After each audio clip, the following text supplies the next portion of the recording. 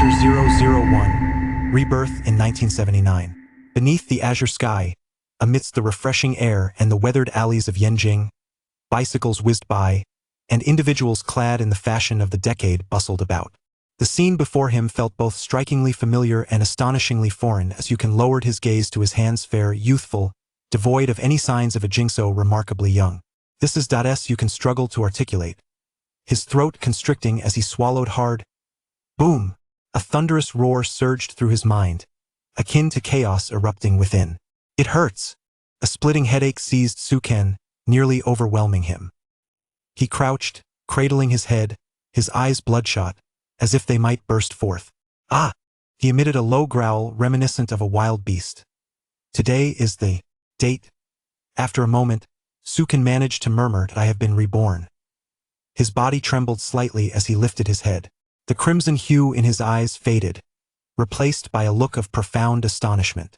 How is this possible? That he was shaken, realizing he had indeed been reborn, returning to the summer of a certain year, inhabiting a body that was unmistakably his own. Does that mean the Su family? A sudden shock coursed through Suken. At this moment, the Su family has not yet fallen from grace due to the elder's passing. It remains one of the prominent families in Yanjing. And the elder is still alive. Father Yukon recalled the moment the Su family fell. An unfortunate accident claimed his life. I end this lifetime. Suken gritted his teeth. I will not allow such a tragedy to occur again. I must change everything. He let out a low growl. Fortunately, there was no one around. Otherwise, in this era, Suken would undoubtedly be apprehended and thrown into detention. Although, in this area, a single phone call would prompt the district chief to personally apologize to him. Yet, Suken did not desire such treatment. Ah! He took a deep breath. I end this rebirth. I cannot repeat the mistakes of my past. Suken's eyes fluttered open, revealing a sharp glint, akin to that of an eagle. In his previous life, he was the third young master of the Su family, one of Yanjing's illustrious clans, surrounded by sycophants. Alas, when the Su family fell, those fair-weather friends scattered, and few regarded him with respect. Political career, or perhaps emigration. Suken mused softly, with decades of memories from his previous life.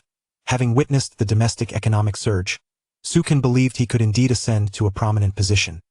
He was certain that while he might not reach the pinnacle, barring any missteps, he would not lead a life of mediocrity. However, Yukon shook his head, stating, such treachery and various constraints do not align with my character. And emigration is out of the question. He pondered further and remarked, engaging in commerce. Suddenly, this thought flickered across his mind like a shooting star, illuminating his consciousness. Awakened to the realization, he recognized that through commerce, he could operate from the shadows, orchestrating everything while observing the tumultuous storms of fortune. He could control the very essence of business. As for a political career, helping my father ascend to a leadership position seems quite appealing. A smile curved Suken's lips, revealing a captivating arc, exuding a hint of mischief and an aura of aloofness. Supporting my father to become a chief official or leading the entire Su family. Suken chuckled coldly. Within the Su family, aside from the elder, there was his uncle, already a second-rank official. Moreover, his elder cousin, not yet 30, had already attained the 4th rank. For 2 years his future prospects were promising. Not to mention his father. Yukon believed that with his support, his father, currently a deputy 3rd-rank official, would surely ascend further. With this thought, everything became clear to him. What should I do? Suken contemplated the realm of business. He sighed. Suddenly, he realized that there remained at least 2 decades until the advent of the internet era in the country. Commerce? Electronic payments? Shared economy? Social media? Portal websites? Real estate? Damn! Suken exclaimed. These lucrative business models were still far from his time, at least a decade away, with some extending to 30 years. Yukon felt on the verge of tears. Is there such a tormentor in this world? He lamented, disheartened that if he waited for that moment to develop various businesses, it would be too late. Was he to purchase a few plots of land now, waiting for the real estate boom to transform him into a billionaire? Who could afford to wait for that? Taking a deep breath, Suken reached into his pocket, withdrawing a meager sum from that year. Over 300 yuan. 300 yuan. Yukon stared at the handful of bills, predominantly 10 yuan notes. Feeling the urge to cry, the future world's wealthiest man was left with a paltry 300 yuan. What could he possibly do with that? Chapter 002. The Path to Wealth. When a decade or two has passed, If Sukan were to recount that the world's wealthiest individual once possessed a mere 300 yuan, no one would believe him. The richest man with only a few hundred? Who would be fooled by such a tale? Ah! Sukan exhaled a long, heavy breath. This was an era brimming with opportunities, a time where fortunes could be made overnight, yet countless individuals also plummeted from heights to despair. The Su family had experienced this reality in his past life. First, I must return. He looked up, gazing at the sky at this moment. Yanjing was not as severely polluted as before. The sky was blue, the clouds white, and the air fresh. Sukan turned, preparing to walk through the old alley, leading to the location of the Su family near Zhengyangmen. The elder resided there, but Su Ye's family had moved out with Su Fu to another street. Sukan intended to return home and contemplate his next steps. Damn it, Lu Guoqiang. You owe me 20 yuan, and it has been half a month. Are you seeking death? Suddenly, a piercing voice rang out. Hit him. The voice shouted again. Bang! Thud! Ah! Accompanied by the sound of fists striking flesh, a painful scream echoed throughout the alley. Ah! Sukan's brow furrowed slightly at the commotion ahead. The ruckus originated from the alley. He needed to traverse those young intellectuals again. Sukan muttered grimly. Since the ascent of that official, those who had previously gone to the countryside began returning to the city. Nowadays, in Yanjing, the chaos caused by various idlers was predominantly instigated by these young intellectuals. Later, the small cannon directors film old cannons portrayed these so-called old cannons as primarily those who had been sent to the countryside. As Sukan took a few steps forward, casting his gaze, and spotted a young man, approximately 24 or 25, being assaulted by 3 others. Among them, 2 were rather slender, while the other was quite rotund. In this era, finding someone who could become portly was indeed a rarity. Zhang, I owe you 20, don't I? I'll definitely repay you next month, the young man, nursing his head, said as he tried to evade the blows. Hit me! The rotund man clearly did not believe the young man would repay him, continuing to pummel him until blood began to trickle from the young man's mouth. Alas! Sukan sighed softly. Whoosh! In an instant, he darted out like a bolt of lightning. His speed astonishing. Confronted with such a scene, how could he simply walk away? The path was blocked. What could Sukan do? He felt utterly helpless. Bang! He delivered a powerful kick to the rotund man's waist. Ouch! The rotund man yelped in pain, collapsing to the ground. Who the hell dares to hit me? Bang! As Sukan lowered his foot, hearing the rotund man's words, he swiftly kicked up again, landing a blow to the man's face that left it bruised. The other 2 slender men, witnessing this, instantly turned pale and charged at Sukan.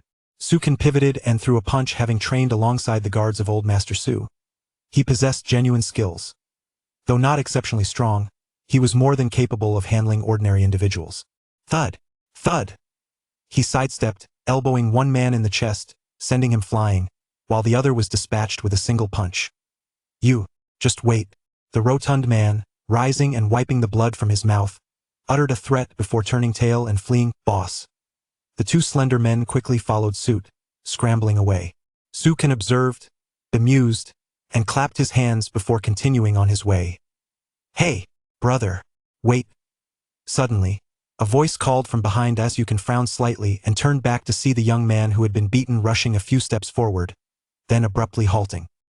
He retreated a few paces, picking up a burlap sack nearby, which clinked with the sound of its contents. As Sukan regarded him with a cool expression, stating, That rotund man has already fled. Why are you following me? There are countless injustices in the world. He had no inclination to intervene. Had it not been for the rotund man blocking his way home, Sukan would not have felt compelled to act. He had no choice. His time was precious. Brother, my name is Lu Guoqiang. The young man wiped the blood from his lips, revealing a simple yet honest face as he smiled. Thank you for saving me. We in Yanjing believe in repaying kindness. Let me treat you to a meal to express my gratitude. A meal. Sukan scrutinized Lu Guoqiang, pondering whether this individual truly had the means to treat him. Brother. Noticing Sukan's skepticism, Lu Guoqiang blushed and leaned forward. Don't be deceived by my appearance. I assure you that the contents of this sack can easily cover a meal. Inside are broken radios I've collected, which are quite valuable to... The corners of Sukan's mouth twitched slightly. Collected? Wait a moment. Suddenly, a bright idea struck Sukan, causing him to shudder with excitement. Collecting garbage. Good heavens. This could be a pathway to wealth. But wait, as Sukan paused, contemplating the notion of becoming rich through collecting trash. If word got out that the world's wealthiest individual amassed their fortune through such means. Chapter 003. The radio can bring great wealth. The thought intoxicated Sukan. However, the modes of development from later times proved largely ineffective in this era. They were simply impractical. Naturally, he could not emulate the second-generation wealthy of later times, casually wielding a permit to earn millions or even billions. This era did not permit such audacity. Upon hearing Lu Guoqiang's mention of broken radios, Sukan immediately discerned a potential avenue. For him, it was a relatively accessible opportunity. Moreover, he had minimal capital, and the Su family's strict upbringing prevented him from exploiting their name to deceive others. Sukan would never stoop to such disgraceful behavior. "Show me that radio." Sukan glanced at Lu Guoqiang's burlap sack. Lu Guoqiang was taken aback, regarding Sukan with confusion. After scratching his head, he finally opened the sack and pulled out a radio. Sukan, undeterred by the dirt, accepted the somewhat soiled radio and examined it. Aside from some external damage, the interior appeared intact. "Do you have a screwdriver?" Sukan turned to Lu Guoqiang and inquired. "No." Lu Guoqiang shook his head, bewildered at the necessity. He wasn't one to repair bicycles. "Quickly, find me a screwdriver." Sukan's tone turned cold. "Hey, brother," Lu Guoqiang, perplexed, replied. "I can't find one here. My home is just 2 alleys ahead. I have one there. Come with me, and I'll get it for you." "All right." Sukan nodded, placing the radio back in Lu Guoqiang's hands and turning to lead the way. Lu Guoqiang tucked the radio into the sack, utterly puzzled as to why this seemingly distinguished figure was interested in a worn-out radio. He hurried to catch up. After walking for several minutes, the two arrived at a dilapidated alley. "Brother, we're here. This is my home." Lu Guoqiang pointed to a rundown courtyard. Sukan followed Lu Guoqiang inside, where various garments littered the courtyard, which housed at least a dozen families, quite normal in old Yanjing. Lu Guoqiang led Sukan to an eastern room, where a young girl with braided pigtails, around 10 years old, stood at the entrance. "Brother, what happened to your face?" Upon noticing Lu Guoqiang's bruised visage, she ran over in concern. "It's nothing," Lu Guoqiang insisted, gesturing towards Sukan. "Come, greet your elder brother." The young girl shyly regarded Sukan. "Brother, I apologize. This is my sister Lu Xiaomei. She's a bit shy." Lu Guoqiang chuckled awkwardly. Sukan responded with a gentle nod. "Brother, please sit. I'll fetch you a screwdriver." Lu Guoqiang offered a small, worn stool for Sukan to sit on, then dashed inside, soon returning with a screwdriver in hand. Seated on the stool, Sukan took the screwdriver and asked Lu Guoqiang to produce the broken radio. Click! Sukan unscrewed the fasteners on the radio, disassembling it effortlessly. "Brother, you can fix radios?" Lu Guoqiang's eyes lit up, filled with admiration as he gazed at Sukan. In this era, few possessed the skill to repair radios. Moreover, Sukan appeared remarkably youthful. He seemed to be a year or two younger, yet Lu Guoqiang respected him in this field. Age was not a measure of stature. What mattered was capability. With skill came privilege. A little. Sukan nodded slightly, his attention fixated on the radio. In his previous life, after the Su family fell into ruin, he had opened an electronics factory, thus gaining a considerable understanding of devices like radios and acquiring some repair skills. "It's a resistor issue." After examining it for a moment, Sukan quickly identified the problem. He made a simple repair and plugged it back in. Buzz! Immediately, the radio emitted a cacophony of garbled signals as Sukan adjusted the tuning. "The People's Republic of China." To his astonishment, a familiar broadcaster's voice resonated from the radio, reporting on the latest reform documents issued by the national leaders. Well, Lu Guoqiang, witnessing this, was utterly astounded. His mouth agape. The radio, which he had salvaged in a broken state with the intention of dismantling for copper wire, had been effortlessly repaired by Sukan. He gazed at Sukan as if he were a deity. Incredible. Click!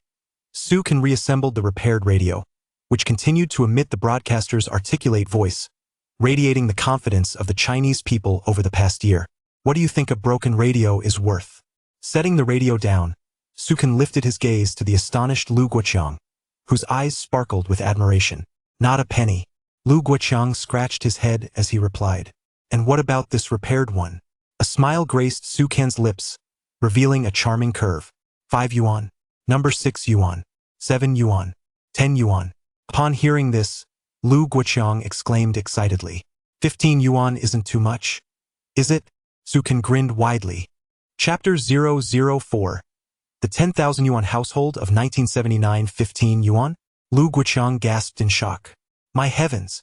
In this era, the salary of an ordinary worker was merely 30 yuan a month, and that was only for those employed in factories. For individuals like them, the educated youth returning from the countryside, who had no job and spent their days idling, earning 10 yuan a month would be a remarkable achievement. Now, this radio was being sold for 15 yuan, which meant it would cost half a month's wage for a worker. Gulp! Lu Guoqiang trembled in fear. In the department store, a decent radio was priced at 30 yuan, and although their model was somewhat outdated, 15 yuan was still reasonable, especially since it could be purchased without any ration tickets. Sukan pointed at the radio and remarked, in these times just after the reform and opening up, having money alone does not guarantee one can buy anything. We are still in a planned economy era. Ration tickets for food, clothing, and other necessities are essential. Items like radios and televisions are especially hard to come by without tickets. State-run stores would ignore you entirely. If you have goods and no tickets, they won't sell. It's utterly unfair. Do you have 15 yuan? Would you buy it? Sukan inquired, looking at Lu Guoqiang. I would. Lu Guoqiang gazed longingly at the radio, nodding. In their courtyard, among over a dozen households, only one or two had a radio. If he had that money, he would certainly purchase it. In the future, you will be responsible for finding damaged radios that people plan to throw away. If some are reluctant to discard them, offer to buy them for a small price, around 1 or 2 yuan each, Sukan suggested with a smile, noticing Lu Guoqiang's interest. Brother. Lu Guoqiang nodded, saying, I understand. I will help you collect radios to repair. Sukan nearly choked at the thought. Repair? You really think I'm the kind of person who fixes radios to sell? That's beneath me. Sukan felt a surge of anger at Lu Guoqiang's expression. You collect them and then find someone to repair them. You'll pay them 2 yuan for each radio repaired and then sell it, Sukan explained, exasperated. Lu Guoqiang was taken aback. Brother, are you joking? Among the people I know, only you can repair radios. If I were to find someone else, where would I go? Fool! Sukan scolded Lu Guoqiang. Lu Guoqiang scratched his head, momentarily stupefied. He didn't understand why being chastised by this young man, who was a couple of years his junior, did not anger him. Instead, he felt a sense of admiration. He vaguely sensed that this young man could be his opportunity, and if he seized it, he might soar to great heights. This is 300 yuan. Sukan retrieved 300 yuan from his pocket and handed it to Lu Guoqiang. Take this money, rent a space nearby, and store the collected radios there. Find some people to repair them. Ah, so much money. Lu Guoqiang stared in astonishment at the bundle of notes, which included many 10 and 5 yuan bills. He had never seen such a large sum all at once. Gulp! Lu Guoqiang's mouth fell open in shock, and he turned to Sukan with immense gratitude in his eyes. Brother, this money. Nothing much, just consider it startup capital. Follow my instructions, Sukan said, looking at Lu Guoqiang with a hint of resignation. If he hadn't just been reborn with the intention of altering fate and preventing the Su family from facing calamity, he wouldn't have had to resort to this. However, this was a fleeting opportunity to amass a significant amount of money. If missed, he would regret it, even if it meant leveraging the Su family's name. In the future, Sukan contemplated, he would definitely need to recruit some capable individuals such as Su Hengda, Ma Xiaoyun, and others like Wang Wanda and Gua Fuxing. Imagining this, he realized he would have a formidable team. Brother. Seeing Su Yi's expression darken, Lu Guoqiang understood that Sukan was growing impatient. Yet, he pondered how he could find someone to repair radios. Would they just be buried as treasures? He gritted his teeth and asked, Brother, how can I find someone who can repair radios? Very simple, Sukan replied, looking at Lu Guoqiang. Go to Tsinghua or Peking University and find those science students. Offer them 2 yuan each for repairing a radio, and you'll have plenty of candidates. That works.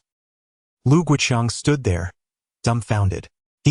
A playful smile spread across Sukan's face. Regardless of the era, students from Tsinghua and Peking University were undoubtedly the elite.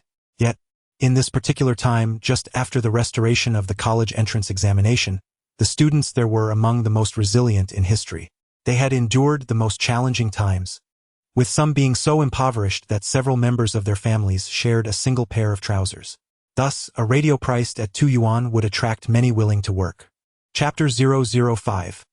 Acquiring a courtyard on a street after providing Lu Guoqiang with a means of contact, Su Can departed from the Lu residence, having briefly possessed a substantial fortune by the standards of this era. Such wealth could have easily secured him a property in the second ring, one that would appreciate to over 100 million in the future, yet his pockets were now devoid of any funds. Nevertheless, Su Can harbored a firm belief that it would not be long before his wealth would multiply, perhaps even exponentially. With a deep exhale, he observed the lengthy alley before him, a thought emerging in his mind. What if he were to acquire the entire alley someday? The mere notion left him momentarily breathless. In the future, a single courtyard could easily command a market value exceeding 100 million, or even several hundreds of millions. The thought of the entire alley one day being worth hundreds of billions was staggering. Reflecting on this, Su Can smiled slightly, contemplating the possibility of connecting all the houses together. However, a fleeting concern crossed his mind. Would it not be rather ostentatious to inhabit a space valued at such an astronomical figure? Would he not attract unwanted attention? Navigating through several alleys, he returned to a large compound, comprised of several 6- or 7-story buildings, which in this era were considered upscale residences. This was a housing complex for government employees, and it was here that Su Can resided. The ancestral home of the Su family was a traditional courtyard, now primarily occupied by his grandfather. Both his father and uncle spent their time in their respective housing units. His father, now a vice-ranking official, resided in a modest 2-bedroom apartment on the 3rd floor, a journey made all the more challenging in an age devoid of elevators. Su Can ascended the stairs. Upon entering, he was met with an empty home. His father was engaged in a railway research project and was not in Yenjing, while his mother was on a business trip in a neighboring province as a cadre of the Women's Federation. Thus, for the time being, Su Can found himself alone in the household. As he stepped into the living room, his gaze fell upon a document on the table concerning national railway construction. Approaching it, he discerned that it was an official memorandum regarding the nationwide railway development, prompting a slight furrow of his brow. In this period of reform and opening up, the dynamic leadership that had emerged was shaping policies across the nation. As he examined the document, memories from his past life resurfaced. He recalled that, despite the vigorous development of railway infrastructure, initial technological shortcomings and a lack of foresight had led to the construction of railways that would ultimately prove incompatible with the high-speed bullet trains of the future. This resulted in considerable waste and hindered the domestic railway system's progress. A small smile crept onto Su Can's lips as he contemplated the potential for his father, serving as the planning vice-official, to leverage this railway project for significant advancement. He was filled with aspirations for his father's success. In his previous life, his father's career had taken an unexpected turn, leading him to a department with minimal influence, ultimately stifling his professional growth until the family's decline. I shall not allow such a tragedy to repeat itself in this life, Su Can vowed quietly to himself. He picked up the document and, upon opening it, noted that its contents were largely consistent with his prior knowledge. The more he read, the more his brow furrowed. Though this document represented the pinnacle of contemporary design, Su Can perceived significant limitations within it. Perhaps, he mused, a bolder approach was warranted. Taking a deep breath, he returned to his room, retrieving a stack of stationery.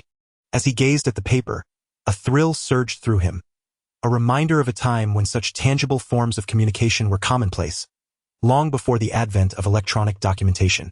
With a flourish, he seized a fountain pen and began to write, his strokes powerful and graceful, reminiscent of a dragon in flight.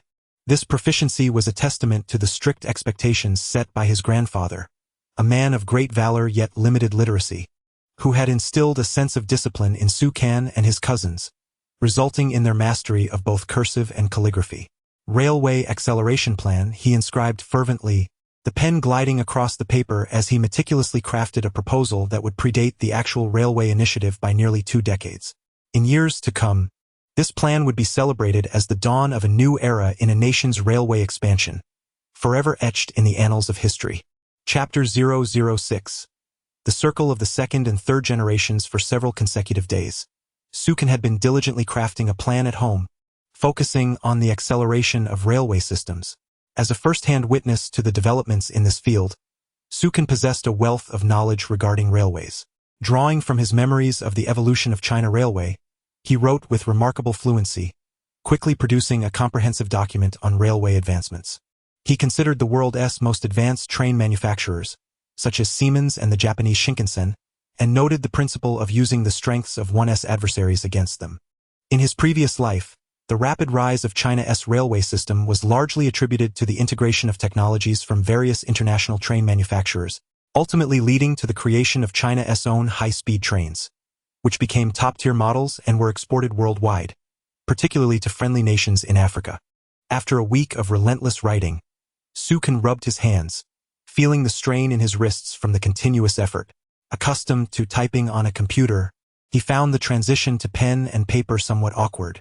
Alas, he mused, the widespread use of computers for office work only emerged in the new century, while the present still adhered to traditional methods. He pondered over future tech giants that were merely fledgling companies at this time. Regrettably, he lacked the financial resources to invest in these burgeoning enterprises. Had he possessed such capital, investing in future technological behemoths could have easily catapulted him into the ranks of billionaires. Contemplating the Su family, Sukin shook his head slightly. Utilizing the family's wealth for personal gain could inflict catastrophic consequences on them, particularly in the coming years. Patience was essential. With the insights gained from his previous life, he understood that numerous prominent families had fallen into decline due to their inability to keep pace with the changing times. The Su family was no exception, and he was resolute in preventing such a fate from befalling them. His gaze hardened as it fell upon the stack of stationery before him. He had meticulously outlined 6 plans for future railway acceleration. If these plans were to reach the hands of individuals within the railway system, they would undoubtedly unleash their maximum potential. With a slight smile, he murmured a hope that he would not be let down by his father. Just then, the telephone in the living room rang. Sukin approached and picked up the vintage landline. Third brother, a cheerful voice resonated through the receiver. Wang Er. Sukin replied with a faint smile, recognizing the caller as Wang Kai, affectionately known as Wang Er within their circle due to his family background. Wang Er's grandfather had held a prestigious position, and his father was currently a deputy official, placing him firmly within Sukin's social milieu. Third brother, it's been days since we last met. There's a newly opened dance hall by Ho Hai. Let us go have some fun tonight, Wang Er exclaimed with enthusiasm. The notion of a dance hall piqued Sukin's interest. Such venues, now overshadowed by nightclubs and KTVs, were the epitome of popularity in this era and required tickets for entry, often exceeding supply. Third brother, what do you think? Wang Er pressed, noticing Sukin's silence. With a chuckle, Sukin replied, there's no rush. Come find me and I'll take you somewhere. All right, third brother. Wang Er responded excitedly before they ended the call. Sukin chuckled to himself, organizing the railway acceleration plans he had drafted and placing them on a nearby bookshelf. He hoped they would not disappoint him. After setting the plans aside, Sukin returned to the sofa, allowing his eyes to rest. Minutes later, there was a knock at the door. Rising, he made his way to the entrance. With a creak, he opened the door to find a young man in his 20s, dressed somewhat casually, standing before him. Third brother, the young man exclaimed, his face lighting up upon seeing Sukin. Follow me. Sukin nodded slightly, stepping outside as Wang Er shut the door behind them. Once outside the apartment complex, Wang Er, intrigued, asked, where are we headed, third brother? You'll find out soon enough, Sukin replied, leaving Wang Er to ponder in curiosity as they traversed several alleyways until they arrived at a courtyard. Here? Sukin glanced at the doorplate, remembering that Lu Guoqiang had shared this rental address with him a few days prior. Wang Er frowned, expressing confusion. I've never heard of this place. I thought we were going to a top-tier circle of the second or third generation, not to such an ordinary location. Knock on the door, Sukin instructed. Heeding Sukin's words, Wang Er approached and knocked vigorously, shouting, open up. Who's making such a racket? Came a brash voice from within. With a creak, the door swung open, revealing a burly man followed by two buzz-cut youths. The trio's eyes narrowed with hostility upon seeing the unfamiliar Wang heir. Suddenly, the burly man's expression brightened as he recognized Su Can behind Wang heir. He nudged his companions aside and rushed forward with a broad grin, exclaiming, "Ah, brother, you've come." Wang stot momentarily stund. While Su Can nodded slightly in acknowledgement of Lu Guoqiang's warm greeting. Chapter 007. Earning 1,000 a day. Third brother. What on earth is happening? Wang was utterly bewildert. Come in and I will explain. Su Can nodded slightly, while Lu Guoqiang bowed and gestured for Su Can to enter the courtyard. The courtyard was modest in size.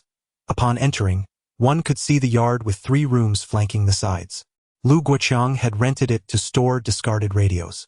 Su Can stepped inside. Brother, please take a seat. Lu Guoqiang brought over a stool, and Su Can settled down. Lu Guoqiang quickly introduced the 2 individuals beside him. This is Zhang Chong, and that is Xiao Hu. Address him as brother. The 2 men promptly responded with respect. Su Can glanced at the pair. Zhang Chong was tall and robust, with a powerful physique, while Xiao Hu appeared younger, around 18 or 19. Suye no slightly. Lu Guoqiang continued, brother, I can't manage the radio collection alone, so I enlisted Zhang Chong and Xiao Hu. I've known them for many years. They are reliable. Just take charge of this matter. Su Can replied with a slight nod, then turned to the still bewildered Wang heir, saying, Wang heir, this is Lu Guoqiang, who is assisting me. Third brother. Wang heir exclaimed, astonished, what are you doing? Why didn't you call me? Ah! Su Can chuckled softly, collecting junk. What?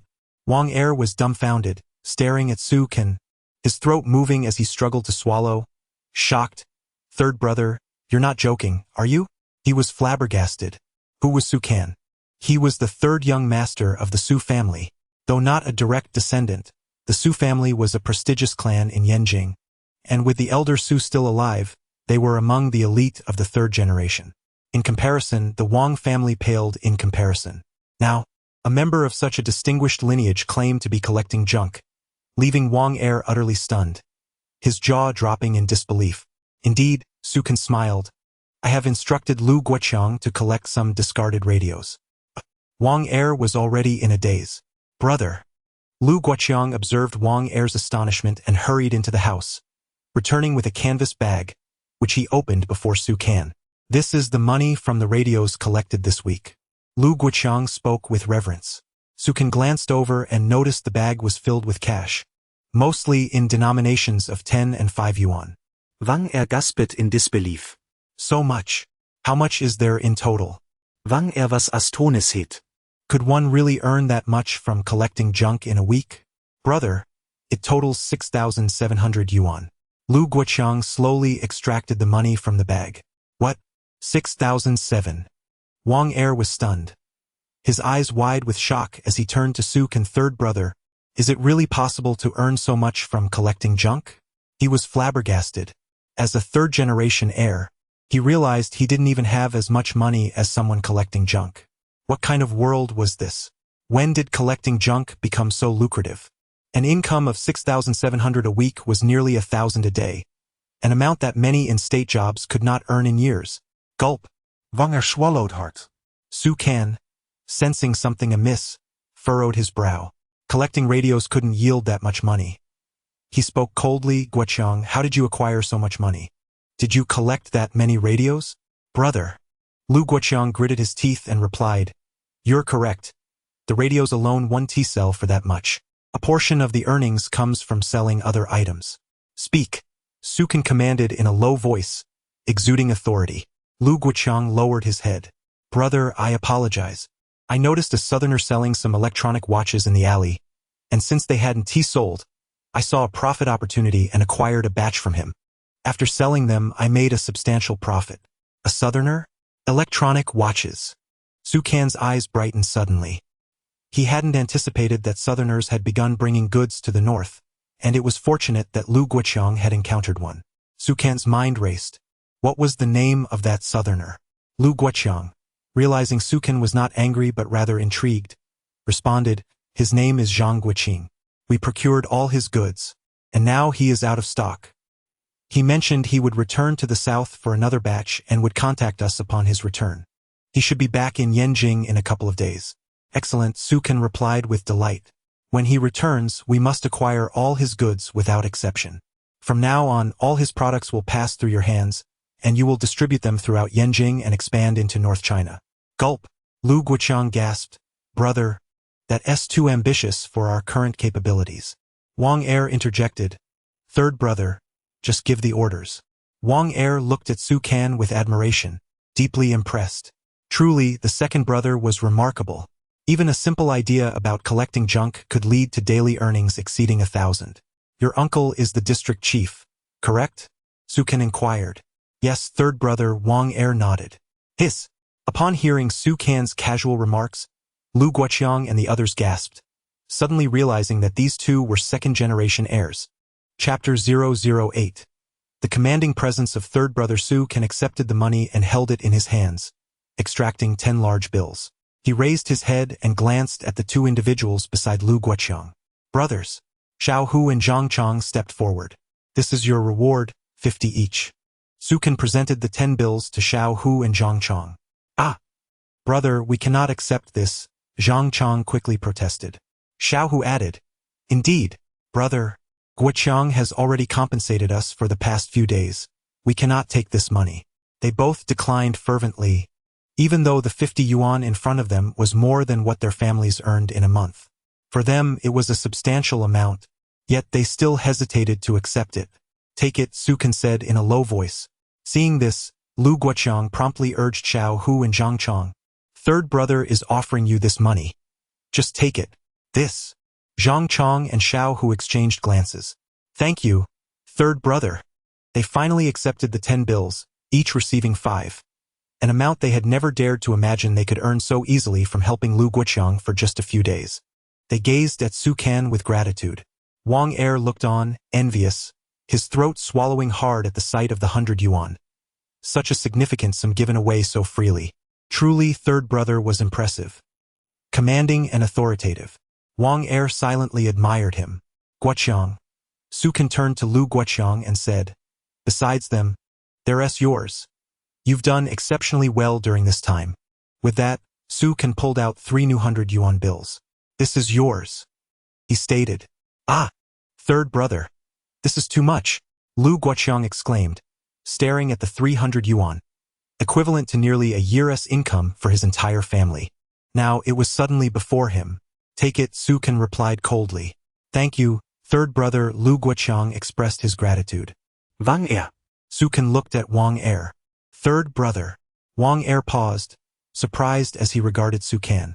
This is yours. Su Kan handed 300 yuan to Wang Er, who was taken aback, staring at the money. Third brother.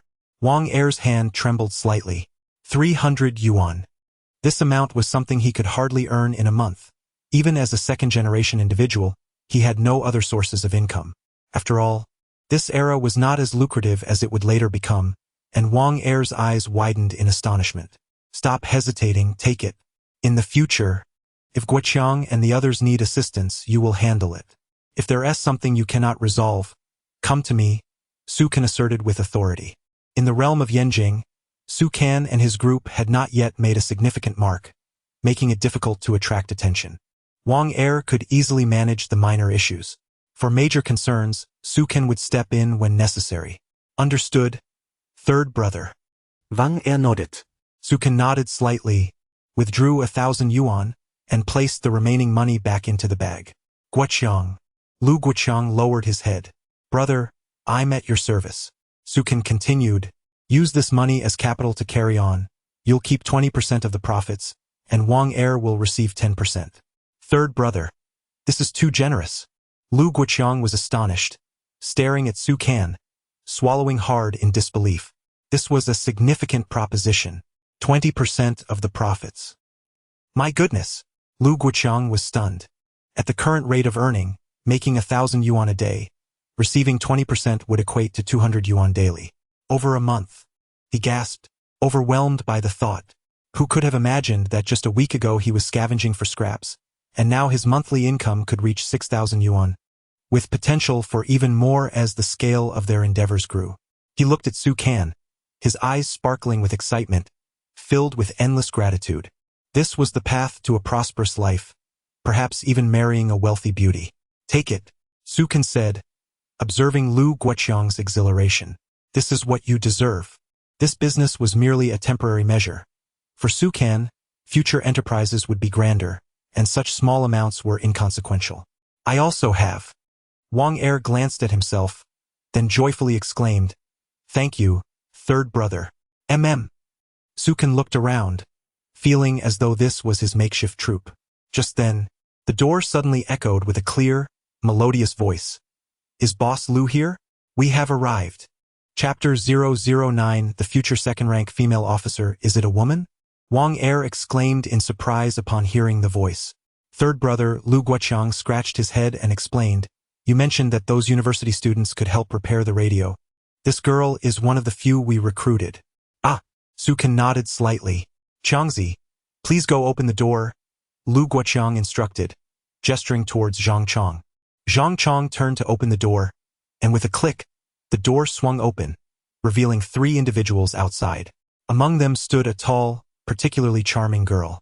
The other 2 were a slightly older man, around 30, wearing glasses and exuding a scholarly demeanor, and a thin young man in his 20s. As they entered, the leading beautiful girl abruptly glanced around, recognizing only Lu Guoqiang, Zhang Chong, and Xiao Hu, while the 2 others remained unfamiliar. Her large, captivating eyes sparkled with curiosity. These are my 2 friends, Lu Guoqiang casually explained. The girl widened her beautiful eyes, scanning Su Kan and Wang Er before her gaze finally settled on Su Kan, who exuded an extraordinary aura, distinct from the others, possessing both good looks and a commanding presence. The girl's expression reflected her astonishment. Su Kan furrowed his brow slightly, noticing the girl boldly gazing at him, her enchanting eyes shimmering with unspoken words. Wait. Su Kan's heart skipped a beat as he felt a flicker of familiarity towards the girl, as if he had encountered her before. What was happening? He racked his brain, realizing he had never met such a girl in this lifetime. Brother. Lu Guoqiang broke the silence, noting Su Kan's puzzled expression. These individuals are all outstanding students from Tsinghua University. This girl's name is Zhao Qingqing, this one is Chu Yuan, and this is Hu Yitong. Zhao Qingqing. Upon hearing Lu Guoqiang's words, a sudden clarity surged through Su Kan's mind, akin to the dawn breaking through chaos, as memories resurfaced. A Tsinghua student, Zhao Qingqing? Is it really her? Su Kan was taken aback, unable to resist stealing glances at Zhao Qingqing. In his previous life, she had been surrounded by admirers, while he remained in the shadows. She had been vibrant and full of life on stage. Who would have thought he would encounter her now, just as she embarked on her journey at Tsinghua? In this very place? A smile crept into Su Kan's heart. Now Zhao Qingqing was effectively his employee. It was unexpected and delightful to find such an intriguing twist of fate. A future beauty and second-rank officer working under him. The thought made Su Kan feel a peculiar thrill. In his past life, he knew she ascended to a provincial leadership position by the age of 50, a remarkable feat in both a country and the world. More astonishingly, Zhao Qingqing hailed from an ordinary background, yet she had relied solely on her intelligence and talent to reach such heights. Her remarkable skills and charm were undeniable. During that time, Su Kan's family had fallen apart, and he had later built a company worth millions. At an economic forum in that province, he had encountered the female official, who now stood before him. Suddenly, Su Kan was jolted from his reverie by a delicate voice. Zhao Qingqing, blushing, admonished, "Do you realize that staring at a girl for an extended period is quite impolite?" Her heart raced. No boy had ever dared to gaze at her so directly since her youth. What? Wang Er observed Su Kan with wide eyes, a look of intrigue crossing his face. What's going on with third brother? Wang Er pondered silently. My apologies, Su Kan replied with a gentle smile, radiating warmth akin to sunlight, reminiscent of an amiable neighbor boy. He extended his hand and said, I was lost in thought and inadvertently offended you. I'm Su Kan, pleased to meet you. Zhao Qingqing was momentarily taken aback, her heart racing inexplicably at his charming smile, which sparked a thought in her mind. His smile is so captivating. You. Hello, she stammered, instinctively reaching out to shake Sukan's hand. Sukan felt her delicate fingers, slender as bamboo shoots, her wrist resembling a pristine lotus root, her skin as smooth as cream. Chapter 10. Brother San treats with generosity. It was a pair of delicate hands, exquisitely beautiful. Perhaps in future generations, even the finest hand models would only possess a fraction of such beauty. Sukan gently released Zhao Qingqing's hands. Guoqiang. Sukan turned to Lu Guoqiang and said, "It's noon. I shall treat everyone to a meal. Are there any eateries nearby?" "Ah, there's no need." Zhao Qingqing blushed and quickly shook her head in refusal. "We have already dined. Coming here to repair the radio we couldn't fix yesterday." "Yes, Boss Lu, please take us to repair it," said a man named Hu Yitong. "Everyone, Brother San is treating us to a meal. Let us all go together. Those who have eaten can still enjoy some more," Lu Guoqiang replied, shaking his head. "But..." Zhao Qingqing's eyes widened in protest. Chu Yuan glanced at Su Ken, interrupting Zhao Qingqing. "Qingqing, this young gentleman is treating us, and he is also a friend of Boss Lu. Let us join him." He was among the older ones in the group and recognized Su Ken as the central figure among Lu Guoqiang's circle, with an extraordinary demeanor. Perhaps he was even the boss of Boss Lu. Lao Chu. Zhao Qingqing looked at Chu Yuan, a classmate 10 years her senior, a common occurrence in those years following the resumption of college entrance examinations. It was not unusual to have classmates with significant age differences. Thus, a 10-year gap seemed insignificant. "Let us go." Wang erscheint in Eagerli. Faced with the insistence of the others, Zhao Qingqing, unable to resist, followed Su Kan and the others out of the courtyard to dine. Lu Guoqiang led them to a small restaurant. In those times, the trend of private enterprises had not yet fully taken hold, and most establishments were state-run. It was rare to find privately operated small eateries, but Lu Guoqiang, being a local, easily found one. As Su Kan and his companions entered, they found a place to sit. Approaching noon, there were few customers, making their group a significant presence. The owner, a portly middle-aged man, hurried over. "What would you like to eat?" he asked eagerly. "Bring us whatever is good," Wang Er exclaimed as he sat down. "We have pig head meat and pork offal." The owner's eyes lit up as he began to list the offerings. "Is that all?" Sukan frowned slightly. In that era, few could afford meat, and most small food shops sold such cuts. Moreover, fatty meat was the most sought after, while lean meat and ribs were often left unwanted. With a decisive motion, Sukan pulled out 2 10-yuan notes. "Wow!" The owner's eyes widened in astonishment at the sight of the 2 notes, his face breaking into a broad smile. What a lucky day, encountering such a generous patron. 2 10-yuan notes represented more than a month's wage for an ordinary person, and this handsome young man's casual display of wealth was impressive.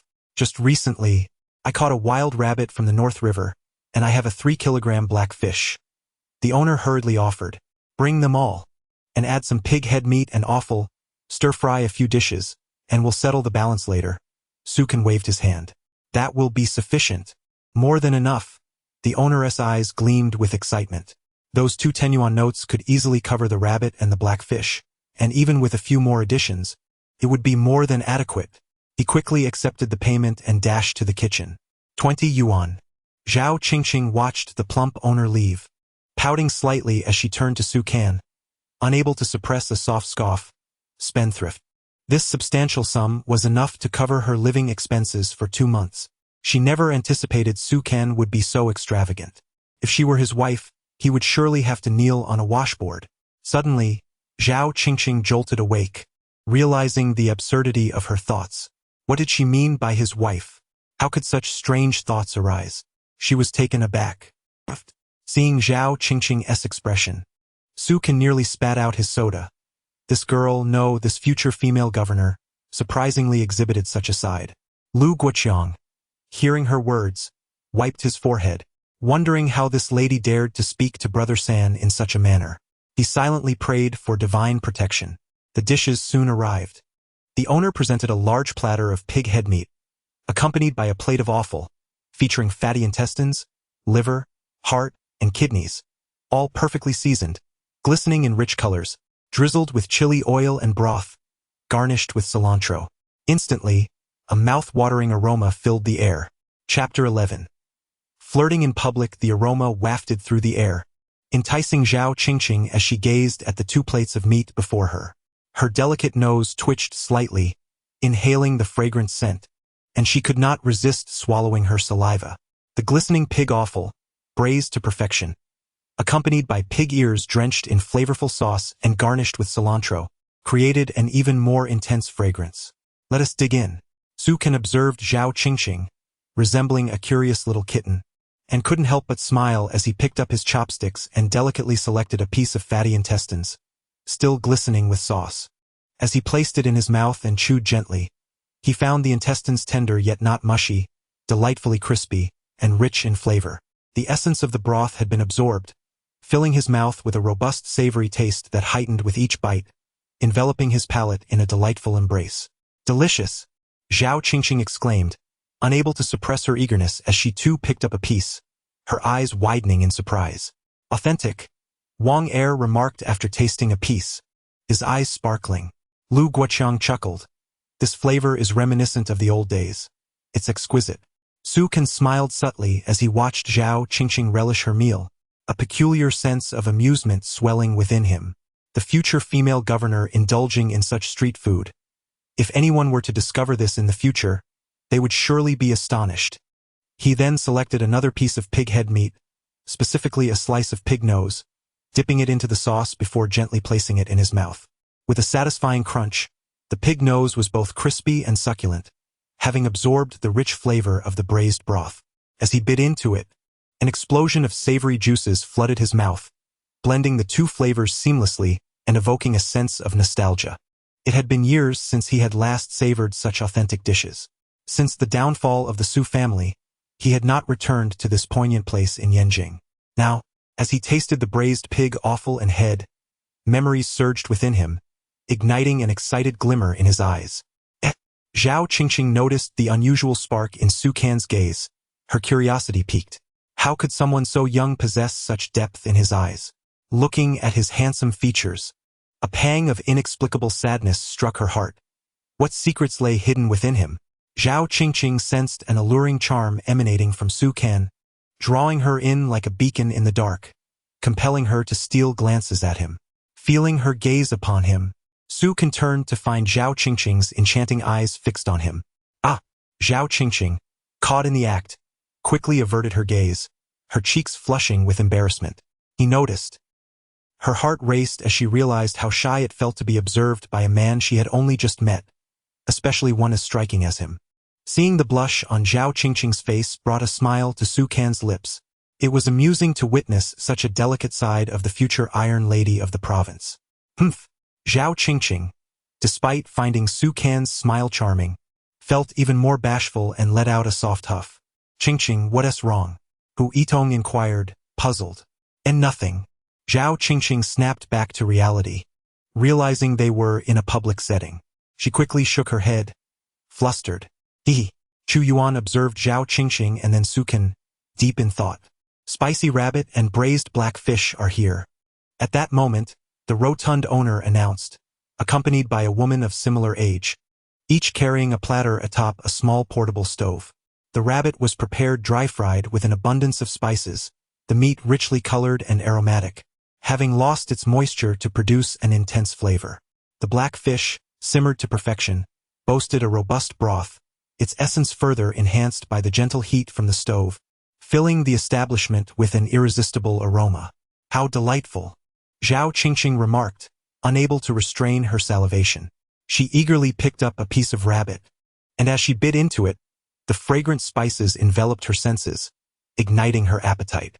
The black fish soup was equally exquisite, its tender flesh melting in her mouth, the broth thick and creamy, akin to rich condensed milk, leaving a lingering richness.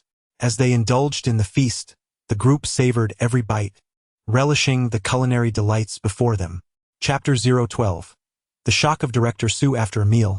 Su Can and Wang Er departed first, while Zhao Qingqing, Chu Yuan, and Hu Yitong continued to repair the radio. Third brother, do you have an interest in Zhao Qingqing? Wang Er inquired curiously along the way. Yes, Su Can replied, a slight smile lifting the corners of his mouth. Wang Er scratched his head, looking utterly bewildered. Meanwhile, in the family residence, Su Jiangwo, the deputy director of the planning department, returned home after a week of business trips. After placing his luggage down, he approached the bookshelf. Suddenly, his gaze sharpened as he noticed a pile of stationery beside how the steel was tempered, faintly marked with handwriting. This. Su Jiangwo furrowed his brow, recalling that there had been no such clutter next to these books before his trip. Who had placed this stack of letters here? Humph! With a cold snort, Su Jiangwo reached for the pile, intending to toss it into the trash. Just then, something caught his peripheral vision. His eyes fell upon the letters, where several characters stood out, capturing his attention. The Railway Acceleration Plan. He flipped it open and gasped audibly, his heart racing with astonishment as his eyes widened in disbelief. This is impossible. He was utterly taken aback, his mind swirling as if caught in a tempest, rendering him speechless. This plan, astonishingly, was not a disorganized mess. From the initial quotations, Su Jiangwo discovered that it was filled with genuine insights and high-quality content. Our nation's railway. He continued reading, and with each line, his astonishment grew, as he found himself increasingly captivated by the discussions within this document. How had he managed to write this detailed plan? Su Jiangwo was amazed.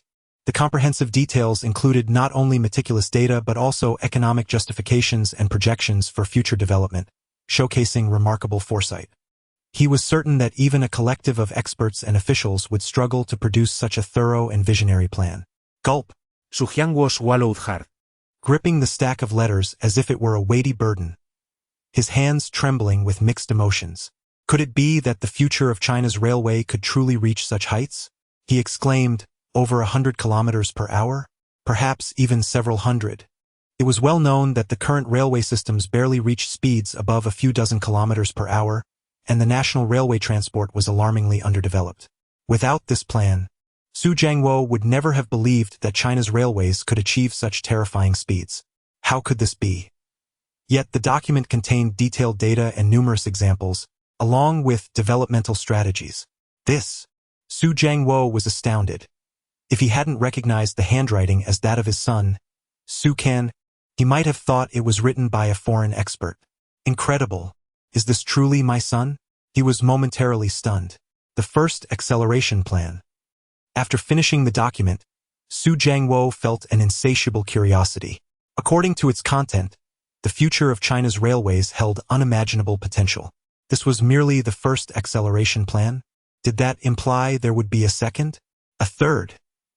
A spark of realization ignited in Su Jiangwo's mind, followed by astonishment. Where could this boy have sourced such information? He shook his head in disbelief that Su Kan could have authored this. When he returns. Su Jiangwo squinted slightly.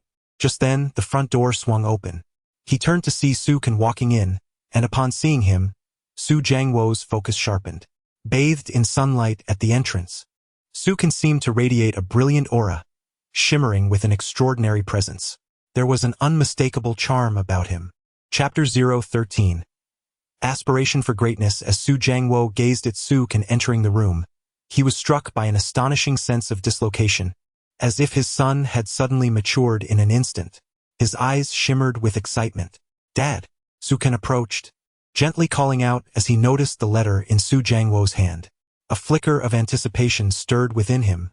He had been prepared for this moment. Taking a deep breath, Su Jiangwo gestured towards the nearby sofa. Please, have a seat.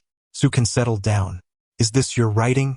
Su Jiangwo inquired, raising the letter, his expression still tinged with disbelief. Yes. Su Kan replied without hesitation. Su Jiangwo was taken aback, entirely unprepared for Su Kan's prompt and unequivocal response, which left him somewhat disconcerted. Clearing his throat, he composed himself and continued. Why do you believe our railway industry will develop so rapidly? Because of the population. Su Kan replied instinctively. Population. Su Jiangwo's eyes widened in realization, pride illuminating his gaze as he looked at Su Kan. Su Kan elaborated. The recent census revealed our population has surpassed 970 million. Considering those in remote areas yet to be counted, it might have already exceeded 1 billion. This is an immense demographic base. Railways are the most convenient means of transportation, with substantial carrying capacity and minimal requirements. For decades and even a century to come, they will remain our nation's most vital mode of transport. Under the current unchangeable transportation circumstances, our focus should be on expanding the railway network and enhancing speed.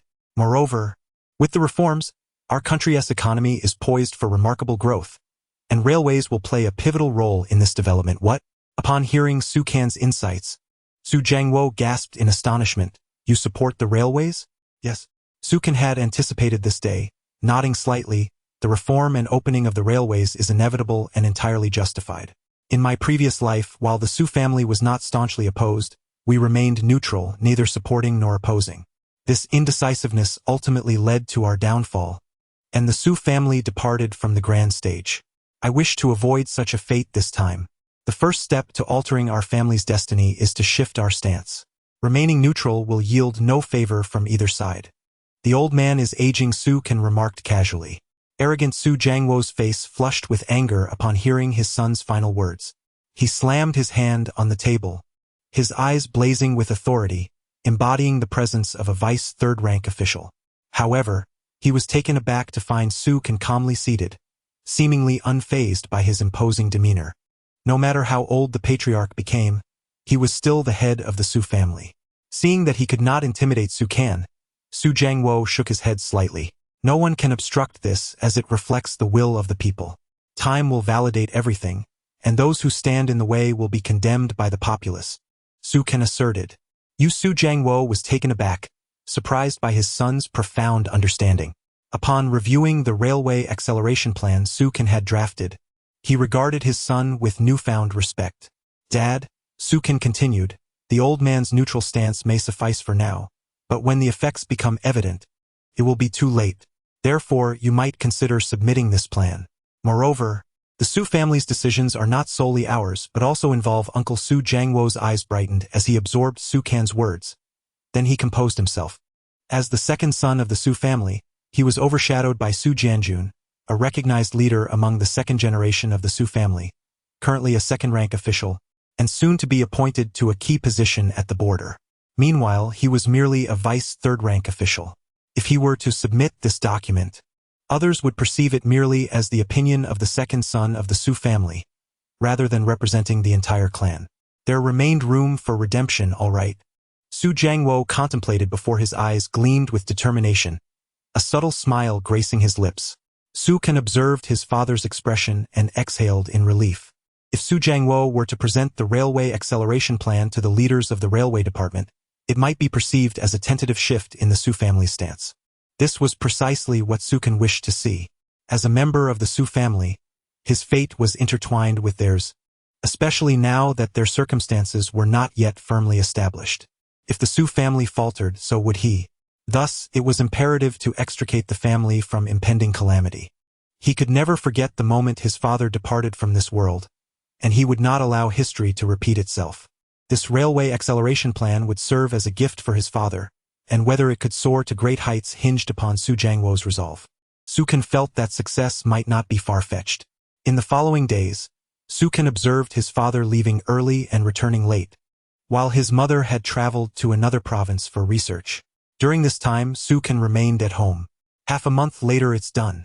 Su Can exclaimed with joy upon receiving the latest news. After Su Jiangwo submitted the railway acceleration plan, it immediately captured the attention of high-ranking officials, even garnering interest from the highest echelons. Particularly, the fact that this plan originated from Su Jiangwo of the Su family, one of the prominent families in Yenjing, commanded significant attention, especially with the elder Su still alive. The plan quickly attracted the notice of a deputy second-rank official, prompting the mobilization of experts for research and analysis. Ultimately, the experts deemed the plan highly feasible, especially given Su Jiangwo's position as a vice third-rank official, indicating his considerable expertise in this area. The proposal swiftly became a focal point of interest within the department. Moreover, the document caught the eye of a deputy first-rank leader, who personally issued a directive, acknowledging the plan as a potent remedy for the current circumstances. Consequently, Su Jiangwo emerged as a rising star, even drawing the attention of the top leader. After half a month of research, Su Jiangwo was appointed as the chief third-rank official in the planning department. At just over 40, he had ascended to such a prestigious position, with boundless prospects ahead. This remarkable leap left many envious. Upon receiving this news, Sukan couldn't help but smile faintly, relief flooding his heart.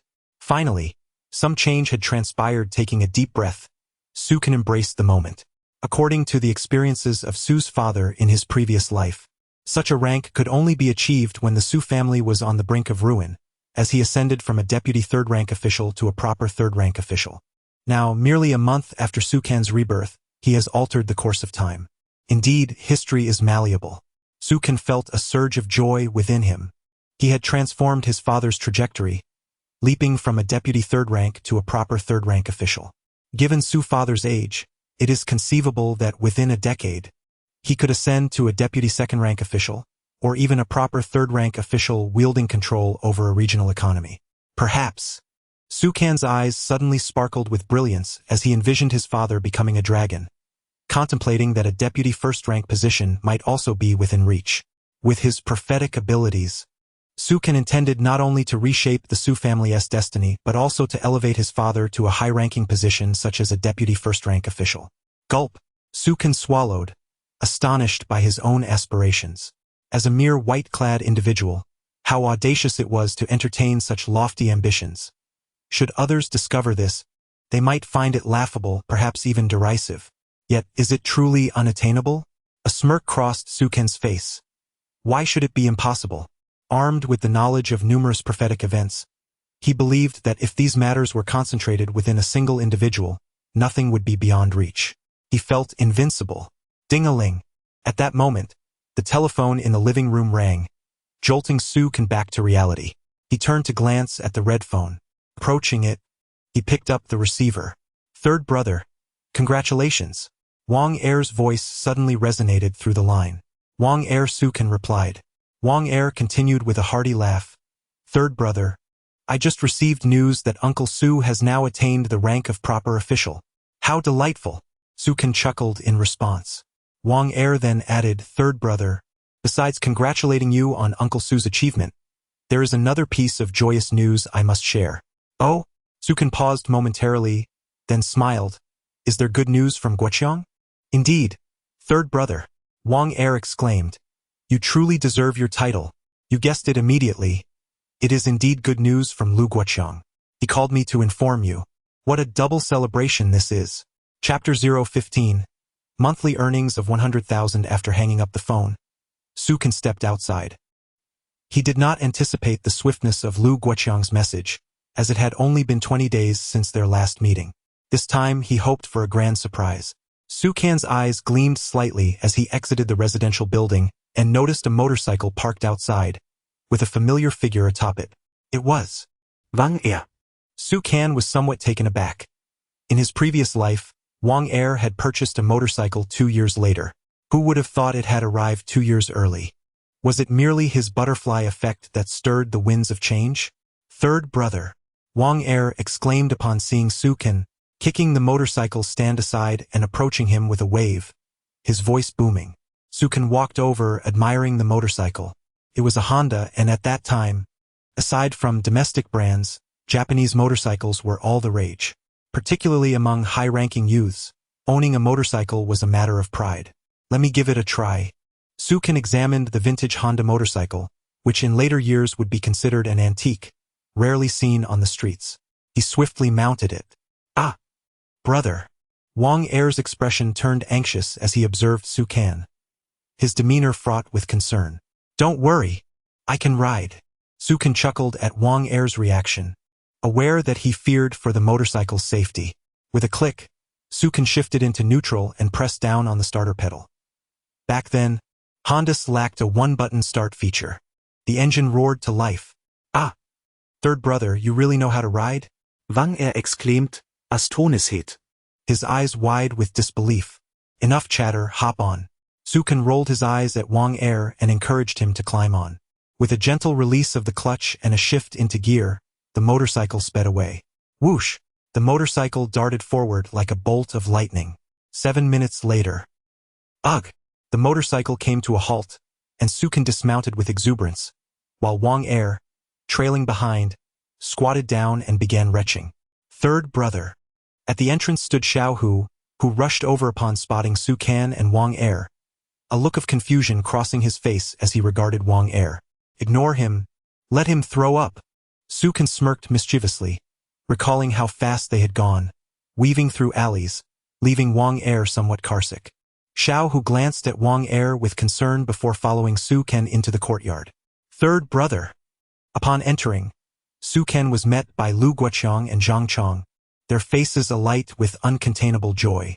Sukan noted that Lu Guoqiang appeared significantly revitalized, exuding newfound confidence. Sukan nodded slightly. Third brother, Lu Guoqiang eagerly chimed. As per your instructions, we have successfully acquired all the goods brought in by Zhang Guiqing from the south. Currently, all the merchandise in Yanjing is sourced from us. In these past 20 days, we have secured several shipments. Well done. Upon hearing Lu Guoqiang's words, Sukan couldn't help but nod. They had finally accomplished something substantial. Control over Yanjing's goods was just the beginning. The goal was to dominate the entire North China region and even Northeast China, securing the entire northern market. Sukan spoke coldly, though this may seem like a trivial sales channel. Once secured, it will provide a vast network across the north. In the future, whether it be electronic products or various daily necessities, we will be able to procure them all. Sukan's ambitions extended beyond mere commodities. These channels were merely the starting point for simple products like electronic watches. But the future was an immense market. Grasping one's own sales channels, especially by conquering the north, could yield hundreds of billions of yuan in annual revenue. Yet who knew this now? Only Sukan was aware. His aspirations were not limited to this. They reached for the stars and the sea. Lu Guoqiang gasped in awe at Sukan's words, realizing that he had underestimated Sukan's ambitions. However, reflecting upon Sukan's enigmatic identity, he couldn't help but feel a chill of apprehension. With a satisfied nod toward Lu Guoqiang, Sukan recognized his potential. He had not become overly arrogant. Brother. Lu Guoqiang wiped the cold sweat from his brow, picked up a nearby bag, and handed it to Sukan, saying, "This is the money earned over the past 20 days. Old Lu, how much is this?" Just then, Wang Er, still pale, wandered in. Lu Guoqiang grinned, raising his fingers to signal 7, exclaiming, "Not much, just 70,000. What? 70,000? Wang Er, Upon hearing this, was utterly stunned, his mouth agape, exclaiming, "Damn, that's a monthly income of 100,000. Isn't it?" Chapter 16. The frenzied acquisition of real estate and antiques earning a monthly income of 100,000? What does that even signify? In an era where the average salary of formal employees was merely 30 yuan, a monthly income of 100,000 equated to over 300 times the average wage. My goodness! Wang Er was left utterly astounded, his mouth agape. Is it really this profitable? Our business is now supplying all of Yanjing, and even neighboring cities have begun sourcing from us, Lu Guoqiang exclaimed with enthusiasm. Indeed, quite impressive. Sukan smiled faintly, acknowledging the achievement. Remember to cultivate your own channels. Those supply lines must be firmly tethered to our operation. Understood, brother. Lu Guoqiang nodded excitedly. Brother, I have also secured the Sihiyuan. Here is the contract. With that, Lu Guoqiang produced a document. You've purchased it? Sukan paused briefly. Yes, the owner of the Sihiyuan is relocating abroad and wished to sell. I acquired it in your name, brother. Lu Guoqiang beamed. Sukan took the contract and, upon inspection, discovered that the property was a mere few hundred yuan. A price that, in the future, would be worth at least hundreds of millions for such a courtyard in that location. Guoqiang. Sukan furrowed his brow thoughtfully. If any other Sihiyuan in this vicinity becomes available at a reasonable price, be sure to acquire them for me. Originally, he had planned to purchase a significant number of properties over the years, but the current developments exceeded his expectations. Acquiring now, at such low prices, just a few hundred yuan, was an incredible opportunity. Even larger Sihiyuan would only cost around 1,000 yuan. Sukan envisioned buying an entire street. Brother, why purchase so many? Wang Er rolled his eyes. Who even lives in Sihiyuan anymore? If you want a property, we have plenty of apartment quotas. You don't understand. Sukan shook his head. In the past decade, many sold their long-held Sihiyuan for a modest 50 to 60 square meter apartment. After 20 or 30 years, that apartment valued millions, while the Sihiyuan they sold appreciated to hundreds of millions. This is not a mere anecdote. It is a recurring narrative in Yanjing. With just tens of thousands of yuan, one could acquire dozens of Sihiyuan, and decades later, these assets could exceed 100 billion. The funds would be drawn from my monthly dividends, Su Kan stated, nodding at Lu Guoqiang. Understood, brother, Lu Guoqiang replied. By the way, Su Kan pondered for a moment and said, if you are interested, you could earn some money and buy a few Sihiyuan. He reminded his companions that as long as they remained loyal, he would ensure their prosperity. While he did not promise them a spot on the Forbes list, he was confident that in 30 years, their fortunes would surpass 10 billion. Acquiring a few Sihiyuan now would be a wise investment, enhancing their wealth by billions. Third brother, what would I do with those properties? Wang asked casually. Su Kan glanced at this amusing character, shaking his head in exasperation. Thank you for the guidance. Third brother, Xiao, who quickly expressed his gratitude, aware that Lu Guoqiang's substantial earnings were largely due to Su Kan's mentorship. Now addressing Su Kan, he felt an inexplicable confidence. Su Kan's suggestion to invest in real estate was undoubtedly sound. Upon hearing this, Lu Guoqiang promptly smacked his forehead and declared, Third brother, I will also purchase a few Sihiyuan. He was now flush with funds. Zhang Chong nodded in agreement. A subtle smile graced Su Kan's lips. He had merely offered a slight nudge in their decision-making, and whether they acted upon it was of no concern to him. He began to walk towards the inner room. Suddenly, Su Kan halted, his gaze drawn to a chair nearby, one that he did not recall seeing during his last visit. What is this? Su Kan inspected it closely, his eyes brightening suddenly. Third brother, this chair is something I retrieved a few days ago. It seemed sturdy and heavy, and I bought it for just 2 yuan, Lu Guoqiang explained, scratching his head and smiling. 2 yuan. Su Kan was nearly taken aback, nearly sputtering in disbelief. This was rosewood. Moreover, it was crafted from premium haihuang, and he had acquired it for a mere 2 yuan. Suddenly, a realization struck Su Kan. He recalled that during this time in his past life, countless antiques were discarded as scrap. It was a sheer waste. How about this? Su Kan felt a surge of excitement and promptly said, Guoqiang, find someone to help me collect old furniture, porcelain, paintings, bronze artifacts, ironware, and other antiquities. Once procured, secure a large Sihiyuan to store these treasures. After uttering these words, Su Kan almost salivated. These were antiques. Starting to collect them now would yield unimaginable wealth in the future. A grand Sihiyuan filled with antiques would be priceless. Chapter 017. The Chinese version of KFC. Su Kan entered the room and took a seat. His gaze swept across the space. There were hardly any radios left, indicating that Lu Guoqiang had ceased collecting broken ones. Third brother, Lu Guoqiang, noticing Su Kan's look, explained, after a month of collecting radios, there are hardly any broken ones left in Yanjing, so we've stopped. Moreover, among the electronic products that Zhang Guoqing brought, there are also new radios. Su Kan nodded slightly. Third brother, I still have contact with Zhao Qingqing. Lu Guoqiang, feeling a bit anxious, glanced at Su Kan and continued, that day at dinner, I noticed your interest in Zhao Qingqing. Let us discuss this later, Su Kan replied, a subtle smile appearing at the corners of his mouth as he shook his head. He understood that Zhao Qingqing had just started university and had several years before graduation, so there was no rush. Typically, graduates from Tsinghua University like her would either remain in academia or work in the city or ministries. At that moment, Su Kan's thoughts shifted to another matter. Wang he said, looking at him, I have a task for you and Xiao Hu. Third brother, what is it? Just give the order. Wang stepped forward eagerly. Xiao Hu, with a hint of excitement, looked at Su Kan, not expecting to be personally called upon by him. Su Kan nodded, retrieving a few sheets of paper from his pocket. This is my plan for a convenience store.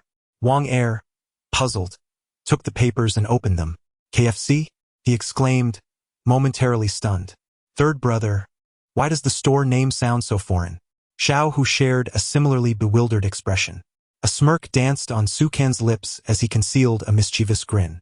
In his previous life, KFC had entered the Chinese market in the 1990s, and now he had preemptively appropriated its name and model nearly a decade in advance. As someone who had lived through the era, Su Can understood the sheer insanity of the fast food model and the immense profits it could generate. A franchise in a county could easily require an investment of over $1 million, while those in urban areas could reach millions or even tens of millions.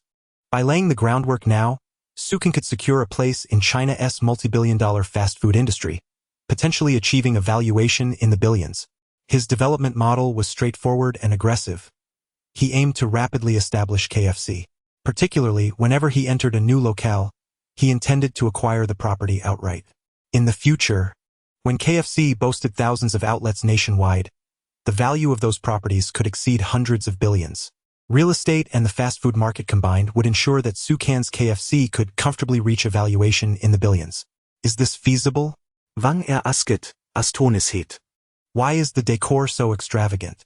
As he continued to peruse the designs, he became utterly mesmerized. The style was unlike anything he had ever seen in Yanjing over the years. Xiao Hu, you will work alongside Wang Er, Su Can instructed. Third brother. Xiao Hu looked at Su Can excitedly, then turned to Lu Guoqiang, feeling a mix of eagerness and hesitation. Su Can chuckled, glancing at Lu Guoqiang. Stepping forward, Lu Guoqiang encouraged, Xiao Hu, when third brother assigns you a task, embrace it wholeheartedly. Follow his lead. Yes. Xiao Hu's excitement made him tremble slightly. He cast a grateful glance at Lu Guoqiang before turning back to Su Can, his eyes sparkling with admiration. Though younger than Lu Guoqiang, Xiao Hu had always followed in their footsteps. With Lu Guoqiang now in Yanjing, who would dare to defy him? All of this was thanks to the enigmatic third brother, who had enabled Lu Guoqiang to achieve a remarkable monthly income in just a month. Being directly named and entrusted with another venture by Su Can filled Xiao Hu with aspirations. Even if he only achieved a fraction of Lu Guoqiang's success, it would still be incredibly impressive. Earning 10,000 a month would be a cause for celebration. Guoqiang, Su Can said, looking at Lu Guoqiang, provide Wang Er with 20,000 yuan to initiate this venture with Xiao Hu. I want to see the store opened within 2 months. 20,000. Wang Er gasped, his hand trembling in disbelief as he stared at Su Can. Is it really possible to open a store with just 20,000 yuan? Has third brother lost his mind? Chapter 018 A Sum of Fortune Gulyalu. Xiao Hu gasped, his throat constricting as his eyes widened in disbelief, utterly stunned by Su Can's words. 20,000 yuan. Sangu is handing over such a sum? The average person's annual salary barely exceeds 300 yuan. 20,000 is equivalent to nearly 30 years of wages. Could one possibly recoup such an investment from opening a shop? He was at a loss for words. Sangu's generosity was astounding. Zhang Chong also gasped, casting an envious glance at Xiao Hu, astonished that Su Can had directly bestowed upon him such a substantial amount. This was indeed bold. Wang Er stood in a daze and asked, is it really possible to earn this back? Lu Guoqiang swallowed hard, incredulous as he gazed at Su Can. 20,000 yuan? What kind of establishment could warrant such an investment? The group was utterly flabbergasted, their attention riveted on Su Can. With a cold smirk, Su Can replied, just follow my directives. If the premises can be purchased, then buy them. If funds are insufficient, seek assistance from Guoqiang. Understood. Upon hearing Su Can's resolute tone, Wang Er took a deep breath and slowly responded. Su Can smiled and continued, I have outlined the necessary contacts and the products to be sold in detail. You too must keep a close watch. When it comes to hiring, finances should not be a concern, as we can offer salaries that are approximately 1/3 higher than the industry standard. So much? Xiao Hu was taken aback. Present, the average monthly wage was merely 30 yuan. With a 1/3 increase, that would amount to 40 yuan. This was even higher than the salaries offered by major corporations and state-owned enterprises. I have but one requirement. The shop must maintain cleanliness and hygiene, and the staff attire must be standardized, Su Can stated solemnly. The fast food venture, akin to KFC, would not boast the vast array of ingredients found in his previous life. Yet, suitable alternatives were available. When KFC first entered China, its offerings were predominantly Western: fried chicken, wings, legs, and hamburgers alongside sodas. Though cola was unavailable in present-day China, Other brands of soda could serve as substitutes. Su Ken was unperturbed. The crucial aspect lay in management. KFC's management was world-class, and he worried that, in the nascent phase of reform and opening up, China might not yet rival KFC's operational standards. Thankfully, he was merely dipping his toes into the water with a single franchise. He had meticulously documented management strategies from his past life, which Xiao Hu simply needed to implement strictly. As for Wang Er, Su Ken scratched his head. He had little faith in him, as Wang Er was merely a figurehead, accompanying Xiao Hu for appearances. His own involvement was limited. After all, the Su family was an immense entity, and any seemingly trivial action could invite extensive scrutiny. Xiao Hu, Su Ken continued, spend time with Wang Er, learn and network. Pay close attention to this matter. Thank you, Sangu, Xiao Hu exclaimed, bowing in gratitude. He understood that Su Ken was entrusting him with significant responsibilities, and perhaps he would even manage this shop in the future. This could inadvertently lead him to the pinnacle of his career. Su Ken nodded in satisfaction. Despite Xiao Hu's youth, his temperament was steady, which reassured Su Ken. He then turned to Lu Guoqiang and remarked, Guoqiang, remember to expand rapidly. In due time I will arrange for you to visit the south. Sangu, to the south? Lu Guoqiang's eyes lit up with excitement. Yes, Su Ken affirmed. Observe how others operate and broaden your horizons. Relying on limited supply channels is not a sustainable approach. Understood. Sangu. Lu Guoqiang nodded eagerly. Su Ken then said, I must take my leave now. You all proceed as instructed, and we shall address the remaining matters later.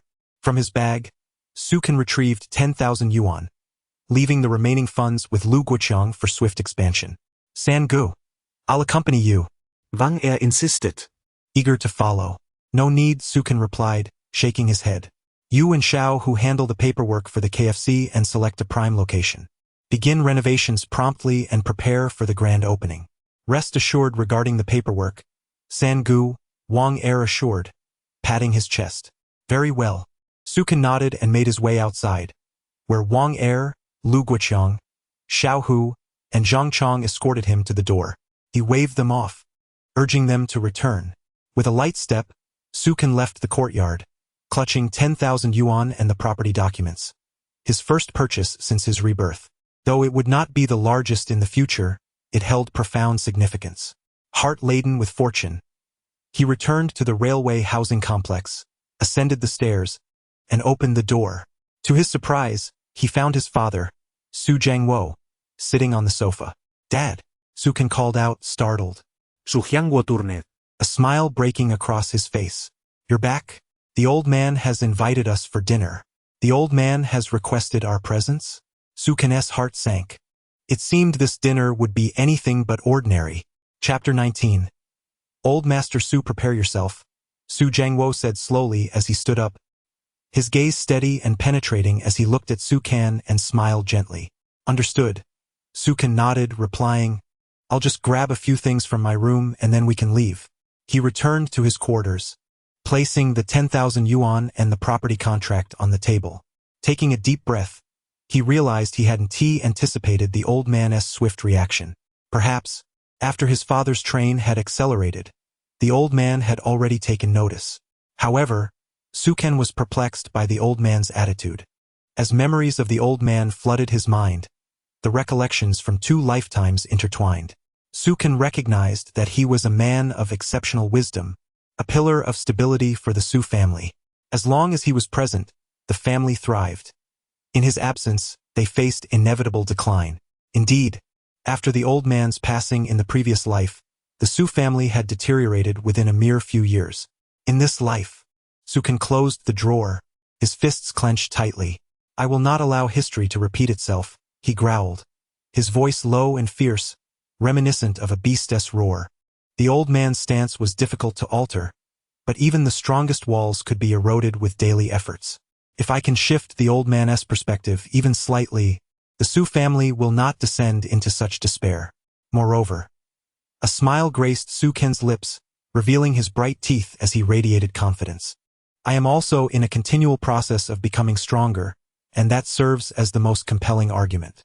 With a slight narrowing of his eyes, He opened the door with a decisive click and stepped out. Are we ready? Su Jiangwo was prepared, casting a glance at Su Kan. In the past, when taking Su Kan to see the old man, he felt a twinge of regret. His son, now in his 20s, was still unaccomplished and showed no interest in entering the political arena, which he found disheartening, especially when compared to his brother's son, who, at a young age, had already attained the rank of a deputy fourth-grade official, a remarkable achievement among the youth of Yanjing. At over 40, he held only the title of deputy third-grade official, and he feared that soon his nephew would surpass him. Yet now he felt a sense of relief. His son was not a failure but rather a latent dragon, poised to soar though temporarily grounded. It seemed that his own third-grade rank had indeed been bolstered by his son's potential. The more he observed Su Kan, the more he felt his son was extraordinary, truly a reflection of his lineage. He felt a swell of pride. All right, Su Kan remarked, noticing the glint of pride in his father's eyes. Let us go. The two opened the door and stepped outside. Upon arriving at the family compound, they found a car parked below. As a third-grade official, Su Jiangwo was entitled to a company car and driver. They boarded the vehicle, which gradually made its way toward the Su family estate.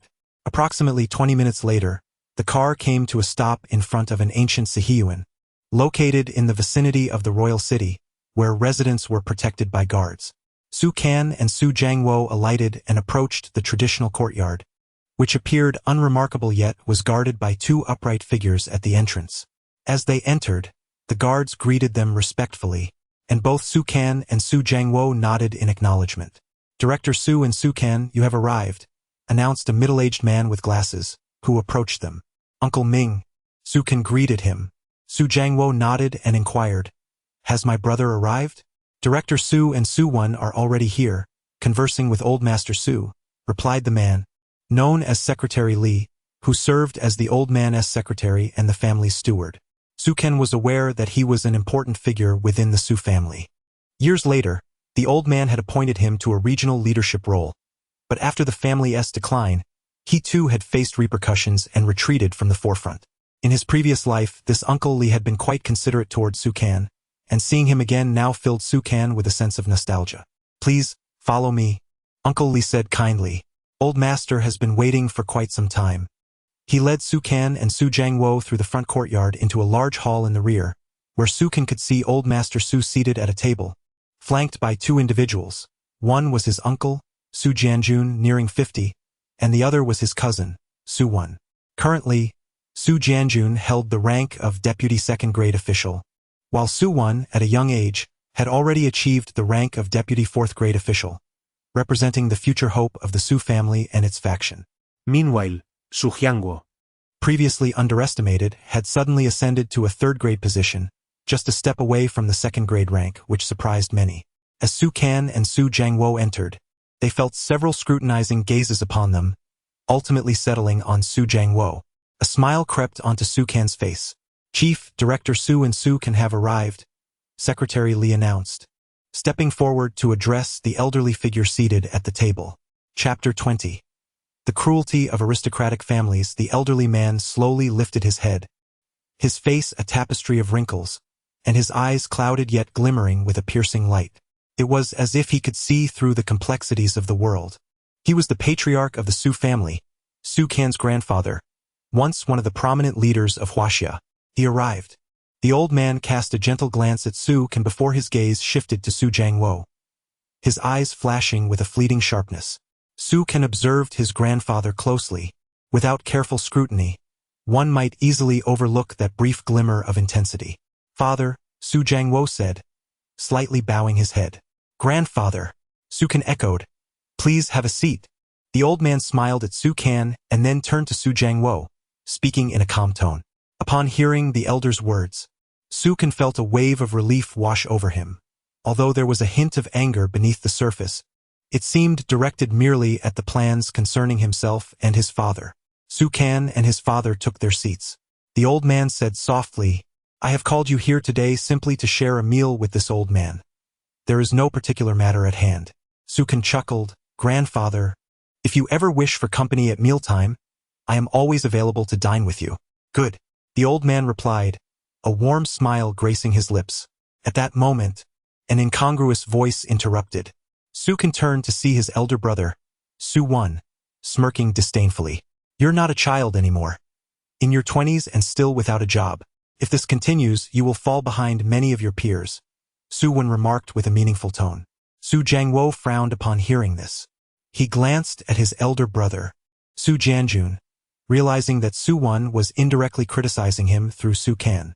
This was in light of his railway acceleration plan, which had inadvertently led to a misperception of the Su family's political alignment. If it were in the past, Su Jiangwo would have rebuked Su Wan for his remarks in defense of his son, Su Can. However, after obtaining the railway acceleration plan from Su Can, he understood that he was now part of a more complex political landscape. Su Can smiled at Su Wan and then at his uncle, Su Jianjun, secretly amused. The intrigues and rivalries within aristocratic families were ever present. His uncle was using Su Wan to indirectly criticize his father, after all. Currently, Su Jianjun was the leading figure of the second generation in the Su family, while Su Jiangwo had only ever held a subordinate position, posing no threat to his authority. The family's resources had traditionally favored Su Jianjun. Now, however, Su Jiangwo had suddenly ascended to a prominent position, gaining recognition as a new star in the political arena. He feared that the elder would redistribute the family's political resources, which had primarily benefited Su Jianjun, leading to this indirect criticism. Su Can swiftly analyzed the situation. Out of the corner of his eye, he noticed the old man remaining unfazed, seemingly indifferent to the squabbles among the younger generation.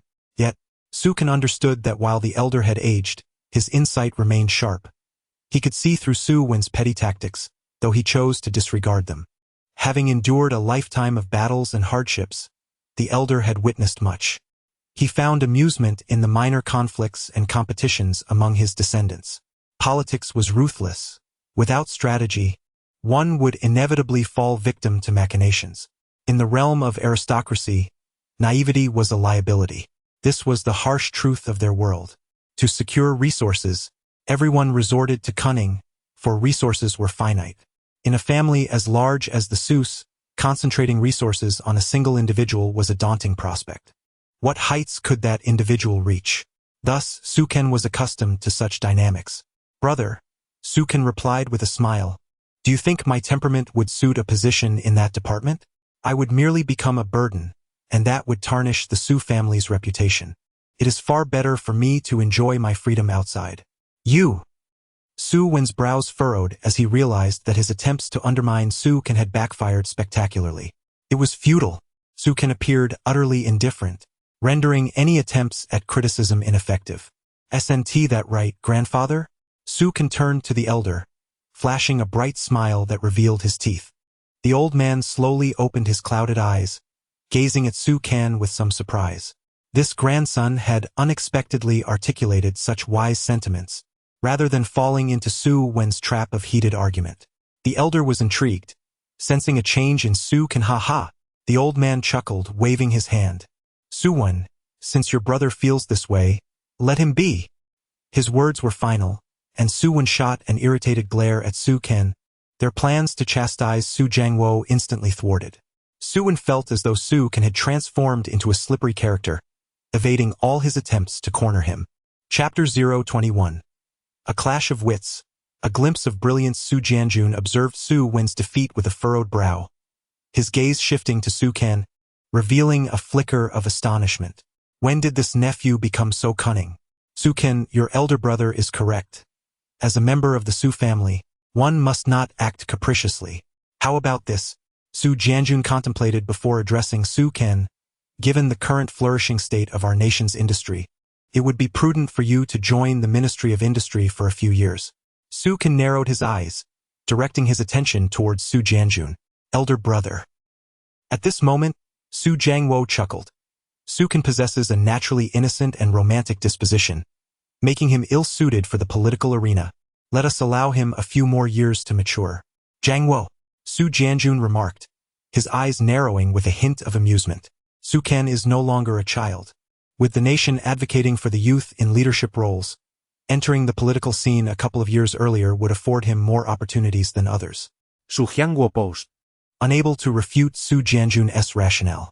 Indeed, within a formidable family like the Sus, most of the offspring pursued political careers, and even those who did not would typically ascend to high-ranking positions in various enterprises. Even if Su Ken refrained from entering politics now, he might find himself in such a position in the coming years. Jiang Wo, you are overly indulgent towards Su Ken, Su Jianjun continued. Look at Su Wen. At such a young age, he has already embarked on his political journey, and at only 20, he has attained the rank of a secondary official, with boundless prospects ahead. You must not coddle Su Ken to the detriment of his future. His voice crescendoed. Here it comes. Su Ken thought to himself. Indeed, his uncle was leveraging his own situation to undermine his father, openly criticizing the indulgence while subtly alluding to the railway acceleration plan. Furthermore, the phrase about ruining one's life was a veiled reference to the plan submitted by his father, which put the Su family under scrutiny for potential collusion. If the reform were to falter, what would become of the Su family? Su Ken glanced at the elder, who appeared to be in a contemplative trance, his murky eyes seemingly wandering. Yet, Su Ken discerned a spark within those eyes, indicating that he was closely observing both himself and his father. The elder's attitude was somewhat peculiar. Turning to his uncle, Su Ken smiled. Uncle, my elder brother is the third core figure of the Su family. He has already achieved the rank of a secondary official at such a young age, with immeasurable potential for the future. His words brought a smile to Su Jianjun's face, while a hint of pride flickered across Su Wen's expression. Su Ken continued, as for myself, I am merely an ordinary individual, incapable of representing the entire Su family's stance.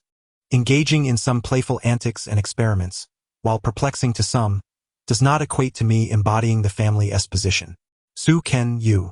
Su Jiangwo glared at Su Ken, admonishing, your uncle is speaking.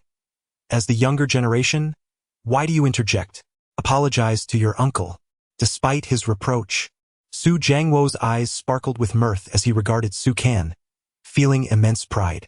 His elder brother's attempt to undermine Su Jianjun had unexpectedly been diffused by his son. It was akin to tossing a stone into a still pond, creating little more than a ripple. My apologies, uncle. Su Ken inclined his body slightly, smiling as he addressed Su Jianjun as a younger member. It is unwarranted for me to intrude upon your conversation with my father. Su Ken. Su Jianjun regarded his nephew, suddenly perceiving him as transformed. He was no longer a youthful man in his 20s but rather akin to a seasoned official of the second rank. He was maturing rapidly. Very well, Su Jianjun conceded, realizing that all his attempts to challenge Su Jianjun had been effortlessly countered by Su Ken. Here was a young man of the fourth rank and another of the second, yet neither could contend with Su Ken, the Su family's stance. At that moment, Su Wen spoke up, his eyes betraying a glimmer of annoyance as he regarded Su Ken's elder brother. I believe grandfather shares a similar perspective. Su Ken interrupted, directing his gaze towards the astute elder, who had been quietly observing the exchange. The elder had already deduced the positions of both Su Ken and his father, and at this juncture, he had reached his conclusion. Su Ken had begun to reveal his brilliance in front of the Su family, and while it might not align perfectly with his character, as a member of the Su clan, he was certainly not one to be overlooked. Su Ken's actions merely added weight to his standing in the elder's eyes, potentially shifting the elder's perspective in the future. This was precisely what Su Ken desired. Let us dine. The elder smiled kindly at Su Ken. Su Ken's performance had surpassed his expectations, prompting a smile from the elder without further admonishment directed at Su Jiangwo or Su Ken, signifying his implicit approval of the matter. Su Jianjun and Su Wen exchanged glances, both displaying expressions of resignation. Su Jiangwo's lips curled upward as he looked at Su Ken, feeling an undeniable sense of pride.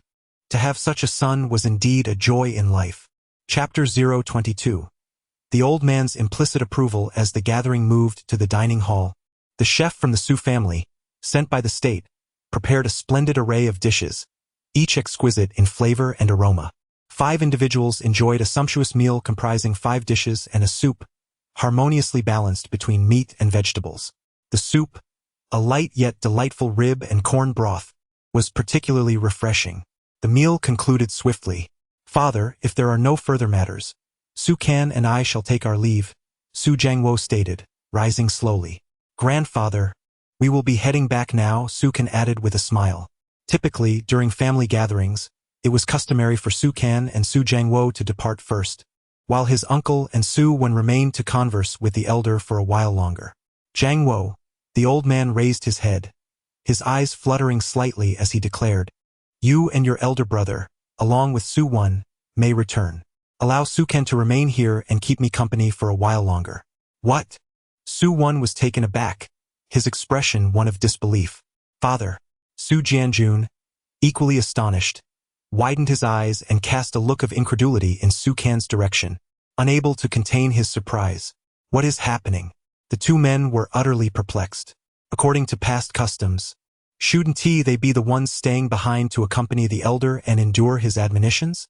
This time, however, the elder had instructed them to leave while retaining the seemingly idle Sukan. How could this be?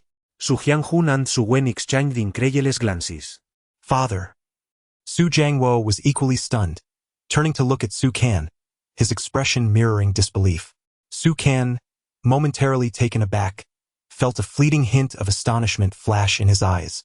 The elder's intentions puzzled him. Had he unwittingly caught the old man's attention? It seemed there was something more to this. He braced himself internally. "Jiangwo, Jianjun, you both hold positions of responsibility. It would be prudent to return and attend to your duties," the elder remarked. "Yes, father." In response to the elder's words, both Su Jianjun and Su Jiangwo nodded earnestly.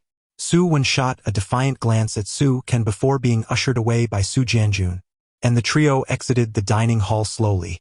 Su Kan watched as his father and elder brother departed. "Follow me." At that moment, a frail yet commanding voice resonated in his ears. "Grandfather." Su Kan snapped back to reality, turning to see the elder rising, his 70-year-old form still remarkably robust. The elder walked towards the backyard, and Su Kan hurriedly followed.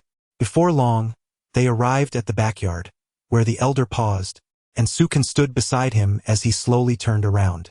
"You little rascal, how dare you scheme against your grandfather?"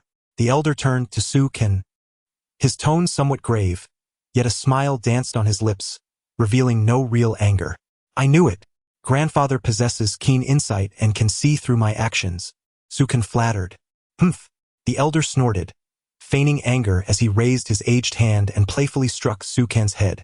"Is this for real?" Su Kan winced, his head throbbing slightly. The elder, having lived a life of battles, had once faced enemies with a rifle. His strength was not to be underestimated. Despite his age, he remained vigorous. "Ouch!" Su Kan gasped in pain. The elder observed Su Kan, his cloudy eyes sparkling with a fierce intensity, as he said, "Though I am old, I am not an obstinate fool. Your words today carry a deeper connotation. The Su family maintains a stance of neutrality. While it may appear that we are attempting to appease both sides, in these tumultuous times, who can ascertain what is right and what is wrong?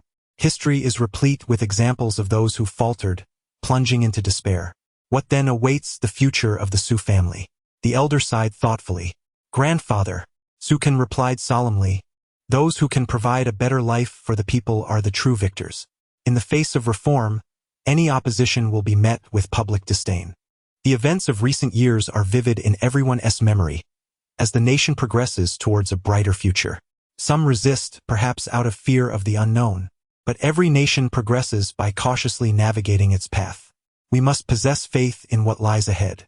Upon finishing, he felt a bead of cold sweat trickle down his back. His words had nearly touched upon the Su family's core stance.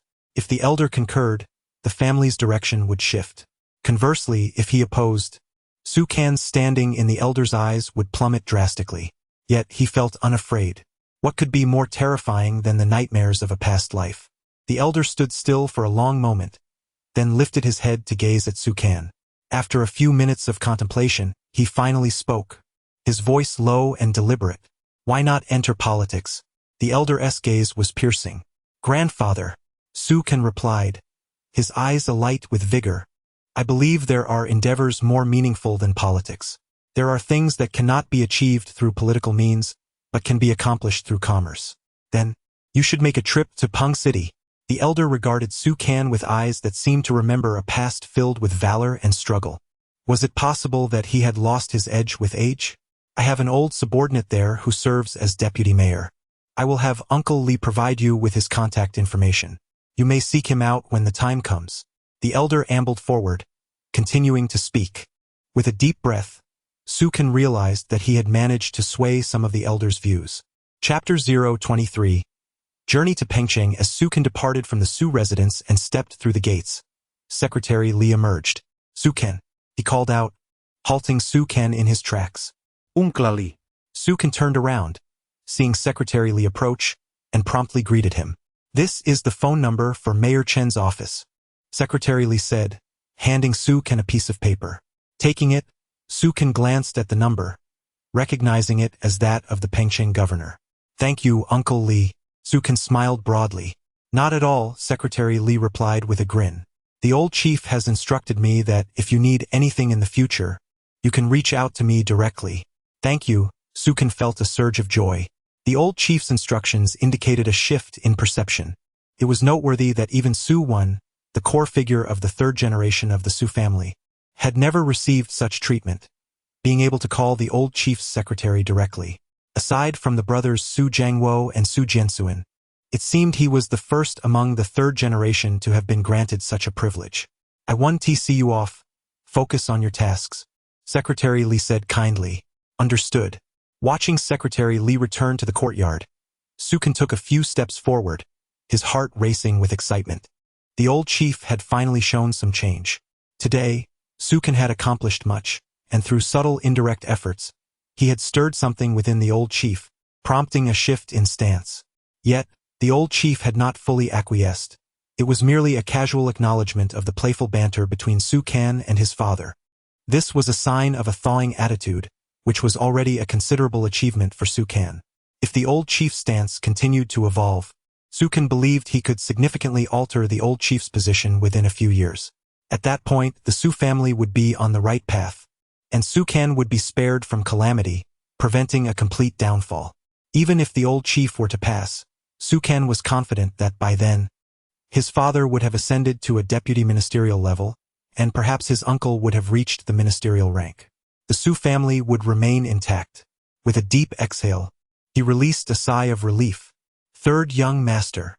At that moment, a middle-aged man approached. Sukan recognized him as his father's driver.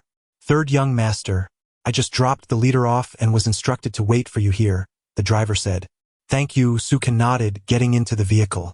The car slowly made its way, coming to a stop about 20 minutes later at the family residence. Ascending the stairs, he opened the door with a click to find Su Jiangwo seated on the sofa, brewing tea while engrossed in a newspaper. You're back. Su Jiangwo lifted his gaze briefly before returning to his reading. Sukan nodded and settled onto the sofa. Su Jiangwo poured a cup of tea for him and smiled. So, what did you and the old chief discuss? Su Jiangwo was immensely pleased with Sukan's performance that day, marveling at his son's capabilities. Truly, a dragon begets a dragon, and a phoenix a phoenix. While the offspring of mice might dig holes, his son Sukan was a remarkable talent. The old chief didn't say much, but he gave me the phone number of the vice mayor in Pengcheng, Sukan revealed, placing the note on the table. Excellent. Su Jiangwo exclaimed. Barely able to contain his excitement, the old chief's lack of opposition signals a tacit approval. This vice mayor was once a subordinate of the old chief, who later became a regional chief. Recently, the central government established Pengcheng, and this old Chen has now been appointed as its governor. The old chief providing you this number suggests he is curious to see how things unfold from a different perspective, Su Jiangwo added, looking intently at Sukan. Whether you can change the old chief's stance rests in your hands. Sukan nodded nonchalantly. Observing his son's demeanor, Su Jiangwo felt a mix of admiration and frustration at Sukan's calmness. By the way, when do you plan to head to Pengcheng? Your mother will be back from the neighboring province in a few days. Su Jiangwo pondered aloud. Sukan furrowed his brows slightly, contemplating. There is no rush. Perhaps I'll go in about a month, he replied thoughtfully. Currently, matters in Yanjing were not yet fully resolved, and Lu Guoqiang had yet to secure complete control over the sales channels in the surrounding areas. If he took a month to solidify things, it would ensure the stability of the sales network. Sukan was in no hurry. Moreover, in a month's time, He could also amass a substantial sum of money, which would prove useful for his endeavors in Pengcheng. Chapter 024. The parents who deceived their son as the old alleys of Yanjing, rich in history, remained untouched and unexpanded. Su Kan wandered through the city like a curious tourist. However, 2 days later, Su Kan's beautiful dream came to an abrupt end. Mom! Su Kan stared at the familiar yet somewhat unfamiliar face before him, disbelief washing over him as a hint of daze clouded his expression. After his father's tragic leap from the building, his mother had fallen into despair, and soon thereafter, she departed from this world. Now, gazing at his mother's familiar visage, his eyes began to glisten.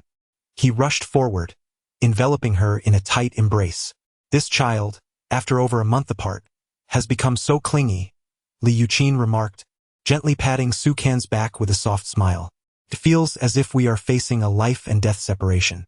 Chuckling lightly, Su Kan released his mother, a grin spreading across his face. How wonderful! Taking a few steps back, he surveyed his home, then turned to his mother, vowing that he would prevent the tragedies of his past life from recurring. He was determined to ensure this family endured. Why are you still shedding tears? Su mama observed. Extending her slender hand to gently wipe away the moisture from Su Kan's eyes. Overcome with emotion, he trembled slightly. All right, let me set down my luggage first. We can chat more later, she said softly, giving his shoulder a light pat before heading into the room with her belongings. Su Kan watched her retreating figure, his heart swelling with excitement. He exhaled deeply, releasing a breath laden with pent-up emotions, and slowly sank onto the sofa. Moments later, su mama emerged. Son, she called out, a smile lighting up her face. This evening, Aunt Jo has invited us for dinner. You should tidy up, we will be heading out soon. Aunt Jo? Su Kan furrowed his brow. Yes, the one who used to carry you when you were little. Su mama chuckled. At the mention, Su Kan recalled Aunt Jo, a good friend of his mother whose husband held an esteemed position in Yanjing. I remember now. Su mama beamed. Indeed, Su Kan nodded. Their families shared a close bond, and just 2 years prior, Aunt Jo had visited them. By the way, Su Mama continued with a knowing smile, Aunt Jo's daughter, whom you referred to as Sister Wang Jie when you were young, will be joining us as well. Make sure to choose a suitable outfit and pay attention to your appearance. Su Kan froze momentarily. This dinner felt more like an arranged meeting than a casual gathering. His heart sank as the realization struck him. His mother intended for him to meet Wang Jie for an implicit courtship. Wait, I'm still quite young, he lamented inwardly. According to the standards of his previous life, he was still a mere child. The absurdity of it all made him dizzy. Mom, it would be quite embarrassing if Dad doesn't come along. Why not just enjoy dinner with Aunt Jo and Uncle Wang today? He hastily attempted to extricate himself from the situation. Your father and I have already arranged everything. He will be picked up by the driver right after work. Perfectly timed for our dinner, Su Mama replied, a triumphant smile gracing her lips. Su Kan felt as if he might choke on his own disbelief. His father was in on this too. It seemed they had conspired together to set him up. Was there such a thing as parents who would so brazenly put their son in such a predicament? He recalled that Wang Jie was only a few years younger than him, likely just 19 or 20 now, a young woman at the threshold of university life. And here he was, to be thrust into an arranged meeting. Felt utterly inappropriate. Mom, Su Kan thought to himself, lamenting that, after finally finding common ground with his father, his mother returned to complicate matters. Forget it, she said, noticing Su Kan's dazed expression. Since you and your father have such poor taste in clothing, I'll help you pick out something appropriate. With that, Su Mama hurried into his room to find a suitable outfit. Ah, Mom. Su Kan followed her, feeling utterly defeated. Here he was, a future tycoon, now being shoved into a matchmaking scenario. How could he ever explain this to anyone? Who would believe him? Chapter 025. The Wheel of Fate, 5-5. Half an hour later, Su Kan and his mother, Su Mu, dressed impeccably, emerged from the living room. Su Mu, surveying Su Kan's attire, nodded in satisfaction and remarked, remember to be polite later, all right? Yes. Su Kan affirmed with a nod. After a brief preparation, they exited the family quarters of the railway ministry, leaving the courtyard behind, where a taxi had been waiting patiently. Taxis were a rarity in those days, unlike in later years when one could simply hail several at a moment's notice. During this period, the entire Yanjing had only a few hundred taxis, and flagging one down on the street was akin to winning the lottery in later times. This taxi had been booked by Su Mu through a call to the dispatch center, where she provided the time and location for the arrangement. The fare was steep. A single ride could easily consume half a month's wages for an ordinary worker. With a click, Su Can opened the door, allowing Su Mu to take the back seat while he settled into the front passenger seat. This vintage model lacked air conditioning and was quite compact. After Su Can relayed the destination to the driver, they set off towards the restaurant. Approximately 20 minutes later, the vehicle came to a halt. The fare was 10 yuan and 50 cents. Su Can handed over 11 yuan and said, "No need for change, thank you." The taxi driver, upon seeing the bill, beamed with delight and responded cheerfully. Su Can, observing the exuberant taxi driver, smiled in return, then stepped out to open the door for Su Mu as they walked towards their destination. They arrived at a renowned state-run restaurant in Yanjing, a place frequently hosting foreign guests, where ordinary citizens seldom had the chance to dine. Furthermore, entry was often restricted. However, Su Can's family was not typical. With a single phone call, they had secured a private room upstairs. As Su Mu stepped inside, Su Can followed closely behind, noting that, indeed, state-run restaurants of that era exhibited a similar atmosphere, with waitstaff often displaying an air of superiority, their expressions exuding an unwarranted sense of entitlement. Su Can shook his head in exasperation. They approached the reserved private room, and upon entering, a hearty laugh echoed through the air. Su Can lifted his gaze, and there was his father, laughing heartily. Upon seeing his father's jovial demeanor, Su Can almost choked on his surprise. This was indeed the man who had mischievously led him into this predicament. Besides his father, Su Can recognize two familiar faces, Aunt Zhou and her husband, Uncle Wang. Next to them stood a graceful young woman, dressed elegantly, with a fair complexion and a ponytail. Su Can found her vaguely familiar, recalling a childhood memory of her running behind him, calling out, "Brother Su Can Wang Jia." Su Can's lips curled into a smile. The little girl had blossomed into a lovely young woman, merely 19 or 20, yet already being set up for arranged meetings. It felt rather overwhelming. "Ha, we're late," Su Mu exclaimed, laughing as she pulled Su Can closer. "Don't forget to greet everyone." Hello Aunt Zhou und Lewang Wang Ye Sukan greeted. "Ah, Su Can, you are growing more handsome by the day," Aunt Zhou remarked, gazing at him with admiration akin to that of a mother-in-law looking at her son-in-law, her fondness evident. Feeling somewhat uneasy under her gaze, Su Can smiled awkwardly. "Hello, Brother Su Can," Wang Jie chimed, her voice melodious and bright. "Come, Su Can, sit over here with Uncle Wang." The dignified Uncle Wang beckoned, gesturing with a warm smile. As a deputy third-rank official, his position paralleled that of Su Can's father, provided the latter had not recently been promoted to a higher rank. "Go ahead," Su Mu encouraged from behind. With a resigned roll of his eyes, Su Can obliged and walked towards Uncle Wang, casting a helpless glance at his father, who merely grinned, basking in the satisfaction of having placed his son in this awkward situation. Su Can felt an almost overwhelming urge to exclaim in disbelief at such a father. This was truly a predicament. He pondered how he had never noticed this side of his father in his previous life. Moreover, it seemed there had been no such arrangements in that prior existence.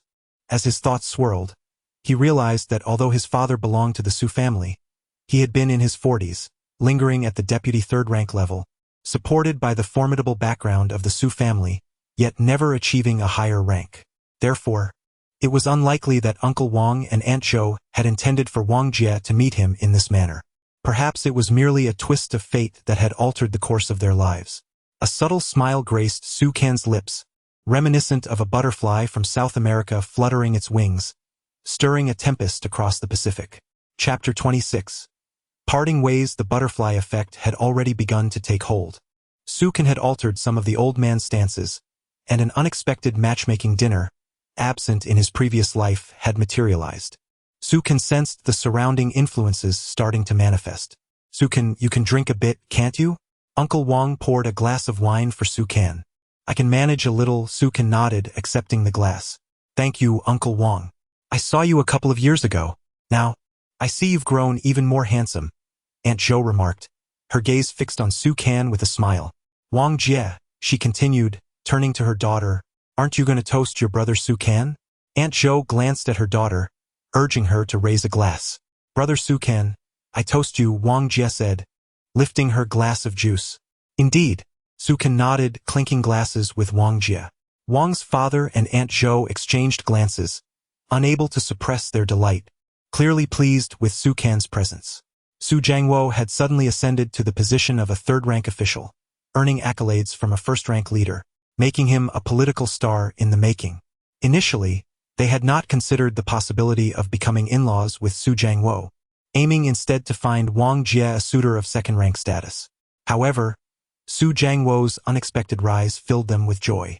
Now that he was a third-rank official and belonged to the prestigious Su family of Yanjing, they saw immense potential benefits if Wang Jie were to marry Su Kan. Uncle Wang, Aunt Zhou, I toast you. Su Kan raised his glass to Wang's father and Aunt Zhou, further endearing himself to them. They felt a sense of satisfaction with his mature demeanor. Su Kan. Uncle Wang set down his glass and smiled. Now that you're in your 20s, have you decided which department you wish to work in? Uncle Wang. Su Kan leaned back slightly. I have no aspirations for politics.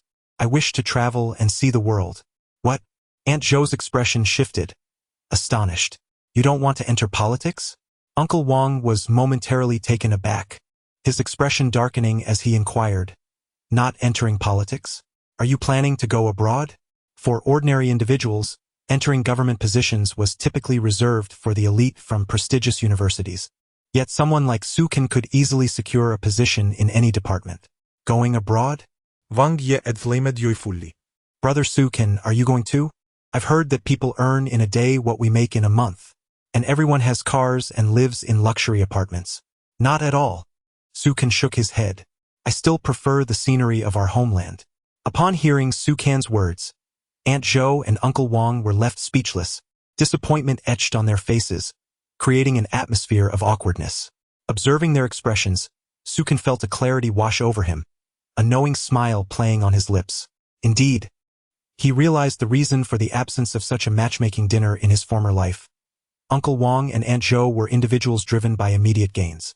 It was no wonder that, after the decline of the Su family, his mother had been despondent, never receiving visits from someone like Aunt Zhou. Child, Su's mother interjected. Sensing the tension, Su Kan is still young. Perhaps he can choose in a couple of years. Su's father chuckled, raising his glass. Old Wang, let us drink to that. Following Su's parents' interruption, the atmosphere lightened, though Uncle Wang and Aunt Zhou appeared less enthusiastic about Su Kan.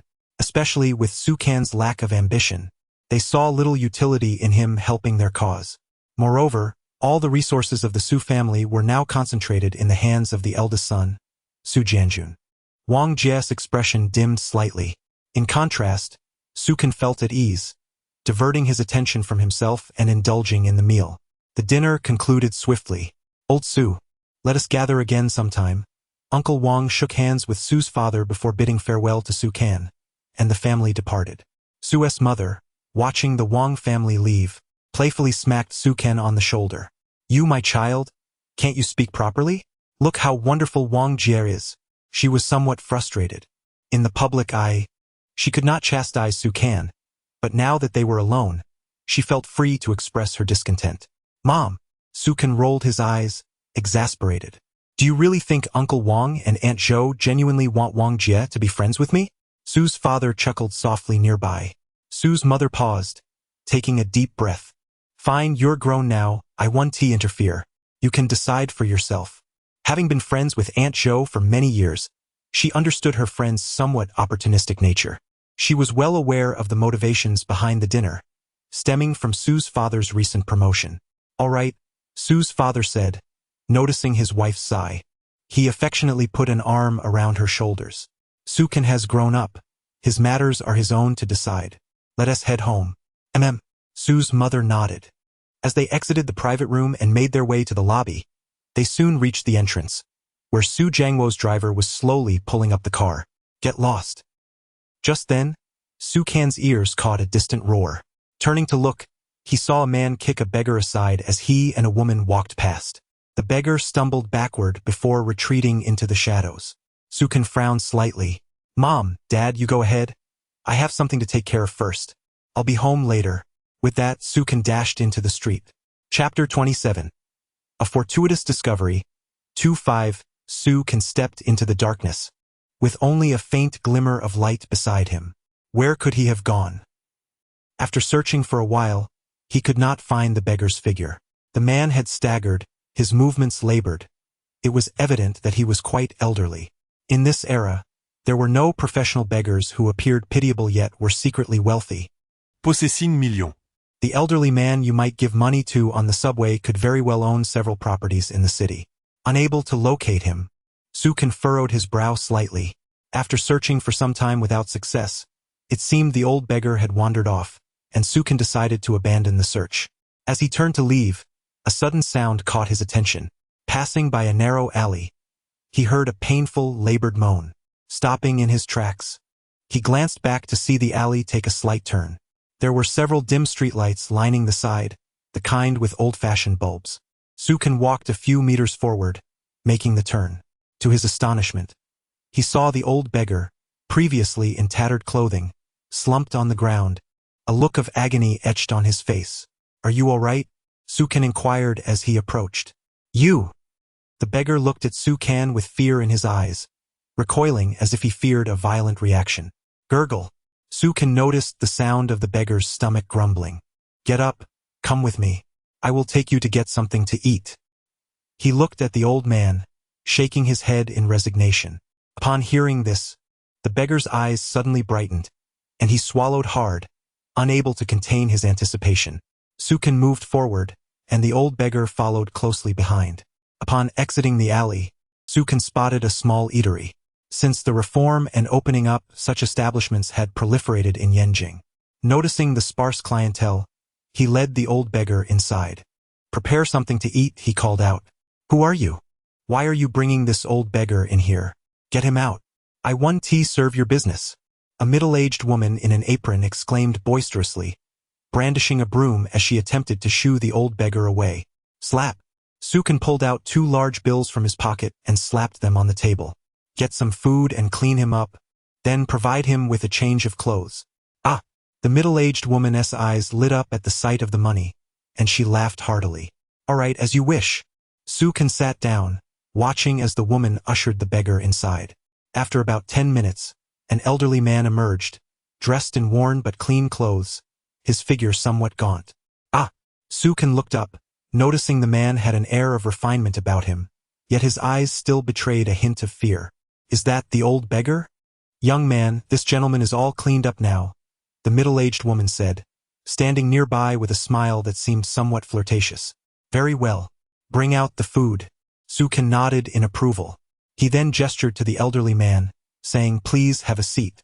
The old man sat down silently, his watchful gaze on Sukan, though the wariness in his eyes had diminished somewhat. Sukan chose not to engage him in conversation. Soon, the proprietress brought out a selection of dishes.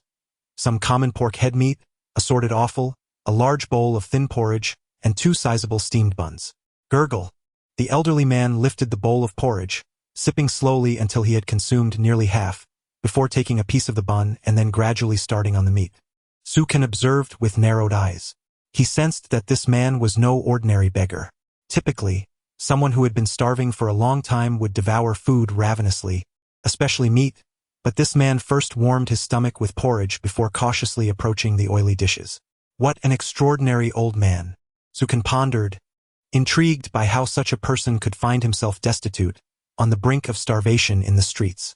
After half an hour, the elderly man had finished all the food, consumed with deliberation and calmness. Gurgle. After finishing, he took a sip of tea. "Old sir, here is 20 yuan. It should suffice for your needs for a while. I have matters to attend to and must take my leave." Sukan placed the 2 bills in front of the old man. Having said that, he stood up and began to exit. Top.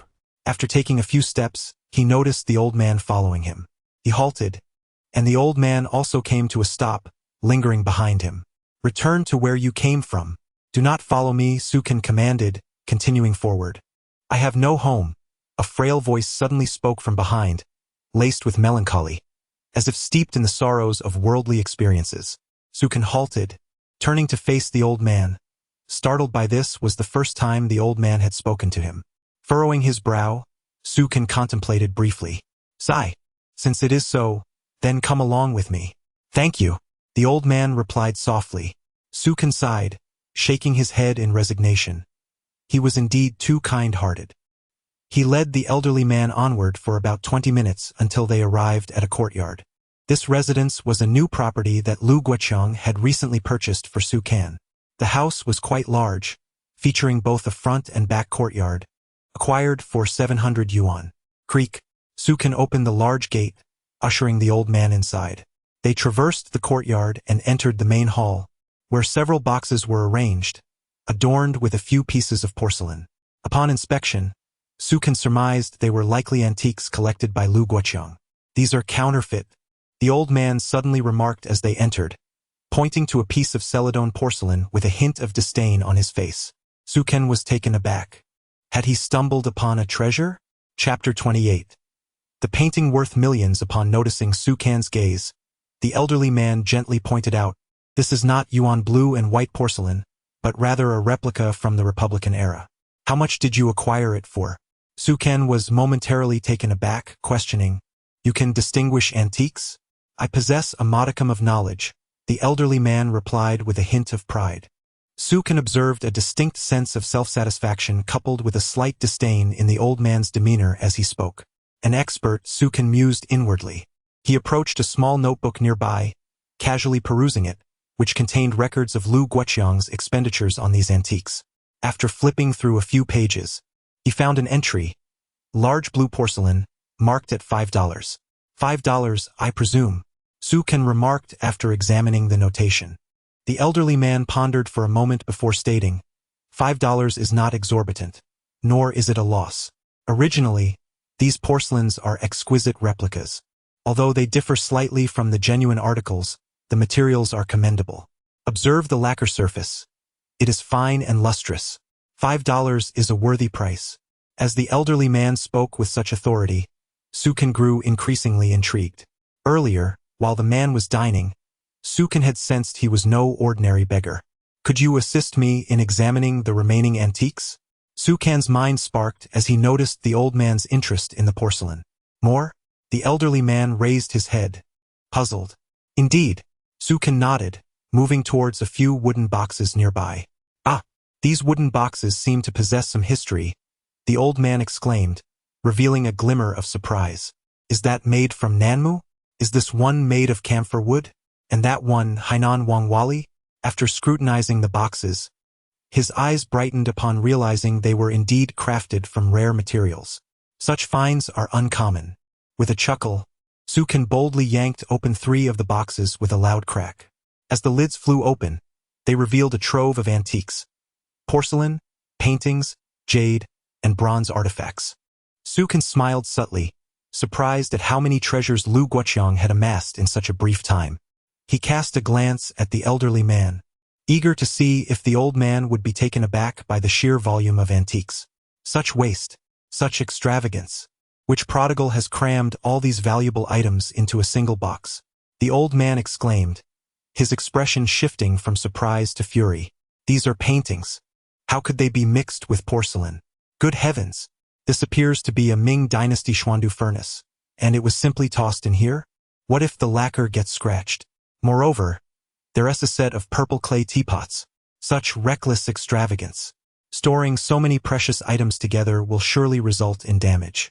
For instance, if there is tea in the purple clay pot, and a single drop lands on the painting, that artwork will be ruined. Who would dare act so foolishly? The old man ranted, his disappointment palpable as he turned to Sukan, who sensed a faint aura of menace emanating from him. It seemed the old man would be inclined to mete out punishment to the culprit if he were to discover their identity. Sukan rubbed his nose, chuckling awkwardly. I had no idea he would store all the antiques in one box. I'll call him over tomorrow so you can give him a thorough reprimand. Humph! The old man huffed, his earlier trepidation dissipating as he gazed at the antiques with the adoration one might reserve for a beloved. Sukan noted the old man's transformation as he eagerly reached into the box, delicately lifting out a painting. With great care he unfurled it. It was a depiction of bamboo. Upon revealing it, the old man exhaled in relief, noting the absence of tea stains, and scrutinized the bamboo painting with eyes alight with wonder. Sukan's gaze fell upon the artwork. The bamboo was slender yet vividly lifelike, with each joint and leaf rendered with exquisite detail. "You are quite fortunate," the old man chuckled, looking up at Sukan. "This is an authentic piece by Zhang Banxiao from Yangzhou, a true masterpiece of bamboo." Authentic? Sukan's heart leapt with joy. He recalled that decades later, a painting by Zhang Banxiao fetched tens of millions. While this piece may not be as grand, its value could easily surpass 700,000. "Offer me $50 a month, inclusive of meals and accommodation, and I shall oversee your paintings henceforth." The old man extended his hand. "Agreed, no problem." Sukan replied with a grin, "I'll give you 50. He retrieved $50 from his pocket and placed it directly into the old man's palm, leaving him momentarily astonished. "You trust me so readily?" the old man questioned, bewildered. Sukan smiled. "You are a person of substance. I recognized it instantly. $50 a month for your expertise is quite the bargain." "Ha!" The old man laughed heartily. "You possess courage, which I admire. In my day, the pawnshop that engaged me, Li Changhu, wouldn't consider hiring me for less than $50. Chapter 29. The $1 Million Schwanda Furnace. 4-5. Li Changhu? A pawnshop? As Sukan gazed at Li Changhu, his mind became illuminated, gleaning fragments of the elder's identity from his sparse remarks. It appeared that the elder had lived through a bygone era. "You may call me Old Li," Li Changhu chuckled. Sukan grinned widely, looking at Old Li, and suggested, "Old Li, perhaps you should take a moment to rest, and we can address these items tomorrow." These are all treasures." Old Li laughed heartily. "In my long tenure as an appraiser, I have never encountered so many fine pieces. Tonight, I must sort through them, although there are a few new items among them." "Ah!" Sukan furrowed his brow slightly. Old Li smiled and reassured him. "Sukan, go ahead and rest. Rest assured, this old body of mine is still quite robust. I'll keep you company as we examine these items." After some contemplation, Sukan replied, "That works perfectly. I could use a helping hand." Old Li chuckled and began to organize the contents of the box. He retrieved a bronze furnace, intricately adorned, which he held with great reverence. "A Schwanda furnace?" Sukan exclaimed, astonished. He recalled that, in his previous life, Schwanda furnaces were regarded as top-tier treasures, even classified as national heritage. He remembered a particular auction where a Schwanda furnace fetched over $1 million. The size of that furnace was comparable to this one. Gulp! Sukan could not restrain a swallow, realizing that this furnace was worth over $1 million, more valuable than an entire house. He picked up a small ledger to check the purchase price. $10. Sukan was left speechless, astonished that this Schwanda furnace, acquired for merely $10, had escalated to a value exceeding $1 million in his later life. The multiplication was staggering, 1 million times. "Ah, you are familiar with Schwanda furnaces," Old Li observed, regarding Sukan with a hint of surprise. "I know a little," Sukan replied with a smile. Old Li remarked, "Not bad. This is indeed a Schwanda furnace, and it is remarkably well preserved. Look at this lacquer surface. It shows no signs of damage.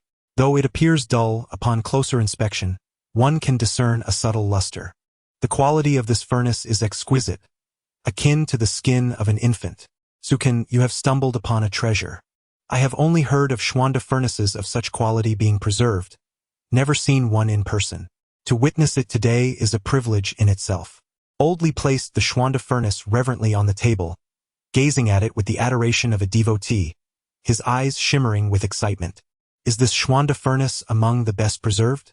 Sukan inquired curiously. Old Li laughed. "It is not merely well preserved. One must realize that Schwanda furnaces are extremely rare.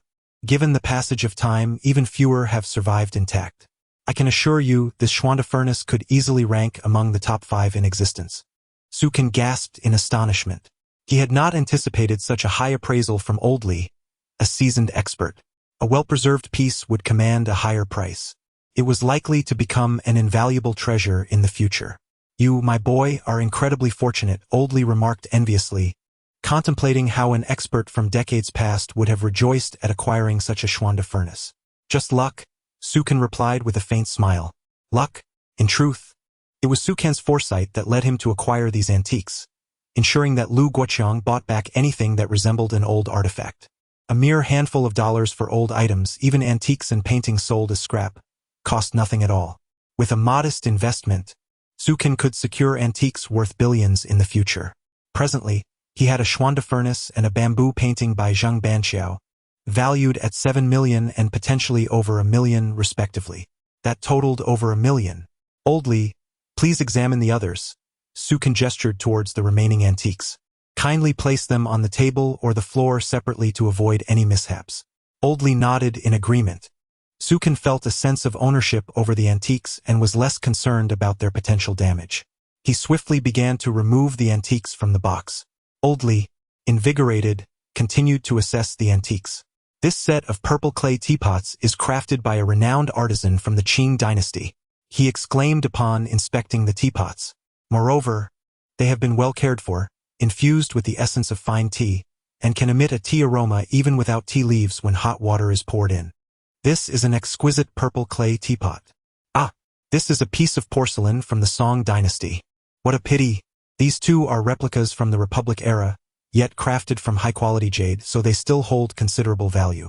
This is a jade piece from the Tang dynasty. And this is a Yuan dynasty blue and white porcelain. Chapter 30. A Wasteful Son, 5-5. Sukan and Old Li spent an entire sleepless night, meticulously unpacking the 3 boxes filled with antiques, arranging them on the floor and tables. Old Li examined each piece with great care, identifying 7 replicas, primarily crafted during the Republic of China era. Though these items were imitations, they were made from exquisite materials. In a few decades, they could fetch hundreds of thousands, even millions. The craftsmanship was so refined that they could easily deceive many in the market. Without Old Li's years of expertise, discerning the fakes would have been exceedingly difficult. With a sigh of relief, Sukan gazed upon the dazzling array of antiques. After a sleepless night, they had finally organized everything. He felt fortunate to have Old Li's assistance. Sukan couldn't help but acknowledge Old Li's remarkable prowess as a connoisseur of antiques. He could recount the history of each piece, even identifying the creators of the replicas. Sukan felt as though he had stumbled upon a treasure. With Old Li's capabilities, he could easily work as a researcher in the Palace Museum, yet here he was, simply receiving a modest salary. Ultimately, it was the fortuitous connection made the previous night that brought Old Li before him. Otherwise, such expertise would never have been revealed. After glancing at the antiques on the table and floor, Sukan recalled Old Li's words and mentally calculated their worth. 700 million. He was inwardly astounded. The value of these antiques, after 30 years, would easily exceed 700 million. This estimation was based on the auction prices he frequently observed in the antique market in his past life. How much had he spent? A mere 300 yuan had secured these treasures, which were then delivered by Lu Guoqiang. A smile crept onto Sukan's face. He was relieved he hadn't engaged in the antique trade himself. Otherwise, he would have missed this opportunity. It was well known that in 20 or 30 years, antiques could be worth billions, far more valuable than merely possessing a single piece worth over 100 million. Just then, a loud knocking echoed at the door. Old Li, upon hearing it, visibly panicked and quickly stepped back. Sukan glanced at him, realizing that Old Li had likely endured considerable hardship during that tumultuous period. Don't worry, Old Li, it's just us, Sukan reassured him.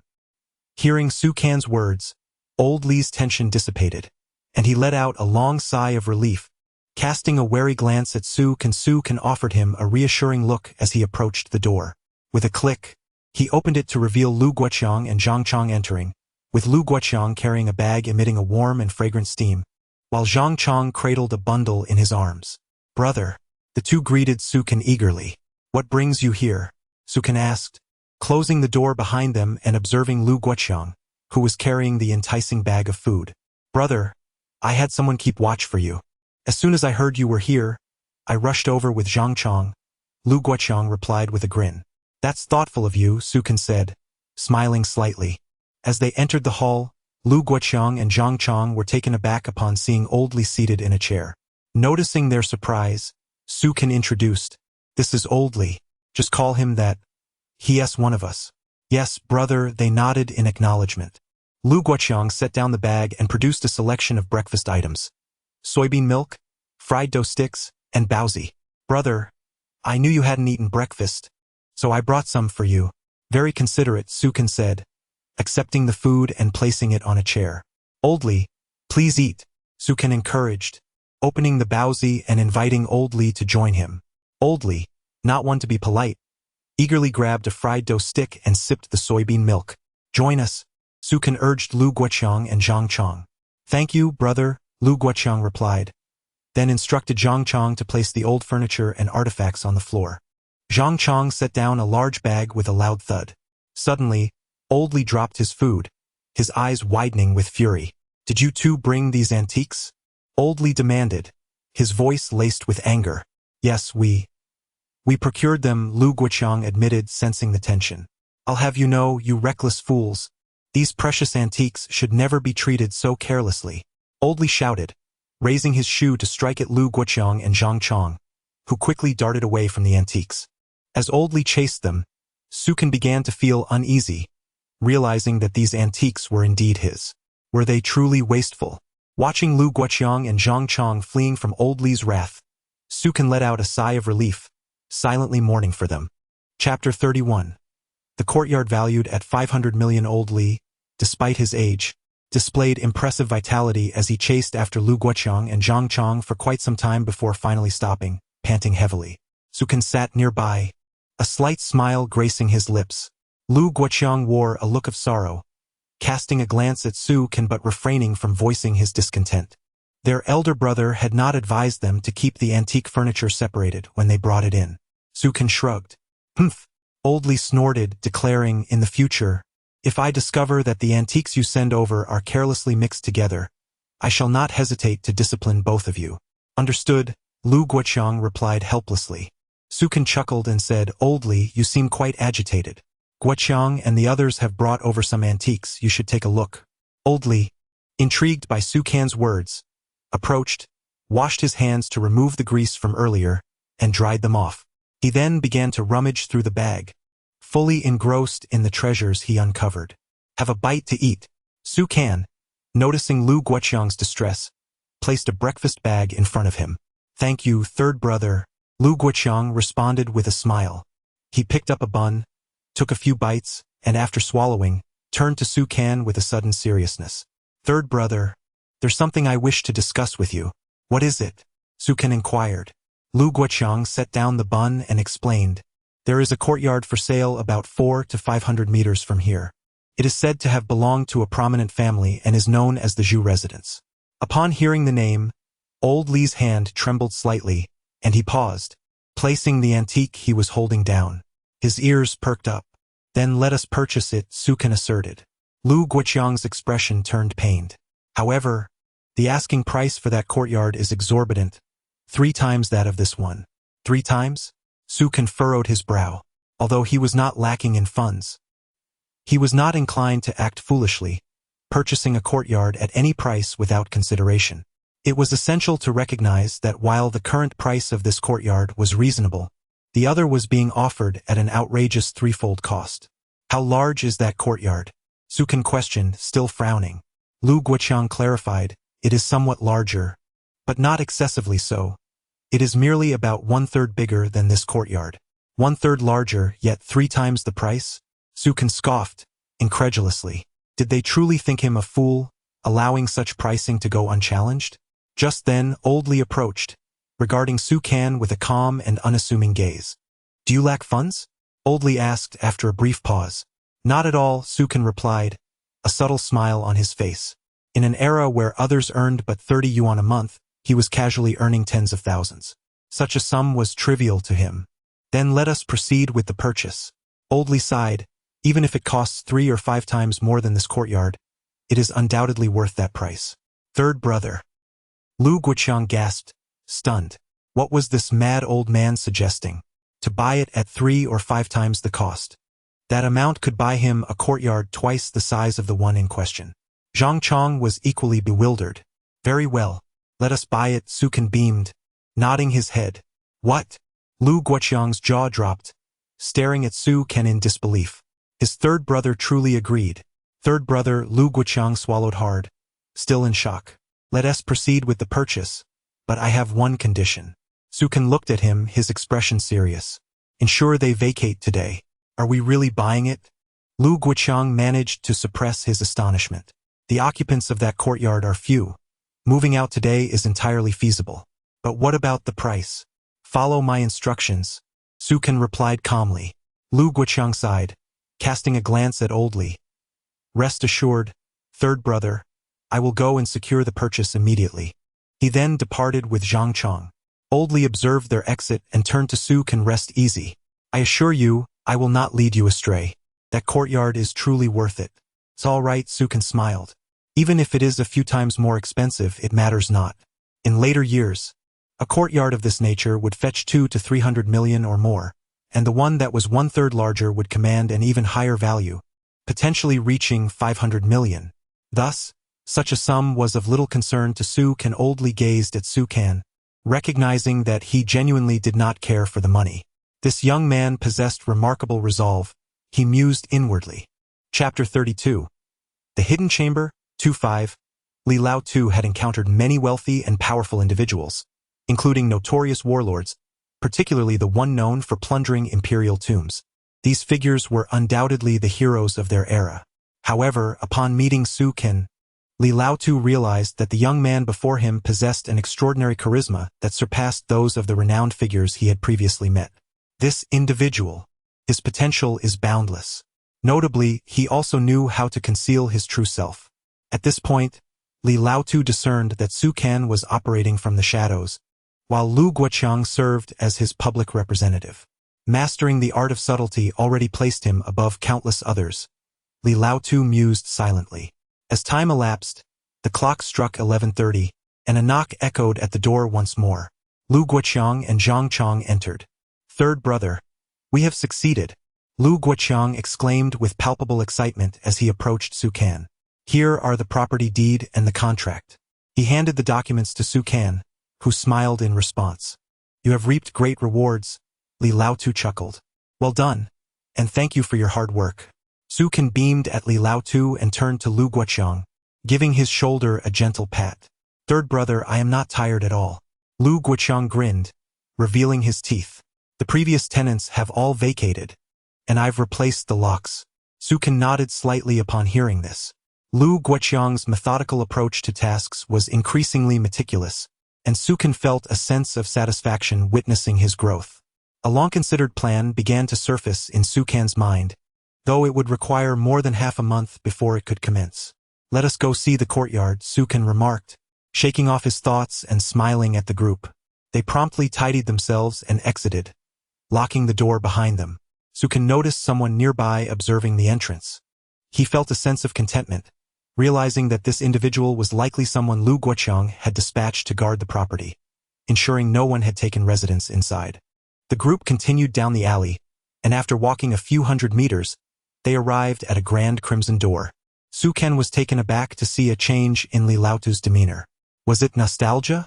Or perhaps a sense of familiarity? Did he have a connection to the former Zhu family? A thought flickered in Su Can's mind. With a creak, Lu Guoqiang opened the door, and they entered only to find Li Lao-tu expertly navigating the courtyard, leading the group to the rear garden. Su Can's curiosity deepened. It was evident that Li Lao-tu had a history with this place, moving through it with familiarity. Could it be that he was once the master of this estate? Su Can shook his head slightly. This was the Zhu residence, and Li Lao-tu's surname was Li, seemingly unrelated. Su Can. Li Lao-tu's eyes narrowed slightly, revealing a glimmer of excitement. Let us have them wait here for a moment. Su Can glanced at Li Lao-tu, then nodded, sensing that Li Lao-tu had a secret to share. He instructed Lu Guoqiang and Zhang Chong to wait in the courtyard. Follow me, Li Lao-tu beckoned, leading Su Can through a corridor to a room. He pushed the door open and stepped inside. Su Can furrowed his brow in curiosity. Su Can, Li Lao-tu began. I advise you to acquire this courtyard, You will not regret it.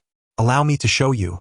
Sukan regarded Li Laotu with intrigue as the latter moved forward, approaching a corner where he examined the wall, counting the bricks. A mechanism? Sukan, well-versed in various matters, felt a spark of realization. With a click, Li Laotu halted before a specific brick, gently pressing it. A soft sound echoed as the brick recessed, revealing a small metal lever. With a decisive action, Li Laotu pressed the lever, producing a crisp sound, and suddenly, the room resonated with the whirring of a mechanism. Fortunately, after all these years, the mechanism remained intact. Li Laotu exhaled in relief, his eyes sparkling with anticipation. Then, with a resounding thud, Sukan watched in astonishment as a wall slowly parted, unveiling an exceedingly dark passageway. A hidden chamber? Sukan exclaimed in surprise. He recalled that affluent families of yore often concealed such chambers within their grand residences, storing treasures of gold and silver. To find one here, how did Li Laotu know of its existence? Chapter 33. The Priceless Treasure 3-5. A sense of bewilderment enveloped Sukan as he cast a glance at the old man. Li, he gently called out, his gaze fixed upon the dimly lit basement, where a faint glow seemed to permeate the shadows. With a deep exhalation, Li released a breath laden with years of memories. The Zhu family and I share a certain history. During the war, when the invaders came, every member of the Zhu family was mercilessly slain. This underground chamber is known only to me. Sukan furrowed his brow slightly, sensing that Li's nonchalant demeanor belied the gravity of the situation. Nevertheless, he refrained from pressing further, respecting the old man's reticence. Are there air vents inside? He inquired. Li nudda affirmatively. There are numerous vents within. Air circulates regularly. Even after decades of the chamber being closed, it remains well ventilated. Rest assured. The two ventured deeper into the chamber. As Sukan stepped inside, the narrow confines soon opened up, revealing a space of approximately 50 square meters, lined with empty shelves now thick with dust. Above, shafts of light cascaded down, illuminating the subterranean room. Sukan's eyes sparkled with intrigue. What do you think? Li asked, a smile gracing his lips. The value of this chamber alone could recoup several times the investment you made. Sukan nodded, a faint smile playing on his lips. Indeed, this chamber held immense utility for him, particularly as a secure haven for the antiquities he had acquired. Here, no one would discover their presence. Follow me, Li urged, a playful smirk on his face. Acquiring this courtyard was not merely for the sake of profit. Curiosity piqued. Sukan trailed behind Li as he advanced towards a corner of the chamber. Li's gaze descended, and he muttered to himself. Sukan observed as Li's fingers pressed against a particular brick. With a resounding crack, a noise emanated from the wall behind them. Turning, Sukan beheld a protruding section of the opposite wall. Li's eyes widened with delight as he hastened toward it, with Sukan following closely, both captivated by the unexpected discovery. Upon closer inspection, Sukan noticed a small wooden box nestled within the recess. The intricate patterns on its surface took him by surprise. It was crafted from precious Wangwali wood, exhibiting unparalleled craftsmanship. What lies within? He pondered aloud. Li reached for the box, lifting it gently. Now, this is truly a treasure, he exclaimed, admiring the exquisite box adorned with natural patterns that resembled a blooming rose. It was breathtaking, and despite decades of disuse, it retained a radiant luster, glimmering with an ethereal light. This box is a priceless treasure, Li continued, but it bears the stain of countless lives lost.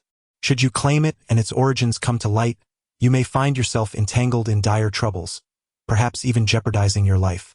Do you still wish to proceed? A sardonic smile crept across Sukan's face. Li, nothing can intimidate me. The bloodshed you speak of must pertain to those vile invaders. Li's eyes widened in disbelief, rendered momentarily speechless. Could Sukan truly be so astute? He had discerned the connection between this treasure and the invaders. Taking the box from Li's hands, Sukan marveled at its exquisite design, instantly recognizing the value of its contents. Potentially a national treasure. Realizing the implications of the bloodshed and the Zhu family's tragic fate at the hands of the invaders, he pieced together the narrative. Perhaps the invaders sought to claim this treasure, resulting in the annihilation of the Zhu family. With a deep breath, Li spoke slowly. Since you've grasped the origins of this artifact and remain unperturbed by the potential consequences, take it. This is a piece of extraordinary significance. Those who have possessed it in the past have invariably encountered misfortune. Thus, it could be deemed a cursed, priceless treasure. A glimmer of nostalgia flickered in Li's eyes. What curse? Sukan asked, intrigued, as he carefully held the small box and slowly began to open it. With a soft click, the box yielded easily to his touch. In that instant, a faint light flashed from within, a subtle yet eternal gleam. Peering inside, Sukan was taken aback by the sight of a breathtaking orb, radiating a ghostly green hue, shimmering with unparalleled brilliance. Chapter 034. The Legendary Night Pearl, 4-5. Sukan reached out and gently picked up the pearl, its green luminescence remarkably clear, emanating a subtle chill. This was indeed a night pearl. To Sukan's astonishment, when he applied slight pressure, the pearl unexpectedly cracked, splitting into two halves. Instantly, the green light vanished. What was happening? Sukan was stunned. How could such a priceless treasure be so easily damaged? Was this the object of desire for the enemy? He paused momentarily. Ha! Old Li erupted into a hearty laugh. Sukan furrowed his brows and asked, Old Li, what is going on? With a mysterious smile, Old Li replied, Sukan, try to reassemble the two halves of the night pearl. Intrigued yet perplexed, Sukan complied and brought the two halves together. To his shock, they fit perfectly, the crack completely undetectable. A flicker of green light danced across the surface, enveloping the entire pearl. It was. Sukan gasped in awe, his eyes wide with disbelief as a thunderous realization struck him. How could this be? Old Li, it's impossible. Cannot be that item, he exclaimed, breathless. Hadn't that treasure been given to someone else? How could it be here? Old Li, taken aback by Sukan's words, stared in disbelief. You recognize the origins of this treasure? Generally, aside from specialists, how could anyone identify it, let alone deduce its significance? How could Sukan know? Indeed, Sukan nodded. His knowledge stemmed from the vast information age of the Internet, where he had encountered a forum post detailing the treasures of China, including an elaborate introduction to this night pearl. Not only that, military forums had also discussed the warlord who had plundered the royal tombs, virtually stripping them bare. Consequently, upon recognizing the unique characteristics of the night pearl, Sukan immediately connected it to the legendary priceless treasure.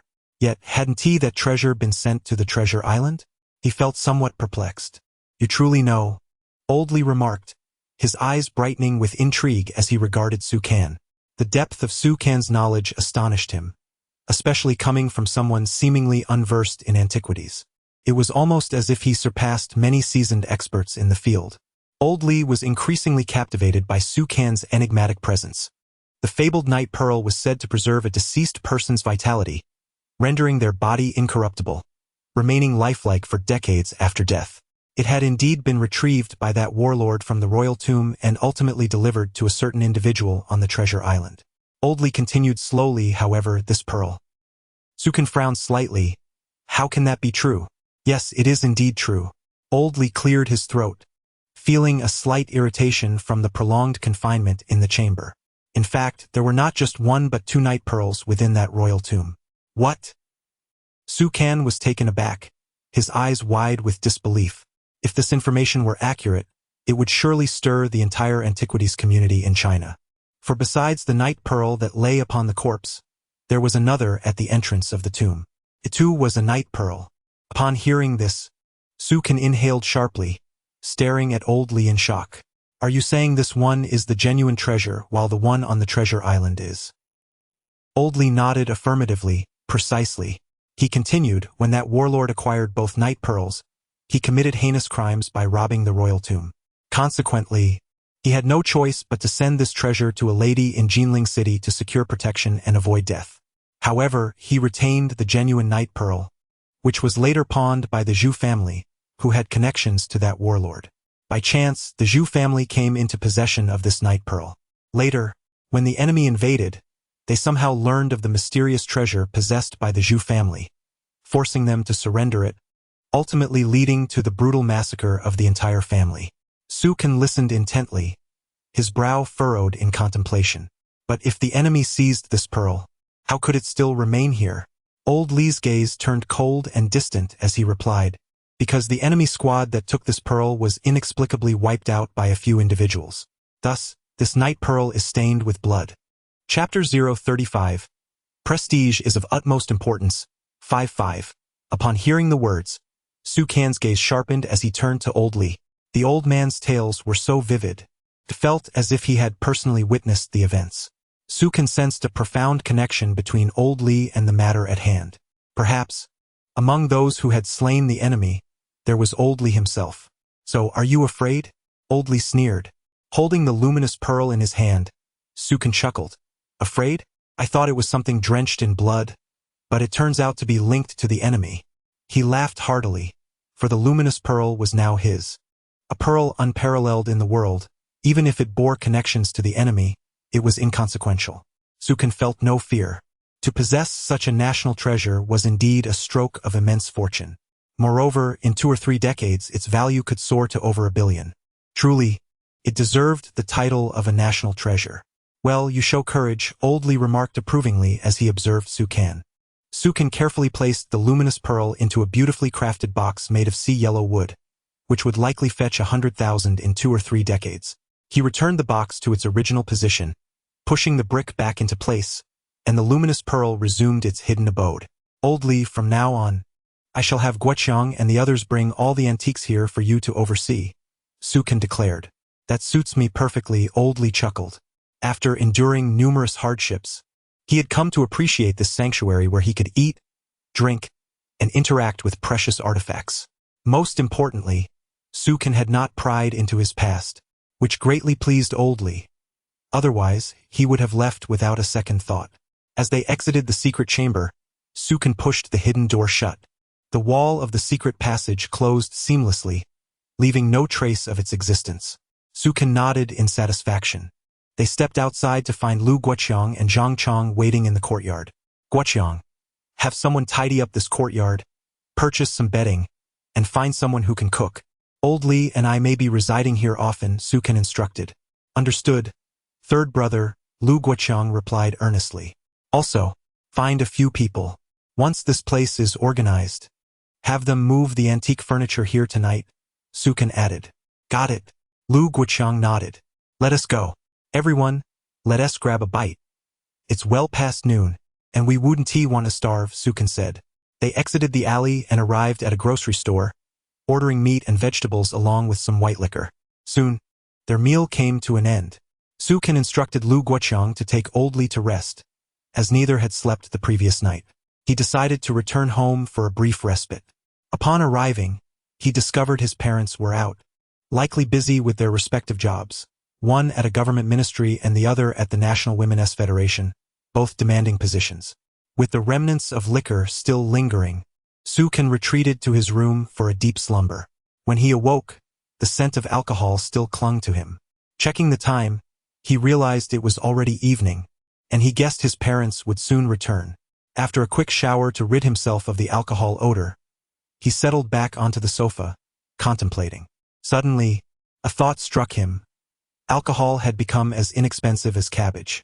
His eyes sparkled with a realization, especially regarding the future value of mutai.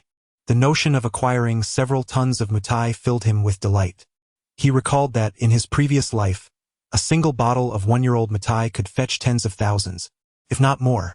If he could stockpile several tons, it could easily be worth over 100 billion in the future. Even accounting for evaporation, the value would still be in the tens of billions.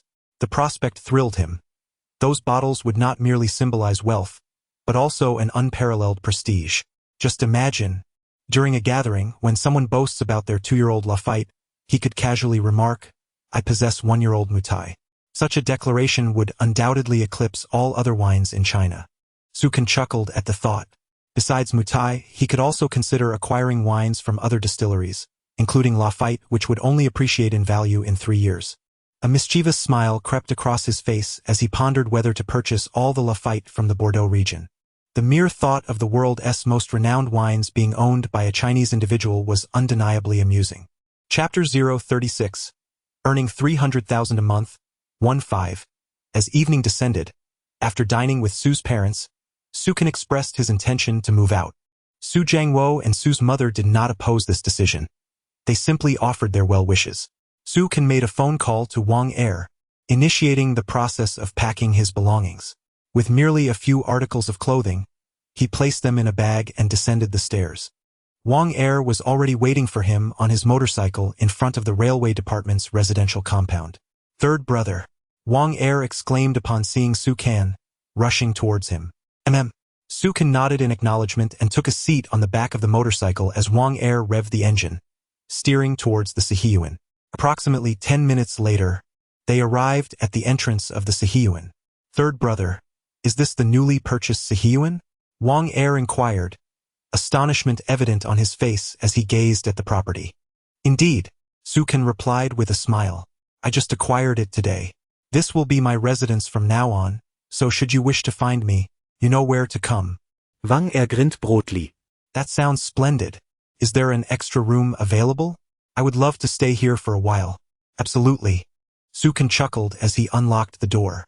There are plenty of rooms, both in the front and back courtyards. Feel free to choose. The space is ample enough for everyone. Thank you, third brother. Wang Er's eyes sparkled with delight. As Su Can entered the Sihiyuan, he remarked, Wang Er, I advise you to consider purchasing a few Sihiyuan for yourself when the opportunity arises. Trust me, it will be worthwhile. Of course, third brother Wang Er replied, nodding thoughtfully. However, upon witnessing the numerous Sihiyuan acquired by Su Can, he found himself puzzled. Why would one need so many houses? These properties could accommodate dozens, even hundreds of people. Yet, as he stepped into the Sihiyuan, he suddenly realized that living here might not be so bad after all. The grand Sihiyuan exuded charm and elegance. Su Can entered a spacious room in the front courtyard, placing his bag down. He surveyed the area and noted its cleanliness. Essentials such as wash basins and towels were already prepared, and fresh bedding adorned the beds. Pleased, Su Can nodded in satisfaction. As he exited the room, the door creaked open once more. Just as he stepped outside, he noticed Lu Guoqiang carrying a large box, followed by Zhang Chong and 3 young men. Additionally, Old Li strolled leisurely behind them with his hands clasped behind his back. Third brother, Lu Guoqiang called out upon spotting Su Can. Su Can nodded, instructing, place the items in the living room, but be cautious not to break anything. Understood. Third brother, Lu Guoqiang affirmed, nodding. Observing them as they moved the items into the living room, Su Can approached. Old Li chuckled. Rest assured, I have organized these antiques meticulously. As long as they do not fall, there should be no issues. Su Can smiled faintly. Unbeknownst to him, it had nearly been 2 months since his rebirth, and these antiques, along with the Sihiyuan, represented his most significant gains. In 2 to 3 decades, they could be worth billions, an amount that ordinary individuals could never hope to accumulate in a lifetime. Third brother, we are finished, Lu Guoqiang announced, placing the box down. Su Can inspected the items and nodded in approval. He then pulled out 6 large bills and addressed the 3 young men, here, take 20 each. Enjoy some tea and smoke a bit. Third brother, we cannot accept this. We are working for Brother Zhang. One of the young men hesitated, his eyes flickering with temptation yet resolutely refusing. The other 2 observed the money with longing but also declined. 20 yuan was a sum that an ordinary person would toil for half a month to earn. These young men, often regarded as street urchins, likely earned even less in a month. Now, they found themselves before the boss of their boss, their connection to Zhang Chong, who was Lu Guoqiang's subordinate. Though they were envious of the money, they dared not accept it. Come now, Su Can urged with a gentle smile. Take the money. I do not wish to repeat myself. Hurry and thank third brother, Lu Guoqiang interjected, nudging the hesitant young man. Thank you, third brother. Thank you. The 3 young men swiftly expressed their gratitude before exiting, visibly elated. As Lu Guoqiang observed their excitement, a hint of embarrassment crept onto his face. Third brother. Su Can waved dismissively, smiling. It is no trouble. One simply needs to possess the ability. Indeed, Lu Guoqiang understood Su Can's words, feeling immense gratitude. Without Sukan's support over the past 2 months, he would not have transformed from a scrap collector into someone of significance among the small-time players in Yanjing, enjoying the company of others. Third brother, Lu Guoqiang, took a deep breath and continued. I must report that our transactions have doubled in the past half-month, yielding nearly 200,000 in profit. Well done, Sukan acknowledged with a nod. In just over 10 days, the rapid growth was unexpected, and he had managed to earn 200,000. By the end of the month, he estimated his earnings would reach 300,000. Earning 300,000 a month? In this era, few could achieve such a feat. Chapter 037. The charming nanny Sukan felt a wave of happiness wash over him. In just 2 months since his rebirth, he had achieved a monthly income of 300,000. Fortunately, it was during this era of commercial wilderness, where opportunities flourished. Sukan's eyes narrowed slightly, acknowledging the commendable progress made. Well done, he praised, nodding affirmatively. It's all thanks to third brother. Lu Guoqiang grinned widely, his joy palpable. Just 2 months prior, he had been a worthless drifter, subsisting on scavenging and reselling refuse.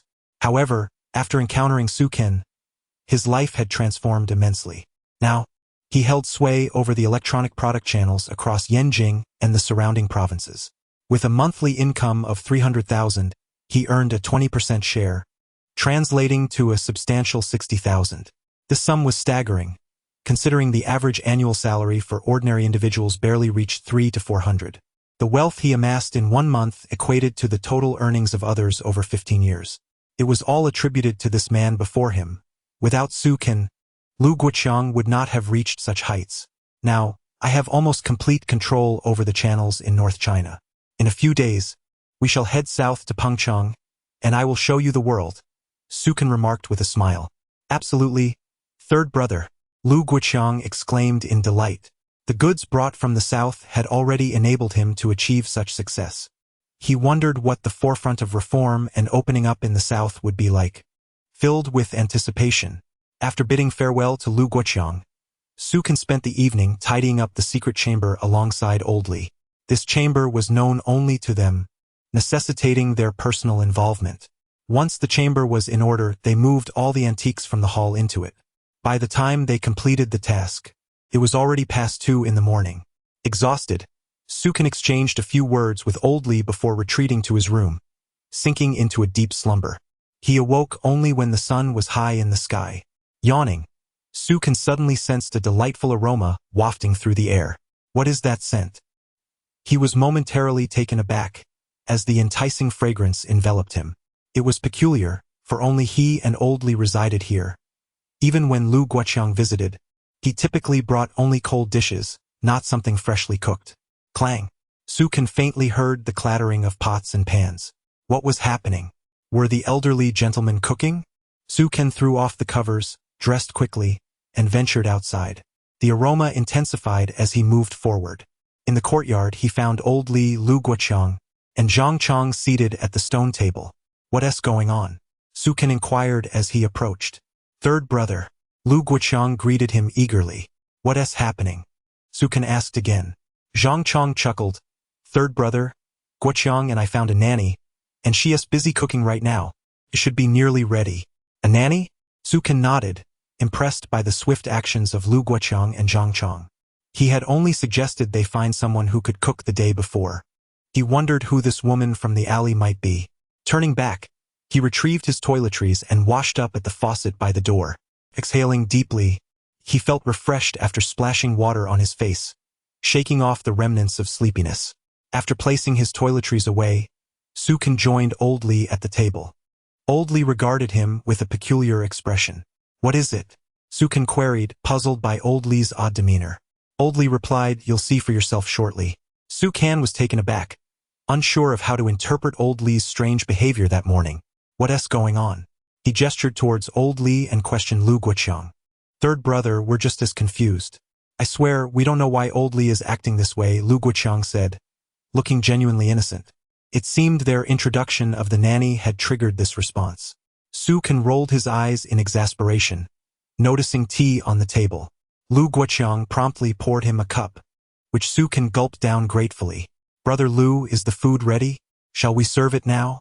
Just then, A melodious voice rang from the kitchen next door. "Third brother, where shall we eat?" Lu Guoqiang asked. Sukan gestured towards the stone table beneath the lush tree, providing ample shade and a refreshing atmosphere. "Let us eat here. Please bring it over." In less than a minute, Sukan saw a slender young woman, her hair braided and appearing to be around 20 years of age, emerging from the kitchen, carrying a table laden with dishes. "Is that the nanny?" Sukan was momentarily stunned, observing the young woman. She was indeed around 20 and strikingly beautiful. A charming little nanny? Sukan glanced at Old Li in surprise. Chapter 38. The Precious Wangwali Rocking Chair 3-5. Old Li rolled his eyes at Sukan, who immediately grasped the implication. Old Li believed that the beautiful young maid, whom he thought Lu Guoqiang had summoned, was indeed charming. What a predicament! Sukan sighed in resignation. He was caught in this misunderstanding without any wrongdoing. This was undoubtedly the work of Lu Guoqiang and Zhang Chong. Sukan remained oblivious to the situation. It was likely that the old man, while seeking a maid, offered a price higher than that of factory employment, attracting many unemployed individuals.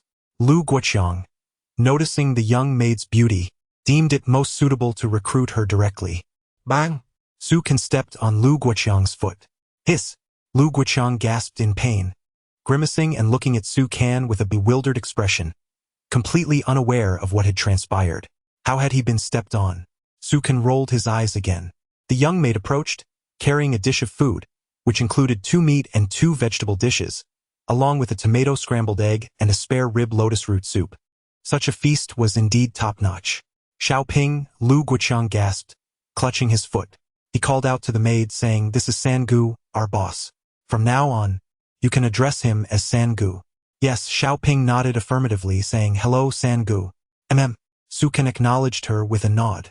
Xiaoping promptly returned to the kitchen, and he turned to Lu Guoqiang, inquiring, "Is she clean and tidy?" "Brother, rest assured. This girl, Zhao Xiaoping, is absolutely clean." Lu Guoqiang replied eagerly, nodding his head. Sukan felt relieved. He had many belongings stored here, from large antiques to smaller amounts of cash. After all, in this era, depositing hundreds of thousands in a bank could potentially stir up significant trouble.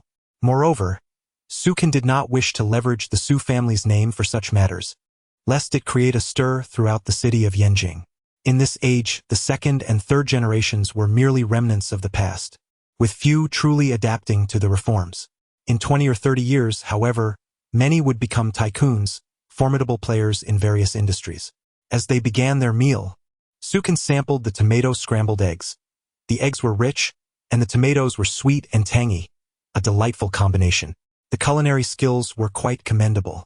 Sukan savored several bites, satisfied with Zhao Xiaoping's cooking. This was fortunate.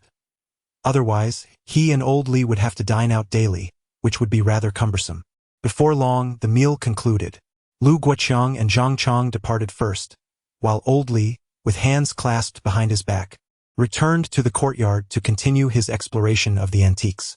Sukan instructed him to compile a catalogue of the antiques, ensuring that each piece would have an identity marker. Whenever he wished to examine an antique, he could simply consult the catalogue to locate it easily. The future was one of modernization, informatization, and digitization, with all data transforming into mere fragments of cloud storage. Sukan pondered while seated in the rocking chair. This chair, crafted from precious Wangwali wood, had also been acquired by Lu Guoqiang, who had purchased it from someone unaware of its value for a mere 30 yuan. Old Li assessed that as long as the chair was used properly and shielded from the elements, it would remain undamaged. Sukan reclined in the chair and soon drifted into slumber. In 20 years, this rocking chair would surely be valued at over 10 million. Regrettably, he thought, apart from the rocking chair, he also desired a table made of Wangwali, Zitan, or Jinsi Nan wood. If he had such a table, his set of Zisha teapots could be displayed beautifully, allowing him to sit comfortably in the Wangwali rocking chair, enjoying the shade beneath the large tree. Life would be blissful. He needed Lu Guoqiang to find a suitable table. As he closed his eyes, gently rocking, he mused that the antique Zisha teapots required a table that matched their elegance. Otherwise, it would be an unfortunate mismatch. Lost in thought, a cool breeze wafted by, and Sukan squinted his eyes, gradually succumbing to sleep. After an indeterminate period, Sukan felt a gentle movement on his body, as if something was delicately draping over him. He slowly opened his eyes, only to behold a strikingly beautiful face, fair-skinned and exquisitely delicate. It was the maid Zhao Xiaoping. His gaze shifted downward, observing her as she carefully covered him with a light blanket, her body slightly bent as she leaned over. So white. Sukan was momentarily taken aback, awakening fully as he sat upright. Ah! Zhao Xiaoping was startled, retreating a few steps. Looking at Sukan with an expression of embarrassment, she said, "Sango, I saw you sleeping and was worried you might catch a chill, so I covered you with a blanket. It's fine, I was just resting well," Sukan replied, shaking his head, vaguely aware of the warmth that had surged through him just moments ago. Chapter 39. The Fierce Maid, 4-5. "Please, return for now. I wish to lie here a while longer," Sukan remarked with a smile, gazing at Zhao Xiaoping. "There's no rush, it's not yet dinner time, and I have just tidied the courtyard," Zhao Xiaoping replied cheerfully. Sukan paused, feeling a sense of helplessness. He sensed a tide of blood rushing to his face, while Zhao Xiaoping stared at him with her captivating large eyes. He felt a wave of embarrassment wash over him. Glancing down at the thin blanket covering him, an idea sparked in his mind, and he reached to adjust it. "Wait, let me help you," Zhao Xiaoping exclaimed, quickly grabbing the blanket. As she tugged it down, her eyes fell upon a certain area, and her cheeks flushed a deep crimson. "Ah!" She quickly covered her eyes, straightened her posture, turned away, and dashed off, feeling a rush of heat across her face. Watching Zhao Xiaoping's retreating figure, Sukan sighed in resignation. He glanced down, bemused by the turn of events. How was it that he felt unjustly accused? It was hardly his intention for such an incident to occur. What a predicament! He felt rather vexed. Covering his head with the blanket, he closed his eyes and drifted back into an uneasy slumber. Upon awakening, Sukan opened his eyes to find the sky dimming, the vibrant hues of sunset casting a gentle glow through the lush branches above. Stretching his sore neck, he realized that while the rocking chair was comfortable, prolonged use had left him stiff. "You're awake," Li Laotu observed, seated nearby and sipping tea. As Sukan stirred, the old man turned to him, inquiring softly. "Yes," Sukan replied, rising to his feet. He made his way to pour himself a cup of tea, relishing the refreshing sensation as it coursed through him. "I heard Zhao Xiaoping calling out this afternoon," Li Laotu remarked, casting a knowing glance at Sukan. "What are you staring at me for?" Sukan rolled his eyes, feeling a bit uneasy, as the incident indeed had some connection to him. "It wasn't my doing," he insisted, pouring another cup of tea. "Ah, young people and their antics are quite normal," Li Laotu mused. Suddenly, Sukan, mid-sip, erupted in laughter, tea spilling everywhere. Li Laotu, he exclaimed, shooting the old man a glare, realizing just how mischievous he could be. With a smirk, Li Laotu reveled in Sukan's reaction. Li Laotu, "Are you perhaps experiencing a late life awakening? I might need to find a matron to help tidy up for you," Sukan teased, a playful glint in his eye. "You," Li Laotu huffed, glaring at Sukan in mock indignation. "Ah!" Sukan laughed heartily, feeling victorious in their banter. With his wealth, he could afford to be cheeky, knowing that Li Laotu could never win against him. Li Laotu shot Sukan a disdainful look, continuing to sip his tea in silence. Moments later. Zhao Xiaoping emerged with a tray of dishes. Tonight, she had prepared 2 meat dishes and a vegetable dish, accompanied by a seaweed egg soup. As she set the dishes down, she cast a furtive glance at Sukan, her cheeks blooming with shyness. Li Laotu, noticing, grinned at Sukan. Sukan felt exasperated. Zhao Xiaoping's expression was as transparent as day, betraying her feelings. "Xiaoping, come sit with us," Li Laotu called out, seeing her attempt to leave. "No, it's all right. Zhao Xiaoping hesitated, glancing at Sukan. "Sit with us. There's plenty of food, and Li Laotu and I could never finish it all," Sukan encouraged, taking a deep breath. "This maid is quite formidable," Sukan mused, pondering whether he should consider hiring a more seasoned housekeeper. "Thank you, third brother," Zhao Xiaoping replied, nodding obediently, resembling a dutiful wife, which made Li Lao-tu beam with delight. Li Lao-tu, eat well, Su Can warned, casting a stern look at him. If not, I might just have Lu Guoqiang bring in some matrons to help with the cleaning tomorrow. Third brother, are you really hiring matrons? I can manage perfectly well on my own. But if you insist on hiring, I know a few excellent ones, Zhao Xiaoping chimed in, her large eyes blinking innocently. Su Can nearly burst into laughter at her earnestness. This maid was truly something else. Li Lao-tu rolled his eyes, quickly silencing himself. Chapter 040. The greatest spendthrift in history for several consecutive days. While Su Can reclined in the Wangwali rocking chair, Zhao Xiaoping dared not approach, fearful that the scene from that day might resurface. Meanwhile, Lu Guoqiang, following Su Can's instructions, surprisingly managed to acquire a Zeton table. Su Can promptly retrieved his set of purple clay teapots. Upon seeing this, Old Li rolled his eyes in disbelief. It was already excessive to use the Wangwali rocking chair, but Su Can surpassed expectations by introducing the Zeton table. Even more outrageous was the fact that he took out the precious set of purple clay teapots. Those were antiques. Old Li nearly seethed with fury. Had he not refrained from expressing his disdain, he might have unleashed a torrent of sarcastic remarks upon Su Can. In comparison to the previous few days when he had confronted Lu Guoqiang and others, it was at this moment that Su Can truly embodied the archetype of a spendthrift.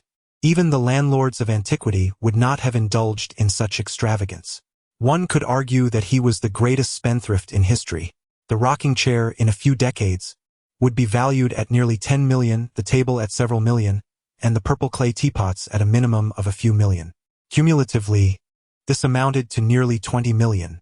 Even the wealthiest individuals of the future, like Wang Shoufu or Ma Shoufu, would not possess such lavish items for everyday use.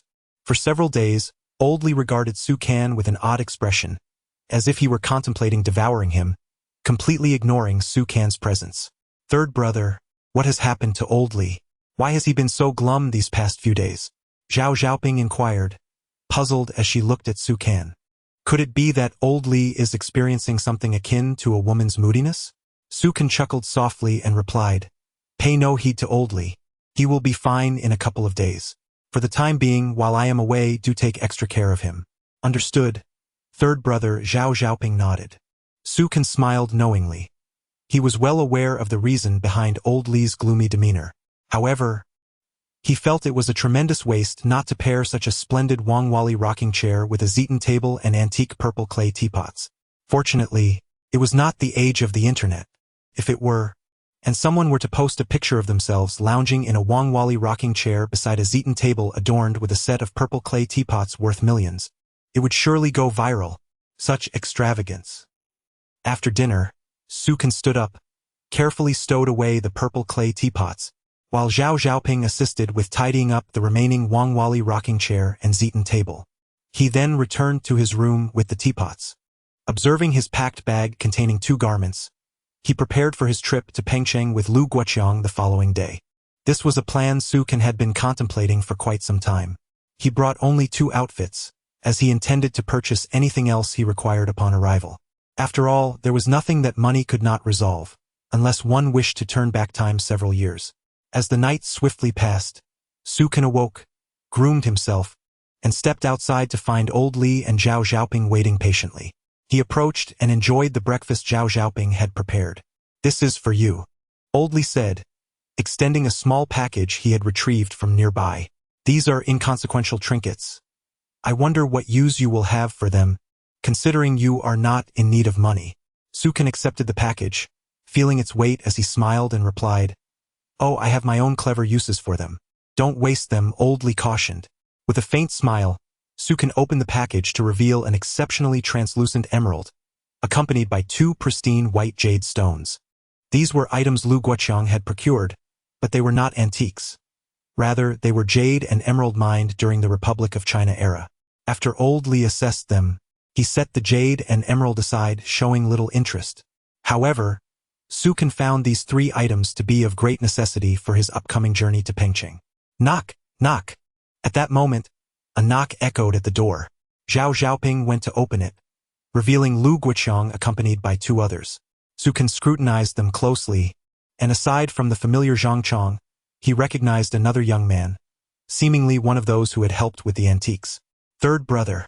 Lu Guoqiang approached Su Kan, carrying a backpack. Hello, third brother. Zhang Chong and the young man greeted in unison. Have you all prepared everything? Su Kan inquired. Lu Guoqiang nodded. All set. Third brother. I have entrusted Zhang Chong with the matters in Yanjing. Zhang Chong is commendable. Do a good job, Su Kan affirmed, nodding at Zhang Chong. Thank you, third brother, Zhang Chong exclaimed, his face lighting up with joy. Having been entrusted with Yanjing's affairs was no small matter, particularly with Su Kan's approval. Lu Guoqiang continued, Third brother, this is Huang Xiaowei. Though young, he is efficient. Since you wanted someone to accompany me, I brought him along. That is perfectly fine, Su Kan replied with a smile. Such matters you may handle as you see fit. Express your gratitude to third brother, Lu Guoqiang urged, playfully pushing Huang Xiaowei's head down. Thank you, third brother. Thank you, Huang Xiaowei exclaimed gratefully, exhilarated at receiving recognition from someone of such high stature. In Yanjing, who could rival the influence of Brother Chong? Indeed, in the capital, Brother Chong walked with unparalleled confidence, while his superior, the illustrious third brother before him, remained shrouded in mystery. Let us proceed. As Huang Xiaowei reveled in excitement, Su Kan rose, noticing Zhao Xiaoping approaching with his bag. He accepted it from her. Everything is ready, brother. I have arranged for a vehicle to take us to the train station, Lu Guoqiang stated as he walked ahead. Su Kan nodded in acknowledgement. Exiting the door, they found an old jeep waiting. Su Kan took the passenger seat as the vehicle slowly made its way to the train station. At that point, there were no trains running to Pengcheng. They traveled by train to Yueqing, then took a bus to Pengcheng, and after several days of arduous travel, they finally arrived in Pengcheng. Chapter 41. Nightclub 15. Upon disembarking, the scene before him was astonishing. A bustling crowd filled the streets, each individual hurrying along, burdened with various bags, as the flow of people surged like a tide. It was overwhelming. In their eyes shone a glimmer of hope, a yearning for the future. Is this the renowned Pengcheng of the year? Hope radiated from every gaze. This was not the Pengcheng of the future, that international metropolis. The present-day Pengcheng brimmed with boundless vitality. He heard the melodic tones of Cantonese mingling with accents from across the nation. Bro! Lu Guoqiang swallowed hard and exclaimed, Is this really Pengcheng? There are so many people. Why are there so many? Su Kan chuckled, though they appear to be in a hurry. Most of them earn several thousand a month. What? Lu Guoqiang's jaw dropped in disbelief. How can that be? With a slight smirk, Su Kan pointed to the bags slung over their shoulders and remarked, You see those bags? Most of them are here to procure goods, which they then sell in other regions like the north or the central areas. Just like Zhang Guoqing? Lu Guoqiang's eyes widened in astonishment. Precisely, Su Kan affirmed. They are akin to Zhang Guoqing, though he is fortunate to have encountered us, allowing him to distribute goods on a large scale. Thus, his income surpasses theirs by several multiples. Indeed, this place was a veritable gold mine. Lu Guoqiang's eyes sparkled with realization. Let us go, Su Kan urged. First, we need to find a place to stay. Tonight, I'll introduce you to someone. Perhaps we will come to Pengcheng to develop our prospects. Pengcheng is the epicenter of reform and opening up, having birthed countless great enterprises. The air is thick with endless opportunities and challenges. Having been reborn, Su Kan would not miss his chance. After searching for a while, the trio finally found a modest guest house, but astonishingly, it required 3 yuan for a night's stay. The place was in a dire state of disrepair. Nonetheless, they opted to stay, for nearly all other lodgings were fully booked. Present-day Pengcheng lacked sufficient accommodations. Of course, Su Kan could easily have secured a room at the newly built government guest house, but he had no intention of leveraging the Su family's influence to gain entry there. This shabby place still charges 3 yuan a day, Lu Guoqiang grumbled as they entered the room. With a sly grin, Su Kan surveyed their accommodations. A cramped room for 3, costing 2 yuan a night, equating to 1 yuan per person. This price was double that of Yanjing, and there was no hot water, only a communal bathhouse next door. Su Kan furrowed his brow. Should we consider purchasing a plot of land or a courtyard for living arrangements? Otherwise, this is too bothersome, he mused. Let us stay here for 2 days, then we can head to the other side. The other side? You mean Xiangjiang? Lu Guoqiang gasped, his surprise palpable. Yes. Su Can smiled. I want to take you both to experience it. Gulps echoed as Huang Xiaowei stared in astonishment at Su Can. To think they would venture to Shangjiang, what a privilege to accompany the leader. With a calm smile, Su Can led them out as evening approached. Checking the time, he turned to Huang Xiaowei and Lu Guoqiang, saying, Let us go. Follow me to a certain place. What about our belongings? Lu Guoqiang glanced at the bags. Su Can rolled his eyes. Are you foolish? Of course, we take our money with us. Leaving it here means you risk returning to find your things gone. Present-day Pengcheng is a melting pot of chaos. One must keep their valuables close. Moreover, Su Can had instructed Lu Guoqiang to bring 5,000 yuan in cash to cover expenses for their trip to Shangjiang. As they stepped outside, they encountered a cycle rickshaw. After a 20-minute ride, they arrived at an opulent establishment, aglow with neon lights. Gulps filled the air once more as Lu Guoqiang took in the grandeur of the building. Su Can patted his shoulder, saying, In the future, Yanjing will also have places like this. Once we reach the other side, there will be even more. Lu Guoqiang's eyes widened in disbelief. Su Can's smile was serene. He had not anticipated the emergence of nightclubs in Pengcheng already, suggesting that many merchants from Shangjiang had flocked here. If Lu Guoqiang remained skeptical, time would surely prove the truth. Such venues would not only proliferate but would also spread extensively across the land of Huaxia. Su Can led the two inside, where they were soon approached by a girl clad in a revealing outfit. Su Can smiled gently. Sir, do you have a reservation?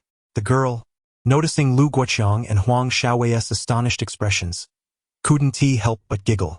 Room number, reserved for Mr. Su, Su Can replied. You must be Mr. Su. The girl's eyes sparkled as she recognized him, taking a moment to scrutinize him closely. She was aware of the mysterious identity of the individuals in the private room. Even the big boss personally greeted them. It was unexpected that the guest invited to that room was such a young man. This was indeed surprising. Chapter 42. Stepping into Hong Kong soon, the enchanting lady escorted Su Can into the private room. She knocked gently on the door. Mr. Su, Mr. So you invited has arrived, she called out. Come in. A voice resonated from within. The lady opened the door softly and said, Mr. Su, you may enter now. I cannot accompany you inside. Thank you. Su Can replied with a smile as he entered alongside Lu Guoqiang and Huang Xiaowei. Upon entering, they were greeted by a round table where a man with a square face, approximately 40 years of age, sat at the head. Beside him was a man in his 30s. Uncle Chun. Su Can exclaimed upon recognizing the square-faced man. Su Can. The man rose, a warm smile illuminating his face. I never imagined you would grow up so quickly.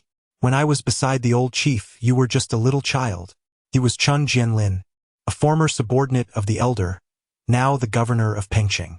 You haven't changed a bit, Uncle Chun, Su Can chuckled. Come, sit here, Chun Jianlin invited, gesturing to a seat. Su Can glanced at the head of the table and said, Uncle Chun, as a guest, I must defer to you, the host. Please, take the main seat. He moved to the head of the table, pulling Chun Jianlin down to sit beside him. Then I shall not be polite, Chun Jianlin remarked, looking at Su Can with a smile. The old chief is a dragon, and his grandson is unexpectedly impressive, unlike those typical young masters. Su Can introduced his friends, Lu Guoqiang and Huang Xiaowei, briefly. Chun Jianlin nodded, then pointed to the man in his 30s beside him. Su Can, regarding what you asked me to assist with, I have found a businessman from Hong Kong. This is Mr. Su Zhengmao. You can simply call him Old Su. He owns a garment factory in Hong Kong and is here in Pengcheng to invest $1 million in building a factory. He is a patriotic man. Upon hearing Chan Jianlin's words, Su Can extended his hand towards Su Zhengmao. Mr. Su, it's a pleasure to meet you. I am Su Can. Hello, Su Shao. Su Zhengmao replied in broken Mandarin, addressing Su Can with the term commonly used for young masters in Hong Kong, often referring to those from affluent families. Su Zhengmao perceived Su Can as belonging to a distinguished family lineage. Although he was a wealthy businessman himself, he understood the significance of Su Can's background, especially with a Pengcheng governor present. Knowing a mere phone call could easily summon him. I am just a small businessman. There are many like me in Hong Kong. You can just call me Old Su, Su Zhengmao humbly stated. Very well, Old Su. Su Ken replied without hesitation. The mere fact that Chen Jianlin facilitated this meeting with Su Zhengmao was a stroke of fortune for him, perhaps a pivotal moment that could alter the course of his destiny. Let us begin with the meal. Chen Jianlin smiled as he noticed Su Ken and Su Zhengmao exchanging pleasantries, signaling for the dishes to be served. In no time, the table was filled with an array of exquisite delicacies. True to its reputation as a culinary haven, the spread included an assortment of wild game and seafood, featuring large lobsters and pangolin meat among other delicacies. After a while, Chen Jianlin observed the gathering and said, "Su Ken, do come visit me sometime. I must take my leave now. Uncle Chen, let me see you off." Su Ken stood, aware that Chen Jianlin was intentionally leaving early to allow for a private discussion between Su Ken and Su Zhengmao.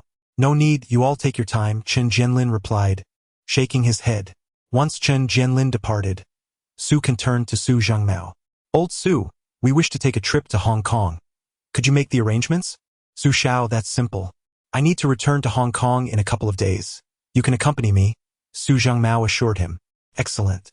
Additionally, could you assist me in converting this money into Hong Kong currency?" Su Ken indicated to Lu Guoqiang, who produced a packet of cash. Su Xiao. "How can I let you bear the expenses for a trip to Hong Kong? I will cover your travel costs." Su Zhengmao quickly interjected with a smile. Realizing Su Zhengmao's demeanor, Su Ken chuckled internally but insisted, "Let us proceed with the exchange. This amount is merely a drop in the ocean for me. 50,000 RMB. 50,000. Su Zhengmao exclaimed, his eyes widening in surprise as he gazed at Su Ken. He had not anticipated that Su Ken, presumably of a second or third generation, would present such a substantial sum, equivalent to approximately 30 to 40,000 Hong Kong dollars at current exchange rates. Seeing the earnestness in Su Ken's expression, Su Zhengmao accepted the 50,000 and committed to exchanging it for Hong Kong currency. His actions were swift. By the following day, he had procured 40,000 Hong Kong dollars for Su Ken, a generous rate indeed. On the third day, he arranged for travel permits for Su Ken and his companions, guiding them towards the border crossing. This marked Su Ken's inaugural journey into Hong Kong in this lifetime. Chapter 043. The poor reside in the high-rise crossing the port. They soon arrived at the other side of the fragrant harbor. Su Zhengmao had already dispatched someone to wait with a vehicle, a Western-style business sedan, as most people here preferred European models. "Young Master Su, please get in," Su Zhengmao said, opening the car door and inviting Su Ken to enter. Su Ken nodded, and both Lu Guoqiang and Huang Xiaowei followed suit. Moments later, the car glided forward, heading towards the bustling heart of the harbor. Along the way, towering skyscrapers emerged, with buildings soaring dozens of stories high. "Wow!" Huang Xiaowei gasped in awe, while Lu Guoqiang's eyes widened in disbelief. "Such tall buildings. There are so many, so densely packed." Su Zhengmao chuckled heartily. "These buildings are all housing for the poor of the harbor." "What?" Huang Xiaowei exclaimed, his eyes bulging. Lu Guoqiang was utterly astonished. "How can that be? Such splendid buildings in a prosperous area are only for the poor. Is capitalism really that corrupt?" Su Ken shook his head in resignation. "Not quite. The rich in the harbor actually live in the mid-levels, not in the bustling city." "Not living in the city, living in the mid-levels? What kind of nonsense is that?" Lu Guoqiang's jaw dropped in disbelief. Su Zhengmao looked at Su Ken with surprise, not expecting him to be aware of such peculiarities in the harbor. "Ha!" Su Ken smiled. "The wealthy and noble families reside on the hills, and the wealthier they are, the higher they reside." "Indeed, young Master Su is correct," Su Zhengmao laughed. "In the harbor, the wealthiest people live on the hills, where the landscape is expansive, and their residences are 10,000 square feet. In inland terms, that translates to super villas of over 1,000 square meters. Is it really that large?" Lu Guoqiang was slightly taken aback. "Yes," Su Ken affirmed. He added, "It can be said that in the coming decades, this division will become increasingly pronounced. The poor will grow poorer, and the rich will grow richer. Social mobility will stagnate, and traditional industries will struggle to produce transformative figures. This place is so small that it cannot accommodate others, and with the inland's reform and opening up, those enterprises that first entered the inland market have become colossal giants, with wealth abundant, leaving little opportunity for the people of the harbor. Moreover," Sukan glanced at the towering buildings outside, contemplating that in the future, a cramped bed space here could cost as much as 3,000 a month. However, at present, this is Asia's economic center, one of the 4 small dragons, which has produced the last batch of super-rich individuals in the harbor. With a deep exhale, Sukan released a breath of pent-up frustration. The vehicle gradually arrived in the city and halted in front of a multi-story hotel, where Sukan and his companions disembarked. "Young master, I have booked a hotel here," Su Zhengmao explained as he exited the car. "Thank you for your thoughtfulness," Sukan replied, turning to Lu Guoqiang. "Let us see the costs later. We can settle with Su afterwards." "Young master, this." Su Zhengmao's face showed signs of reluctance, but Sukan waved his hand, saying, "Old Su, there is no need to weigh this matter so heavily." "Understood, young master," Su Zhengmao nodded. As they entered, Sukan scanned the front desk, noting that the hotel charged approximately 500 harbor dollars per night, roughly equivalent to 700. This amount represented a year's wage for a worker in Yanjing, insufficient to cover a single night's stay here. The disparity was staggering. With a sigh, Sukan and his companions ascended to the 12th floor, where they had reserved 2 rooms in this renowned hotel. Although not the most luxurious in the harbor, it was still well regarded and of high caliber. Upon entering, they could see the harbor's iconic architecture, and the rooms were spacious. The difference between this accommodation and the one they had in Pengcheng was akin to heaven and earth, yet the price reflected that disparity by hundreds of times. "This is the harbor." "Young master," Su Zhengmao observed Sukan's satisfaction with the rooms and felt relieved. "I have some matters to attend to over the next few days, and I've arranged for a few guides. Should you need anything, feel free to reach out to them." "All right," Sukan nodded, turning aside to retrieve 2 jade pieces and some emeralds from his bag. The emeralds shimmered with a refreshing green hue in the brightly lit room. "What is that?" Su Zhengmao gasped as he caught sight of them. "Help me find an auction house or a jade market in the harbor to sell these. Please deposit the funds into several accounts for me. I currently do not have an account. Help me set up a HSBC account." Sukan casually handed the 3 items to Su Zhengmao. Su Zhengmao Gapet repeat then. His eyes widening in shock. "Imperial green. And what is that?" He was stunned, unable to believe that these 3 pieces would undoubtedly send ripples through the entire jewelry industry in the harbor, even shaking the foundations of the renowned jewelry families that frequently appeared on the rich lists. This is indeed the famous Imperial green. Chapter 044. The Hong Kong Syndicate for 5. Though Su Zhengmao is not one of Hong Kong's wealthiest tycoons, he is nonetheless a small business owner of considerable standing, with a fortune exceeding 10 million. He dabbles in gemstones and frequently purchases exquisite jade for his wife and mistresses. However, the most expensive piece he has ever acquired is merely a jade worth several hundred thousand. In Hong Kong, where jade is particularly revered, Su once beheld a jade ornament at Zheng's jewelry, priced at a staggering several million. Yet it was merely a small fragment of jade. Today, he possesses a piece that is twice the size of that ornament, radiant in its translucent green hue, devoid of any blemishes or bubbles, resembling a pristine block of ice. Its beauty surpasses even that multi-million-dollar gem. Su Zhengmao was astounded. This single piece of jade nearly equaled his entire personal fortune. The other 2 jade stones he examined were equally remarkable, pristine and cool to the touch, exuding a refreshing chill that remained unchanged no matter how long he held them. Could it be that these stones rivaled the Imperial green jade? In an instant, Su contemplated claiming these 2 jade pieces along with the Imperial green for himself. However, that thought was swiftly extinguished. The enigmatic Su Xiao before him wielded considerable influence. Even the governor of Pengcheng would heed his call. If he were to seize the jade and stones for himself, the repercussions could be dire. Su felt relieved that he had quelled that selfish desire, a decision he would later regard as one of his proudest moments, one that would become a guiding principle for the Su family. Sukan regarded Su Zhengmao and said, "Old Su, it's fine to lower the price a bit. Act quickly. I expect to be in Hong Kong for only about a week." "Understood." Su nodded in agreement. At that moment, the telephone in the room rang. Su glanced at it and remarked, "Su Xiao, it seems the person I summoned has arrived." Sukan nodded, instructing, "Let him come up." "Yes." Su straightened his posture and answered the call. Shortly after, a knock sounded at the door. Su opened it to admit a newcomer. Su Shao.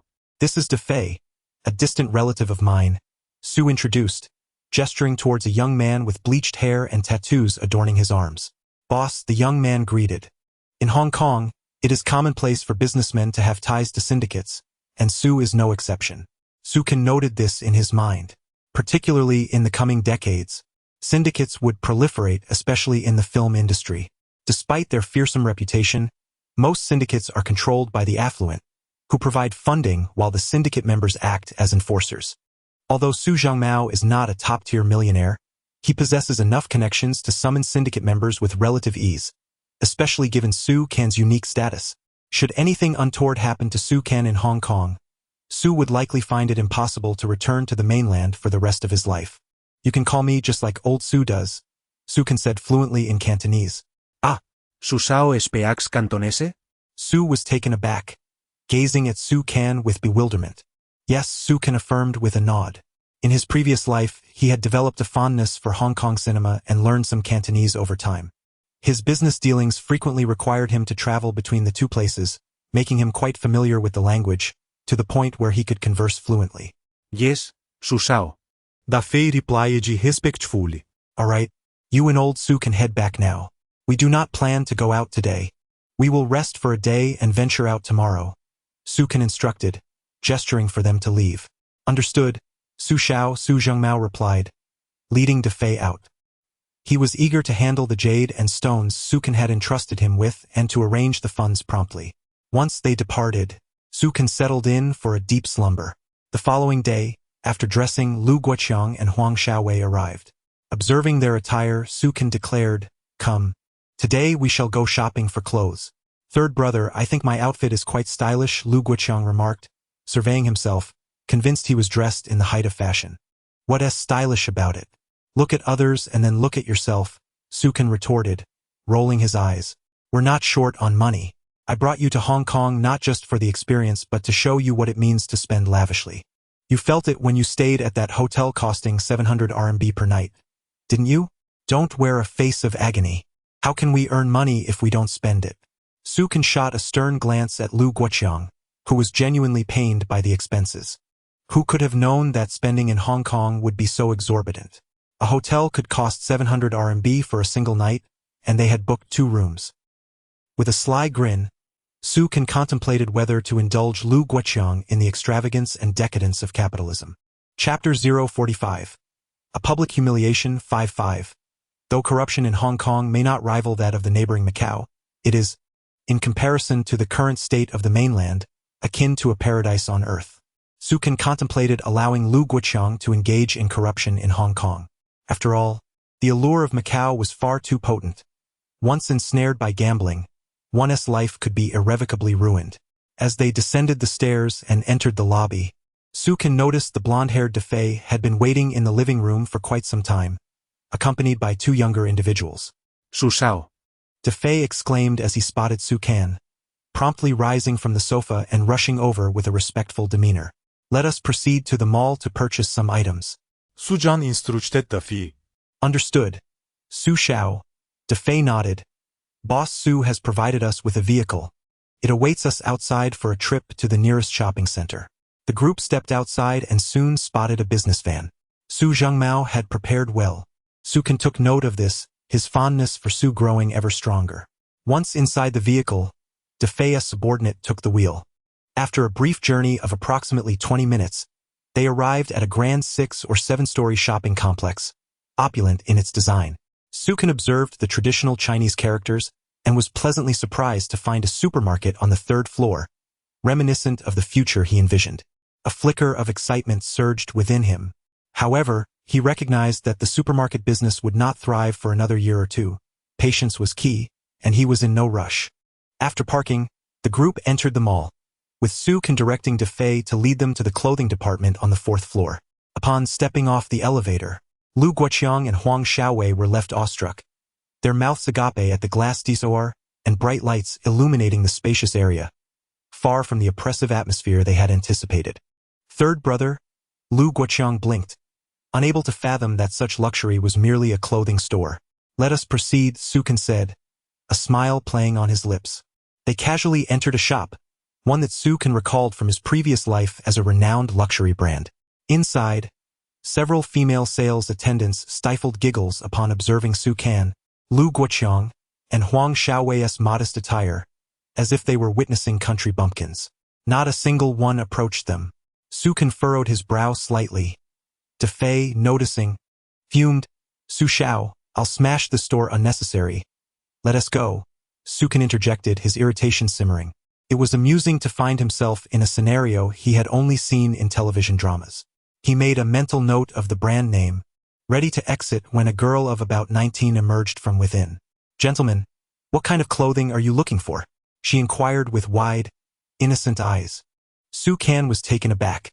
He sensed no trace of disdain from her, only genuine sincerity. Little Yu, that foolish girl, was wasting her time with such unassuming individuals, clearly lacking the means to purchase anything. It was no wonder her sales performance was abysmal. Having been there for a month, she had barely sold a few thousand worth, failing to meet her targets. Su Kan distinctly heard the whispers of derision from the other sales attendants. With a smirk, he replied, "Dear lady, please assist my two friends and me in selecting 2 outfits each. The price is of no concern." Of course. The girl nodded eagerly. Before long, she helped Lu Guoqiang and Huang Xiaowei choose their outfits, totaling just over 3,000. "Dear lady, these garments are far too inexpensive," Su Kan remarked with a frown. "Ensure that each selection is no less than 10,000 Hong Kong dollars. Otherwise, I shan't make a purchase."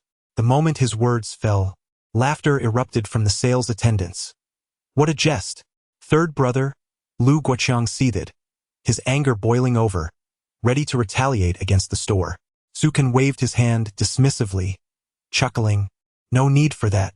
Let us see what it feels like to wear clothes worth 10,000. His words only fueled the laughter of the saleswomen. They had encountered boastful individuals before, but never anyone quite so audacious. Little Yu shot a glance at Su Kan, who reassured her with an encouraging smile.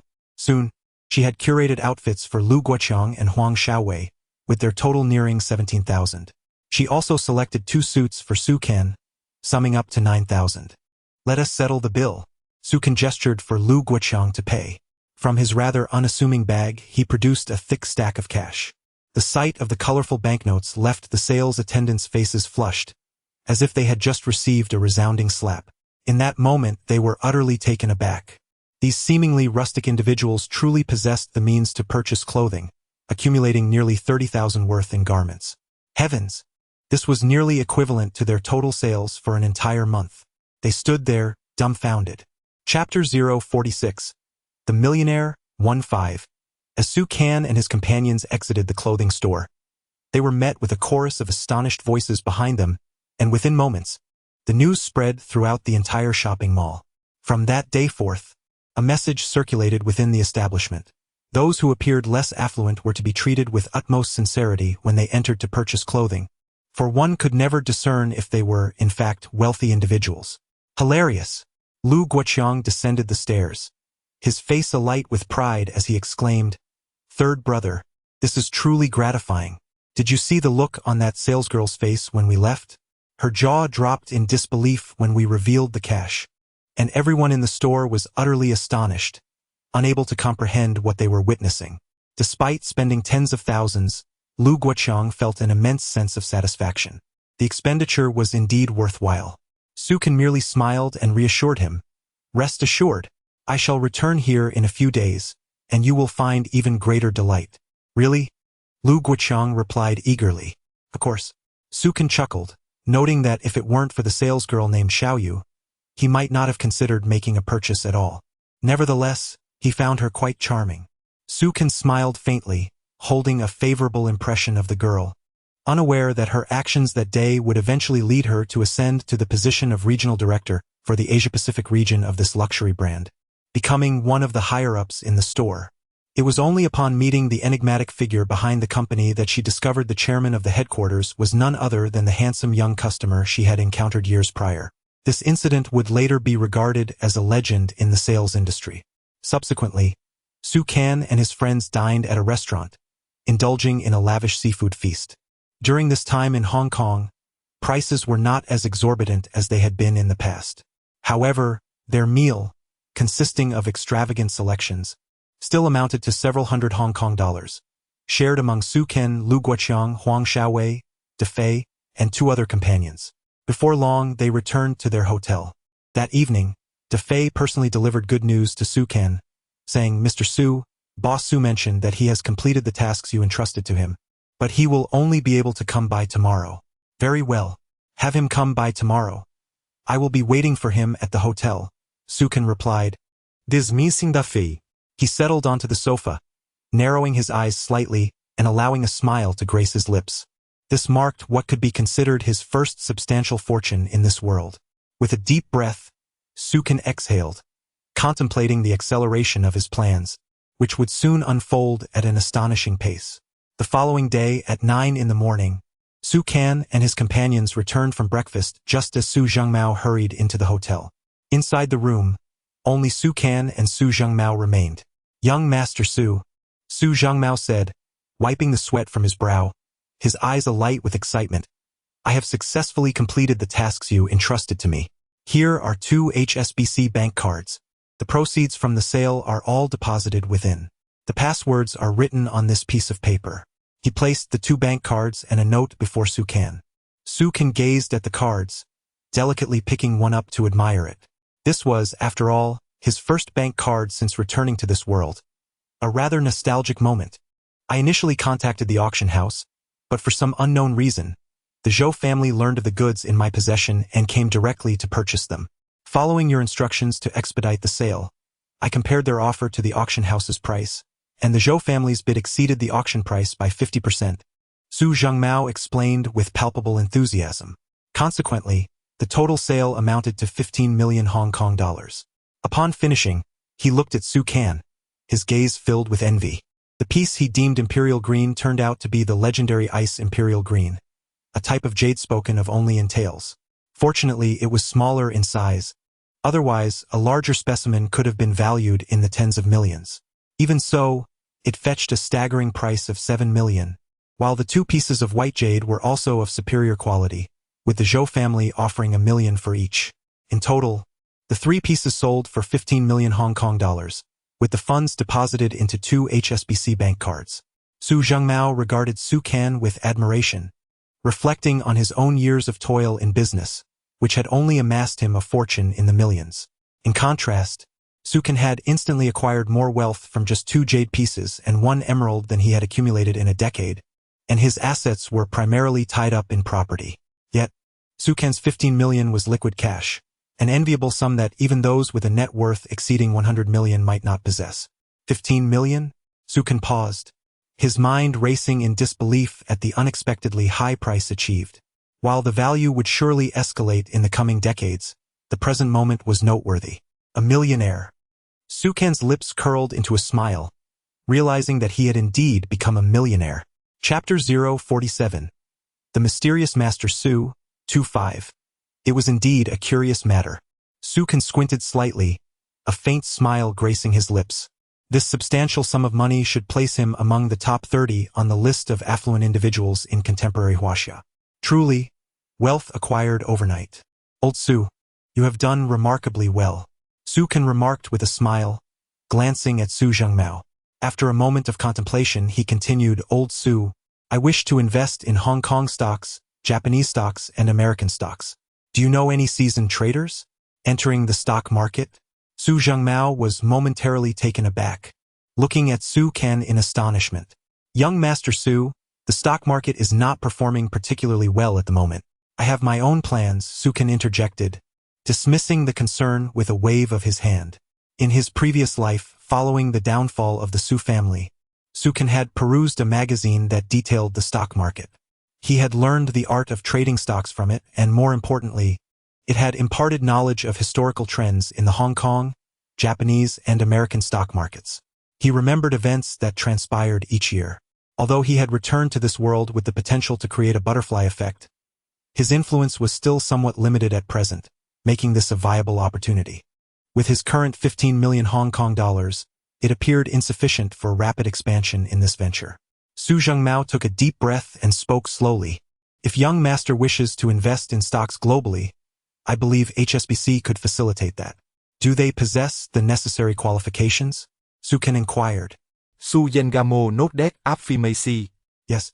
HSBC offers not only routine deposit and withdrawal services but also fund insurance and stock trading. Furthermore, as we have an account with HSBC, we could secure some loans with relatively lenient conditions. Upon hearing Su Zhengmao's words, Su Can's eyes brightened slightly. Very well, we shall visit HSBC tomorrow morning. Understood. Young Master Su, Su Zhengmao replied respectfully, unconsciously lowering his own status, almost as if he were a subordinate to Su Can. The impact Su Can had on him was profound. In just 2 days in Hong Kong, Su Can had casually showcased jadeite of the finest quality, surpassing Su Zhengmao's years of hard work in mere moments. The comparison was disheartening. The following day arrived swiftly, with Su Zhengmao personally escorting Su Can to HSBC. Within a short span, they reached their destination, a bank that had been long established in Hong Kong. Upon entering, they informed the front desk clerk of their appointment, and soon they were ushered into the VIP room. As they entered, Su Can noticed a striking young woman, approximately 27 years of age, tall and slender, with a prominent nose, dressed in a black suit, who had been waiting for some time. Hello, Manager Huang, Su Zhengmao greeted her. Hello, Su Boss, the woman replied, rising to her feet, her gaze briefly flitting over Su Can before settling on Su Zhengmao. This is young Master Su, your client for today, Su Zhengmao introduced. Manager Huang's eyes widened slightly in surprise as she regarded the youthful man before her, noting that he appeared significantly younger. Young Master Su? The title evoked images of various prominent families in Hong Kong, yet none bore the surname Su, nor did they seem to correspond with this young man's apparent age. However, she was somewhat familiar with Su Zhengmao, who owned a garment factory and was one of HSBC's clients, possessing a fortune exceeding 10 million. Greetings, young Master Su. Manager Huang approached, extending her delicate hand. Hello, Miss Huang. Su Can responded in impeccable Cantonese, gently shaking her hand with a polite smile. Mr. Su, please take a seat. Manager Huang gestured invitingly, and they all settled down. She smiled slightly. May I inquire how much you intend to deposit in our bank? Su Can retrieved 2 bank cards from his pocket, stating, the entirety of the funds in these cards should be deposited into the account. Manager Huang glanced at the cards, her expression shifting to one of astonishment upon recognizing them as HSBC's premium cards, which required a minimum deposit of 5 million to obtain. With both cards combined, there was at least 10 million. 10 million. She felt a wave of shock wash over her. No wonder Su Zhengmao regarded this young man with such reverence. He must belong to a prominent family in Hong Kong, and his status was evidently significant. After all, who else could so casually produce such a sum for stock investments? Please hold on for a moment. I will initiate the account opening process immediately, Manager Huang stammered, hastily beginning the registration for Su Can. Within moments, the process was complete. When she proceeded to inject the funds into the account and beheld the staggering figure of 15 million, she gasped. 15 million. Her mind raced with astonishment at the identity of this enigmatic young Master Su. Chapter 048. Have they lost their sanity? Investing in junk stocks 15 million is a substantial sum for HSBC, categorizing them as a major client, a status few affluent individuals possess in liquid cash, save for those illustrious families whose primary focus lies in finance. Manager Huang, I require a trader. Su Can addressed Manager Huang. Certainly, Mr. Su. You are now a VIP client of HSBC. In accordance with your investment, we will provide you with a VIP room for your operations. Manager Huang replied. Huang Manyu gasped, regaining her composure. All right, Su Can nodded in acknowledgement. After making a phone call, Huang Manyu led Su Can and his companions to an adjacent room furnished with sofas, a coffee table, and a television. Knock, knock. Moments later, a knock echoed at the door. Come in, Huang Manyu instructed. With a creak, the door swung open, revealing a man in his 30s with a square jaw. Upon entering, he addressed Huang Manyu. Manager Huang, you summoned me? Huang Manyu nodded and turned to Su Can. Mr. Su, this is Zhang Jianya, one of our traders at HSBC. Zhang, Mr. Su will be your client from now on. Adhere to his directives, as he is a premier client. Hello, Mr. Su. You can call me Xiao Zhang, Zhang Jianya said, his heart racing. A premier client signifies an account balance exceeding 10 million, a rarity at this branch of HSBC. Yes, Sukan affirmed. Well then, Mr. Su, I shall not intrude further. Should you require anything, please do not hesitate to seek me out.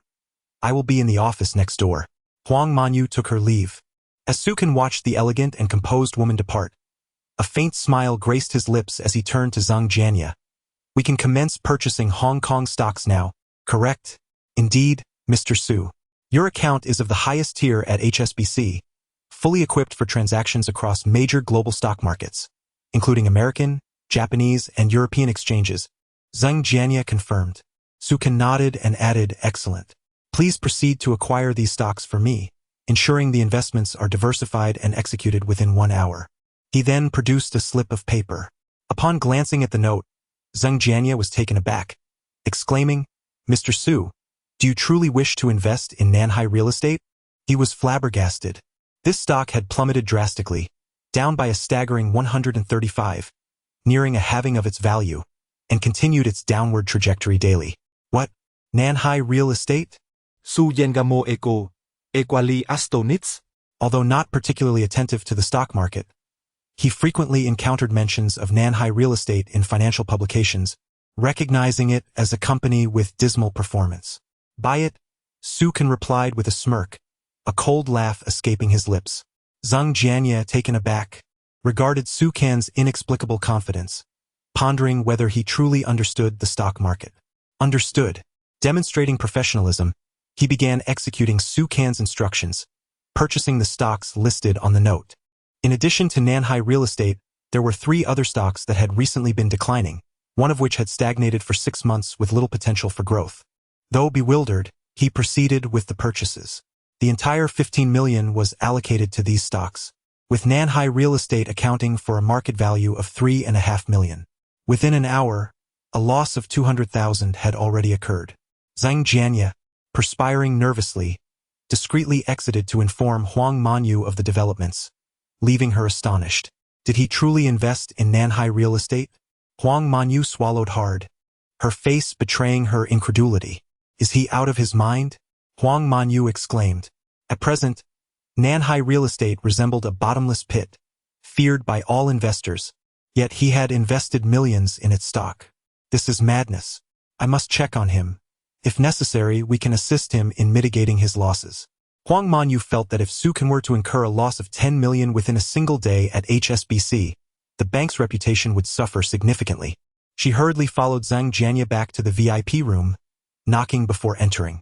Her gaze swept over the room, and suddenly, she froze in astonishment. Up! She heard Su Zhengmao exclaim, his face alight with mania as he shouted exuberantly. Su Zhengmao had lost his mind? Huang Manyu was momentarily dazed.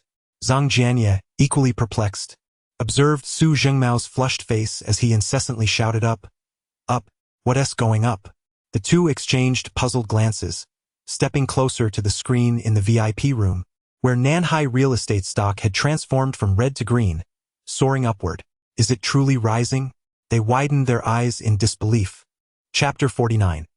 The stock trading prodigy. With a gasp, Huang Manyu's petite mouth formed an O shape. Her beautiful eyes widened in astonishment, and an expression of utter disbelief washed over her face. How could this be possible? She was left dumbfounded. Zhang Jianya swallowed hard, repeatedly inhaling sharply. Southern real estate had surged. Furthermore, after plummeting by 10% just moments ago, it had skyrocketed to a 20% increase. How could this occur when even financial experts anticipated further declines for Southern real estate? Yet, it was now soaring. Not only that, but Huang Manyu also noticed that the stocks chosen by Su Ken were all experiencing varying degrees of ascent, with the lowest rising by approximately 7%. Turning on the television, Huang Manyu awkwardly moved her head to glance at Zhang Jianya. He switched the TV to the financial news channel, where a new report abruptly flashed across the screen. Southern Real Estate had acquired a substantial plot of land, roughly 10,000 square feet, located south of Hong Kong, and was collaborating with the Li Group to develop it. Seeing the news report, Huang Manyu was left speechless. How could this be? Was it mere luck? The moment Su Ken invested in Southern Real Estate, the company announced its acquisition of land and a partnership with the wealthiest conglomerate. My goodness! No wonder the stock experienced such a meteoric rise. In the midst of her shock, Southern Real Estate surged another 5%, as trading activity intensified, with more buyers than sellers. Huang Manyu turned her gaze towards Su Kan, who was seated calmly on the sofa, alongside the visibly ecstatic Su Zhengmao. Meanwhile, Su Kan remained unfazed, savoring his tea with an air of total control. This left Huang Manyu astonished. Had he already received news of Southern Real Estate's collaboration with the Li Group? What about the other 4 stocks? They had all risen as well. Manager Huang, what brings you here? Care for a cup of tea? Su Kan invited, observing Huang Manyu's astonishment and her continuous gasps. Thank you, Mr. Su. Huang Manyu replied, her eyes glimmering with curiosity as the enigmatic figure of Su Kan began to unravel before her. He was indeed a man shrouded in mystery. She took a seat, and Su Kan poured her a cup of tea, a refined Cantonese brew that required meticulous preparation.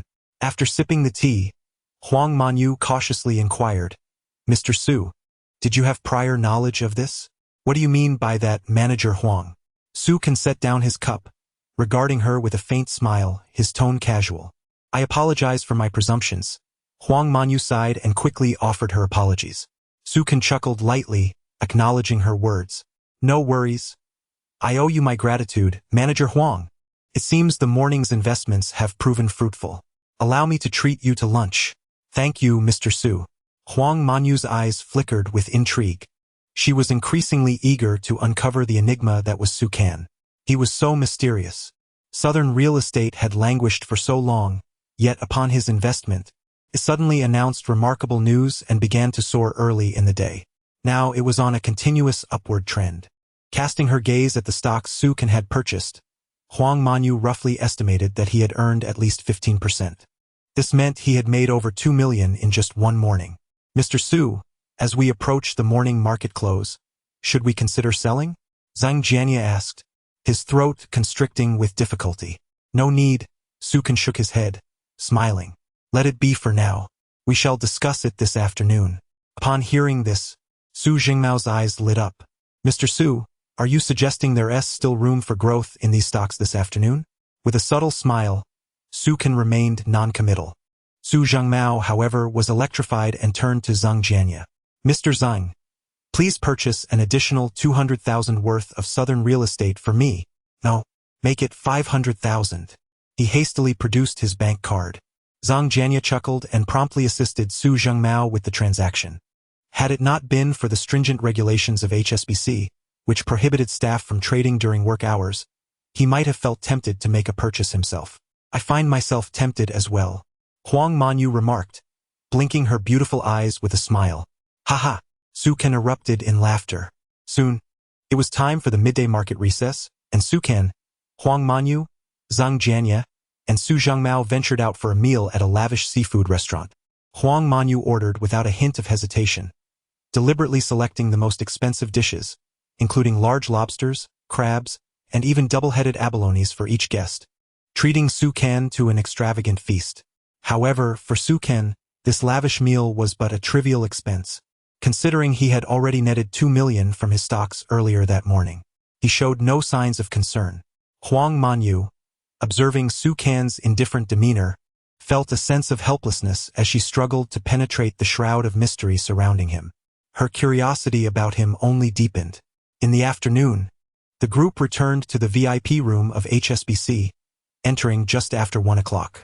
They were greeted by a display screen showcasing the relentless ascent of Southern Real Estate, along with the other stocks Su Kan had acquired, all of which were also on the rise.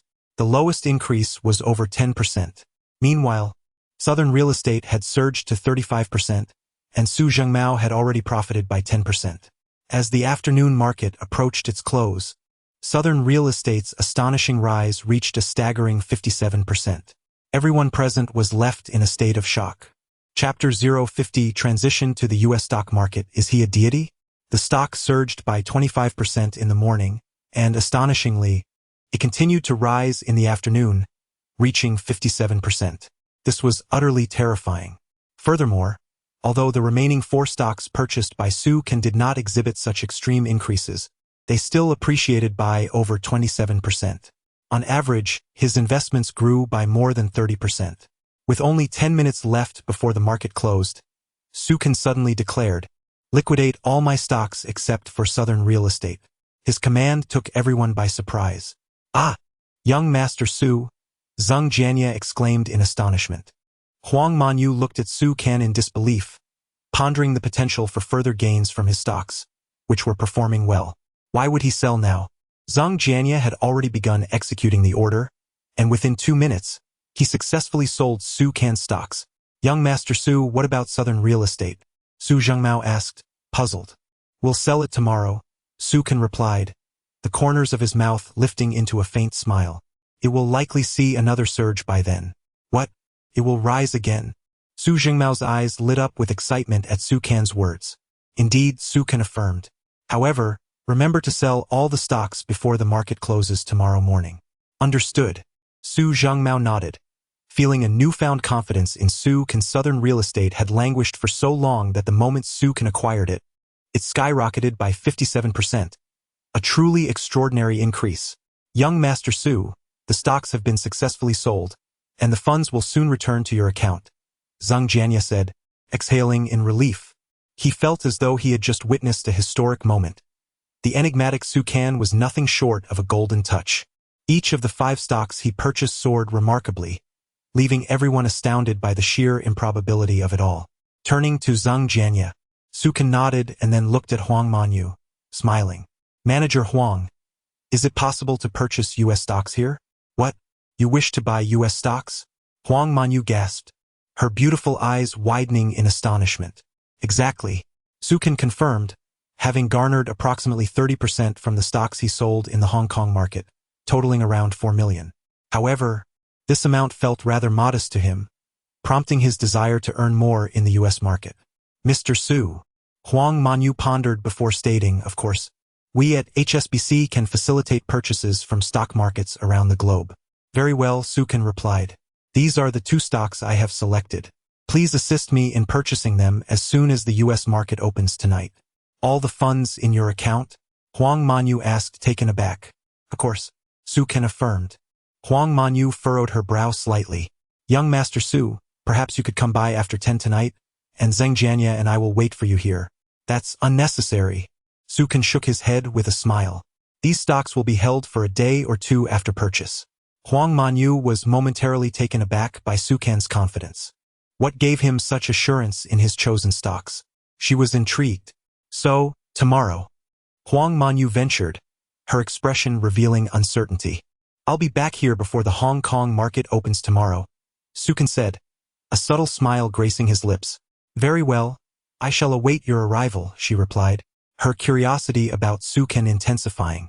After spending the day together, she found herself increasingly enveloped in the mystery surrounding him.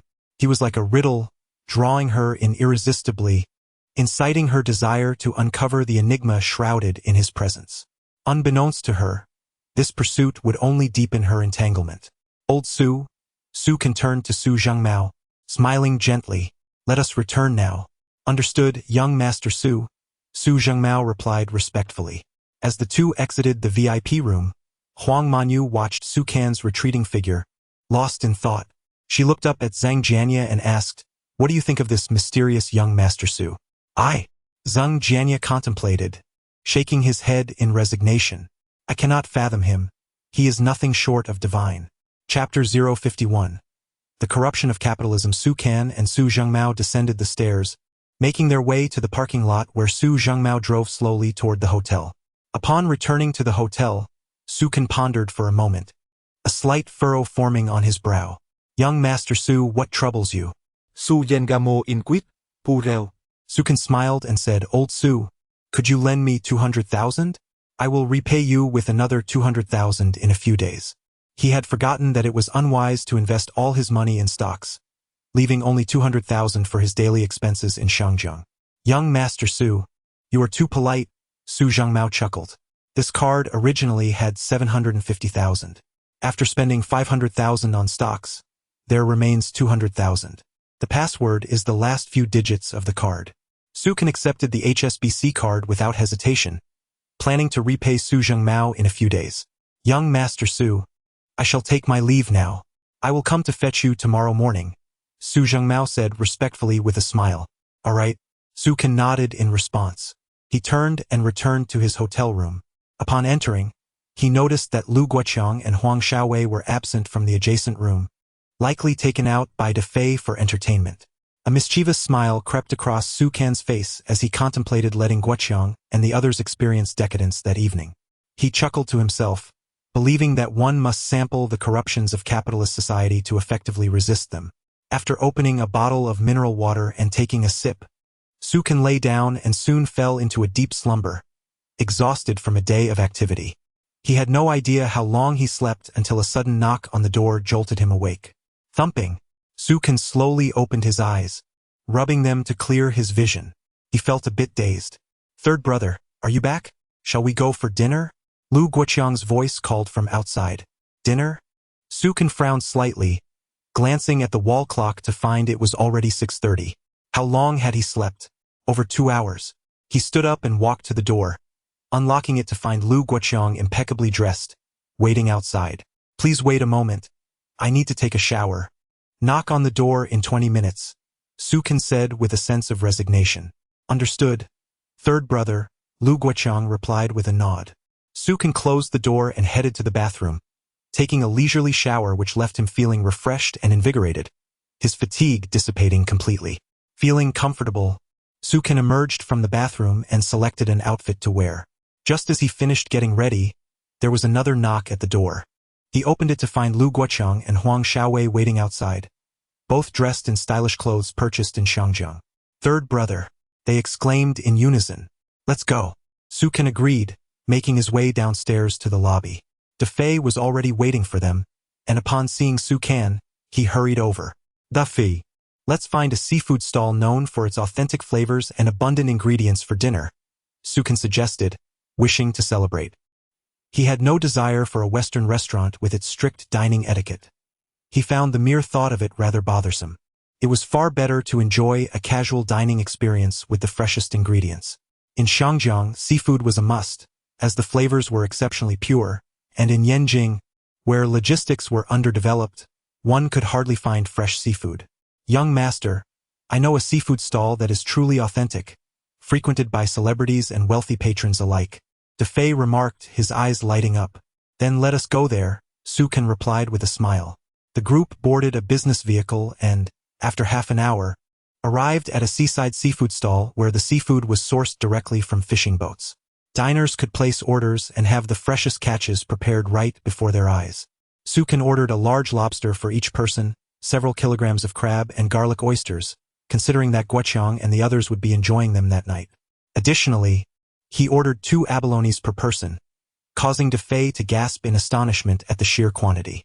Before long, a table overflowing with seafood delicacies was served, and everyone feasted heartily, relishing the exquisite flavors of the fresh dishes. After their appetites were sated, they were stunned to see the bill. Lu Guoqiang's mouth twitched. 15,000. Did we really just spend 15,000 on that meal? My heavens! Huang Xiaowei exclaimed, wide-eyed. Youth master. De Fei's expression turned sheepish. Su Can waved his hand with a smile. No worries. Today is a joyous occasion, and I wish to treat everyone to this meal in celebration. With that, he paid the bill. After leaving the seafood stall, Su Can instructed De Fei to take them back to the hotel. Once they reached the entrance, Su Can took out the bank card. Guoqiang, he said, looking at Lu Guoqiang, this card has 150,000 remaining, and the password is the last few digits. Brother, Lu Guoqiang exclaimed in surprise. What do you need to give me that money for? A mischievous grin spread across Su Can's face as he turned to De Fei and said, De Fei, take Guoqiang and the others to the best nightclub in Shangjiang for a night of entertainment. All expenses for you and your 2 subordinates tonight will be covered by this. Thank you, young master. De Fei laughed broadly upon hearing Su Can's words. Chapter 52. 70% profit. As he watched the vehicle fade into the distance, Su Can couldn't help but smirk mischievously as he leisurely made his way back to his room. Upon entering, his gaze fell upon a martial arts novel resting on the table, a sensational title currently captivating the hearts of readers in Hong Kong. The Legend of the Condor Heroes. Memories of his past life flooded back, particularly his fondness for the works of the esteemed Mr. Jean, whose pen had sadly fallen silent, leaving no new tales to enchant his audience. Sukin picked up the book and flipped through its pages, losing track of time until drowsiness overcame him, and he slipped into a peaceful slumber. When he awakened the following day, he found himself still clutching the novel. Rubbing his head in disbelief, he realized that his companions, Lu Guoqiang and others, had apparently not returned, as there were no knocks on the door. It seemed the previous night's revelries had been thoroughly enjoyed. With a playful grin, Sukin rose, stretching languidly.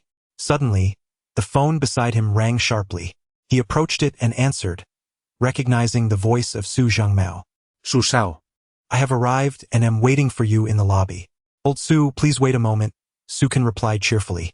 10 minutes later, having freshened up and dressed neatly, Sukin descended to the lobby where Su Zhangmao awaited him. I apologize for disturbing your rest, Su said apologetically. Not at all, Sukin shook his head. Shall we grab some breakfast? I've heard the rice rolls in Hong Kong are delightful, and I have yet to try them since my arrival. Allow me to treat you. Su Yengamo Loget Ho Titili. That sounds splendid. There's a place nearby. Let us go there. The two exited the hotel and found a charming little rice roll shop nestled in a nearby alley. Such establishments were plentiful in the vibrant streets of Hong Kong, along with bustling food stalls. Regrettably, as time progressed, especially after the turn of the century, these street-side eateries had dwindled, leaving only a handful behind. Feeling a pang of nostalgia, they ordered rice rolls made from fresh rice batter, adorned with corn kernels and bits of ham, garnished with green onions. The fragrant onions enhanced the dish, while the rolls themselves were delectably chewy, complemented by a hint of soy sauce, making for a delightful culinary experience. After finishing their meal, the duo returned to the hotel parking lot, started their vehicle, and drove towards HSBC. They soon arrived and, upon entering, spotted Zhang Jianya pacing in the lobby. His eyes lit up with excitement as he approached them. Su Shao, Mr. Su. Please, follow me to the VIP room. Surveying his surroundings, Sukin noticed curious glances directed their way. Very well, he replied. Zhang Jianya hastily added, Manager Huang has been waiting for you both in the VIP room. Upon reaching the VIP room, Sukan was greeted by the elegantly poised Huang Manyu, who stood and beamed at him with delight. Su Shao, she exclaimed, her radiant smile captivating. Manager Huang, I hope I haven't kept you waiting, Sukan remarked. Not at all. I just arrived myself, so your timing is impeccable, she replied, smiling coyly, as Sukin chose to overlook the tepid cup of tea that had long since lost its warmth. Congratulations on your initial success in the American stock market. Su Shao. You've made quite a profit, Huang Manyu said with a smile. Oh, what are the earnings? Sukin inquired. Huang Manyu turned to Zhang Jianya. Jianya? Taking a step forward, Zhang Jianya informed, Su Shao, your current profit in the American stock market has reached 40%, with a peak at 45%. This meant that Su Kan's investment had yielded an impressive return of over 7 million, bringing his principal to over 20 million. Excellent. Su Kan replied with a subtle smile. Once the market opens tonight, if the profits reach 70%, we will liquidate immediately. What? 70%? Huang Manyu gasped in astonishment as she gazed at Su Kan.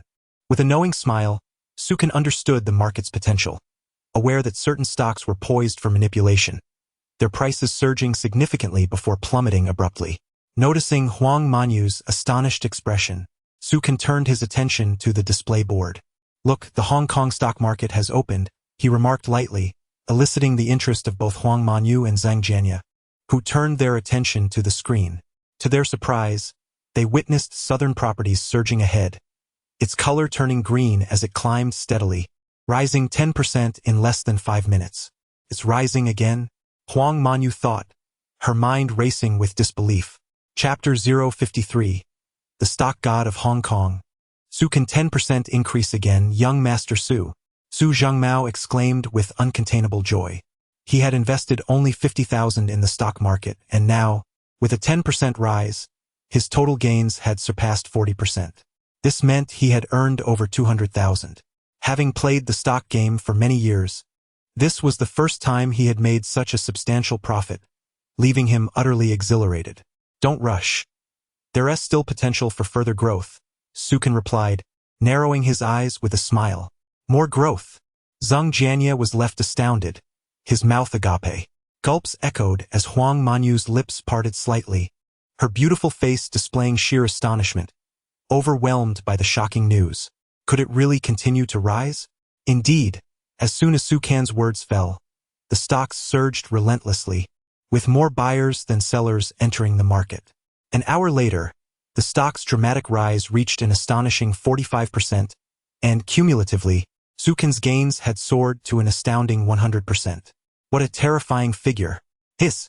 Huang Manyu gasped in disbelief, thoroughly shaken. Zhang Jianye was equally flabbergasted. A 100% increase over 2 days.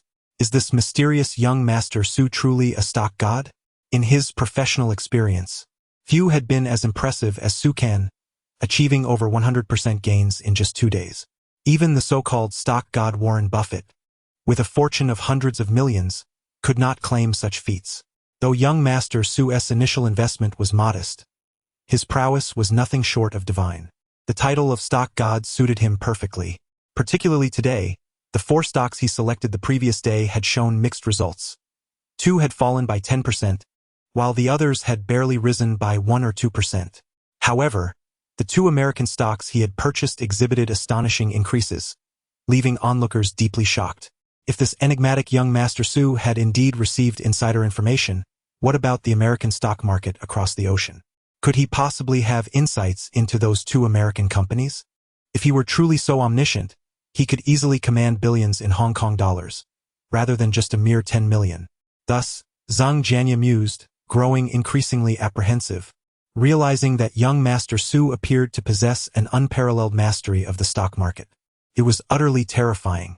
Once it rises another 10%, I will sell Southern Properties, Sukan declared, lounging on the sofa, watching the stock's incessant ascent. Ah, another 10% and it's at its peak? Su Yengamo Quairit, Astonitz. Approximately. Sukan nodded, recalling from his past life that this bullish stock would peak at around 5% above its current point. He preferred not to push for maximum gains, wary of the unpredictable nature of soaring valuations that could plummet just as swiftly. Furthermore, he had other plans. Huang Manyu blinked her beautiful eyes in curiosity. Young Master Su, today the financial news in Hong Kong is all about the collaboration between Southern Properties and the Lee Group. I believe there is still room for growth. Selling now would be a pity. He chuckled softly, a subtle smile gracing his lips. Huang Manyu frowned slightly. Sukan continued, the growth has been sufficient. Some investors are beginning to break even and will start selling. This stock 1TC significant increases in the short term. Of course, for long-term ownership, the outlook remains decent. It could rise over 10% in a year. However, investing too much time in it would be a waste. Sukan shook his head. Huang Manyu's eyes widened in disbelief, nearly spluttering in frustration at Sukan's words. How could someone be so dismissive? In the stock market, how many could boast of a stock that appreciates steadily, even if only by 10% in a year? Yet here was someone who found such stability unsatisfactory. Heaven forbid. Huang Manyu felt an urge to bite him, imagining inflicting a painful injury upon this insufferable man. Then I'll sell alongside you, young Master Su. Su Zhengmao decided, opting to follow Sukan's lead. He too had nearly doubled his investment, meaning his 50,000 had nearly doubled. An astonishing feat indeed. Half an hour later, Southern Properties surged another 10%. At this moment, Zhang Jianye began executing trades, swiftly selling both Sukan's and Su Zhengmao's stocks. Sukan's initial investment of 350,000 had yielded approximately 400,000 in profits. An incredibly remarkable operation. Young Master Su, the stocks have been successfully sold. Zhang Jianye wiped the sweat from his brow. The miracles he had witnessed over the past 2 days were simply overwhelming, leaving him in a state of utter shock. Incredible. This young man was undoubtedly the stock god of Hong Kong. Chapter 054. Insanity. Tenfold leverage well done. Sukan remarked with a faint smile, having earned more than his initial capital of several million, leaving everyone present utterly astounded. This maneuver was nothing short of miraculous.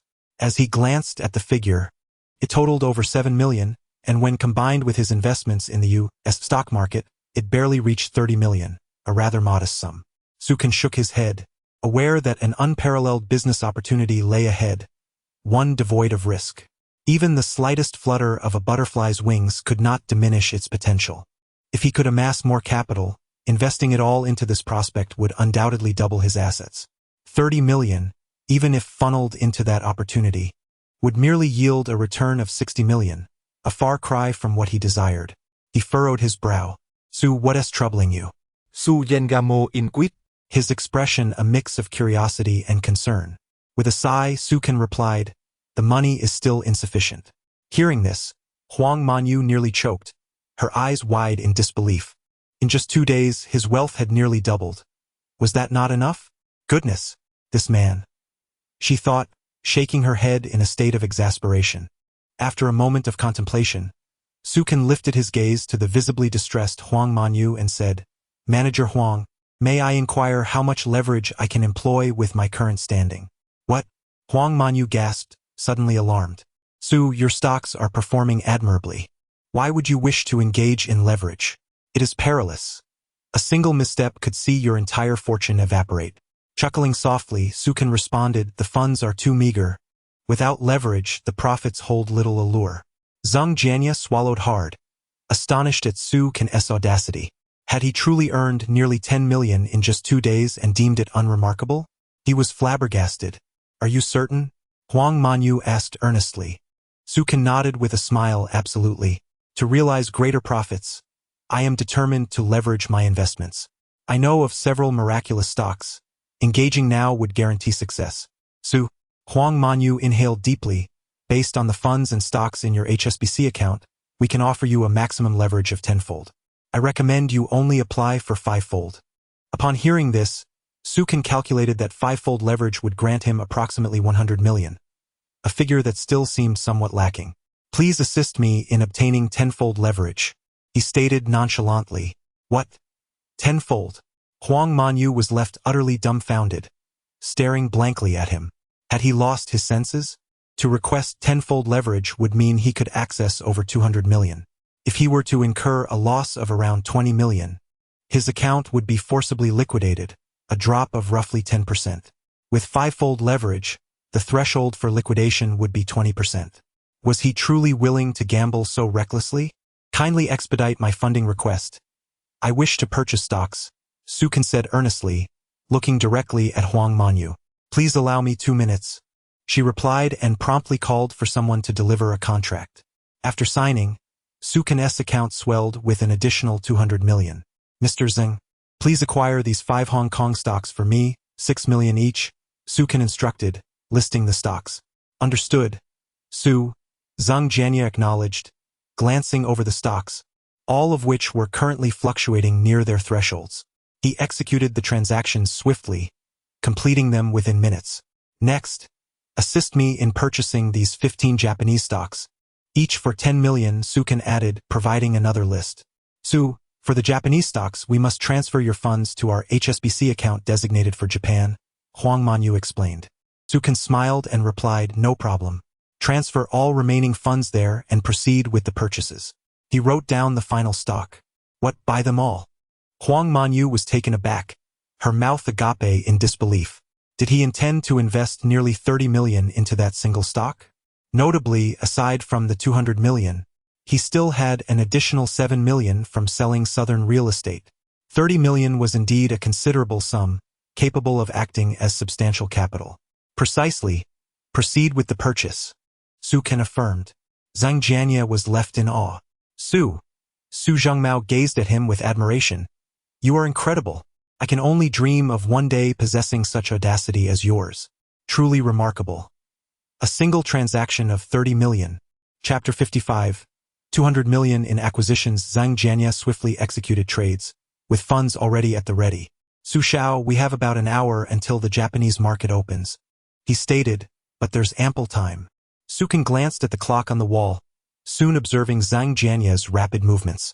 The first stock has been secured, he announced. 5 minutes later, the second and third stocks were also successfully acquired, with the fourth and fifth underway, and the sixth. As time progressed, Zhang Jianye continuously reported his stock purchases, each one falling into place. With his substantial investments, Su Kan opened the display board for the Japanese market, clearly noting the positions of his acquisitions. Some stocks had slightly dipped by 1%, causing Su Jingmao to feel a rush of anxiety, his heart nearly racing out of control. It was crucial to remember that Su Kan was using tenfold leverage. If his stocks fell by approximately 10%, he would face forced liquidation. This meant that all of Su Kan's capital could vanish in an instant. Fortunately, the anticipated downturn did not materialize. The stocks remained above a 2% drop, with some even rising by 1%. Su Jingmao wiped the sweat from his brow. No need to worry, Lao Su. Su Kan chuckled. Just take your time to observe. Lao Su could only manage a wry smile, feeling the pressure of urgency despite the calm demeanor of Su Kan. This was indeed a high-stakes gamble. If successful, Su Kan's wealth would multiply several times. If not, he would find himself back at square one. The final stock was purchased. After executing the last transaction, Zhang Jianye took a deep breath, realizing it was the first time he felt so mentally exhausted. Managing 200 million was no small feat.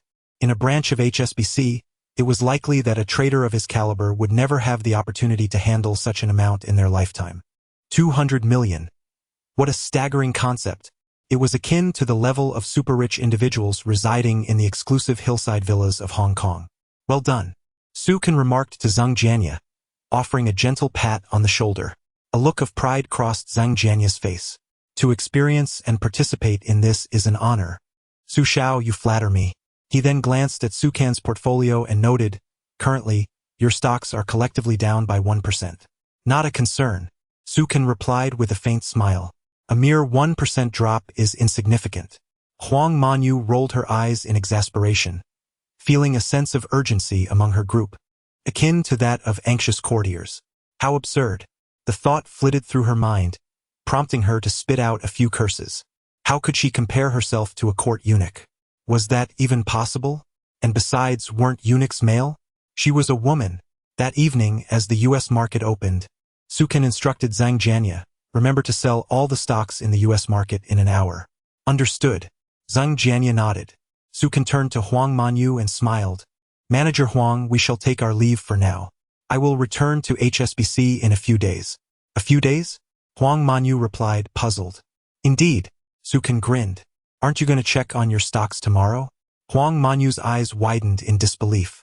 200 million in stocks, and he wasn't planning to monitor them personally? My goodness. What did this man consider that amount to be? Mere pocket change?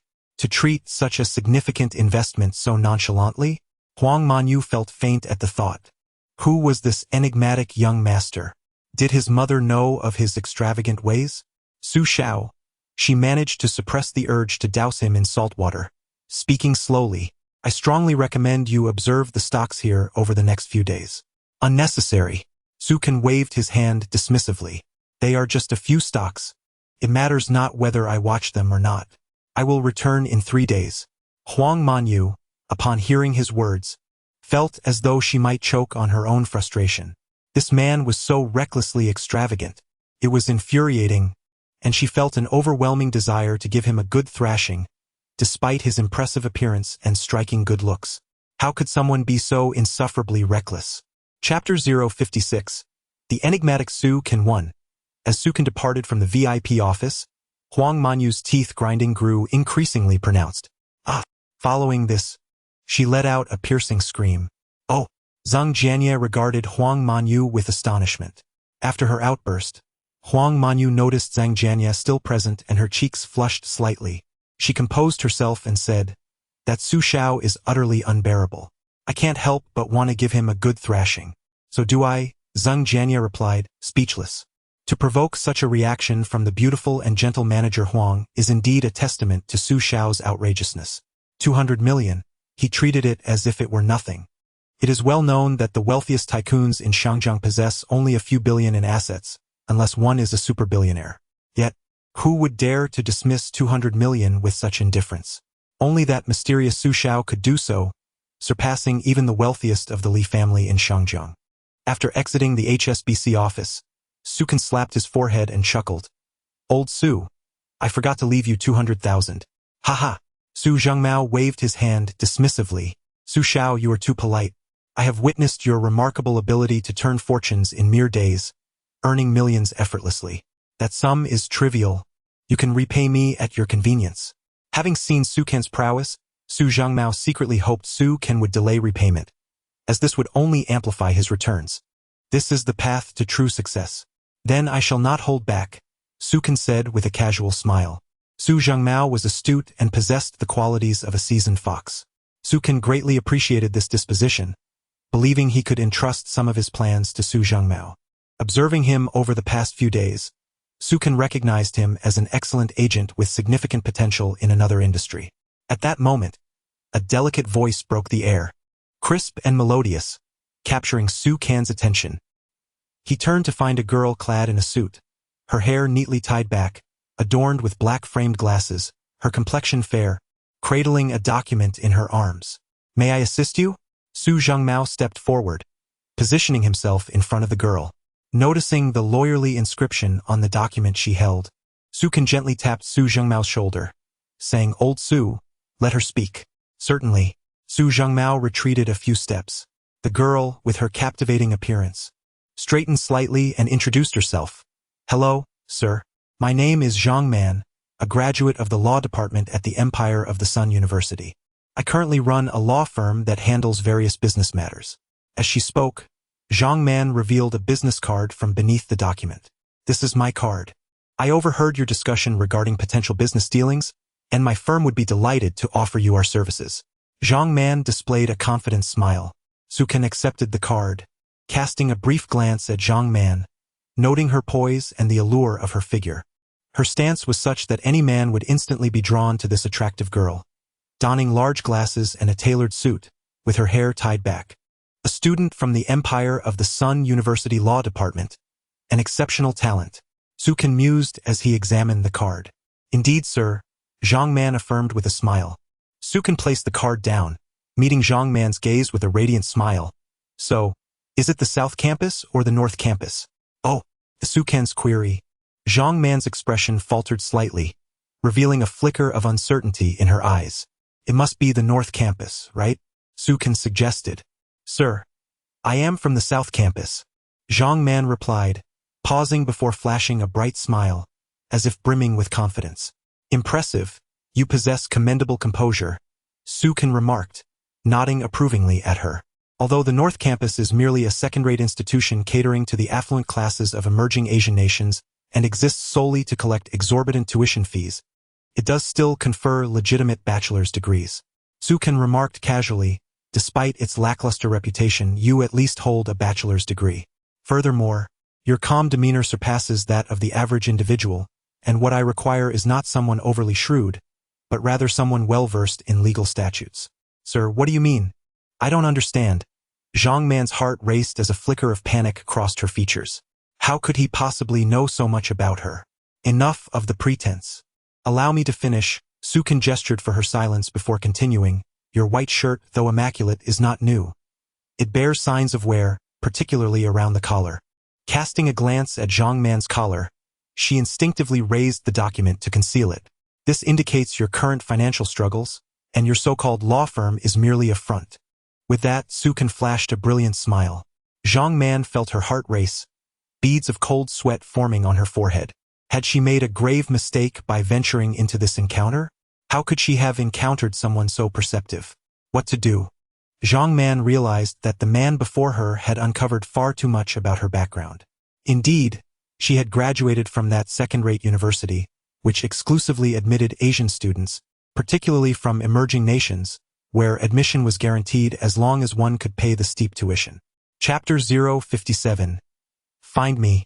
I am the responsible man, too. As Zhang Man gazed into Su Ken's bright eyes, she was struck with a profound astonishment. It felt as though he had unraveled the many veils that shrouded her being. Before Su Ken, she felt utterly exposed. Gulp! A shiver coursed through her body as she looked at him in fear. She had been seen through, with no facade left to shield her. Observing her reaction, a knowing smile crept across Su Ken's lips. He recognized that he had instantly pierced the layer of pretense that enveloped Zhang Man.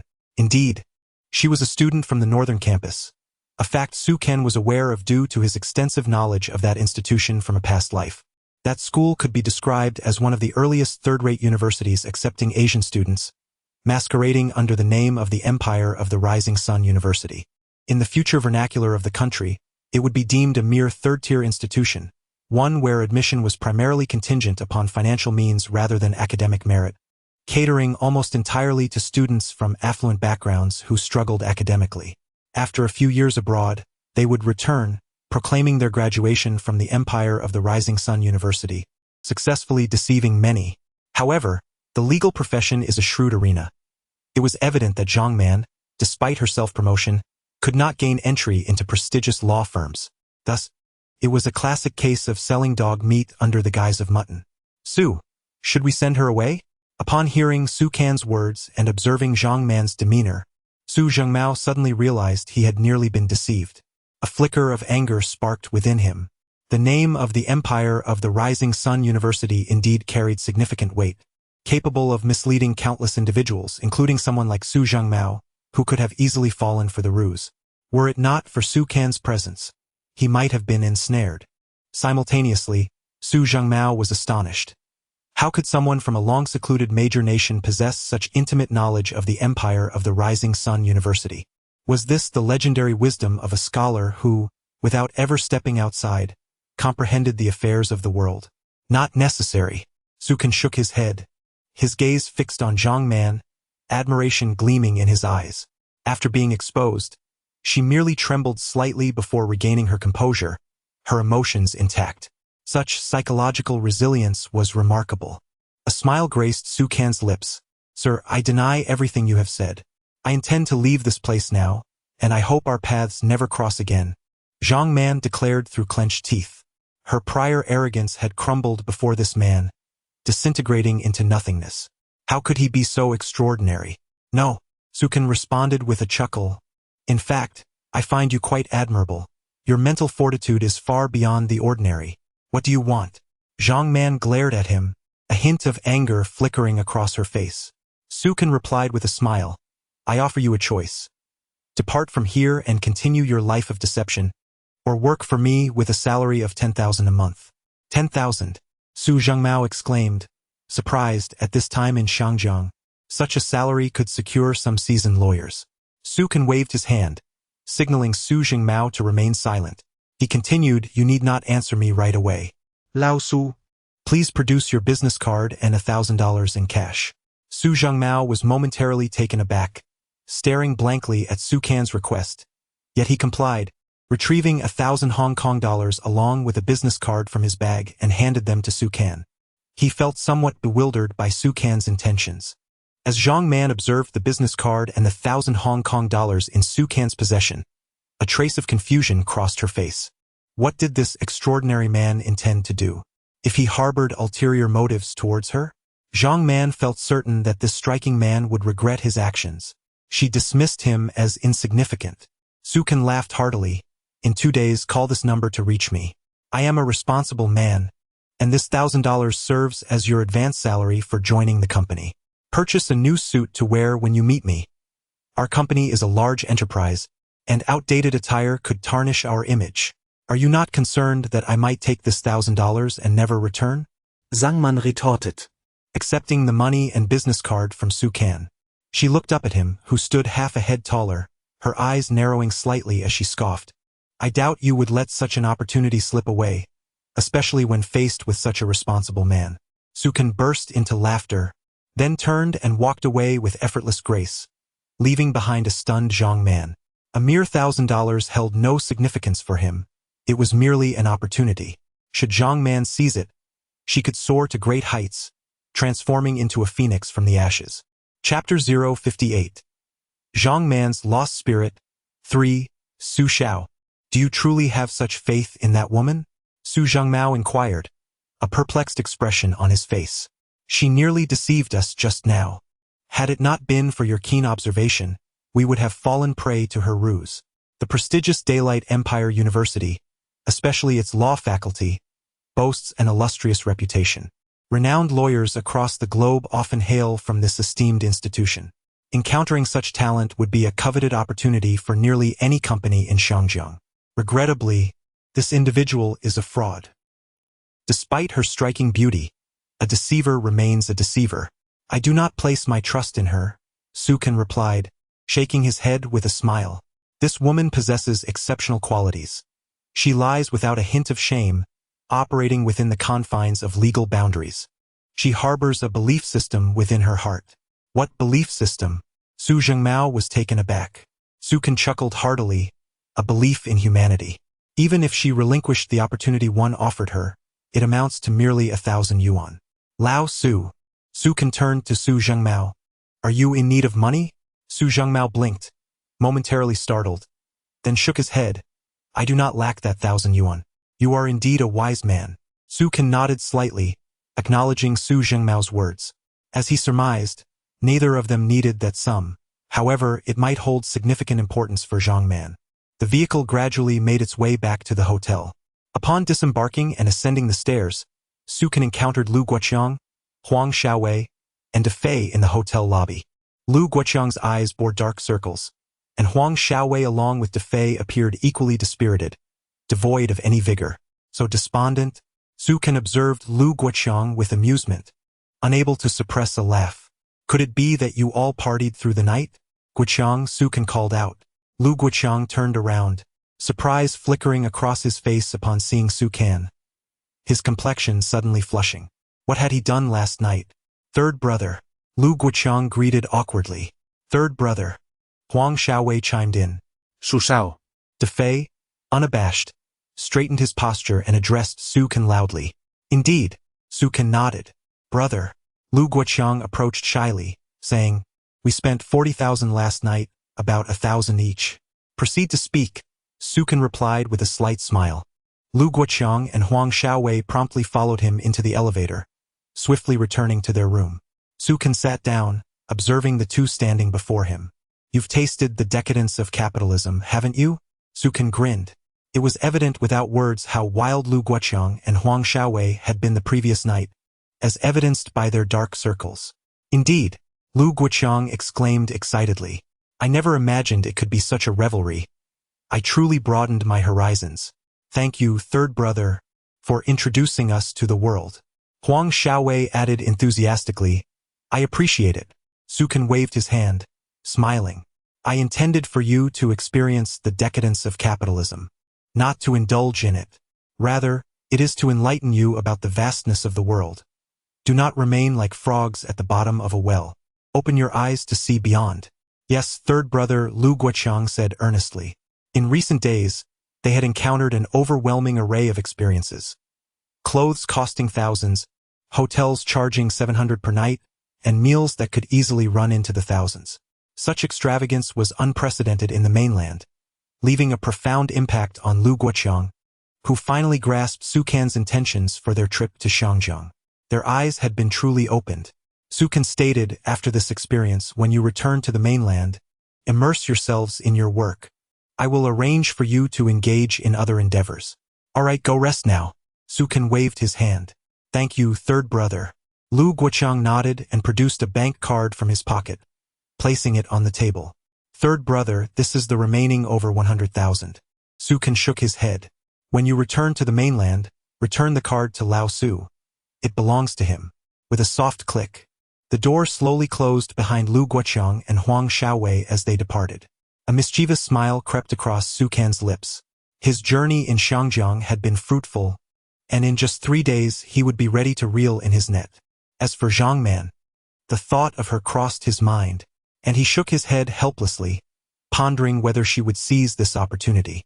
Meanwhile, Zhang Man clutched the 1,000 yuan given by Su Kan, feeling as though she were in a dream.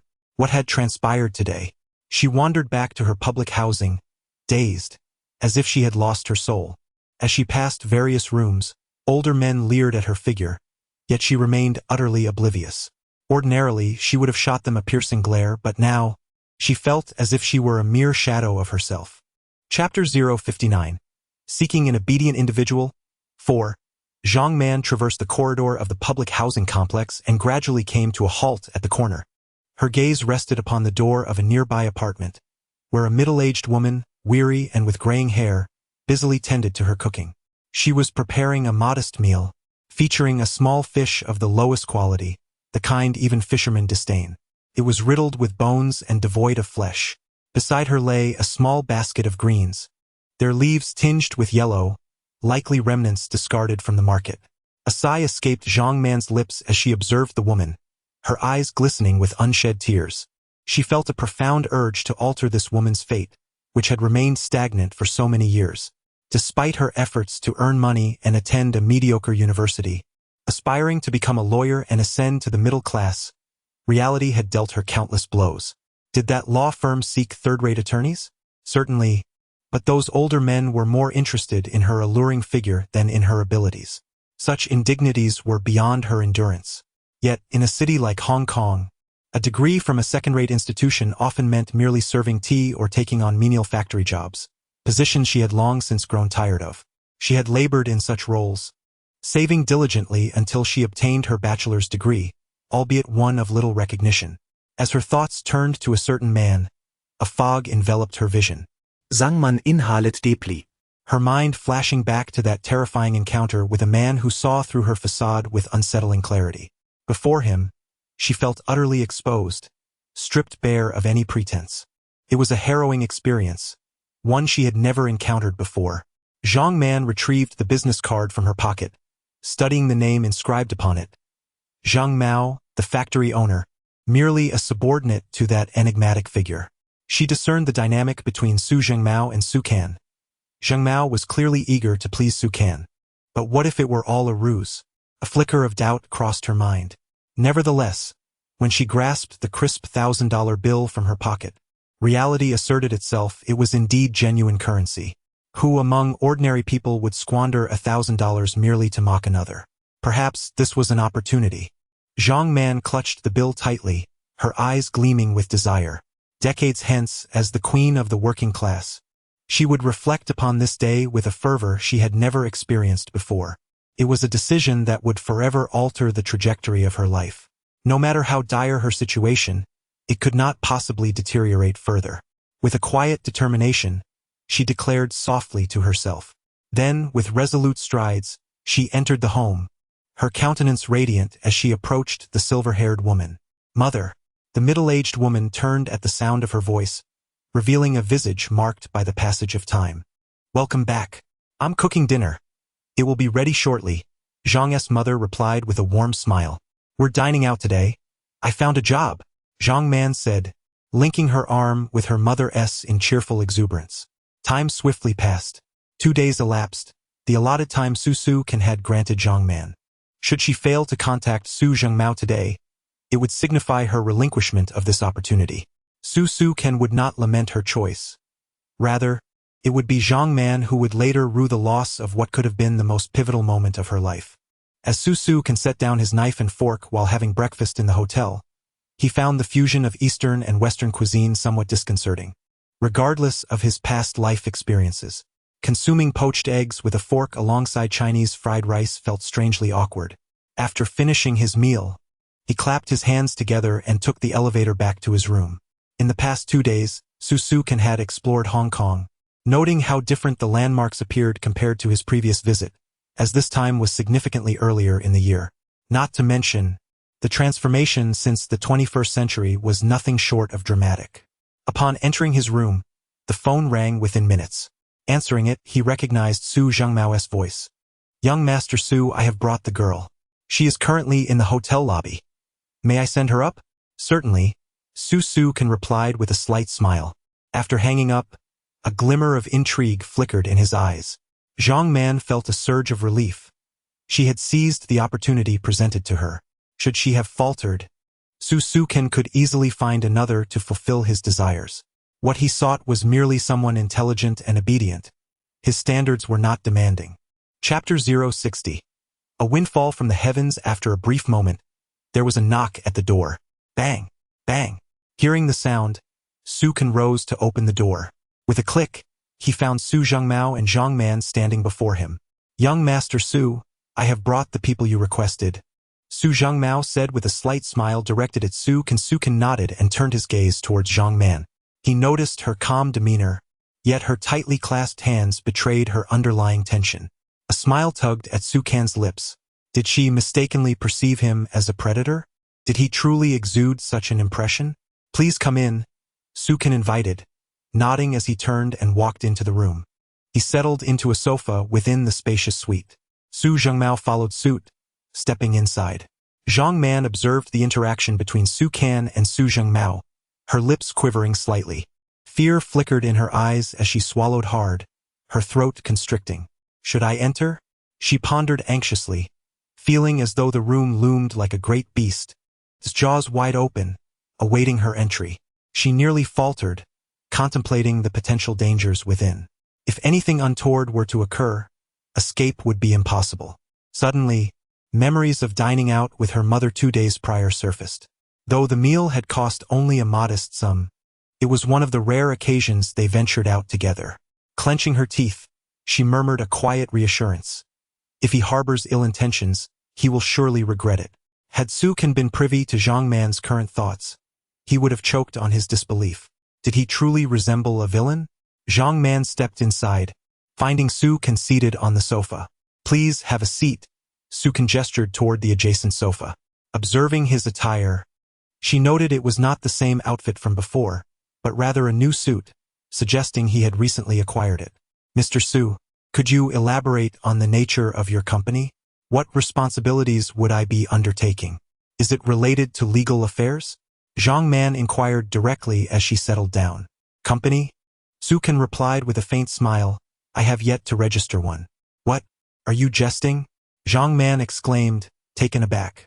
Her brows furrowed in disbelief, and she stood, staring at Sukan in shock. She had anticipated meeting a business owner, not someone who appeared to be toying with her. Toying with you? Sukan paused slightly. Zhang Man's cheeks flushed with embarrassment, as she realized her choice of words might have implied something more intimate. You are deceiving me, claiming there is an opportunity when there is no company. Does this amuse you? Zhang Man turned to leave. Miss Zhang, Sukan called, shaking his head, his smile radiant. I am not deceiving you. I genuinely wish to offer you an opportunity. What opportunity? She asked, intrigued. I intend to establish a company with you as the head. You would merely need to report to me regularly, Sukan explained. A shell company? Zhang Man questioned, as tone is hit. Like my law firm? Haha, shell company? I will initially provide 30 million in working capital, Sukan boasted, laughing heartily. What? 30 million? Zhang Man was flabbergasted. You must be joking.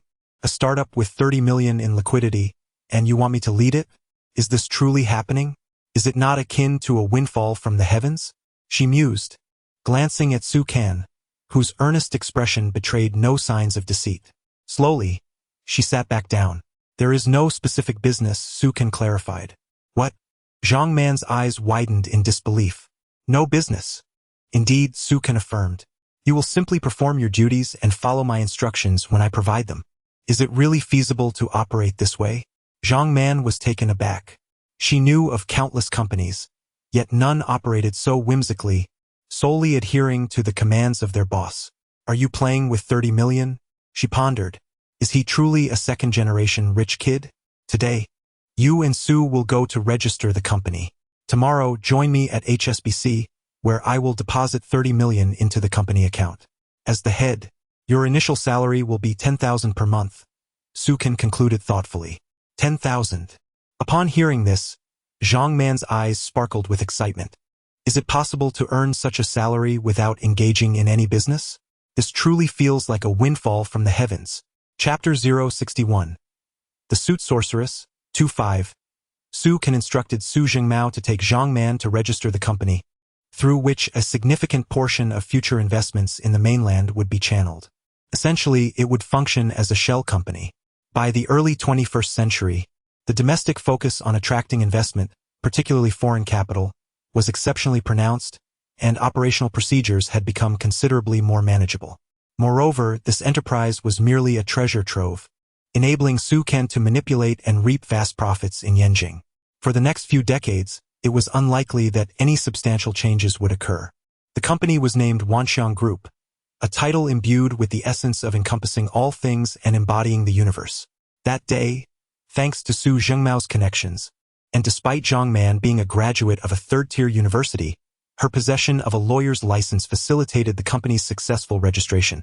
The following day, Su Can observed Zhang Man, who was radiant in a white shirt complemented by a tailored suit.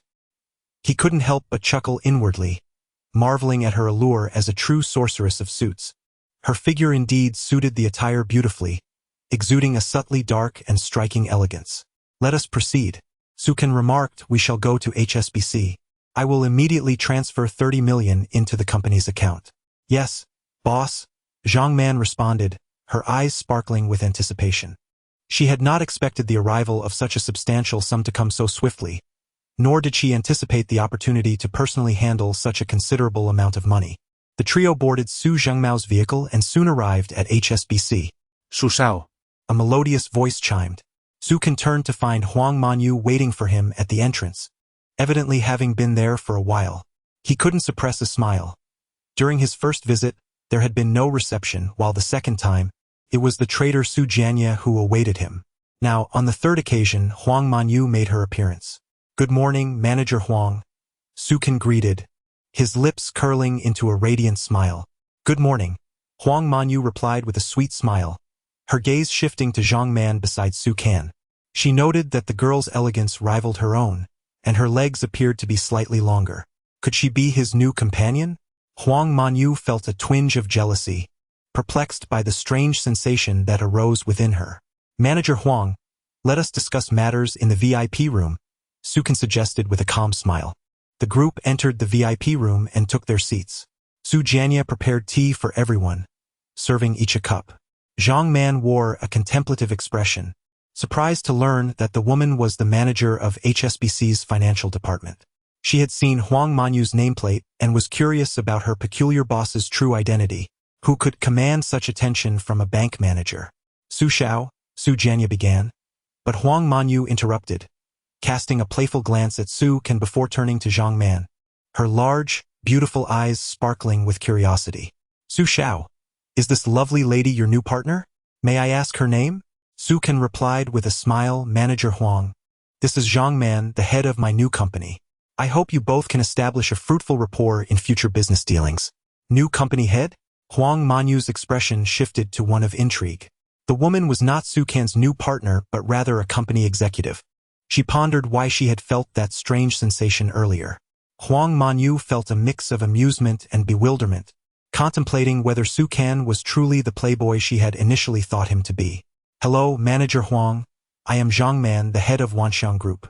Here is my business card, Zhang Man said, straightening slightly as she presented her card to Huang Manyu. Hello, Ms. Zhang, Huang Manyu responded, accepting the card and offering her own in return. Indeed, Su Can observed with a subtle smile, pleased to see Zhang Man and Huang Manyu acquainted. Their future business interactions in Xiangjiang would surely benefit from this connection, as he still needed to leverage HSBC's platform. Su Xiao, Su Jianya interjected as Huang Manyu finished speaking. Following your directives, we sold all the stocks in the U.S. market a few days ago, achieving an approximate 70% increase, resulting in a profit of over 10 million. The funds have successfully been transferred to your HSBC bank account, leaving only the Japanese stocks to address. Chapter 62. A fortune exceeding 100 million, 70% profit. Upon hearing Zhang Jianya's words, Zhang Man was taken aback, her small mouth slightly agape, gazing in astonishment at Su Can, as she quietly inhaled sharply. Incredible. He actually invested in stocks and garnered a 70% profit. Such a remarkable achievement. Not too shabby, Su Can mused, nodding contentedly. He had earned approximately over 10 million, bringing his total to over 20 million. Had the funds from yesterday not been allocated to the Japanese stock market, his assets would have surpassed 30 million Hong Kong dollars by now. Su Zhengmao gasped in disbelief, staring at Su Can with eyes brimming with fervent admiration. Su Xiao is truly astounding. He had witnessed firsthand how Su Can managed to double his assets in merely 5 days, transforming 15 million into the current 30 million. And that does not even account for the Japanese stocks. Huang Manyu gazed at Su Can with a complex expression, her rosy lips parting as she slowly remarked, Su Xiao, you are the most formidable stock trader I have ever encountered. He. Sukan smiled modestly, responding, "Manager Huang is too kind. I merely had a stroke of good fortune." Good fortune? Huang Manyu nearly choked at Sukan's humble assertion. Is this merely good fortune? With good fortune, one does not only profit from the Hong Kong stock market but also thrives in the American market, and now, the Japanese market is yielding extraordinary results. Observing Sukan's modest demeanor, Huang Manyu felt an overwhelming urge to give him a thorough beating. "How are the Japanese stocks that Su Xiao purchased?" Su Zhengmao inquired, curiosity evident in his tone. "Let us hope they are not being liquidated." Did he also invest in Japanese stocks? Zhang Man gasped in surprise, her expression reflecting her astonishment. Just how many stocks did he acquire? With over 20 million from the American stocks, it is no wonder he can readily present 30 million in cash. The few Japanese stocks purchased by Su Xiao have seen astonishing gains, with some experiencing a staggering 45% increase over the past 3 days. Zhang Jianye announced, taking a deep breath. "Overall, is there no loss?" Su Zhengmao inquired tentatively. "No loss?" Zhang Jianye chuckled, shaking his head. "Boss Su, you truly have a sense of humor." Huang Manyu chimed in, continuing Zhang Jianye's thought. "This time, Su Xiao has made a fortune in the Japanese market." "What?" Su Zhengmao was momentarily stunned, his joy erupting suddenly. "Another profit?" Zhang Man was momentarily taken aback, her eyes widening in disbelief. Although she lacked capital, she possessed a certain understanding of the stock market.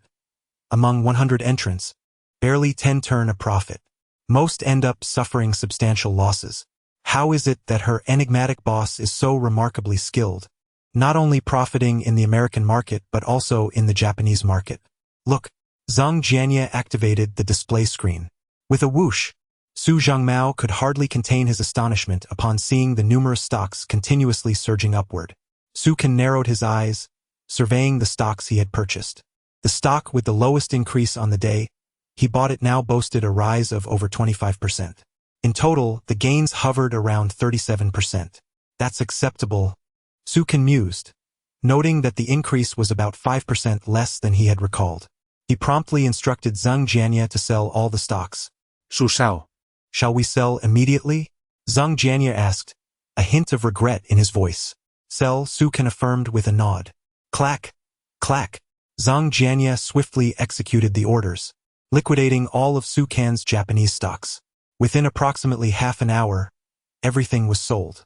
"How much profit did we make?" Su Zhengmao inquired eagerly. Huang Manyu stepped forward, beginning her calculations. After roughly 5 minutes, she looked at Sukan, her expression filled with envy. "Congratulations, Su Xiao." "Thank you," Sukan replied, nodding. After deducting the 200 million leveraged funds and transaction fees, based on the exchange rate from the sold stocks, you have earned a total of 11,520,000 Hong Kong dollars. Within 10 minutes, we will transfer the amount into your bank account. Gulp. Upon hearing Huang Manyu's words, Su Zhengmao swallowed hard, exclaiming in shock, "Does that mean Su Xiao's account assets have surpassed 100 million? And in cash?" He was astounded. Huang Manyu nodded, smiling. "Indeed, the cash flow has exceeded 100 million. As Zhang Man listened, her mind buzzed, her face a picture of sheer bewilderment. Such an immense sum? A billionaire? Chapter 63. Celebration Feast, 4-5. Has it reached 100 million? Sukan's demeanor remained calm as he smiled slightly. "It seems I've made quite a profit these past few days. My assets have multiplied several times." Huang Manyu shot Sukan a glance. "Is that several times?" She had witnessed firsthand how Sukan transformed his initial capital of 15 million into a fortune exceeding 100 million in less than a week. It was utterly astonishing. In the bustling district of Hong Kong, one of Asia's 4 little dragons, such personal wealth could easily classify someone as a top-tier billionaire.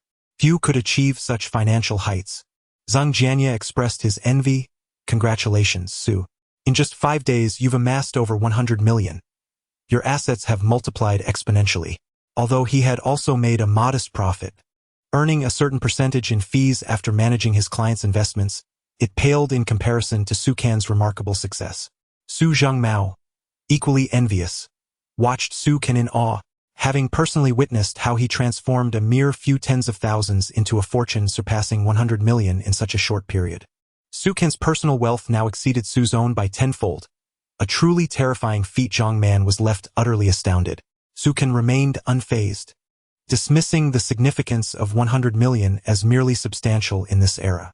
However, in the future, even 100 million would scarcely suffice to purchase a villa in the mid-levels of Hong Kong, let alone a traditional courtyard in Beijing's hutongs. Some of his antiques alone could be valued at hundreds of millions, even billions. The legendary night pearl was an unparalleled treasure. Su, your funds have arrived, Huang Manyu remarked, glancing at the time and checking Su Can's account. Thank you, Su Can nodded, then turned to Zhang Man saying, Zhang Man, what is the company account balance? I will instruct manager Huang to transfer 50 million to you. 50 million? Upon hearing Su Can's words, Zhang Man's throat constricted. Her beautiful eyes filled with astonishment, and her mouth slightly agape in disbelief.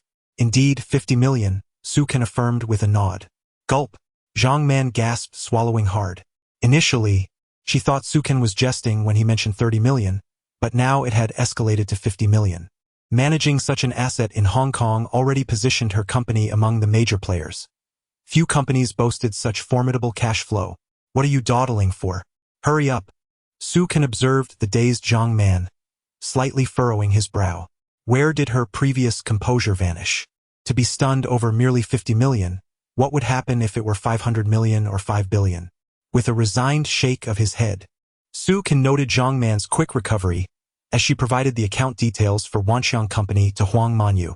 After a flurry of operations, 50 million was promptly transferred from Su Can's card, leaving him with just over 50 million remaining. Additionally, transfer 200,000 to this card. Su Can instructed Huang Manyu, directing her to another card. Su, you don't have to.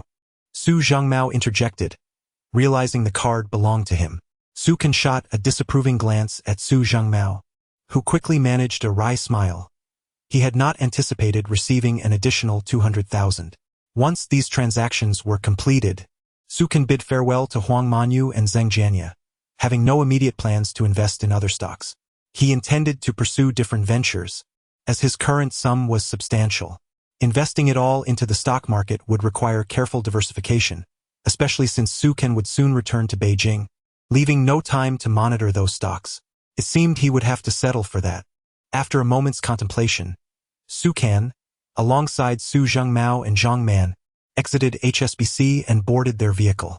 He then pondered aloud, Old Su, invite DeFei, and pick a nice Chinese restaurant for tonight's celebration. There's no budget limit. With a smile, Su Can declared that after earning such a significant amount, a celebration was in order. Aside from these few individuals in Hong Kong, he had no intention of expanding his social circle just yet. He briefly considered inviting Huang Manyu and Zheng Jianya but ultimately dismissed the thought, believing that there would be ample opportunities in the future. Su, let me treat you this time. You've been in Hong Kong for a while, and I haven't had the chance to properly host you. Su Zhangmao insisted. There's no need. I'll cover this one. Bring your wife and family along. Su Can replied, gazing at Su Zhangmao. Thank you, Su. Su Zhengmao's face lit up upon hearing Su Can's words. Being invited to include his family signified Su Can's acceptance of him as a trustworthy friend, filling Su with uncontainable joy. As night fell, Su Can and his companions rode into Fei's business vehicle towards the grand restaurant Su Zhengmao had arranged. They soon arrived at the harbor.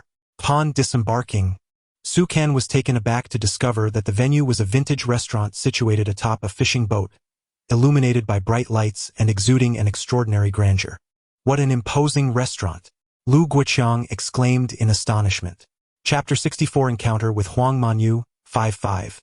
The restaurant exuded an imposing grandeur, reminiscent of an ancient palace, particularly striking from the outside, where dazzling lights adorned its facade, creating an awe-inspiring spectacle.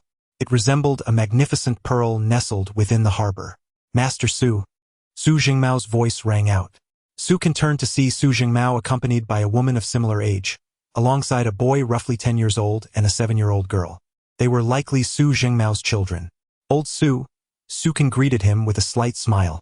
Su Zhengmao promptly introduced, Master Su, this is my wife, and these two are my children. My son, Su Qingchan, and my daughter, Su Qingxia. Greetings, Master Su, Su Zhengmao's wife chimed in. Hello, sister-in-law, Su Can acknowledged with a nod. Call him uncle, Su Zhengmao gently urged the children. Uncle! The two children exclaimed in bright voices, causing Su Ken to narrow his eyes slightly, revealing a radiant smile as he glanced at Lu Guoqiang. Guoqiang, Su Ken addressed. Third brother, for you, Lu Guoqiang replied, promptly retrieving two red envelopes prepared by Su Ken from his bag. Since this is our first meeting, allow me to present a small token of my esteem, Su Ken said with a smile, handing the generous envelopes to the children, each containing 10,000 yuan. Thank you, uncle, the children replied sweetly. Hee. Su Ken chuckled softly, turning to old Su and saying, let us go inside. Certainly, Master Su, Su Zhengmao nodded, leading everyone onto a small boat that would take them across to the restaurant. The ambience was refined and elegant.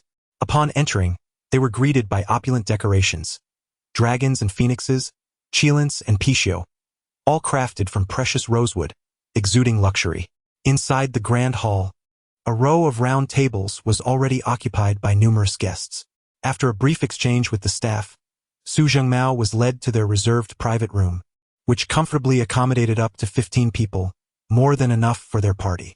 After perusing the menu, they ordered an array of exquisite dishes including grouper, sea bass, pufferfish, 9-segment shrimp, Australian lobster, stir-fried blue crabs, sea urchin, oysters, lamb chops, and blanched greens, alongside a particularly unique dish, dragon and phoenix stool, a stew of black snake and mountain chicken. They also selected various fruits and desserts, with a lavish serving of Buddha jumps over the wall soup, each priced at 200 Hong Kong dollars. An exorbitant sum considering the average income in the mainland at that time was only a few dozen yuan, equivalent to nearly a year's earnings for the average person. Once the orders were placed, the dishes arrived promptly. The seafood was remarkably fresh, steamed grouper and sea bass, pufferfish porridge, boiled 9-segment shrimp, garlic-infused Australian lobster, and stir-fried blue crabs bursting with robust flavors, complemented by sea urchin stuffed eggs and grilled oysters, all delectable beyond compare. The rest of the dishes were equally delightful, prompting Su Ken to indulge heartily. Amidst the diners, he observed Zhang Man eating with an unexpected grace, though her table was piled high with shells and fish bones. How did she manage that? Su Ken was momentarily taken aback by the mountain of remains before her, his expression one of bewilderment. This woman was truly remarkable.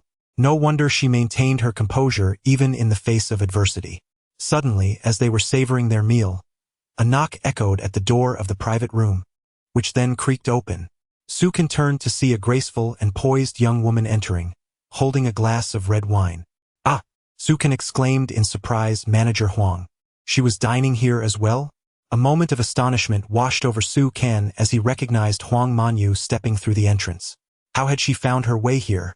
Huang Manyu scanned the table, her heart silently marveling at the lavish spread before her.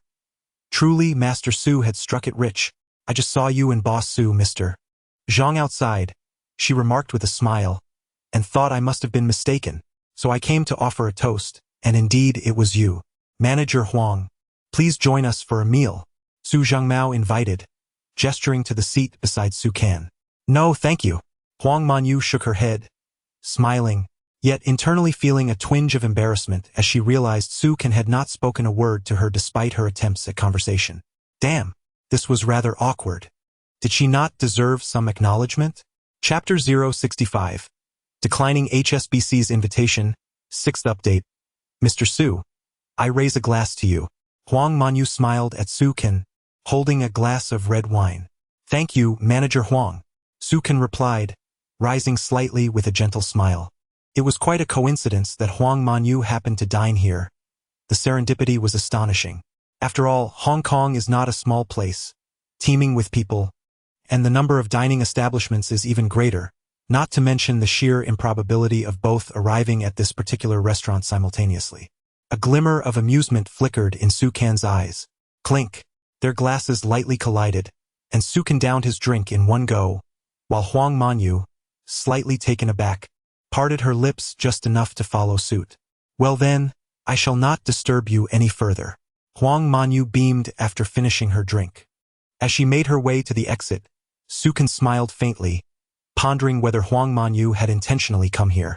HSBC is a premier global bank with extensive resources in Hong Kong. It would be quite simple for her to ascertain the movements of Su Zhengmao or himself. Thus, her presence here was evidently deliberate. Yet what could her purpose be? Curiosity piqued in Su Can's mind. Huang Manyu's actions had certainly captured his attention, leaving him intrigued. Soon, the meal concluded. Su Can, along with Su Zhengmao and Zhang Man, exited the private room and made their way to the lobby on the first floor, where Su Can went to settle the bill. "Hello, sir. Your bill has already been taken care of by a lovely lady." The cashier smiled. "Third brother? Who paid the bill?" Lu Guoqiang inquired, filled with curiosity. Su Zhengmao, slightly surprised, remarked, "Mr. Su, this bill was not on my account. I merely reserved the private room." "Nor was it mine." Zhang Man shrugged with a chuckle, adding that such an extravagant meal would likely exceed her monthly salary. Perplexed, Su Can's mind conjured a familiar silhouette. Could it be her? "Sir, it was that young lady who covered your bill." As the others expressed their curiosity, the cashier pointed toward someone near the entrance. Su Can and the others turned to look. Indeed, it was her. Su Can's eyes brightened slightly as he smiled. "Thank you." Su Zhengmao expressed his astonishment. "I didn't expect Manager Huang to cover our bill. That must have been quite costly. Why would she do that?" Zhang Man, surprised, seemed a bit envious. Su Can smiled nonchalantly. "Old Su, you all wait for me across the street. I need to have a word with Manager Huang." With that, he turned and walked away. Approaching the entrance, he greeted Huang Manyu with a smile. "I truly apologize. I didn't expect you to take care of the bill in advance. Mr. Su has brought considerable business to HSBC. As one of our esteemed clients, it is only fitting that I treat you to a meal," Huang Manyu responded, leaning against the railing of the restaurant, the sea breeze gently tousling her flowing hair, enhancing her allure. Her tall stature, accentuated by high heels, brought her to a level almost equal to Su Can's. "It seems you came prepared, Miss Huang," Su Can remarked, admiring her beauty and getting straight to the point.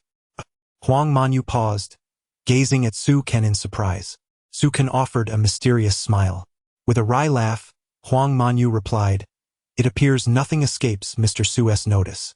Since you have been so forthright, I shall be direct as well. Please go ahead." Su Can stepped closer, leaning against the railing as he faced Huang Manyu, intrigued about her intentions. "Mr. Su," she began, her lips parting slightly, "on behalf of HSBC, I would like to formally invite you to join our esteemed team." "Haha. HSBC has an abundance of talent.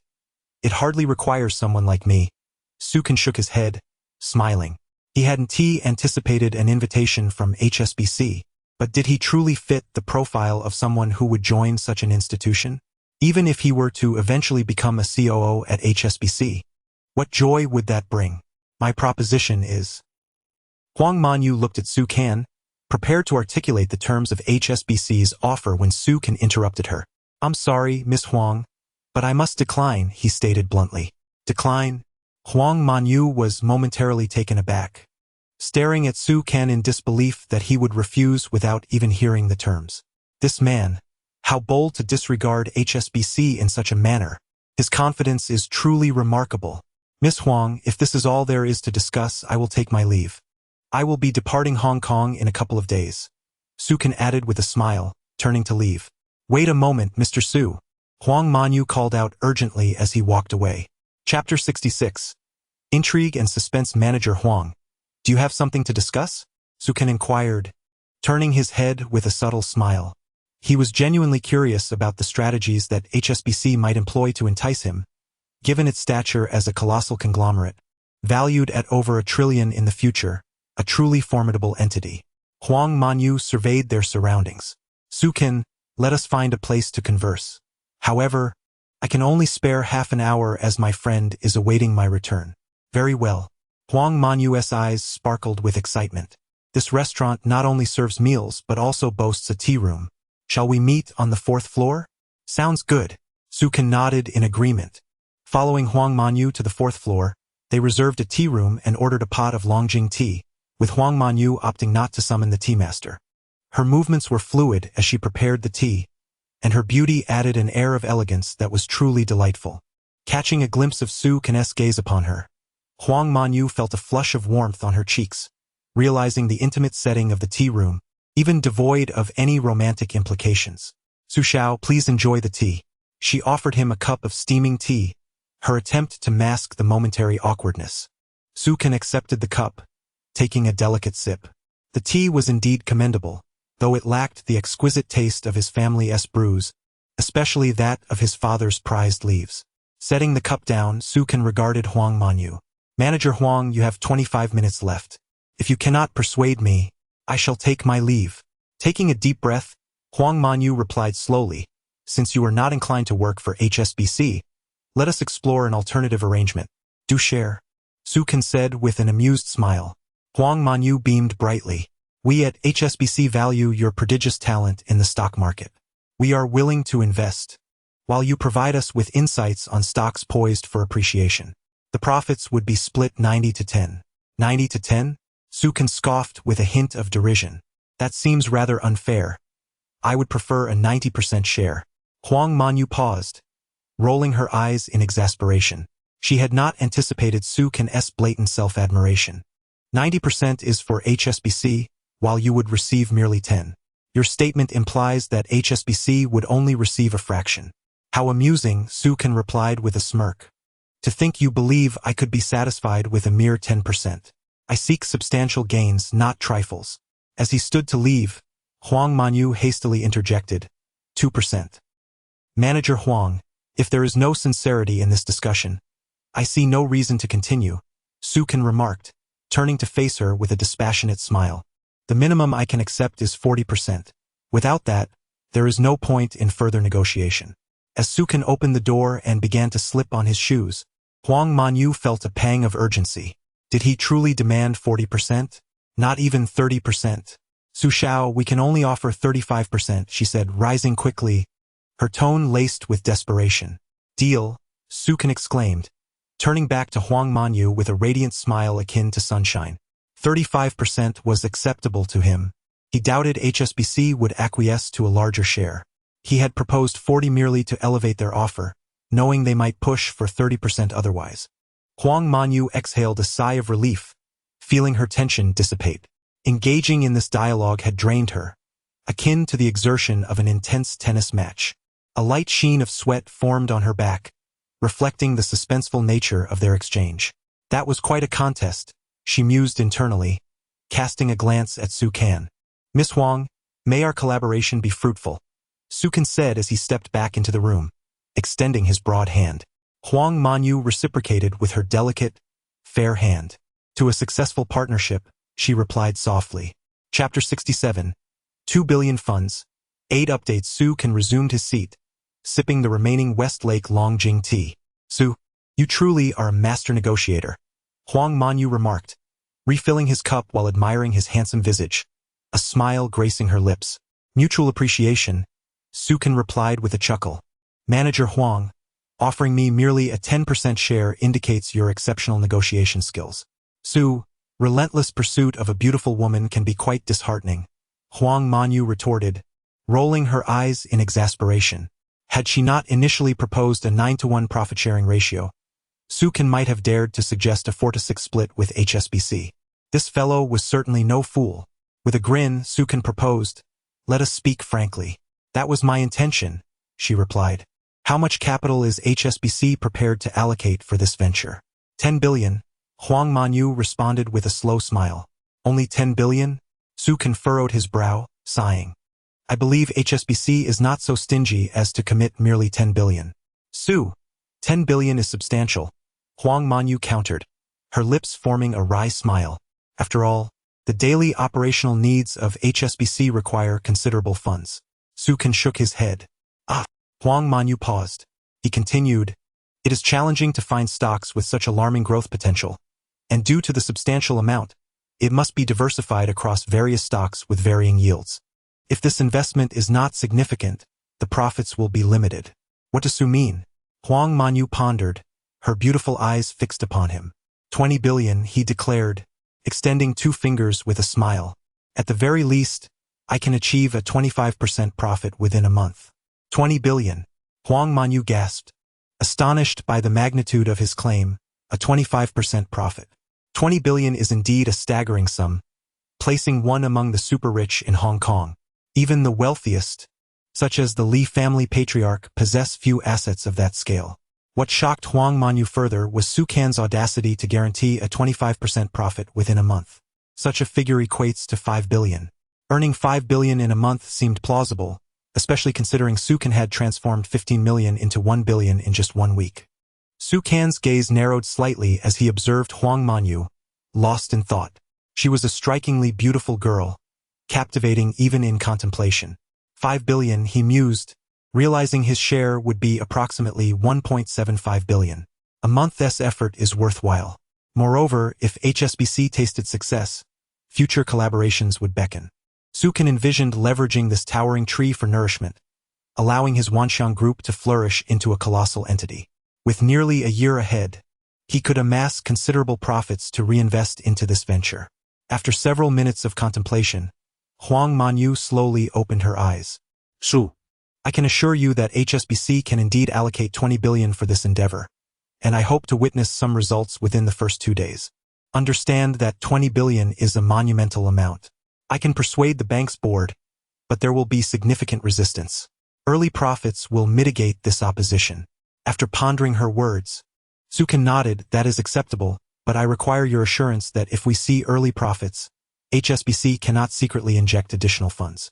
All investments must receive approval from Wanxiang Group. Absolutely, Huang Manyu affirmed. HSBC values integrity. If we achieve the anticipated profits early on, I may even persuade the bank to allocate additional funds for this collaboration. Manager Huang, you shall not be disappointed, Su Can assured her with a smile. Very well, Su. When shall we commence? Huang Manyu inquired, her anticipation palpable. She was eager to begin trading stocks immediately, her enthusiasm igniting within her. Today is Friday. The Japanese market is closed. Although the American market opens tonight, we will commence with the Japanese stocks on Monday. The 20 billion will be credited within 2 days, Su Can replied, as Huang Manyu straightened her posture, revealing her graceful figure. Chapter 68. Investment in the garment factory. Regarding Huang Manyu's execution capabilities, Su Can had no doubts. After reaching an agreement with her, he exited the tea room, made his way down to the restaurant, and boarded a small boat to the shore. Young Master Su, exclaimed Su Zhengmao, who stood on the bank, surprised. Old Su. Su Can nodded and then turned to Zhang Man, saying, Zhang Man boss. Zhang Man stood up. Su Can smiled and instructed, please contact Manager Huang from HSBC tomorrow. We have a business venture to discuss. What kind of business?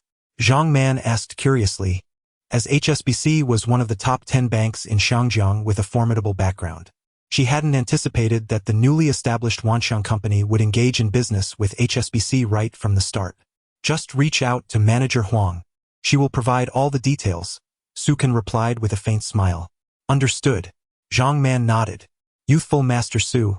Su Zhengmao interjected after Su Can concluded his conversation with Zhang Man. My wife and I will take the children home now. I'll have Defei drive you back. Old Su, please take it easy. Su Can waved his hand, stopping Su Zhengmao from leaving. Youthful Master Su, is there anything else you need? Su Zhengmao asked, a puzzled expression crossing his face. Su Can smiled slightly and gestured for Su Zhengmao to walk a few steps ahead with him. Su Zhengmao immediately understood. Setting down the child he was carrying and walking alongside Su Can. Old Su, don't you think your garment factory is somewhat small? Su Can stated directly, addressing Su Zhengmao. Youthful Master Su, Su Zhengmao was taken aback by Su Can's words, and then a bold idea suddenly illuminated his mind. Su Can continued, I wish to invest in your garment factory. Youthful Master Su, is this true? Su Zhengmao's eyes widened in astonishment. Are you genuinely willing to invest in me? Of course. Su Can nodded. However, I require absolute controlling rights while you will manage the operations. The financial reports will simply be submitted to Wanxiang Group for review. I'm willing. Su Zhengmao immediately agreed. Just a week prior, if Su Can had made such a proposition, he would have thought it was mere fantasy. But now, hearing Su Can's words, Su Zhengmao was profoundly convinced of Su Can's capability to take control of his factory. Very well, Su Can beamed, pleased with Su Zhengmao's acceptance. This marked the completion of yet another objective in his plan. Zhang Man, Su Can beckoned her over. Zhang Man shrugged in resignation and approached, saying, "Boss, what do you need?" "Immediately arrange for an investment of 20 million in Old Su's garment factory under the name of Wanxiang Group. We will acquire 60% of the shares," Su Can instructed. Su Zhangmao's factory was currently valued at merely over 10 million. Offering 20 million for a 60% stake was, in essence, a premium investment. Youthful Master Su, this. Su Zhangmao gasped in astonishment. "This investment is excessive." "Old Su," Su Can interjected, waving his hand to halt Su Zhangmao's words. "This is merely the initial capital. For future expansions, I will continually inject funds, which will subsequently dilute your shares." Understood, youthful Master Su. Su Zhangmao straightened his posture. "You are to handle the coordination with Zhang Man on this matter. It will go through Wanxiang Group's account," Su Can stated, looking at both individuals. "Yes." Zhang Man and Su Zhangmao nodded. Having secured this arrangement, Su Can narrowed his eyes slightly. Unbeknownst to Su Zhangmao and Zhang Man, while it appeared that he was overpaying for the investment, the future market for garments was extraordinarily promising. Particularly, the clothing produced by factories in the mainland dominated the global market, with many world-renowned brands being manufactured in China under various labels. China was indeed the world's factory. Old Su was already investing in a factory in Pengcheng. What he lacked was funding. As long as Su Can continued to provide financial support, rapid expansion would be possible. Undoubtedly, barring any unforeseen circumstances, the future of this garment factory was boundless. In a future trillion-dollar apparel market, capturing just 1/10 would propel the company to a valuation in the hundreds of billions. This was a significant opportunity. Su Can aimed to claim a share, ideally 2/12. Securing 2/12 would yield a valuation of 200 billion, positioning the company among the titans of industry for decades to come. In China, few private enterprises reached such staggering heights. Chapter 69. The legend arrives the following day. Su Zhengmao's garment factory officially signed a contract with the Wanxiang Group, resulting in the renaming of Su's garment factory to the Awakened Lion Group. The logo was also unveiled, depicting a lion slowly awakening, baring its teeth and claws with an imposing and fierce demeanor that was quite striking. With the newfound investment of 20 million, the initial plan to establish a mid-level garment factory in Pengcheng transformed into a grand endeavor with an investment of 20 million. At this juncture, any foreign investment was welcomed in Pengcheng, including funds from the Hong Kong region. Furthermore, if Su Zhangmao found himself unable to navigate this, Su Can could effortlessly reach out to Vice Mayor Chun to resolve any issues, though Su Can preferred to remain discreet. Yawning, Su Can gradually awakened and glanced at the time, astonished to find it was already 9 o'clock. He stretched lazily. Suddenly, a loud knock echoed from the hotel room door. Su Can approached and opened it to find Lu Guoqiang and Huang Xiaowei standing outside, each holding something in their hands. "Third brother." Lu Guoqiang lifted the takeout box and smiled. "We brought you breakfast from downstairs." "How thoughtful of you," Su Can replied, accepting the box, inhaling the fragrant aroma of rice rolls wafting from within. There was also a cup of hot milk tea. "Come over in half an hour. Let's head out." "Oh, and have Defei drive us," Su Can instructed. "Understood. Third brother." Lu Guoqiang nodded in agreement. With a firm thud, Su Can closed the door, quickly freshened up, and then settled onto the sofa to enjoy his breakfast. Inside the box lay a warm serving of rice rolls.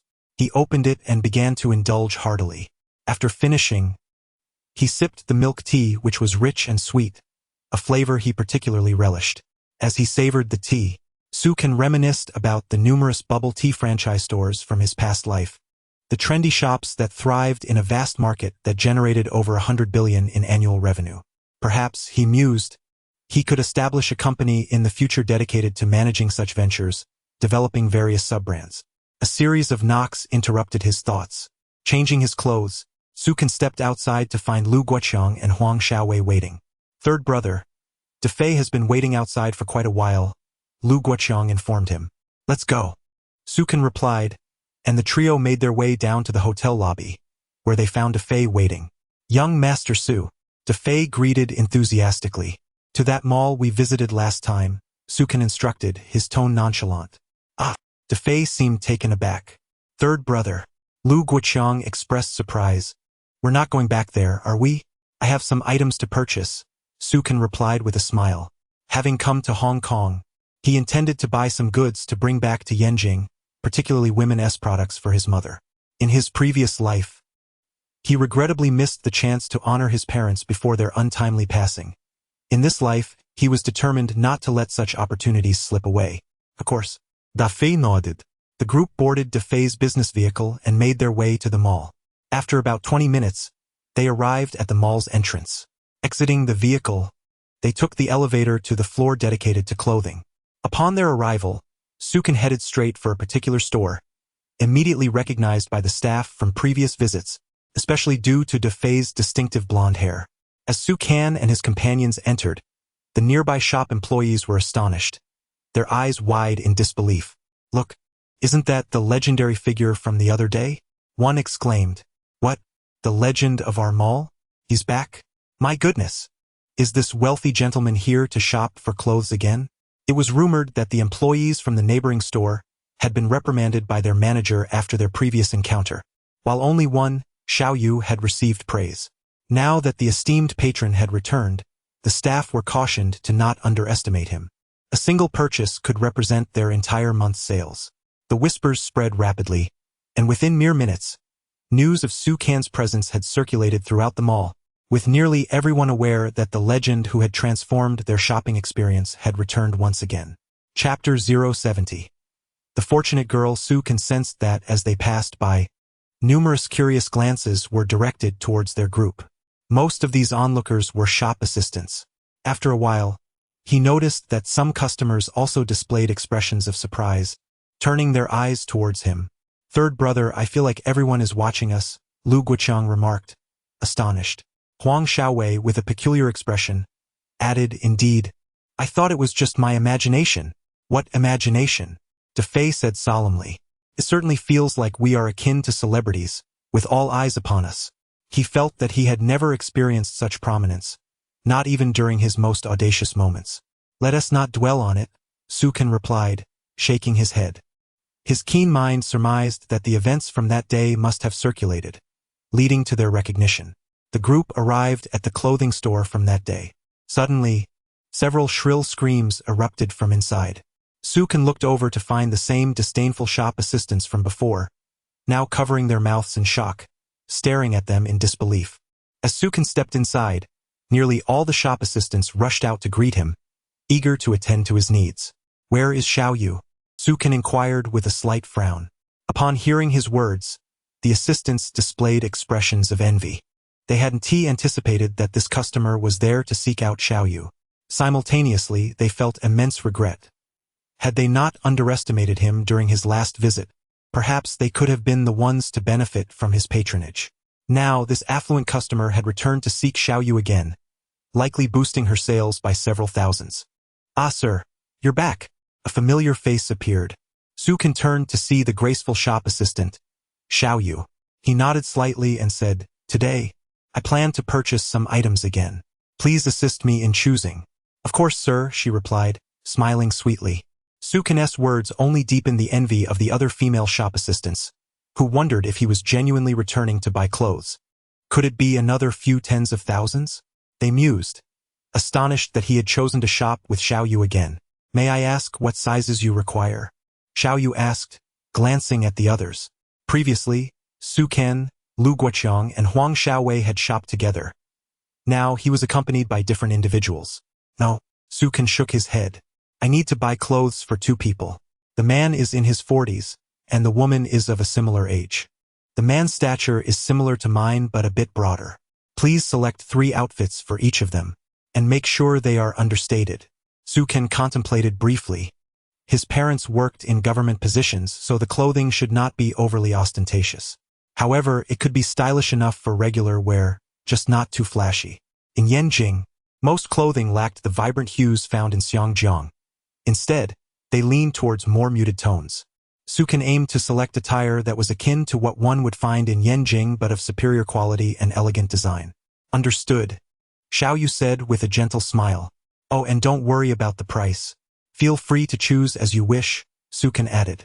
Purchase as much as you need. Xiao Yu nodded and began selecting clothes for him. The other shop assistants watched with eyes brimming with envy. 6 outfits, if selected without restraint, could easily amount to several tens of thousands, enough to cover nearly 2 months of their earnings. Approximately 20 minutes later, Xiao Yu returned with the chosen garments. Sir, I have selected 6 outfits for you, 3 for each gender, focusing on a stable and understated style. Please take a look. Su Kan examined the clothing, his gaze discerning. The designs were not overly flamboyant. Even in present-day Yanjing, they would not draw excessive attention. Many would not even recognize the brand. Moreover, in this era, without certain resources, one could not obtain foreign currency, making it impossible to purchase international products. Very well. Let us proceed to checkout. How much is it? Su Kan inquired, retrieving a bank card from his pocket. This card held an impressive sum of 50 million, deposited in the Wanxiang Group account, and currently had over 50 million remaining.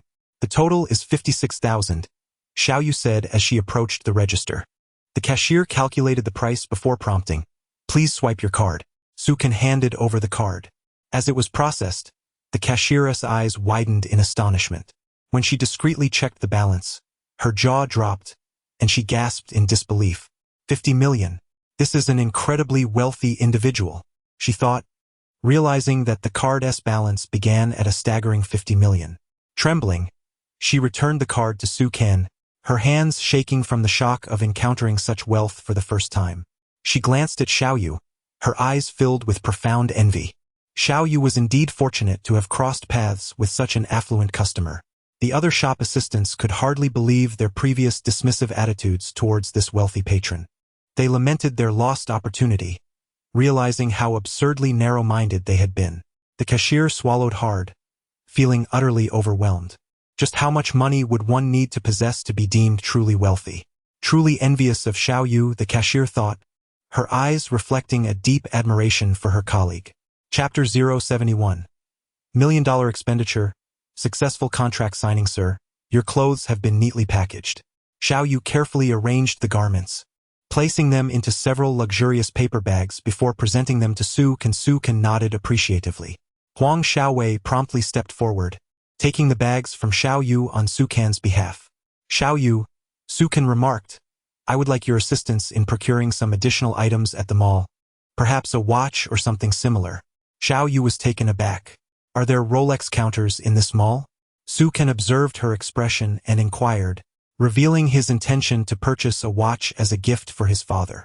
It is commonly said that wealthy individuals indulge in watches, while those of lesser means gravitate towards luxury cars. Yes, indeed. Xiao Yu eagerly nodded, swallowing hard. The cheapest Rolex starts at several tens of thousands. It was evident that this gentleman intended to buy a Rolex as a gift.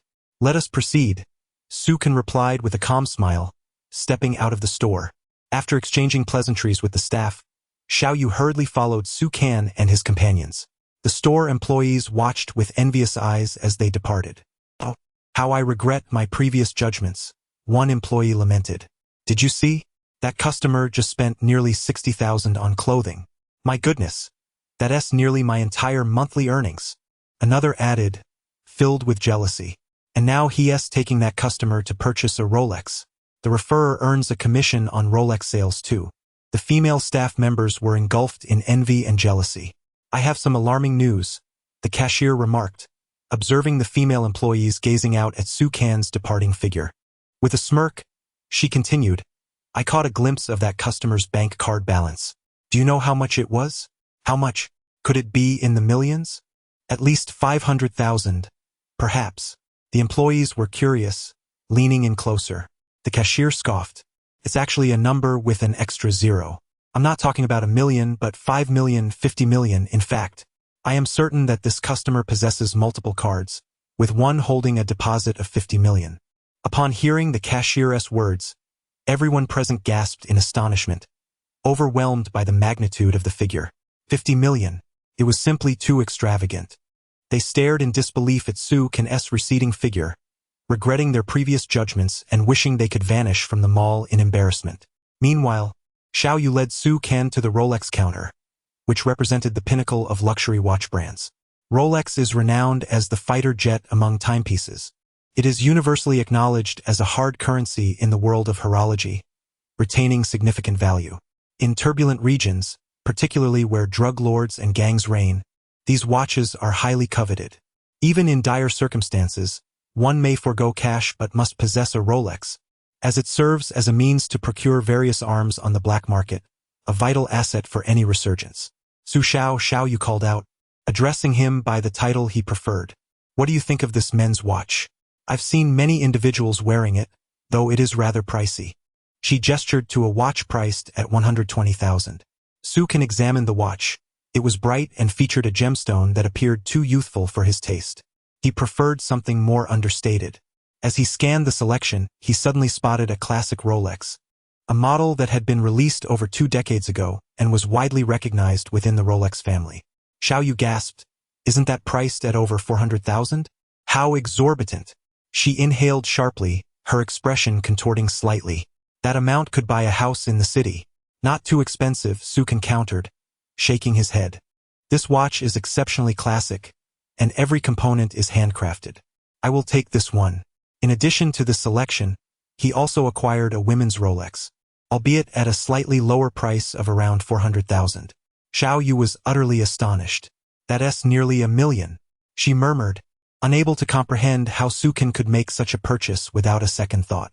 With that, you could buy 2 apartments. Beyond the 2 watches, Su Can also purchased 20,000 worth of cosmetics, all from top international brands, intending to gift them to his mother. Unbeknownst to him, his extravagant expenditure of 1 million on 2 Rolex watches quickly circulated throughout the mall. Upon learning that Xiao Yu had accompanied him, the entire floor dedicated to clothing sales buzzed with excitement, recognizing the man as a living legend within the shopping center.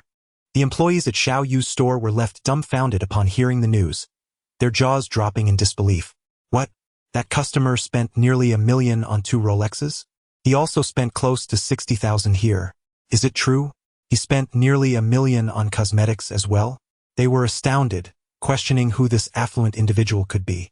As the staff at the clothing store lamented their earlier judgments, other stores began to mock them for their short-sightedness. Simultaneously, the mall underwent a peculiar transformation. Employees treated customers dressed in tattered, worn clothing with greater respect than those adorned in designer attire. This became a peculiar hallmark of the shopping center. Meanwhile, Su Can and his companions returned to the hotel, oblivious to the commotion caused by their lavish spending. Shortly after their return, Su Can's hotel room phone rang abruptly. He answered it to find Zhang Man's gentle voice on the other end. Boss, we have successfully signed the contract with HSBC. You are truly remarkable, Zhang Man exclaimed, her excitement palpable. Chapter 072. 50 million as a mere trial. She never anticipated that the collaboration between Su Can and HSBC would involve such a staggering sum, an operation amounting to 2 billion. What a concept! Zhang Man was on the verge of losing her composure. 2 billion. 2 billion, she exclaimed. Calm down, Su Can replied with a faint smile. This is merely the initial collaboration. If it meets our expectations, the funding will increase subsequently. Boss, you are truly remarkable, Zhang Man flattered with a grin. Enough with the flattery. Quickly arrange for the company to purchase vehicles. Come pick me up next Monday to go to HSBC, Su Can said with a hearty laugh. Understood. Zhang Man chuckled as she hung up the phone. Su Can's lips curled into a charming arc. The funds from HSBC were already in place. Now, all that remained was to wait for Monday. Initially, he had planned to return to the mainland, but with the collaboration with HSBC, Su Can decided to delay his return for a few days. 2 days passed swiftly, and soon it was Monday. Dressed impeccably, he descended the stairs and spotted a girl in a fitted suit standing in the lobby. The suit-clad enchantress, Zhang Man, showcased her perfect figure, drawing the attention of several men in the hall. Boss, Zhang Man exclaimed, rushing over to Su Can instantly. All the men in the lobby turned their gazes toward him, their eyes filled with envy. How could such a beautiful woman be waiting for a man? If it were them, they would never let such a stunning woman wait. Let us go, Su Can nodded. Boss, I have already purchased a couple of cars for daily use, though they are second-hand, Zhang Man informed him as they exited the hotel and approached a Japanese car in the parking lot. Don't be fooled by its second-hand status. It performs well and has been well maintained, Zhang Man said cheerfully. Sukan furrowed his brow slightly. Once our collaboration with HSBC is complete next month, you can get a new car.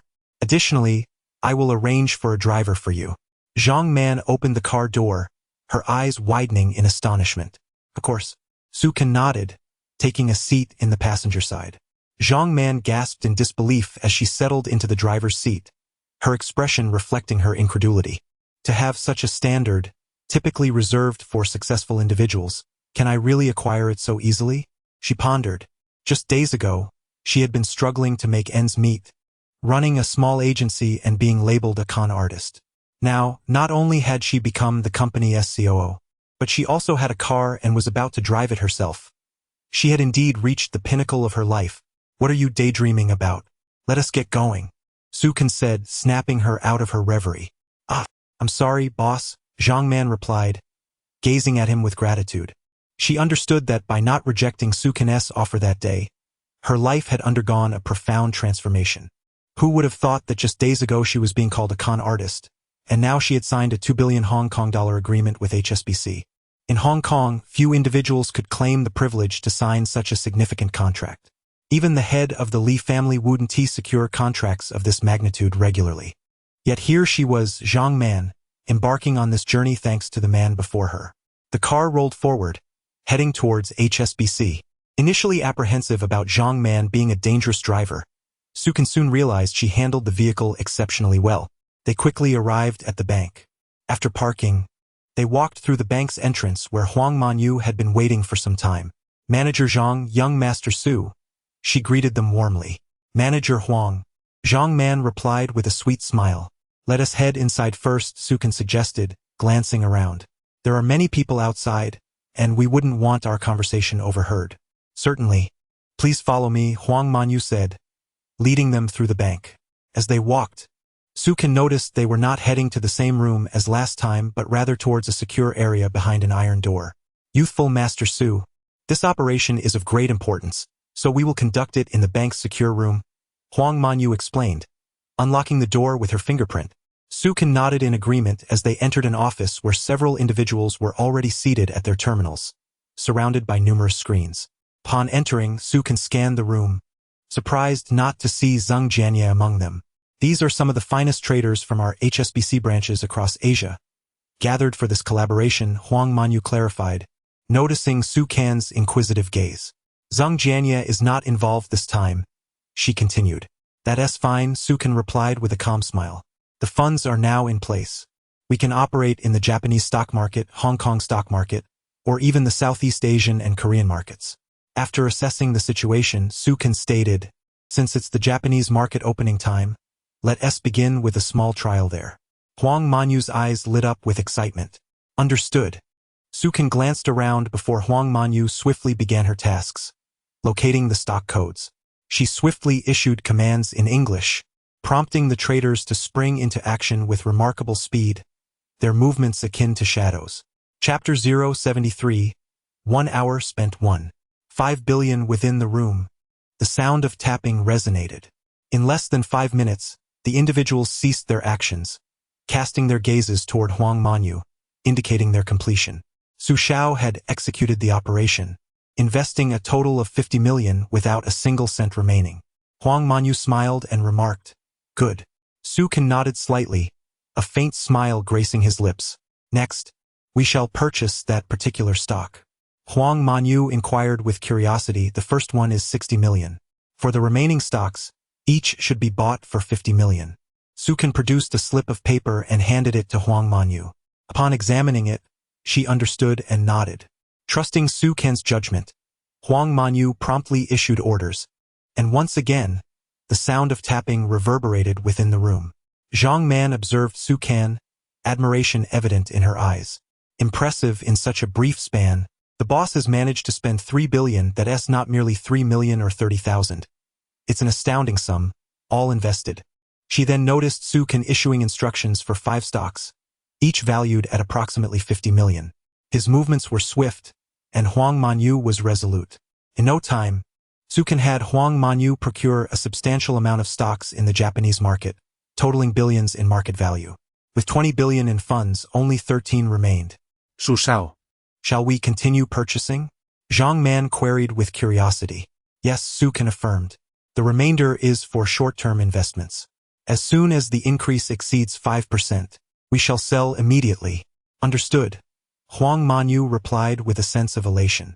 Short-term investments yield rapid results, often leading to substantial gains almost instantaneously. However, they also carry the risk of significant losses, potentially leading to bankruptcy without sufficient capital. For these short-term stocks, each should not exceed 20 million, Su Can advised. In short-term trading, one must not invest too much at once. Otherwise, even if the stocks rise, selling them can become quite challenging. A sudden influx of capital might arouse suspicion, particularly if turnover rates spike, risking a rapid decline in stocks that were previously rising. Su Can drafted a list of several stocks for Huang Manyu to operate, all of which he deemed high quality. He understood that the Japanese stock market was currently flourishing due to the nation's robust economic development, situated within a bull market that had seen continuous growth over the past few years. Su Can anticipated that, in the coming years, the Japanese stock market would face significant challenges. When that time arrives, with ample capital, he could engage in short selling of Japanese stocks and reap considerable profits. However, this would require several years to materialize. Once he completed the list, Huang Manyu swiftly executed the orders, instructing the traders to commence their operations and buy stocks continually. Suddenly, Huang Manyu exclaimed, "One of the short-term stocks has already surged by 5%. The momentum is incredible. Should we wait before selling?" Su Can shook his head resolutely. With a hint of surprise, she observed the display screen, noticing the stock's remarkable surge and the potential for further increases. "Oh, such a promising stock, it's a shame Su Can wants us to sell it now." However, she had no choice but to proceed. In no time, under Huang Manyu's direction, the trader sold 2 million worth of that stock, securing a 5% profit, amounting to 1 million. Yet Su Can felt satisfied. Although 1 million may seem modest in proportion, it represented a significant sum when dealing with 2 billion in capital.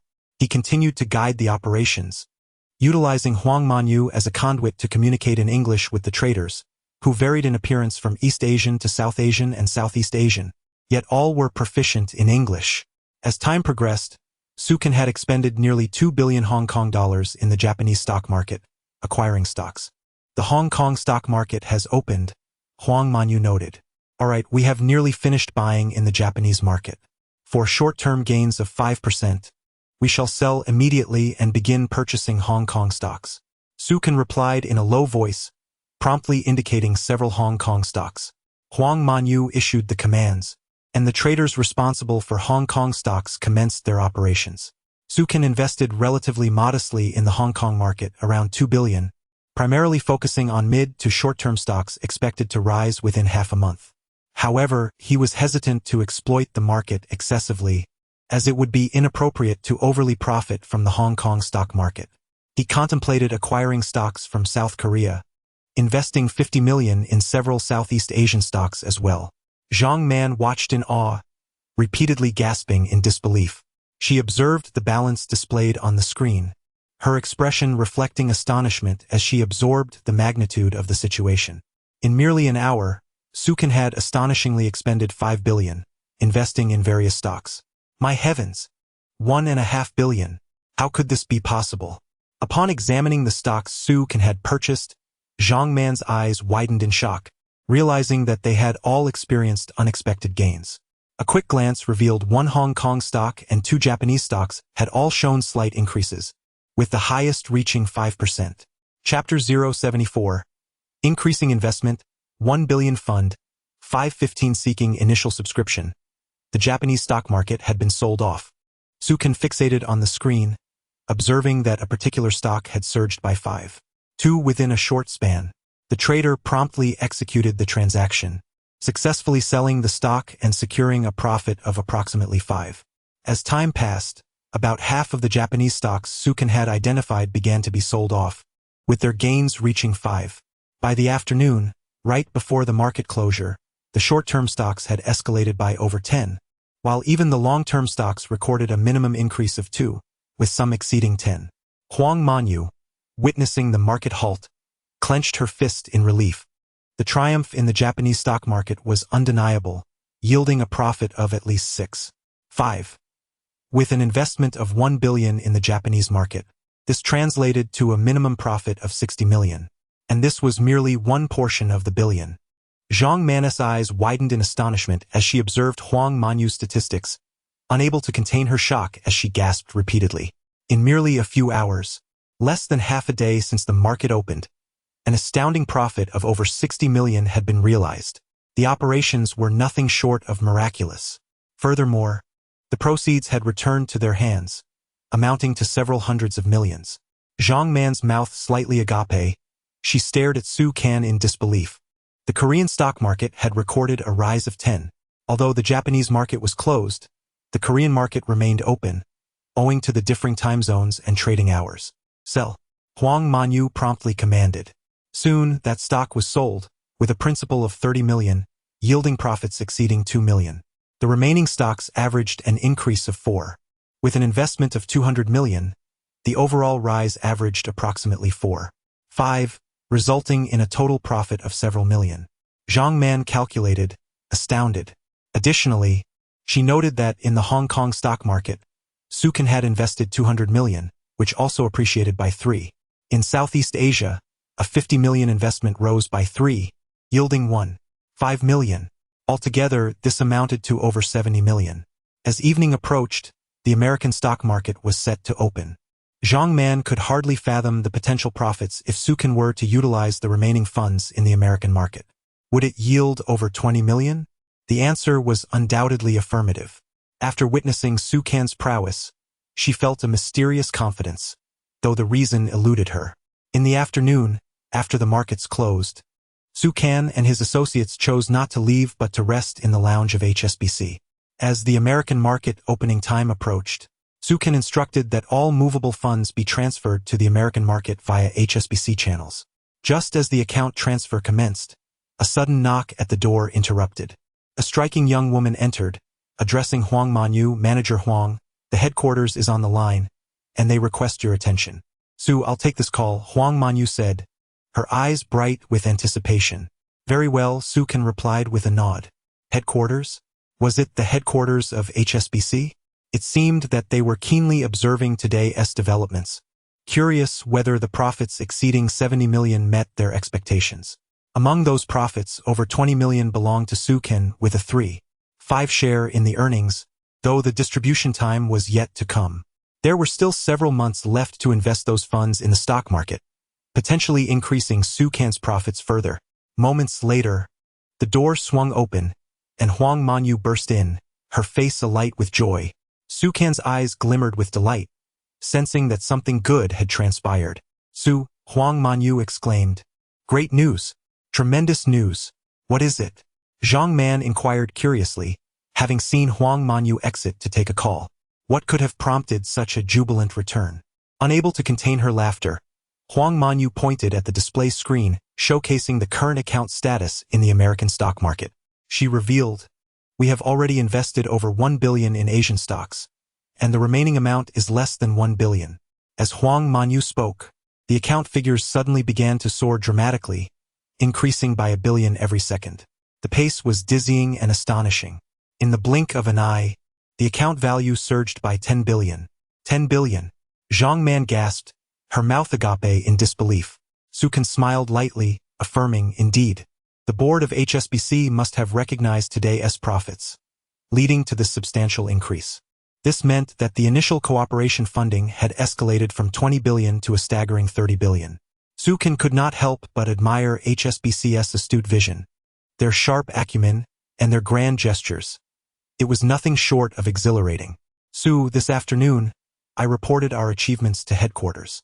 Upon learning about today's success, they immediately convened a meeting, resulting in an additional 10 billion for our collaboration, Huang Manyu joyfully reported.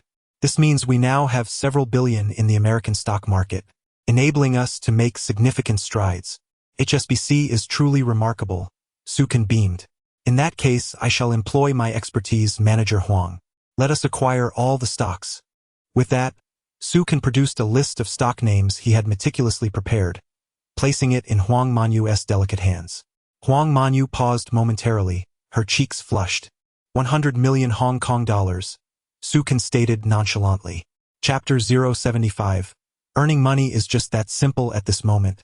10 million Shangjiang coins could be exchanged for nearly 20 million US dollars. A staggering sum indeed. Su Can handed a note to Huang Manyu, who immediately began to operate with remarkable skill. After the daytime operations, her speed had noticeably increased, nearly outpacing the other traders. The room echoed with the sounds of their bustling activity. Having completed his task, Su Can turned and sat down on the luxurious leather sofa, noticing it was a finely crafted, genuine leather piece. Glancing at the label, he saw it was handcrafted. "Boss, please enjoy some tea." Zhang Man poured a cup of hot tea for Su Can. As he sipped it, a warm sensation enveloped his stomach, bringing him immense comfort. He watched Huang Manyu issue commands, finding it quite pleasing to the eye. After a moment, Huang Manyu approached him, her expression slightly exasperated. She had just been shouting orders until she was hoarse. "Manager Huang, please have some tea," Zhang Man said, pouring a cup for Huang Manyu. After thanking her, Huang Manyu gently blew on the tea, releasing its fragrant aroma. Once it cooled slightly, she drank it in one go, feeling her throat ease considerably.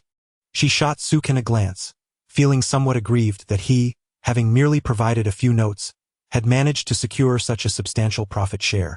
The issue was not merely about the money. It was Su Can's demeanor. He appeared utterly unperturbed in the frantic stock market, exuding an air of tranquility, even as he continued to take charge himself. "Su Xiao, we have already invested over 10 billion in US stocks. What do we need to do now?" Huang Manyu asked, sitting down and revealing her long legs. Su Can finally focused his gaze on Huang Manyu, a smile gracing his lips as he replied, "It's quite simple." Upon hearing Su Can's words, Huang Manyu perked up. She recalled the last time he had made such a statement. The stock had surged by approximately 30%. If that were the case, a 30% increase on that 10 billion would yield a profit of 5 billion in the US stock market tonight. Excitement flooded Huang Manyu's eyes, her gaze fixed intently on Su Can, while Zhang Man blinked her lovely eyes in curiosity, displaying a look of eager anticipation. She had a strong premonition that Su Can was about to impart some professional insight. Su Can yawned and said, "Everyone has worked hard today. Let us all go home and rest. The stocks can take care of themselves in the market." Huang Manyu's jaw dropped, staring at him in disbelief. "Go back to our own homes?" Zhang Man's mouth twitched slightly, her expression a mix of incredulity as she gazed at Su Can, utterly astonished that he would suggest returning to rest with billions still at stake in the market. Seeing the stunned expressions on Huang Manyu and Zhang Man, Su Can shrugged his shoulders. He was certain he hadn't misspoken. What's wrong with them? Huang Manyu gritted her teeth, struggling to contain her fury, wishing to punch Su Can's handsome face, and awkwardly smiled. "You can't be joking, right?" "Of course not," Su Can replied earnestly, stroking his chin. "I've said it before. Within a month, we should achieve at least a 25% profit. It's only been a short while. Why the rush?" Huang Manyu paused, her expression shifting slightly. She recalled Su Can's words in the tea room about achieving a 25% profit within a month, and she felt a twinge of regret for having reported the results to headquarters earlier that day. Furthermore, headquarters had approved an additional 10 billion in funding. She felt as though she had shot herself in the foot, realizing she had brought this upon herself. "Rest assured," Su Can said, looking at Huang Manyu, whose face was a mix of resignation. "I've said it before, within a month, a minimum of 25% profit is expected. Why are you so anxious?" Huang Manyu was momentarily taken aback, her expression becoming somewhat peculiar as she recalled Su Can's earlier promise. The day's results had overshadowed their agreement.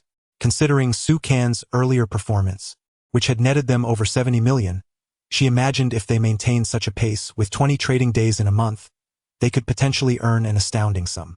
However, she knew it was not that simple. Yet, after encountering Su Can, an inexplicable feeling arose within her that making money could indeed be that simple. As she pondered, Huang Manyu felt a chill run down her spine, astonished that she had unknowingly been swayed by Su Can's confidence. "Manager Huang," Su Can interrupted, breaking her reverie. "Su Xiao," Huang Manyu snapped back to reality, her gaze lingering on Su Can's handsome features, which appeared increasingly striking. "I'll be heading back now. Tomorrow, I'll have Zhang Man notify you, Su Kan said, rising with a smile. Upon hearing this, Huang Manyu felt a surge of urgency. Su Kan's words implied he might not be coming to HSBC tomorrow. Zhang Zong, she exclaimed, glancing at Zhang Man with a smile. If you don't mind, I'll personally escort Su Xiao back to the hotel. You can head home first. Zhang Man hesitated for a moment, while Su Kan was momentarily taken aback, wondering why the beautiful women were so eager to offer him a ride. Chapter 76. Will you not invite me up for a cup of tea? Su Xiao. You wouldn't refuse, would you? Huang Manyu blinked her large eyes, casting a radiant smile towards Su Kan. Her unique charm emanated effortlessly from within. Su Kan, caught in a bemused smile, pondered the situation.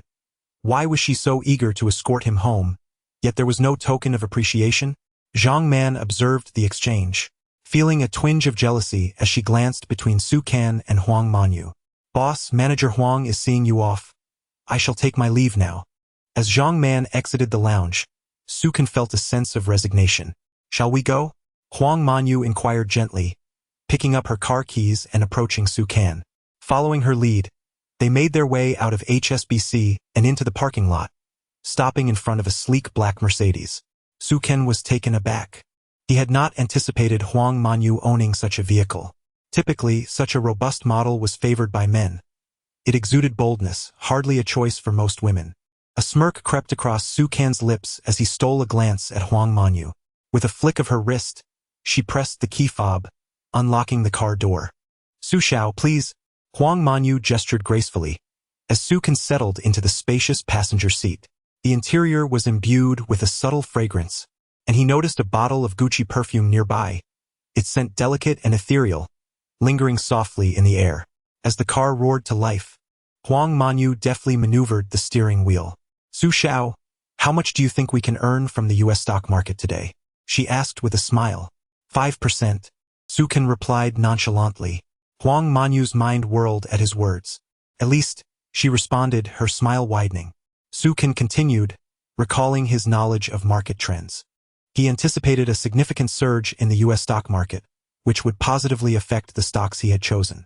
However, given the substantial amount of capital he was dealing with, he had to diversify his investments. Yet, he remained confident that a 5% return was achievable. Su Xiao, you're quite confident, Huang Manyu remarked, amused. It's no wonder you're not overly concerned about your stocks, having invested billions without even watching the market closely. Indeed, for many, even a few million would be a source of sleepless nights, unlike Su Kan's calm demeanor. Reflecting on Su Kan's prior transactions, Huang Manyu recognized his remarkable self-assurance. Confidence stems from analysis. The global economy is thriving, and with the Japanese market on the rise, the U.S. market follows suit, Su Kan explained. Therefore, it's reasonable to expect a return of over 25% on our 30 billion investment. At least 25%? Huang Manyu echoed, her curiosity piqued. Indeed, which translates to approximately 7.5 billion in profits. With a 3.5 split, my share would be around 2 billion, Su Kan calculated. In just 2 months, he could potentially triple his wealth, a commendable feat, especially given the current year. With such funds, he could easily purchase a property in Hong Kong. However, Su Kan thought to himself, since 2021, property prices in Hong Kong had soared drastically. It would be wiser to wait a few years for a more opportune moment to enter the market, during a downturn when prices would be considerably lower than they are now.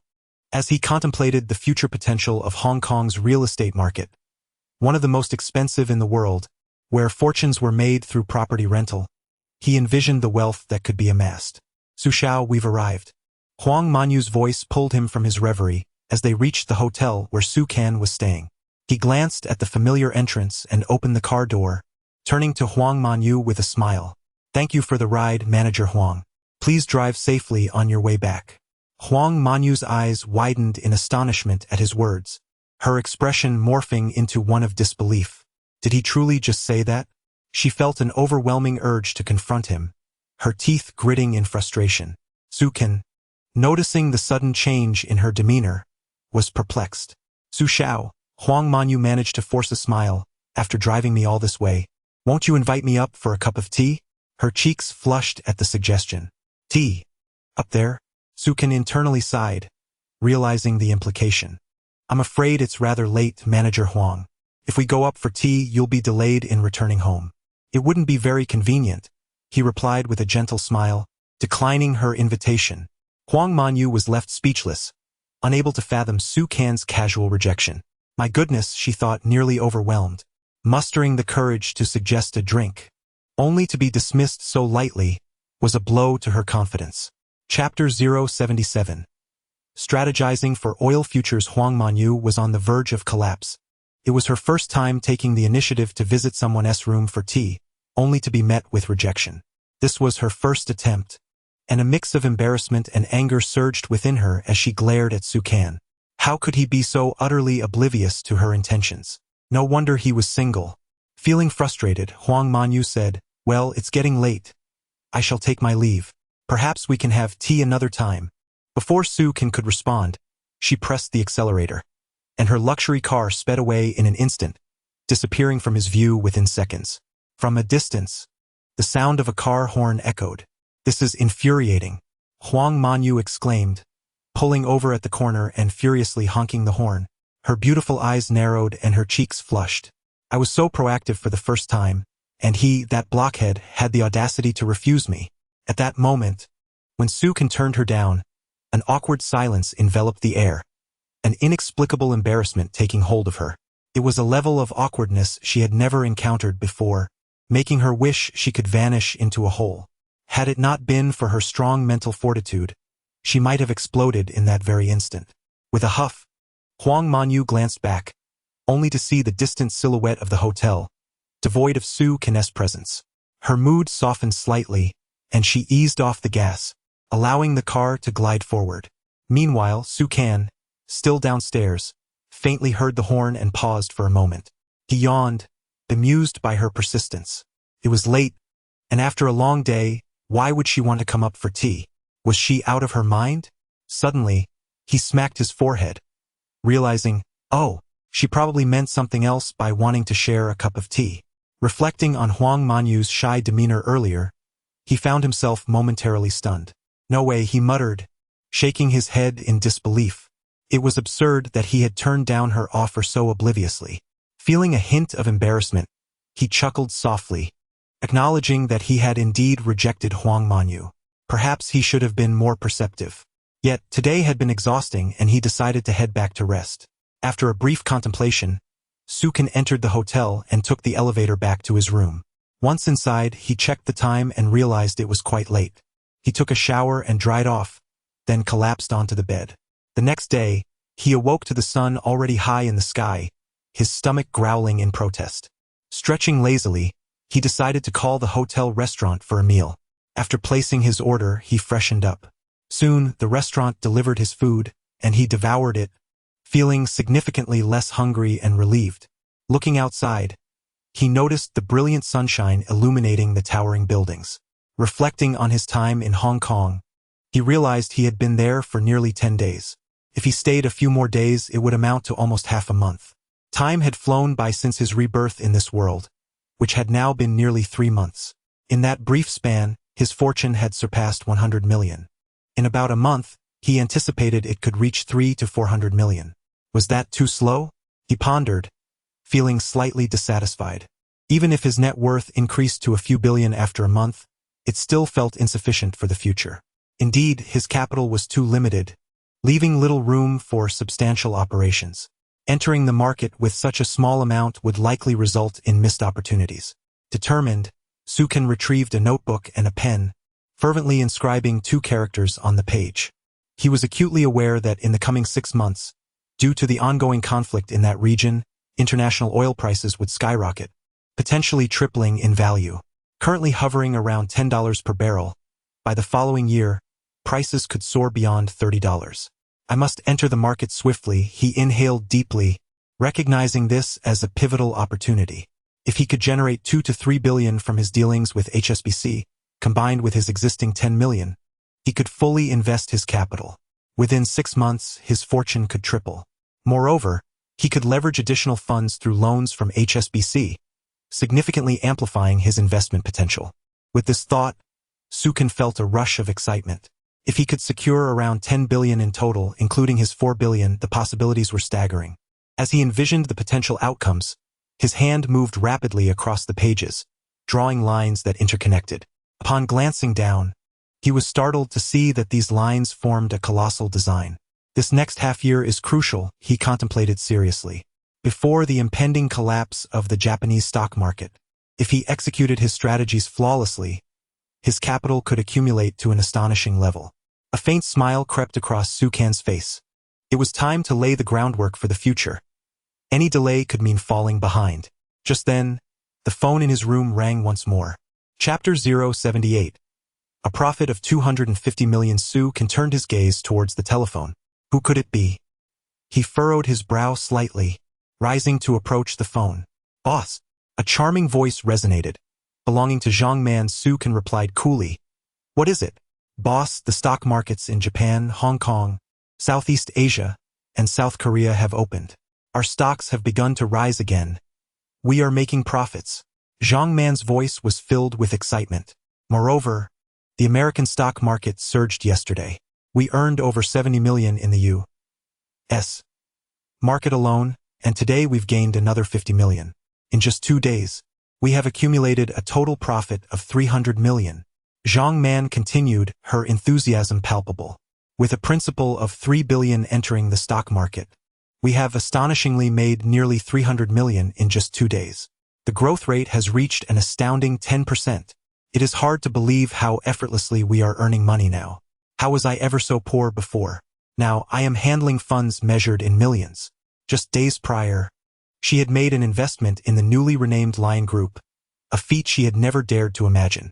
The ease with which it was accomplished felt almost surreal. However, Sukan, having heard Zhang Man's exuberance, could not help but temper her enthusiasm with a dose of reality. While the morning opened strongly, expect a decline after half an hour. The stock market operates in cycles of rise and fall. Unless we encounter a rare stock that consistently ascends, it is difficult to maintain such momentum. Even if we do, we must avoid injecting excessive capital, as it could inflate stock prices and lead to a mass exodus of investors, ultimately resulting in a market crash. Sukan recalled the internet bubble of his past life, where countless individuals fervently pursued tech stocks, driving prices to astronomical heights. Some companies, still in their infancy, dared to go public, witnessing their market value skyrocket by thousands, even tens of thousands of times. Eventually, the bubble burst, leaving many in financial ruin, and some tragically leaping from heights in despair. Yet, that period also presented an opportunity, albeit one that would take over a decade to fully materialize. For now, he could seize the moment to accumulate wealth before the impending downturn. After all, that bubble had cost the global stock market a staggering $50 trillion, a historical record. With proper strategy, one could carve out a share of that wealth, becoming immensely affluent. Zhang Man, smiling, inquired with a hint of curiosity, Boss, did anything unpleasant happen between you and Manager Huang when he took you home yesterday? What? Sukan paused, slightly taken aback. Zhang Man chuckled. I couldn't help but notice that Manager Huang seemed off today. His demeanor towards the traders was unusually severe, almost as if he had transformed into a domineering female executive. A bead of cold sweat trickled down Sukan's forehead. What does that have to do with me? He replied nonchalantly. The stock market will be closed tomorrow. I need you to handle something for me. I'm leaving Hong Kong. What? You're leaving Hong Kong? Zhang Man exclaimed in surprise. Yes, Sukan confirmed with a nod. You will be responsible for matters in Hong Kong from now on. Coordinate with Old Su regarding any transitions. I will contact you if anything arises. Understood, Zhang Man replied, and the call ended. Sukan gazed out the window, bemused. Manager Huang's temper today seemed to have a slight connection to him. However, given the late hour they had returned, it had been inappropriate for anything untoward to occur. With a smile, Sukan turned his attention to the gifts nearby. It was time to return to the mainland. The KFC project entrusted to Wang Er and Xiao, who had reached its conclusion. Sukan contemplated the future in Yenjing, as the Chinese market was set to gradually open up over the coming years, presenting an immense opportunity. Global enterprises would flock to the Chinese market, which held the potential to foster countless colossal companies valued in the hundreds of billions, even trillions. The automotive sector, in particular, was poised for remarkable growth. In his past life, American car manufacturers faced collapse under competition from Japanese firms, only to reinvent themselves in China and thrive among the middle class. Their sales in China surpassed their total in all other markets combined. With a decisive gesture, Sukin retrieved a bank card from his pocket, noting the 50 million within. Alongside the 30 million remaining in the Wanxiang Group, he planned to allocate a total of 80 million. He decided to leave 10 million in the Wanxiang Group and invest the remaining 70 million into oil futures. He anticipated that this investment could yield a threefold return, potentially transforming into 200 million in capital. Additionally, he considered the profits from his collaboration with HSBC, leveraging the opportunity to purchase oil futures. If HSBC was amenable, this venture would be mutually beneficial. A subtle smile played on Sukan's lips as he envisioned the forthcoming collaboration, recognizing it as an opportunity not only for himself but also for HSBC. Chapter 079. Setting a Trap. Inviting you to fall in. Zhang Man arrived swiftly at the hotel in the afternoon. She knocked on the door with a firm rap. Sukan approached and opened the door, revealing Zhang Man, who was as striking as ever in her tailored suit, her long legs accentuated by towering high heels. Sukan glanced at her before turning back and returning to the sofa. "Boss?" Zhang Man called from behind as she closed the door. During her first visit, she had feared Sukan might harbor ulterior motives, but now that concern had dissipated entirely. In fact, even if Sukan were to act inappropriately, Zhang Man felt no instinctive resistance to refuse him. Over the past few days, she had become thoroughly enchanted by Sukan's personal charisma. He was a mesmerizing boss, handsome beyond measure, endowed with outstanding talent that left one astounded. Every gesture he made exuded an irresistible charm, drawing even the most distant of hearts closer. "Boss, what brings you to me?" Zhang Man inquired with curiosity as she took a seat. With a swift motion, Sukan produced a bank card and placed it on the table. "The matters in Shangjiang have been resolved. I will be departing tomorrow, and this card contains 50 million. I will have the funds transferred entirely into this account." Zhang Man's eyes widened slightly in surprise. "Boss, is this money for purchasing stocks? The company account still holds 30 million. "No," Sukan replied, shaking his head. Zhang Man gazed at him, her curiosity piqued, her expression reflecting her astonishment. "If not for stocks, what is the purpose of such a substantial amount?" "For investing in oil futures," Sukan explained, observing Zhang Man's shocked expression. "In addition to the 50 million, I want you to allocate 20 million from the remaining 30 million for oil futures. The remaining 10 million will serve as the company's working capital for rent and wages." "I understand," Zhang Man responded respectfully. Noticing Zhang Man's compliance, Sukan nodded approvingly. Since joining Wanxiang, he had observed that she was a diligent and obedient individual. He did not seek out overly formidable personalities. Rather, he required someone who would heed his directives. "Su Xiao, should we inform Manager Huang about this?" Zhang Man pondered, casting a questioning look at Sukan. "No need for that," he replied, shaking his head. Zhang Man was taken aback. Sukan, perceiving her unspoken thoughts, smiled subtly. Although such a large financial transaction would undoubtedly attract the attention of HSBC, including Manager Huang, it was clear that there was no need to divulge this information, particularly since it was a commercial secret. Sukan concealed a hint of mischief in his eyes. It would be challenging to keep such a significant sum hidden from Huang Manyu, who would undoubtedly be curious about Sukan's intentions with the funds, especially since they were not being used for stocks. Thus, this was merely a small trap set by Sukan. By initially engaging in oil futures, he aimed to capture Huang Manyu's attention, prompting curiosity from HSBC's headquarters. Once they learned that he was investing in oil futures and simultaneously profiting from stock investments, Sukan could utilize the gains to further invest in oil futures. This would also involve loans and leverage, with a substantial influx of capital into the oil futures market. Sukan was confident that HSBC would be intrigued. After all, anyone willing to invest 3 billion in collaboration with him would notice his own considerable investment in oil futures. Sukan chuckled inwardly, convinced that even if HSBC chose not to participate, they would find it increasingly difficult to resist. "Yes, boss," Zhang Man responded with a radiant smile.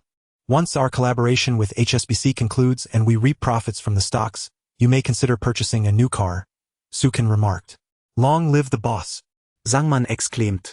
nearly jumping in excitement. Observing her enthusiasm, Su Kan nodded slightly. After a moment's thought, Zhang Man added, Boss, given the continuous rise in property prices in Shangjiang, I believe we should consider purchasing a property for our office instead of renting. This would enhance our company's assets. Upon hearing her suggestion, Su Kan shook his head gently. The current property prices are excessively high. It is not a suitable time to buy. While it is true that property prices in Shangjiang are on an upward trajectory and will continue to rise to alarming levels, I foresee a collapse in a few years. That will be a catastrophic moment. If Su Kan's memory served him correctly, leading up to that future crisis, numerous individuals would be liquidating their real estate holdings. Entering the property market now would likely yield losses rather than profits. Zhang Man paused, blinking in surprise, her eyes reflecting confusion. It seemed to her that Su Kan held a rather pessimistic view of Shangjiang's property market. Why is that? She wondered silently, sensing his lack of confidence in the market stability. However, Zhang Man did not grasp the full extent of Su Kan's insights.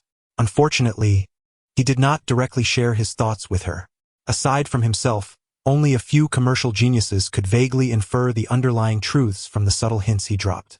The next day, Su Kan met with Su Zhengmao, who had come to pick them up. Su was returning to Pengcheng to resume his investments, bringing along 20 million. Su Shao. Upon seeing Su Kan descend, Lu Guoqiang and Huang Xiaowei were seen carrying bags of items, while Su Zhengmao promptly opened the trunk. Old Su, have you finished the matters in Shangjiang? Su Kan inquired, nodding slightly. Yes, boss. Su Yengamo áp phim. Once Lu Guoqiang and Huang Xiaowei had organized their belongings, Su Kan smiled and said, Let us get in the car. I have something to discuss with you. Understood, Su Shao. Chapter 080. Engaging in a price war to annihilate them seated in the luxury vehicle, Su Kan and Su Zhengmao occupied the back seat. Su, with a serious demeanor, inquired about the garment industry. Su Kan replied with a smile, What do you think, old Su? Upon hearing this, Su Zhengmao leaned forward, stating, Young Master Su, I believe the prospects for the garment industry are vast. The key issue is our insufficient production capacity. If we expand our scale, our products can be continuously sold to countries in Europe and America. There will be no shortage of orders. Su Kan squinted his eyes and smiled. Exactly, Su Zhengmao chuckled. You may not know this, but many prominent figures currently hold substantial orders, yet they are severely limited by production capacity. Moreover, the government in Hong Kong is planning to shut down numerous garment factories due to their significant environmental impact. Su Kan nodded slightly. He recalled that, in his previous life, many heavily polluting industries in Hong Kong had relocated across the river to Pengcheng, leaving only the financial sector behind. If we can keep up with production capacity, can we not secure more orders? Su Kan continued. Of course, Su Zhengmao replied with a grin. Ha! Su Kan laughed heartily. Su Zhengmao looked puzzled at Su Kan's exuberance. Old Su, Su Kan said, This is an opportunity. Are you interested in making a substantial move, such as becoming the president of the newly formed Textile Association in the mainland? What? Su Zhengmao was taken aback. Is there really such an association in the mainland? Most of the operations there are small workshops, and the larger factories are state-run. When did such an association come into existence? Su Kan observed Su Zhengmao's bewilderment and chuckled inwardly. Who would have foreseen the immense scale of the future textile market in China, which would dominate over 99% of the global market? Could be said that even in America, over 90% of the clothing worn by countless individuals was manufactured in China. Even household items were similarly sourced. Thus, the outlook for the textile industry is remarkably promising. If we seize this opportunity to control the nascent textile industry in China, it would signify that the awakening Lion Group commands the future global textile market, a market of staggering proportions, potentially worth trillions annually. Young Master Su, how do we proceed? Su Zhengmao asked, his curiosity piqued by Su Kan's enthusiasm. Simple. We have orders, and domestically we can collaborate with the newly established workshops to sell their textile products. Su Kan explained with a smile. What? Su Zhengmao was momentarily stunned. Young Master Su, it seems there are relatively few textile factories in the mainland. Su Can's lips curled into a smile. Indeed, there are few. However, when orders come pouring in, it translates into a significant influx of foreign currency. You know that the country is in dire need of foreign exchange. Therefore, when the textile industry generates substantial foreign currency, do you think there will be a shortage of textile factories? Remember, we are not talking about 2 or 3 decades into the future, when the country's foreign reserves might reach a terrifying level, but about the present, when they are exceedingly scarce. Su Can recalled that, in the coming years, the entire nation would strive to earn foreign currency, with even taxi drivers in Beijing taking pride in earning foreign exchange. Young Master Su, this is monumental. If a multitude of garment factories suddenly emerged in the mainland, it would threaten the existing factories in Hong Kong and Japan, potentially driving them to unite against us to suppress our textile products. Su Zhengmao expressed his concerns. Haha! Su Can could not help but laugh heartily at Su Zhengmao's words, nearly doubling over in amusement. Old Su, after a moment of laughter, looking at Su Zhengmao's perplexed expression, Su Can teased. Suppress? Do you really think those people can handle it? What do you mean? Su Zhengmao inquired, confused.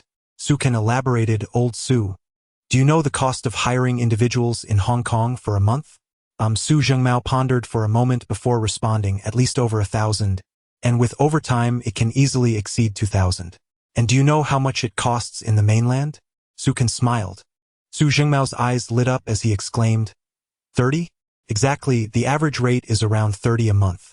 In the future, it may rise to 40 or 50, but this pales in comparison to Hong Kong wages. It is virtually negligible.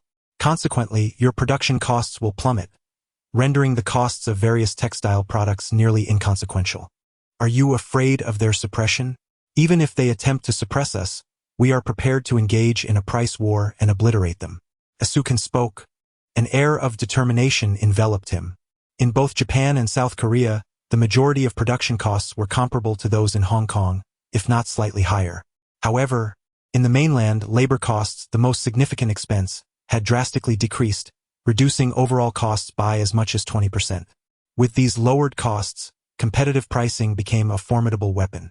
More alarmingly, the small workshops operated similarly to Su Zhengmao's, if not at even lower costs, as they often functioned as family-run enterprises, sometimes involving entire villages in their operations.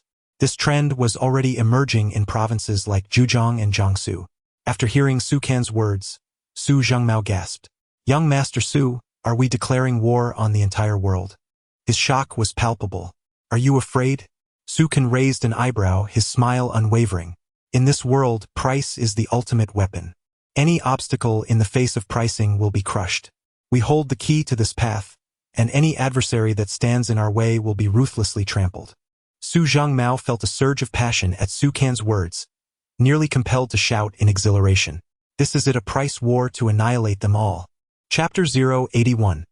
The tallest building in the mainland. In the future, China will dominate the African market primarily through competitive pricing, thoroughly establishing its presence in this vast market. Prior to this, the island nation had similarly squeezed the American and European product markets. The world has little that is more compelling than quality products at affordable prices. Remembering this, Su Can reiterated the importance of proactive engagement with the officials of Pengcheng, suggesting the provision of foreign trade orders to the local textile industry. Furthermore, once the textile industry in Pengcheng flourishes, it could extend to provincial officials and even encompass the entire Guangdong province, eventually impacting the textile industry on a national scale. As long as you can generate foreign exchange for the country, the Xingshi Group will operate smoothly in the mainland, facing significantly less resistance. Su Zhengmao bowed his head respectfully and acknowledged, I understand. Moreover, Su Can furrowed his brow slightly and added, in addition to this, I believe we can expand our ambitions further. Please advise, Mr. Su. Su Zhengmao responded respectfully. Su Can smiled. As an open frontier, Pengcheng currently lacks any landmark architecture. I think the Xingshi Group should plan to undertake an ambitious project. What project? Su Zhengmao asked, puzzled. Let us construct the tallest building in the mainland. Su Can pondered for a moment, a faint smile appearing on his lips. Su Zhengmao was momentarily taken aback. The tallest building? I recall that the highest building in the mainland is located in Yueqing, standing at a height of 100 meters. Can our Xingshi group accomplish this? Mr. Su. He gulped in astonishment. Are we really considering building such a tall structure in Pengcheng? Isn't that a bit extravagant? Moreover, the current market value of Xingshi Group is merely in the tens of millions, hardly sufficient for such an endeavor. Su Kan shook his head with a smile. I am asking you to plan this opportunity now. You can report it to the officials in Pengcheng and discuss it with Uncle Chun multiple times. Furthermore, this is merely the preparatory phase. Once we secure the land, we can invite world-renowned architects to design a groundbreaking skyscraper. We can commence construction at the beginning of the year. At that time, I will inject 500 million into the Xingshi Group. In a few months, Su Kan anticipated that his foray into oil futures would experience a meteoric rise, yielding more than enough to cover the 500 million investment. Establishing a landmark in Pengcheng carries immense significance, both economically and politically. In the future, the skyline of Pengcheng will feature a skyscraper worth over 10 billion, symbolizing status and prestige. Hearing Su Kan's words, Su Zhengmao was left speechless, stunned into silence. 500 million to construct a building over 100 meters tall. This sum could easily build several structures in Hong Kong. The cost of labor and materials in the mainland is almost unfathomably low. Spending 500 million on the tallest building here is excessive. This amount could build two. Moreover, when compared to Hong Kong, the land prices in Pengcheng are astoundingly affordable. Su Kan's eyes narrowed slightly as he smiled. Old Su. Su Zhengmao regarded Su Kan, sensing an invigorating aura radiating from him, reminiscent of the formidable presence he had only encountered among the super-wealthy in Hong Kong, such as the Li family patriarch. Do you think constructing the tallest building in the mainland is merely about building a structure? Su Kan asked with a smile. Mr. Su, I am rather dim-witted. Please, guide me, Su Zhengmao flattered. Su Kan chuckled lightly, acknowledging Su Zhengmao's intelligence and compliance, although he lamented his lack of the sharp vision that top-tier magnates possess. The surrounding land needs to be secured, Su Kan stated casually. Naturally, he could not overlook the land adjacent to the skyscraper. Future Pengcheng would be a land where every inch is gold. Retaining that land for the future construction of the skyscraper would foster a well-equipped area, potentially becoming the most prosperous part of Pengcheng. In the years to come, the land value alone could surpass 10 billion, not to mention the buildings above it. Su Kan envisioned transforming this area into a bustling commercial hub. Hearing Su Kan's vision, Su Zhengmao couldn't help but gasp in awe, his eyes wide with shock. He had not anticipated Su Kan's ambitions to be so grand. Was he truly aiming to create a luxurious city center? With an investment of 500 million, Su Zhengmao contemplated, it was indeed plausible. This amount could entirely shape the landscape. Such a substantial investment would not only capture the attention of the local officials in Pengcheng, but would also likely impress the provincial leaders. He even imagined how national leaders might react, potentially moved by the project. Su Zhengmao shivered slightly, glancing at Su Kan, swallowing nervously. If this succeeds, he would indeed make history. The funds would be allocated under the name of the Xingshi Group, and as its leader, the accolades would undoubtedly be his. How could one not be tempted? He swallowed hard and asked, Mr. Su, how tall do you envision this building to be? Su Kan looked at Su Zhengmao, a slight smile gracing his lips. Since the tallest building in the mainland is over 100 meters, let us break the record by adding an extra meter. I want it to be. Upon hearing Su Kan's words, Su Zhengmao pondered briefly, then exclaimed with excitement, Mr. Su, this number is auspicious. Its phonetics are delightful. Please grant it a name. Following this, Su Zhengmao flattered, let us call it the Xingshi Tower. Su Kan smiled gently. Chapter 82. The sleeping lion. Napoleon of the West once remarked that China is a sleeping lion. Now, awakened, it is aptly referred to as the awakened lion. The awakened lion group embodies this spirit. Soon, after passing through customs, we arrived in Pengcheng. Old Su, I shall not visit Uncle Chun this time. Please convey my regards to him. I need to get to Yu City and take the train back to Yanjing, instructed Su Kan to Su Zhengmao. Rest assured, young Master Su, I will see to the matters you entrusted to me, Su Zhengmao assured with a pat on his chest. Su Kan nodded in acknowledgement, finding Su Zhengmao to be quite honest, and he felt no apprehension about any deceit on his part. Before long, Su Can and his companions boarded the vehicle arranged by Su Zhangmao, making their way towards Yu City. The journey took several hours, unlike the past where a mere drive of a couple of hours sufficed. The current road conditions were far from ideal. Su Can inhaled deeply, pondering how long it would take for China to develop to the level of the roads of his previous life. China, renowned as the world's second-largest construction powerhouse, has its future railways stretching longer than all others combined. By afternoon, they finally reached Yu City. After dining, Su Can and his companions boarded the train back to Yanjing. This time, they had reserved a private compartment, which, though significantly more expensive than standard carriages, offered a serene ambience. Once they settled in, Su Can quickly succumbed to slumber. 2 days later, they arrived in Yanjing. Brother Zhang, third brother, upon disembarking at the station, Su Can spotted Zhang Chong waiting for them with a few others. As soon as he saw Su Can and Lu Guoqiang, he hurried over, taking the items from Lu Guoqiang's hands with a broad smile. Lu Guoqiang nodded in satisfaction at Zhang Chong's demeanor. "Let us go home," said Su Can, glancing around. With a click, Zhang Chong opened the car door, allowing Su Can to take the front passenger seat.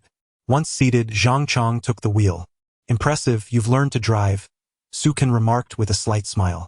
Third brother Zhang Chong chuckled. "I used to drive a tractor. This Jeep is quite similar. I picked it up quickly." "Well done," Su Can replied, and in no time, they arrived back at the courtyard. Lu Guoqiang, Zhang Chong, and Huang Xiaowei promptly assisted Su Can in bringing his belongings into the courtyard. Stepping into the familiar space, Su Can felt a sense of comfort wash over him, especially beneath the large tree. Settling into his Wangwali rocking chair, with a purple clay teapot on the table, he savored a cup of exquisite Westlake Longjing tea brewed in the teapot. "This simple life is truly delightful," he mused. "Third brother, you're back," exclaimed the little maid, Xiao Ping, as she emerged in her apron, her graceful figure accentuated. Upon seeing Su Can, her cheeks flushed, and she quickly called out, "Welcome back." "Yes," Su Can nodded, inquiring, "Make sure to prepare a few more dishes for dinner later. By the way, where is Old Li?" "In the backyard," Xiao Ping pointed. "He hasn't tea, let me go back there. He only comes out around mealtime and has been secretive in the backyard." Brother Zhang, Zhang Chong added, "In the past 10 days I delivered a batch of antique furniture." Old Li said he stumbled upon treasures. Listening to their explanations, Su Can nodded. It seemed that in his absence, Zhang Chong had acquired a valuable collection, likely priceless treasures, otherwise Old Li wouldn't he be so engrossed in his work. "Well done," Su Can praised. By Tiavai, but my thanks and my room. "Also, bring out my table and rocking chair, as well as that purple clay teapot." "Understood," Lu Guoqiang affirmed, leading Zhang Chong and Huang Xiaowei to carry the items into Su Can's room. They quickly retrieved the purple clay table and rocking chair, handling the teapot with utmost care, knowing how precious these items were to Su Can. Nothing compares to the comfort of home. Su Can sighed contentedly as he settled into the rocking chair, gazing at the lush foliage of the tree. The sunlight filtered through, creating a dappled effect. The autumn breeze was refreshing, although the season was changing, and soon the leaves would fall, ushering in cooler weather. At least, there was still a month of pleasant days ahead. Gulping down the fragrant tea, he found it far superior to what he had tasted in Shangjiang. The tea and the teaware here were incomparable. "Third brother," Zhang Chong exclaimed, pulling out a small notebook. "During your time in Pengcheng, we shipped goods twice. How much did we earn?" Lu Guoqiang inquired. "We made significantly more than before, roughly around 200,000, Zhang Chong replied, taking a deep breath, a smile creeping onto his face. "Excellent." Lu Guoqiang breathed a sigh of relief. Zhang Chong had not disappointed him. He wouldn't have to lose face, as he had entrusted Zhang Chong with these responsibilities. Third brother, Zhang Chong nodded, retrieving a bundle of cash wrapped in oilcloth from his bag. "This is your share from this period." Su Can assessed the amount, nodding in approval. Zhang Chong beamed at the praise from Su Can. At that moment, an animated voice interrupted. Su Can turned to see Old Li emerging, his face alight with excitement. "Come here. This time, I truly struck gold. Wait here while I prepare dinner," Su Can instructed Lu Guoqiang and the others. "Third brother, there's no need. We should head back," Lu Guoqiang said, shaking his head. "Yes, We should go now, Zhang Chong added hastily. Don't be foolish, Sukan chuckled. The boss insists you stay for dinner. Chapter 083. The priceless Gokiln. Upon witnessing the hurried departure of Lu Guoqiang and his companions, Sukan could only shake his head in resignation. This group of individuals sure knew how to flee swiftly. With an exasperated roll of his eyes, he instructed Xiao Ping to prepare fewer dishes, as it was now just himself, the old man Li, and her remaining. Sukan approached the elderly man, inquiring about the mysterious air enveloping him. What is it? You seem awfully secretive, Sukan remarked, observing the elder's demeanor. You, my boy, are extraordinarily lucky, Li commented, a tinge of envy in his voice. I never expected that even Zhang Chong could procure such a treasure for you. What treasure? Sukan asked, bewildered. The prospect of something so remarkable that it would elicit such admiration from Li piqued his curiosity. Follow me, Li beckoned, extending his frail hand to grasp Sukan's. The elder's grip was surprisingly firm, compelling Sukan to follow him into the backyard, a forbidden area generally off-limits to anyone but themselves. Even Zhang Chong would only bring new antiques here under exceptional circumstances. They entered a hidden chamber. With a soft click, the concealed door creaked open, revealing an expansive room of about 50 to 60 square meters, now filled with an impressive array of antiques, far more than Sukan remembered from his last visit before departing Yanjing, when the collection barely filled 1/5 of the space. How is this possible? Sukan pondered aloud. Humph! Li puffed up with pride, akin to a peacock displaying its feathers. Do you truly believe that young man could gather such a collection on his own? It's merely old age's wisdom guiding me to interesting finds that I instructed Zhang Chong to acquire. You are as vigorous as ever, Sukan chuckled. But are all these genuine? Of course. Li laughed heartily. However, that Zhang Chong has demonstrated that a fool may indeed have good fortune. While I was away, he managed to acquire a remarkable piece. What is it? Sukan furrowed his brow, increasingly intrigued by Li's incessant praise. You must see it for yourself. Li led Sukan to a shelf at the back, stopping before a particular object. Sukan followed suit, gazing at a porcelain vase marred by fissures, as if it had been dropped yet remained intact.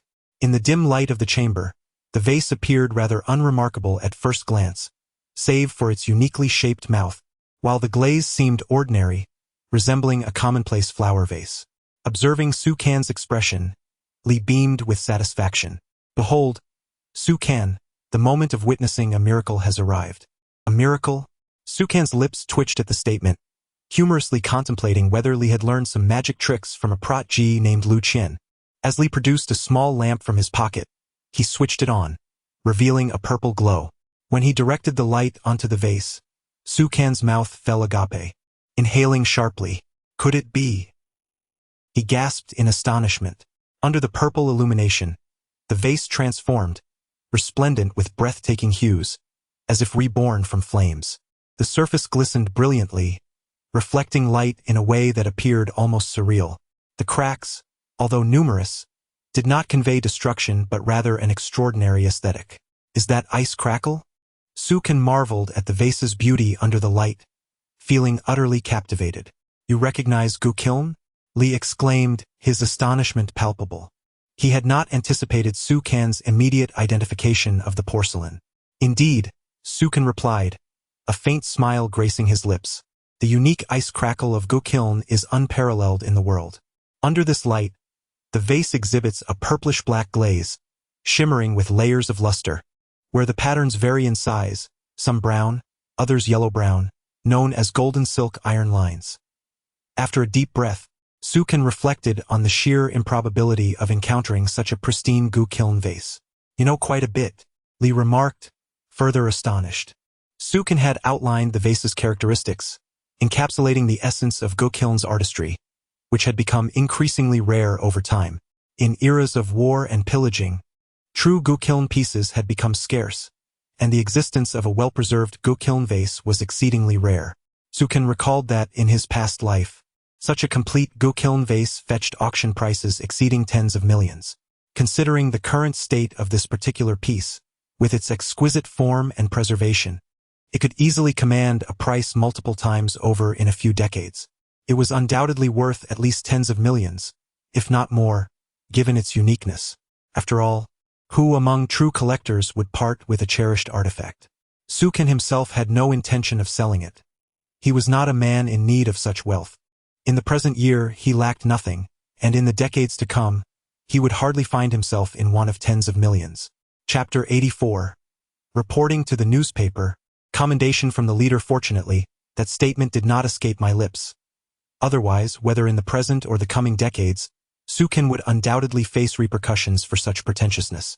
However, in the future, perhaps Sukin could assert his indifference towards wealth. One wonders if Ma Xiaoyun might become a subordinate as well. Contemplating this, Sukin felt a delightful thrill. Aside from the Gukiln piece, the rest of the antiques were also commendable, and he had even acquired some exquisite jade. When the time comes for his marriage, he could commission a master carver to create a few pendants for his children, as Oldly chuckled. After a brief moment, Sukin smiled lightly.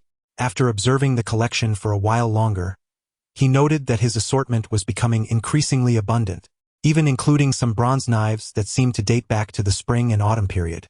Satisfied, he glanced around a few more times. "Let us go," he said. "Xiaoping should have prepared the meal by now. I'm off to eat." He looked at Oldly, shaking his shoulders slightly as he spoke.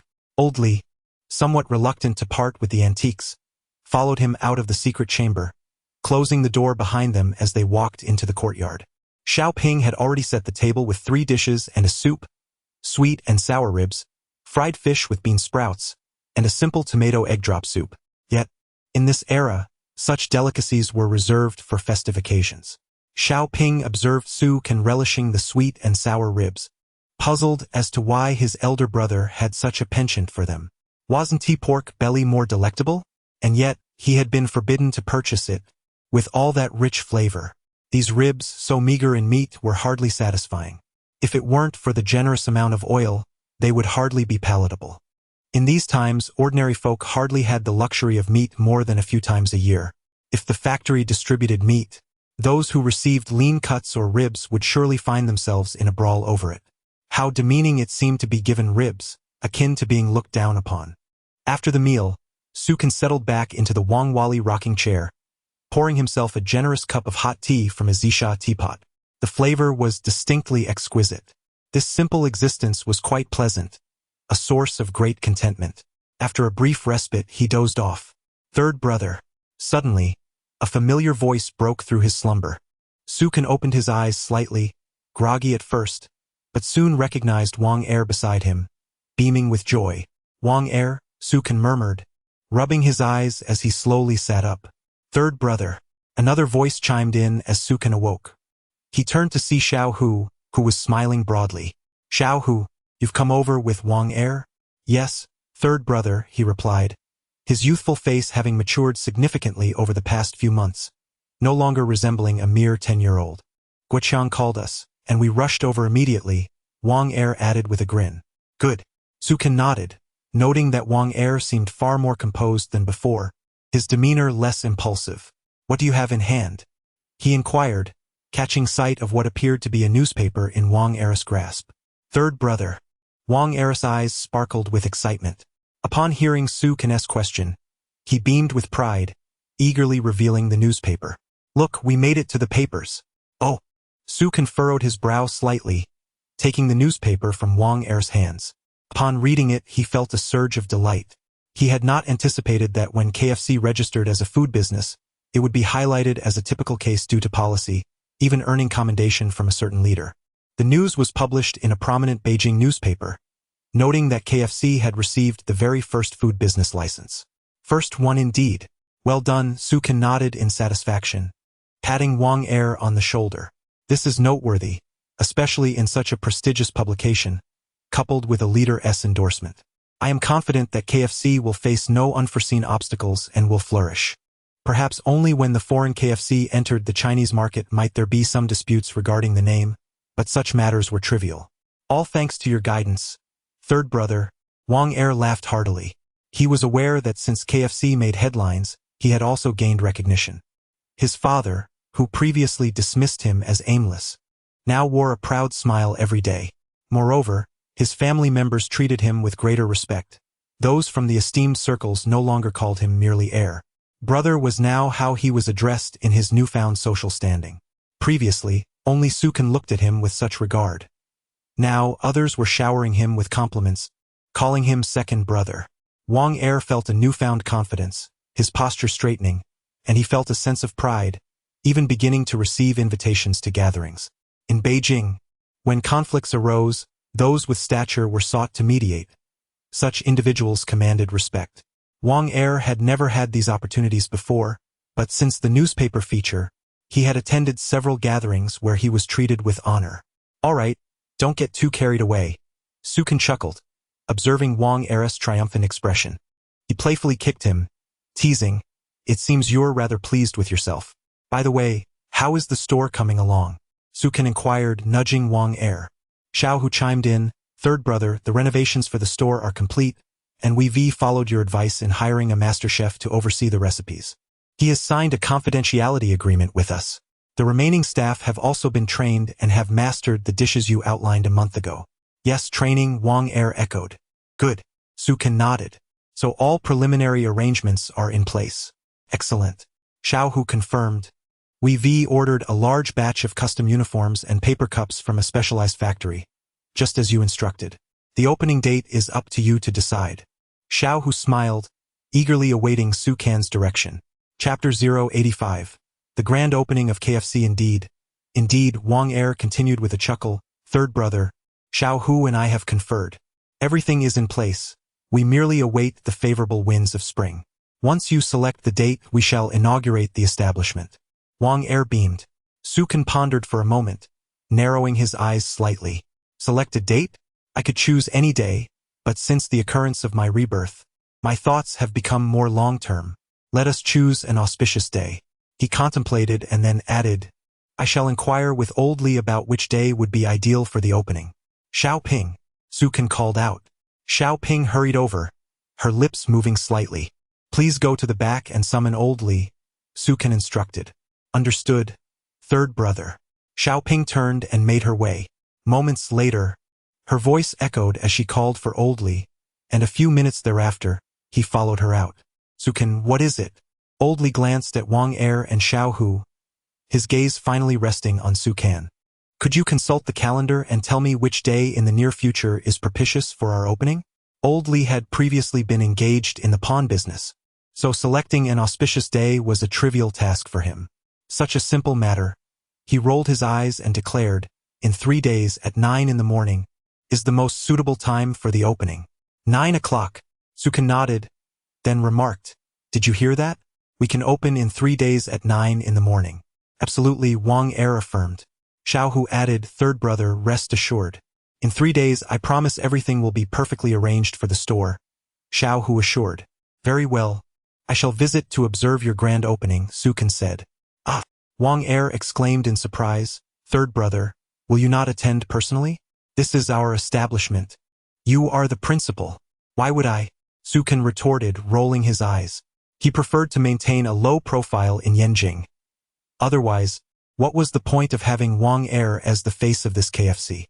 He would rather not step into the limelight himself, as his own stature far surpassed that of Wang Er. However, Sukan had no intention of seeking public attention. "Then shall I and Xiao Hu?" Wang Er ventured to ask. "Of course," Sukan replied. "Understood, third brother. We shall return now to prepare," Wang Er said, feeling the urgency of time. "Indeed, we will head back to the store," Xiao Hu added. "All right," Sukan nodded and waved his hand. As he watched Wang Er approach the door, a thought struck him. "Wang Er, leave the motorcycle with me. I will need it shortly. You can come by tonight or tomorrow morning to collect it," Sukan called out. At that time, the environment was not as open as it would be in the coming years. Cars were still a rarity for the average person. Although Sukan desired to ride the motorcycle, he reconsidered, realizing that riding one in winter would be quite uncomfortable. Ultimately, he decided against it. "Here you go, third brother. This is the key." Wang Er returned, placing the key on the table before darting out like a nimble monkey. Sukan shook his head in resignation. He glanced at the sky, the sun still shining warmly, and took a moment to rest. By evening, he instructed Xiao Ping not to prepare his meal. Can took the clothes and watch he had bought and rode Wang Er's motorcycle back to the residential building. Upon reaching his room, he found his parents, Su Fu and Su Mu, present. Can shared a meal with them and then gifted them the clothes and watch, bringing them immense joy. As night fell, he rode the motorcycle back. The following day, Wang Er came to retrieve the motorcycle, and Can paid it no mind as the days passed leisurely. Occasionally, he strolled through the alleyways, reading the newspaper delivered by the postman to stay abreast of national affairs. Time flew and soon a few days had slipped by. Oldly, Can called out. Coming. Oldly replied, emerging and grumbling. What is the rush? I feared you might turn into a zombie if you lingered too long in that place. Can quipped, rolling his eyes at the old man's sharp tongue. Today marked the grand opening of KFC, and Can decided to take Oldly for a little outing, having noticed that for several days, Oldly had been cooped up in the basement. Can was concerned that the old man might inadvertently meet his end. Suddenly, Can's peripheral vision caught sight of Xiaoping, who was dressed casually yet elegantly. Despite her simple attire, her figure was captivating, youthful and vibrant, her features delicate and pleasing. Third brother, do I look too plain? Xiaoping asked nervously. Not at all. Can shook his head and smiled. You look splendid. Let us go. I shall take you to enjoy KFC. Third brother, what is KFC like? Xiaoping inquired, her lips pouting curiously. What could it possibly be like? Oldly interjected, it's something that this young rascal, Can, has concocted. It must be something extraordinary.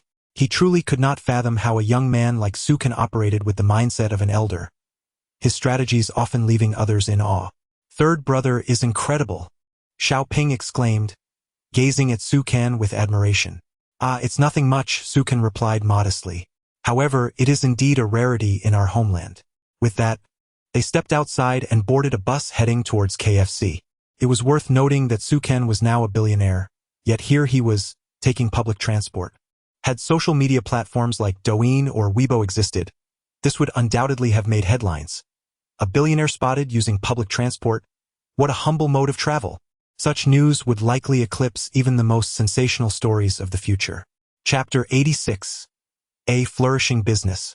Featured on CCTV, Can and his companions took the bus and made a transfer, arriving at the location chosen by Wang Er to open his shop half an hour later. The three disembarked and walked ahead. Hurry up. If we're late, we might miss it. I heard it has a flavor unique to America. Really? Foreigners eat this? Humph. That's a product of capitalism. We shall never indulge in such capitalist food. What era are we in? The newspapers have reported that this place, called Kandaji, is officially recognized by the authorities. Everything is in the papers. Let's go take a look. Many people from our courtyard have brought their children along. After disembarking, Can noticed the hurried pace of those around him, with several discussing animatedly as they moved forward. Third brother, they seem to be talking about KFC? Xiaoping exclaimed in surprise. So many people? Old Li's eyes widened in astonishment. So many are talking about this shop. Such a scene is rarely witnessed, except perhaps during the performances of that renowned Peking opera artist back in the day. Indeed, there are so many. I saw at least dozens, if not 100, rushing past us just now. Old Li was slightly taken aback. Can smiled lightly and remarked, the news has been released. Moreover, the authorities have stated that this shop aligns with modern society. Everyone is curious about what foreigners are eating, especially since they seem so towering and robust. In this era, it was not uncommon to see foreigners with blonde hair and blue eyes in Beijing. Despite the restrictions, many still traveled here. Furthermore, being the capital, Beijing attracted a significant number of visitors. Let's go take a look. Can felt a hint of anticipation. This KFC, which opened years ahead of its time in his previous life, was bound to create a remarkable butterfly effect. He recalled how, during its opening in his past life, the scene was unprecedented, with countless people queuing for months just to sample the foreign delicacy, drawing media attention as well. As they crossed a street, they were suddenly struck by an overwhelming sight. Before them gathered at least 1,000 people, surrounding a stylishly decorated storefront with the words KFC prominently displayed. Wow! Old Li gasped, astonished at the throng. Xiaoping covered her mouth in disbelief, exclaiming, how can there be so many people? Indeed, just look at the sea of heads. It's overwhelming. What time is it? Sukan inquired. Old Lee glanced at the sun and estimated. It's around 9 o'clock, and the auspicious time for the opening should be near. Suddenly, a series of firecrackers erupted not far down the street, resounding throughout the area. In this year, Beijing had no restrictions on traffic and the housing prices had not yet reached exorbitant levels, allowing for the celebratory firecrackers to be set off with abandon. Wang Er had prepared everything, and as the auspicious moment arrived, he ignited the firecrackers, announcing the commencement of business. Once the firecrackers ceased, the crowd surged forward. Third brother, should we move ahead? Xiaoping asked, observing the scene with trepidation, feeling that she would surely be crushed in the throng. Who knows? We might just get lost in the crowd. Old Lee scoffed. I won't go in there. If I get caught in that mass of people, I may not come out in one piece. Hearing their words, Sukan shook his head. It seems we won't be entering the shop today. He had no desire to be jostled by the crowd. However, Old Lee chuckled, your intuition is quite remarkable. To open a shop that draws such crowds, if it maintains even a fraction of this popularity in the future, you'll be making a fortune. Sukan smirked. Let's wait and see the results. As they conversed, Sukan noticed a vehicle pulling up. A few individuals emerged from it, and he recognized a familiar face. Regardless of past or present, the woman holding the microphone was unmistakably familiar, even achieving fame in later years. Hello, viewers of CCTV News. I am Miss Ni. Today marks the opening of a KFC, symbolizing the improvement of living standards for our people, the female host announced. Third brother, that's the CCTV female host, Xiaoping exclaimed, her eyes sparkling with excitement. Sukan rolled his eyes in exasperation. Indeed, whether in this life or the previous, young girls are ever so enamored with their idols. Come on. Sukan noted that Miss Ni had finished her segment and appeared to be preparing to interview passersby. He glanced at Xiaoping and Old Lee, then turned and walked away, avoiding the media. Hey, third brother, why are you leaving so quickly? Xiaoping called after him. Sukan ignored her and continued forward. With CCTV reporters present, it was likely that this KFC would make headlines that evening, serving as excellent publicity. Meanwhile, Miss Ni cheerfully stated, now, let us interview some citizens here to gather their thoughts on this new establishment. As she spoke, she noticed Sukan and his companions, but by the time she looked their way, they had already vanished from sight. Why did they leave so quickly? Miss Ni murmured, somewhat puzzled. That young man seemed to not recognize me at all. Chapter 087. A small greeting. Sukan and his companions had learned that venturing to KFC was futile due to the overwhelming crowd, a veritable sea of people. The thought of being pressed into a mere pancake was unappealing. Sukan shook his head in resignation, reflecting on how a seemingly innocuous game of chess had sparked such a commotion. However, perhaps it was for the best. With his hands clasped behind his head, he strolled leisurely down the street. Old Lee, Sukan called out, beckoning the elder to hasten his steps. Upon reaching Sukan's side, the old man inquired, what's the matter? Let us go explore the Great Wall, Sukan suggested. After a moment of contemplation, he realized he was quite bored with the bustling city of Beijing, having grown weary of it since childhood. What's so entertaining about the Great Wall? Old Lee scoffed. Sukan chuckled. There are several villages nearby. Perhaps we might stumble upon some antiquities to bring back. Old Lee's eyes lit up. Xiaoping, let us go, he called to the young maid. Since he had ventured out today, Sukan had no desire to return to the courtyard just yet. A little adventure was in order. All right, third brother, Xiaoping nodded. Together, Sukan, Old Lee, and Xiaoping boarded a bus, making their way to the Great Wall. Aside from a few foreign tourists, there were hardly any locals. In these times, with basic needs still unmet, few could afford the luxury of climbing mountains or visiting historical sites. After ascending the wall, Sukan noted the tranquility of the place, devoid of the throngs he had encountered in his previous life. The scene was beautifully still, resembling a frozen painting. After wandering for over an hour, they descended the wall as noon approached. Old Lee, are there any villages nearby? We should find one to exchange some currency for food, Sukan remarked, feeling the pangs of hunger. I recall a village close by. Let us go take a look. Old Li replied after a moment's reflection. Nodding in agreement, the trio headed towards the location Old Li remembered. Su Kan was aware that Old Li was a seasoned resident of Beijing, having traversed the area extensively. His mysterious background made Su Kan hesitant to pry. The current dynamic was pleasant, and there was no need to disrupt it. Even if Old Li were to face difficulties in the future, Su Kan felt confident in supporting him with the luminous pearl he possessed. After walking about a kilometer, they spotted a village nestled in the mountains, with wisps of smoke rising from chimneys in the distance. Upon reaching an intersection, they beheld a picturesque, serene village that seemed to be straight out of a painting. It was exceptionally quiet. Old Li smiled as he reminisced. The last time I came here was decades ago. Hearing this, Xiaoping rolled her eyes. Old Li, do you really expect us to believe you remember so clearly after all these years? Old Li shot her a glare, his indignation palpable. Third brother, did I guess correctly? Xiaoping teased. Su Kan chuckled at the exchange, finding amusement in Old Li's reaction. They continued onward, soon arriving at the village entrance. Suddenly, the sounds of children's laughter echoed from within.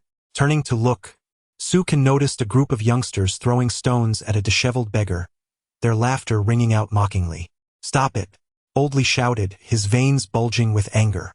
Su Kan glanced at him, realizing how furious he had become. The sight of children chasing the beggar likely stirred painful memories for Old Li, who had once been in a similar plight. Su Kan approached the children and the old beggar, his expression fierce enough to intimidate the young ones. Who permitted you to strike him? He demanded. Let us go. Don't play with him, one child said, unable to withstand Su Kan's imposing presence. And soon all the children fled. The old beggar looked upon Su Kan with gratitude. Thank you, he murmured, dragging his injured leg forward. As he passed Old Li, he suddenly halted, staring in disbelief. Little one, I salute you, he said, recognizing Old Li. Su Kan furrowed his brow at the beggar's unexpected reverence. Old Li? Old Li's body tensed slightly. What do you mean, Old Li? You must be mistaken. This is Old Li, he replied. No. The beggar shook his head, wiping his filthy face with dirty hands. I am the little cripple I used to be your chef. What? You are the little cripple? Old Li exclaimed, his eyes widening as fragments of memory surfaced, connecting the dots. He had never anticipated that this beggar was once the same young man he had known. Little cripple, how did you end up like this? Old Li asked, squatting down and placing his hands on the beggar's shoulders. Genuine concern etched on his face. Sir, I fled from famine. Our land has suffered years of drought, and we could scarcely survive, so I left, the beggar lamented. Hearing the beggar's tale, Su Kan looked to Old Li, whose eyes now held a pleading expression. I understand, Su Kan replied, recognizing Old Li's unspoken wish. Let us take him back. Old Li exhaled a sigh of relief, knowing the hardships of living as a beggar. Su Kan's kindness in taking the little cripple in was a tremendous favor. Thank you, young master. Thank you, the beggar exclaimed, his face alight with joy as he repeatedly bowed in gratitude. Just call me Su Kan, Su Kan said with a slight twitch of his lips. He was not fond of such formalities, which seemed to belong to a bygone era. Right? This is a new society now, do away with those old titles. Just call me Old Li, the elder said with a smile. Looking at Su Kan, he added, Su Kan, this little cripple's real name is Zhang San. You can call him Old Zhang since he is only a few years younger than me. Old Zhang, Su Kan repeated thoughtfully. Yes. Old Zhang responded respectfully. Let us go back, Su Kan said, glancing at the village. Old Zhang had been driven out by the children. They might not be able to obtain food and could easily be shunned again. Let us go. Old Li inhaled deeply. I will first wash myself in the river over there. Feeling a bit embarrassed as I mentioned to the old man. Go ahead, he waved his hand. After a few minutes, they returned to the foot of the Great Wall. Although Zhang, the old man, was drenched, his clothes were no longer as filthy. They took a bus back to the city and arrived in front of the courtyard. Puzzled expression crossed Zhang's face. Isn't that Zhu's house? Li shook his head. This is now owned by Su Kan. I am currently assisting him. Since you are here, you will be responsible for cooking. What about me? Xiaoping exclaimed anxiously. If the newly arrived Zhang took over cooking duties, what would she do? She absolutely refused to accept that. You can handle the cleaning, Li suggested after a moment's thought. That works. Xiaoping nodded. Su Can, observing Li teasing Xiaoping, remarked, hurry inside. We've been playing for a while, and everyone is hungry. Xiaoping went to the neighboring grocery store to buy some ready-to-eat food, including steamed buns and porridge. Is that Sangu? She asked, immediately nodding when she recognized him. Su Can handed her 2 large bills and entered the courtyard, followed by Li and Zhang. Su Can surveyed the area and said, there are still a few rooms available. Li, please help Zhang choose one. If there are no beds or blankets, we can buy some later. Come, let me show you a room, Li said to Zhang. I'll also give you some of my old clothes. Considering your current appearance, you should discard what you have. Thank you, Su Yi. Thank you, Li Yi. Zhang expressed his gratitude profusely. It seems that from addressing him as young master to Su Yi, Zhang, being an old Beijinger, had a peculiar way of speaking. Su Can thought to himself, not particularly concerned about how Zhang addressed him. He walked over to a large tree, reclined in a yellow rocking chair, and glanced at the purple clay teapot, pondering the absence of tea to drink. His stomach growled, and he felt ravenous. Drinking tea would only exacerbate his hunger. A person of substantial wealth, fainting from hunger. What a tale that would be if it got out. Su Can sighed.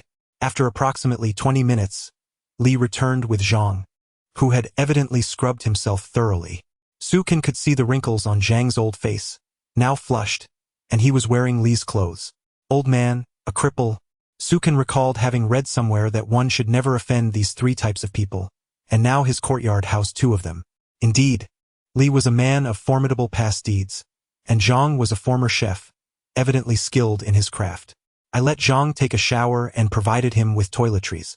It took him over 20 minutes, Li explained, concerned that Su Can might have cleanliness issues, given that he had taken Zhang in.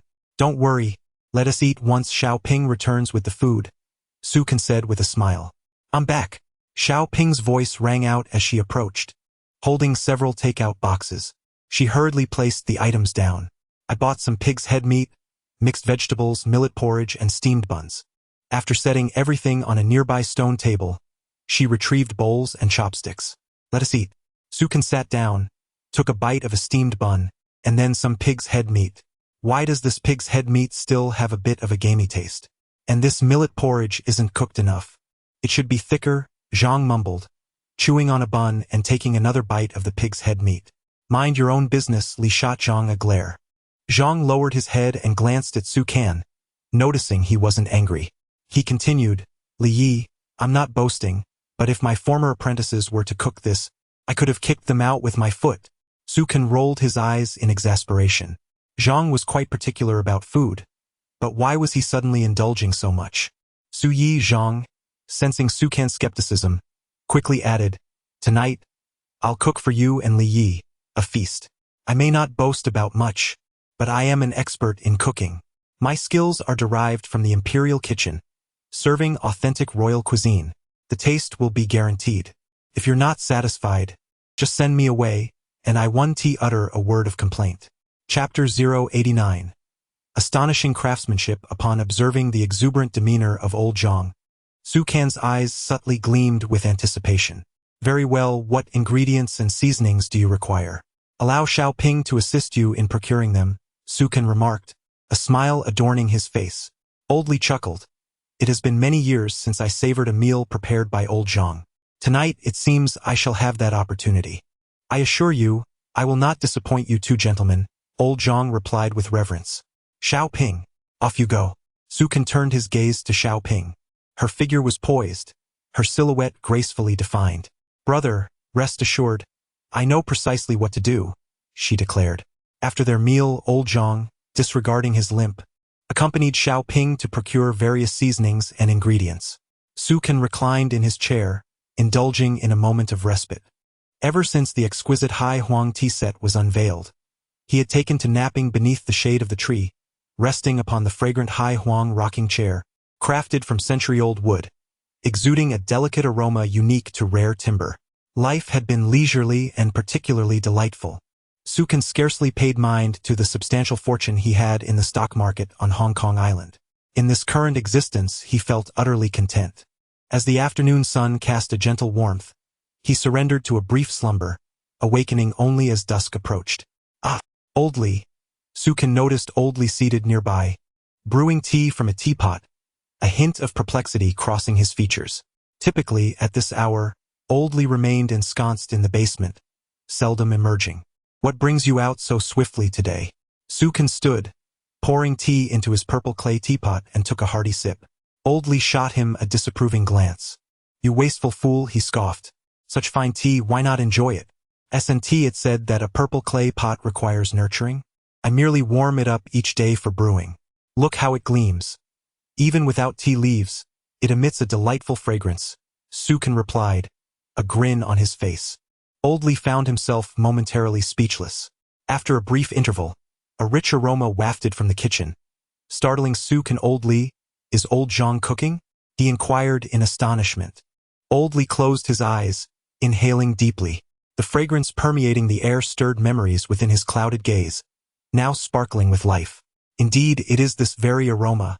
Old Zhang's culinary skills remain unparalleled, he murmured. Sukan, intrigued, remarked it appears Old Zhang was not exaggerating. Just by the scent of his cooking, few can compare. As he savored the fragrance, Sukan realized that among all the culinary delights he had encountered, few could achieve such finesse.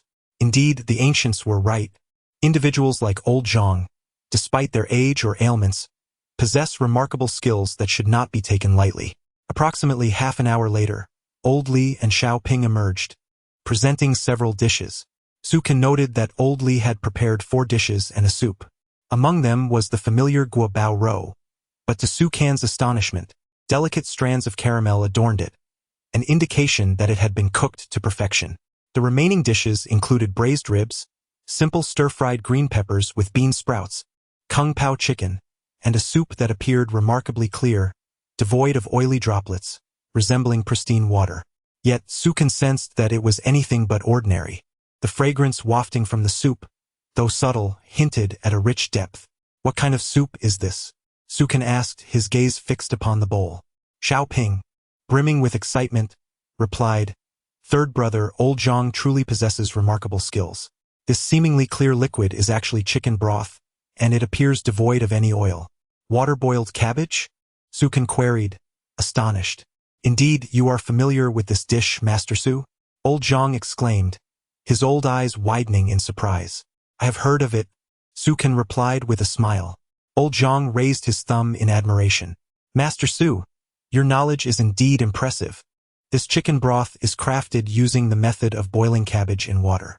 While it may not possess the astonishing essence of the cabbage broth, its flavor is undeniably first-rate. As Sukan settled down, he picked up his chopsticks to sample the dish. Delicately, he lifted a piece of guobao roe, the caramel strands clinging tantalizingly.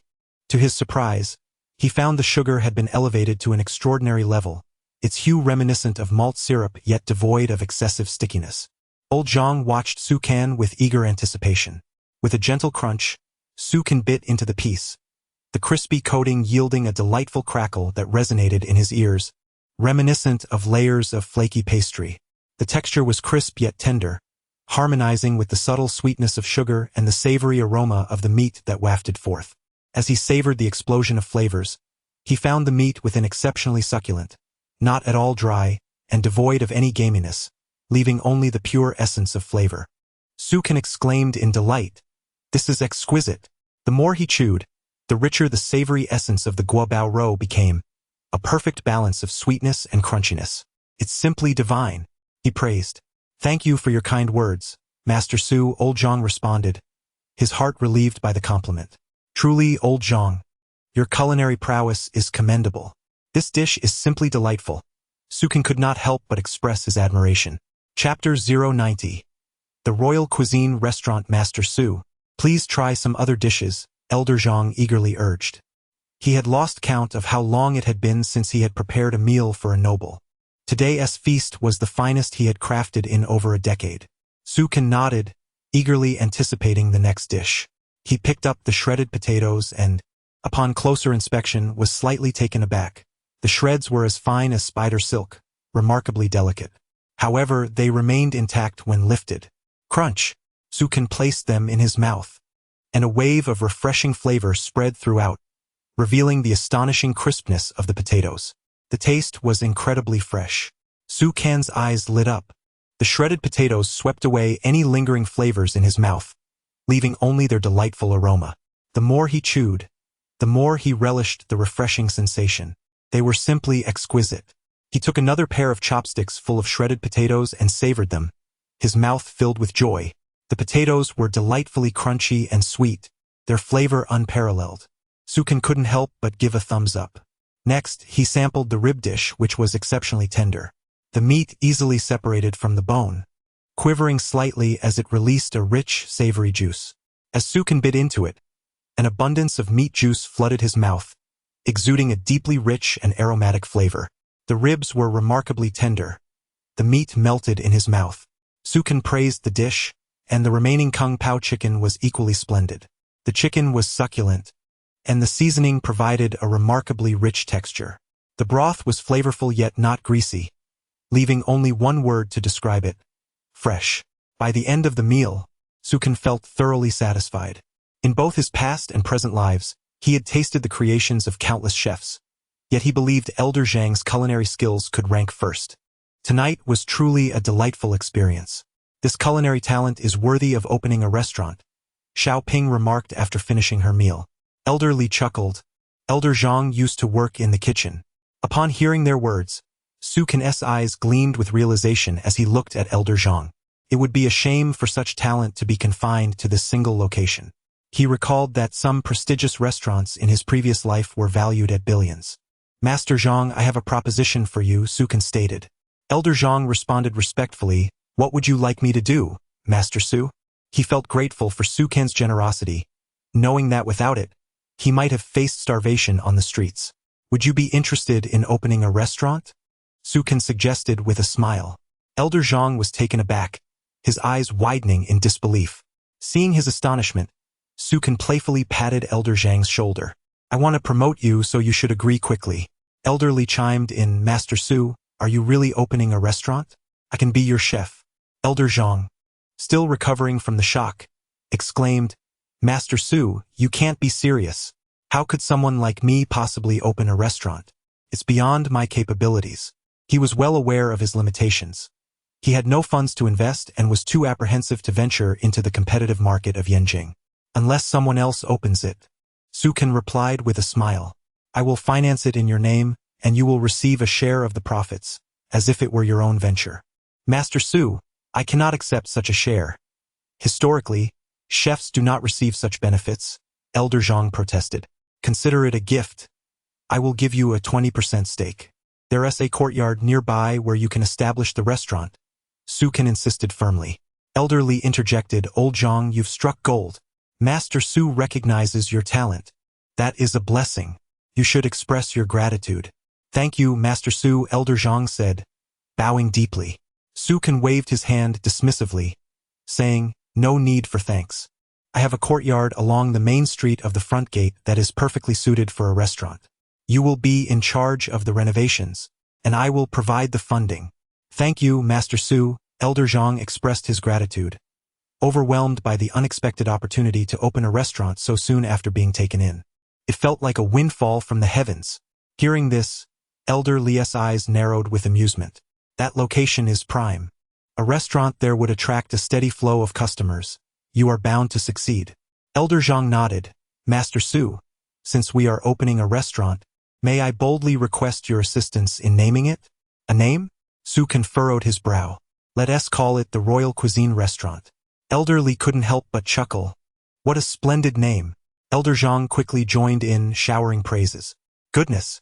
Su Kan chuckled, realizing their eagerness to flatter.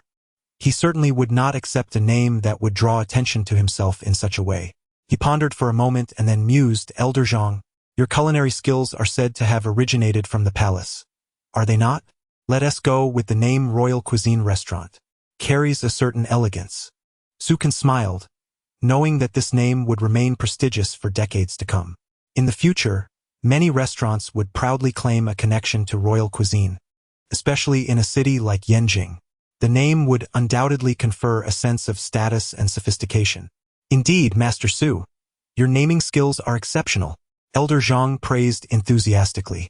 Chapter 91. Opening an electronics factory in the south, observing the overly flattering old Zhang. Su Can suddenly realized that he had somewhat underestimated the man's capabilities. Impressive indeed, he thought. All right, I will have someone come by shortly to take you to see the courtyard, Su Can said, looking at old Zhang. Thank you, Master Su, old Zhang replied, feeling that today was the happiest day of his life thus far. Su Can chuckled helplessly and turned to Xiao Ping. Xiao Ping, could you check at the door if Xiao Wei is waiting across the street? Since his return, Lu Guoqiang had stationed Xiao Wei next to Su Can's courtyard, acting as a bodyguard to watch over him. Su Can paid it no mind, allowing it to be. Third brother, Xiao Zong nodded in acknowledgement. Moments later, Xiao Ping returned, followed by Huang Xiao Wei, who hurried into the courtyard upon seeing Su Can. Third brother, you called for me, Huang Xiao Wei said, lowering his head respectfully. His trip to Xiangjiang had broadened his horizons, especially after witnessing the decadence of capitalism, which made him appreciate Su Can's depth even more. Go find Guoqiang and have him bring the key to that courtyard at Daqianmen, Su Can instructed Huang Xiao Wei. Right away, Huang Xiao Wei exclaimed as he dashed out. About half an hour later, Lu Guoqiang arrived, followed closely by a breathless Xiao Wei. Third brother, my apologies for being late, Lu Guoqiang said, wiping his sweat. Where did you go? You're drenched in sweat, Su Can asked, slightly frowning. Lu Guoqiang wasn't far from here, so it was odd for him to be so out of breath. Sit down, Su Can said, pouring a cup of tea and handing it to Lu Guoqiang. Gulp. Lu Guoqiang drank a mouthful of tea before saying, Third brother, remember our trip to Pengqing last time? I called Boss Su and had him procure goods from there. We bypassed Zhang Guoqing and went directly to Pengqing, saving quite a bit. Goods have arrived? Su Can inquired, surprised to learn that Lu Guoqiang had come up with this plan himself. Yes. Third brother, aside from shipping costs, our profits could nearly double. The profits are astonishing. That Zhang Guoqing fellow has no idea how much he has earned us these past few months. But that's his skill. Su Can rolled his eyes. However, controlling the supply chain ourselves is far superior to relying on others, as it puts us in command of our fate. Lu Guoqiang grinned but continued, but third brother, I feel our development here is too slow. He bit his lip looking at Su Can. What do you mean? Su Can frowned, sensing Lu Guoqiang's growing impatience with their current situation in Yanjing, seemingly weary of the channels they had established. I want to go to Pengqing. There are too many opportunities there, and Zhangchang has managed things well here. I've seen that there are no issues at all, Lu Guoqiang declared. What do you wish to pursue? Su Can smiled, noticing how much Lu Guoqiang had matured after his trip to Xiangjiang. Third brother, I'm not quite sure yet, Lu Guoqiang replied with a silly grin. How much have you saved these past few months? Su Can asked, shaking his head. About 100,000. If I hadn't spent on housing, I could have saved around 80,000, Lu Guoqiang said with a smile. That's quite a sum, especially in this era. Even in the 21st century, 100,000 is still considered a substantial amount for most people. However, in today's context, it's enough to purchase a considerable plot of land or several courtyards, Su Can remarked. Take 50,000, and I'll lend you 1 million. Once you get to Pengqing, you can start an electronics factory. Old Su will support you there, Su Can proposed. Wow, Lu Guoqiang gasped, astonished. Third brother, you would give me such a large sum of money? But I don't know anything about electronics or what type to pursue. Su Can chuckled. You can start with electronic watches and some simple electronic devices. If you don't know how, I'll arrange for a few people to assist you. Ah! Lu Guoqiang exclaimed, excitement bubbling within him. All right, before you consider going, make sure to wrap up your affairs in Yanjing, Su Can advised, waving his hand. Understood, Lu Guoqiang said, brimming with enthusiasm. Third brother, I believe Zhangchang is handling things well here in Yanjing. He can continue managing it. That's right. Let Zhangchang take care of Yanjing, Su Can agreed, pleased with his brother's assessment. Thank you, third brother, Lu Guoqiang chuckled. Now, I need you to take that old man to check out the house at Daqianmen. I'm considering opening a restaurant there, Su Can directed, gesturing towards old Zhang. Got it, third brother. I'll handle this matter before heading south to Pengqing, Lu Guoqiang promised, glancing around. No need, you just focus on taking him there. Xiao Wei has been doing well. Let him assist old Zhang in the restaurant, Sukan suggested. Xiao Wei, Lu Guoqiang called, beckoning Huang Xiao Wei over. Third brother, I have an opportunity for you. You must seize it. Lu Guoqiang beamed. Third brother wants to open a restaurant at Dakiamen and would like you to work alongside that master chef. Ah! Huang Xiao Wei exclaimed, overjoyed at the prospect. Thank you, third brother. I'm so grateful for this opportunity. I heard that after Xiao, who spent some time with Sukan, he was able to open a KFC that made headlines on CCTV, attracting a flood of customers. Who wouldn't he admire that? Now, the opportunity had fallen into his lap. All right, enough chatter. Get to work and take old Zhang to see the courtyard. Once you decide on the renovations, let me know, Sukan instructed, waving them off. Chapter 092. Has McDonald's opened too? After dismissing Lu Guoqiang and his companions, Sukan yearned for a moment of tranquility, wishing to savor a cup of tea brewed from an antique purple clay teapot while reclining on a sea-yellow chair. Suddenly, the sound of a motorcycle horn pierced the serenity from outside the courtyard. Third brother, third brother. As soon as the words left his lips, Wang Er's voice rang out, and Sukan turned to see Wang Er rushing through the gate. Observing Wang Er's exuberant demeanor, Sukan couldn't help but roll his eyes. Where's Xiaohu?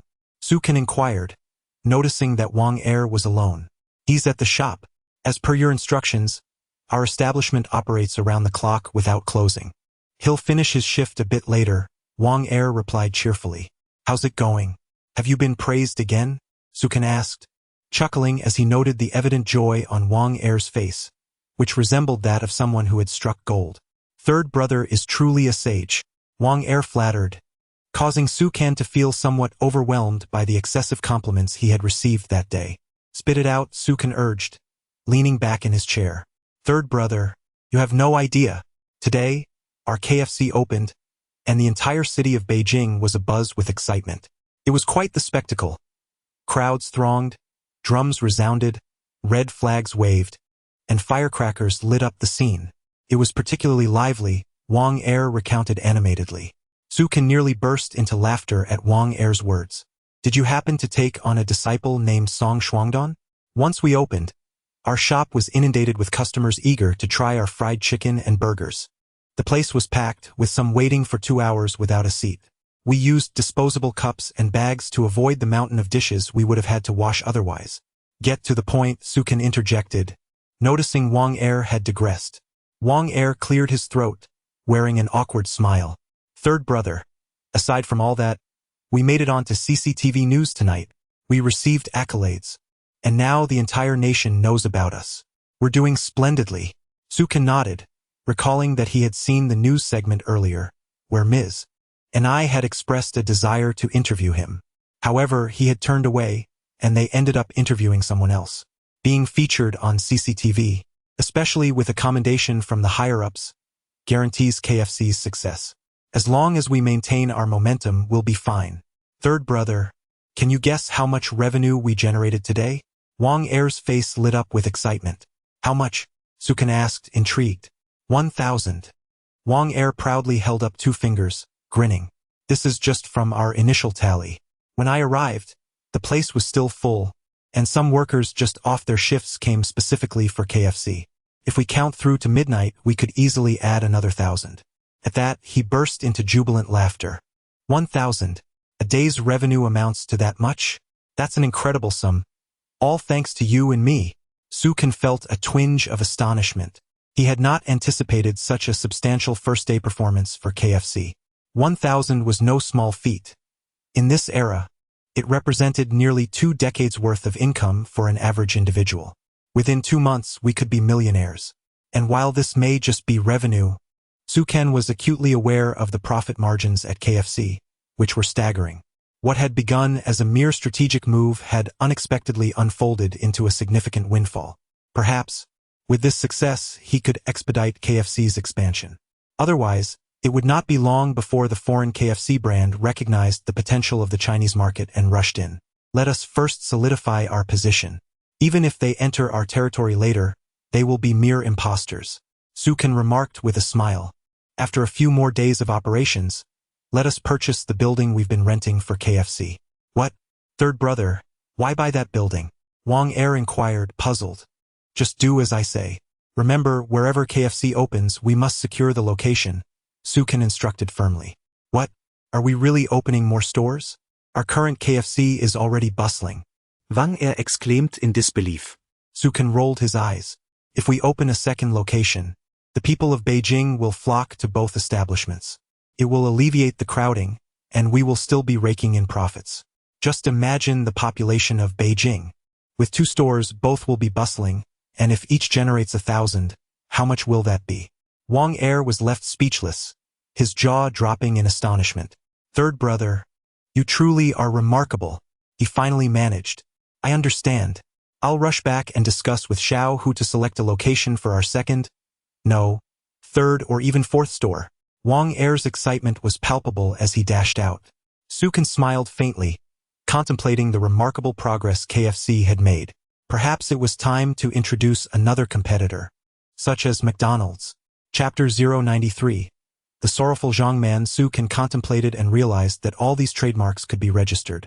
Eventually, he could establish a McDonald's near a KFC, fostering competition and simultaneous growth, thereby dominating the market. When the 2 established brands finally entered, they would be reduced to mere imitation goods, necessitating a change in their names. The thought stirred a sense of excitement within him. Besides these, he could also seize trademarks in China such as Carrefour and Walmart, along with later giants like Amazon and Facebook. The possibilities seemed delightfully mischievous, especially considering he was now a billionaire, while the founders of Amazon and Facebook were still grappling with their circumstances. Sukan smiled faintly. The following day, Zhang Chong arrived, accompanied by a young man of about 20. Third brother, Zhang Chong respectfully expressed his gratitude. Thank you for the opportunity. I will work diligently and not disappoint your expectations. It is only fitting that you take over Guoqiang's position. He believes you are the only one suited for it. Sukan replied with a smile. Yes. Zhang Chong joyfully responded. Recently, Sukan and Lu Guoqiang had ventured to Pengcheng, where Zhang Chong meticulously managed all shipping affairs.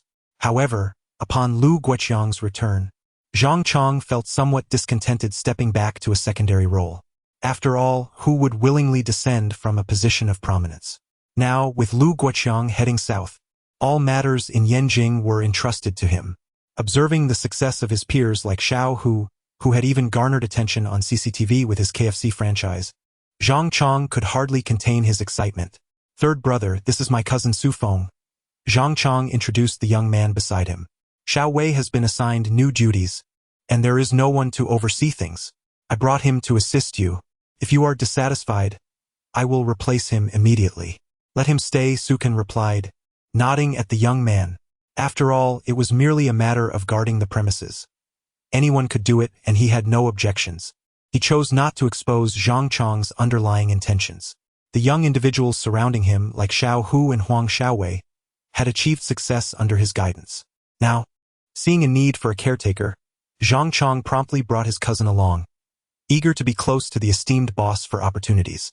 Across Yanjing, the old-timers and newcomers alike greeted him, calling out Brother Chong, acknowledging his impressive stature. Yet, Zhang Chong understood that all these accolades stemmed from the influence of the man beside him. You should thank third brother quickly. At Su Can's remark, Zhang Chong turned pale, hastily kicking Su Feng and exclaiming, Thank you, third brother. Su Feng bowed in gratitude. All right, there's no need for formality. Just focus on your work. Sukan waved them off. Third brother. Zhang Chong's voice carried a note of excitement. There is one more thing.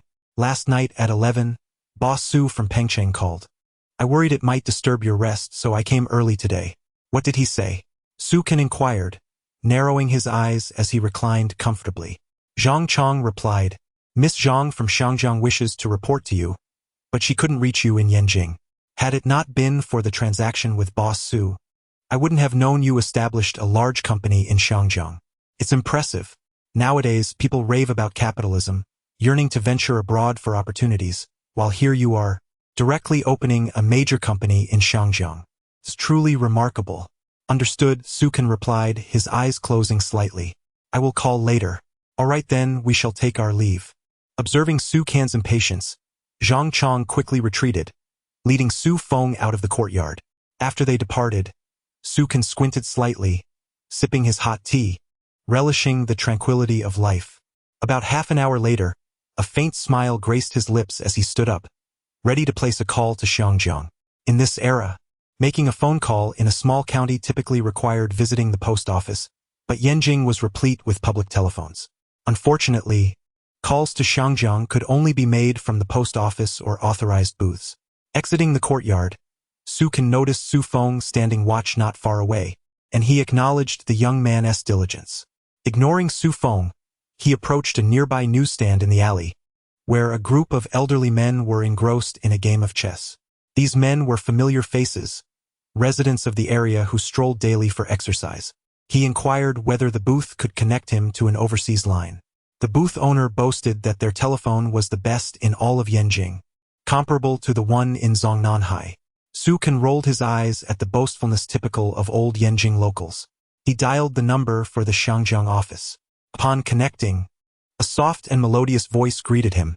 "Hello, this is Wanxiang Group. Whom do you wish to speak with?" It seemed Zhang Man had high standards even when it came to her secretary. "I am looking for Zhang Man," Su Can replied directly in Cantonese.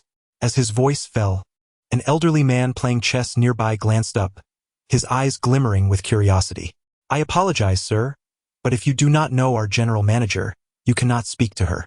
My surname is Su," Su Can stated calmly. "Oh, the boss is on another line," came the flustered response, accompanied by sounds of items clattering to the floor. "She's in a meeting. I will fetch her immediately," the receptionist's sweet voice chimed in. After a brief interval, Su Can heard the sound of the call being transferred, followed by Zhang Man's voice flowing through the line. "Ah, my esteemed boss. You finally decided to call and check in on your beautiful employee and the company." Listening to her tone, Su Can felt something was amiss. It resembled the somewhat resentful tone of a sulking concubine. Chapter 094. Are you bragging? Su Can, drenched in sweat, felt it was a misunderstanding to treat her like a mere concubine. He hadn't done anything to deserve such a label. "I won't take the blame," he thought, preoccupied with the busyness of his life. Indeed, he was quite busy, spending his days lounging in a golden-hued rocking chair, with a Zeton table adorned with antique purple clay teapots. The care of these pots was energetically consuming. Otherwise, he wouldn't be sleeping so much. His little life was quite pleasant. Thankfully, Zhang Man was unaware of this, or she would certainly feel a sense of madness. Is there such a boss? While the employees toiled away, the boss was enjoying a life of leisure, akin to that of a celestial being, evoking envy and resentment. Su Can's wealth exceeded 6 billion, and he had engaged in cooperative business with HSBC amounting to several billion, witnessing a daily growth of millions in earnings. Yet why did he have such leisure? Unlike the super-rich of his previous life, such as Ma Xiaoyun, the wealthiest in Huaxia, who labored tirelessly attending meetings, Su Can operated from the shadows, orchestrating a grand scheme. The companies acted under his guidance, adhering to regulations, allowing him to evade the burdens of a boss. Zhang Man continued her lamentations, resembling an overlooked concubine. "You haven't been involved in company matters for nearly a week," Su Can reflected. It had indeed been about that long since he returned from Xiangjiang and took a few days' train journey back to Yanjing. "My goodness, I've never seen such a boss before," Zhang Man remarked, noting the cooperative account held several billion. "I believe you," Su Can replied nonchalantly. Upon hearing this, Zhang Man froze momentarily, as if her body turned rigid, standing there in disbelief. Though the office was empty, a blush crept across her cheeks, her heart racing. The simplicity of Su Can's words stirred deep emotions within her. This wasn't a matter of millions, but rather tens or even hundreds of millions. Taking a deep breath, Zhang Man reported, "Let me update you on our cooperation with HSBC over the past week." Su Can listened attentively as she explained, "Our profits have declined significantly. Overall, we've made only 200 million from several stock markets." "What a pity," Zhang Man lamented. "If Su Can had been overseeing things in Xiangjiang, perhaps we could have earned more. Last time we made over 200 million in just 2 days, and now it's been a week for merely 200 million. 200 million is still commendable," Su Can mused. "If we maintain this pace, we can sell in about 20 days. He pondered further. Stocks rise and fall. If we engage in short-term trading, we might realize greater profits, but regrettably, I cannot recall the peak prices of those stocks. Just as he concluded his thoughts, a laugh echoed nearby, prompting him to furrow his brow. Turning toward the source, he discovered an elderly gentleman chuckling at him. This man, residing in a nearby courtyard, appeared to be in his 60s and often strolled the alleys. Suken recognized him from their previous encounters. Suken, the old man exclaimed with a laugh. To Suken's surprise, the elderly gentleman spoke to him in fluent Cantonese. How can you boast so much, claiming to earn billions? Have you lost your mind? The old man scoffed. Suken felt speechless. The old man had evidently overheard everything and had clearly deemed him a madman claiming such immense wealth. Unless it were in times of war, with rampant inflation, such figures were ludicrous. Ignoring the old man's scornful gaze, Suken refrained from revealing his true financial standing, knowing it would only incite alarm.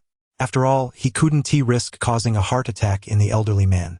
Noticing Suken's pause, Zhang Man curiously inquired, "Are you there?" "Yes," Suken responded in impeccable English. Surprised, Zhang Man began conversing in English as well. Though she attended a third-rate university, all her courses were conducted in English, allowing her to speak fluently. In a few years, her command of English would likely elevate her status in society. Manager Huang asked if we could increase our investment in HSBC. They are interested in adding more funds, Zhang Man said with a smile. Certainly, Suken nodded. We can invest in those particular stocks in the US and Japan, but we should limit the amount to 500 million at most. Injecting too much capital might lead to unforeseen changes. After a moment of contemplation, he concluded 300 million in US stocks and 200 million in Japanese stocks. The old man, observing Suken's sudden shift in tone, looked on in amazement. His dim eyes sparkled with curiosity. Why had the young man switched from Cantonese to English? Was he genuinely boasting, or was there truth to his claims? Chapter 095. Capital is king in comparison to the stock markets of Hong Kong, Japan, and the United States. The market capitalization remains considerably lower. At this juncture, a substantial market capitalization akin to that of the American stock market can effectively counterbalance global markets. Investing 500 million into these two stock markets is akin to casting a few stones into the vast ocean. The ripples generated are swiftly engulfed by the ensuing waves. Conversely, placing the same amount into the stock market of a Southeast Asian nation resembles introducing a colossal crocodile into a tranquil pond, instantly stirring up tremendous turmoil. Boss, Zhang Man's voice was gentle as she spoke. HSBC has allocated 70 million to our new account. They have taken notice. Suken's eyes sparkled with intrigue. HSBC is paying attention to us? The groundwork has been laid. It merely awaits HSBC's engagement. This is a scenario Suken had long anticipated.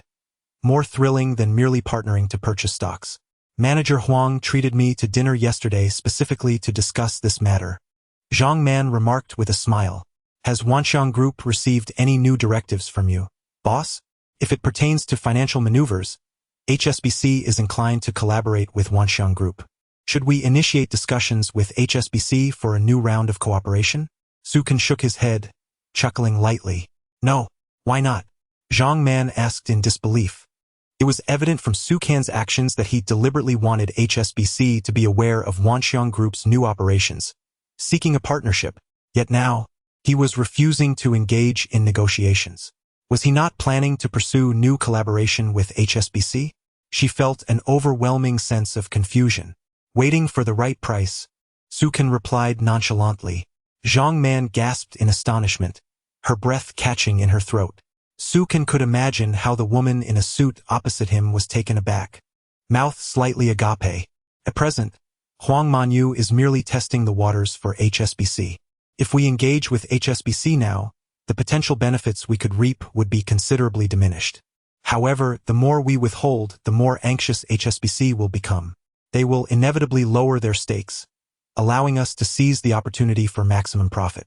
My goodness! Zhang Man exclaimed. She had not anticipated Suken's composure or the ruthless precision of his strategy. Indeed, the boss has no ties with Manager Huang, she mused internally. Her cheeks flushed as she pondered her thoughts. Suken was her employer. Any connections he might seek with that girl were entirely his prerogative. Why should she concern herself with such matters? Surprised by her own musings, she asked, so, shall we maintain our current stance with HSBC? Yes, Suken affirmed. Though separated by thousands of miles, he was unaware of the sudden blush gracing Zhang Man's cheeks. Regardless of Huang manager's probing, you should handle her accordingly. Make her feel that Wanxiang Group is orchestrating a meticulously planned endeavor, drawing HSBC in step by step. I'm adept at playing the role, Zhang Man replied with a playful smile. Su Can chuckled softly. He recalled how Zhang Man was a skilled actress, adept at masquerading as a top student from a prestigious university or a high-end lawyer. Had he not seen through her facade? Even seasoned veterans like Su Zhengmao could have been deceived. Dealing with Huang Manyu seemed to pose little challenge. Once 20 days had passed, Su Can could present HSBC with a larger scheme, ensnaring them further. Moreover, he would ensure that HSBC would remember his goodwill. However, maintaining secrecy was paramount. The more alluring the intrigue, the more compelling it became. With HSBC aware that he had invested 70 million elsewhere, their curiosity would be piqued. Once they split the accounts, the funds would immediately flow into oil futures, supplemented by loans from HSBC for leveraged operations. The sheer magnitude of this influx would astonish HSBC, simplifying future maneuvers. Most crucially, Su Can could elevate his original share from 35% to 40, 50, or even 60%, depending on this operation's execution. With a sigh of relief, Su Can ended the call. As long as the situation in Hong Kong succeeded, his subsequent plans could unfold over the coming years without concern for financial issues. In the tumultuous storms ahead, the profits he would reap would be magnified by the strength of capital. For instance, an initial investment of 1,000, yielding tenfold returns, pales in comparison to a 10 billion investment reaping 30% gains. This is the essence of capital supremacy. In the age of the internet, which enterprise did not thrive on capital? Those with financial resources could ultimately prevail, consuming their competitors and emerging as colossal conglomerates. Su Can. A deep voice pulled him from his reverie. He turned to see Old Yu speaking. Old Wang, why have you stopped playing? Su Can beamed. Were you speaking English just now? Old Wang expressed surprise. You not only speak Cantonese, but also English? Just a bit, Su Can replied modestly.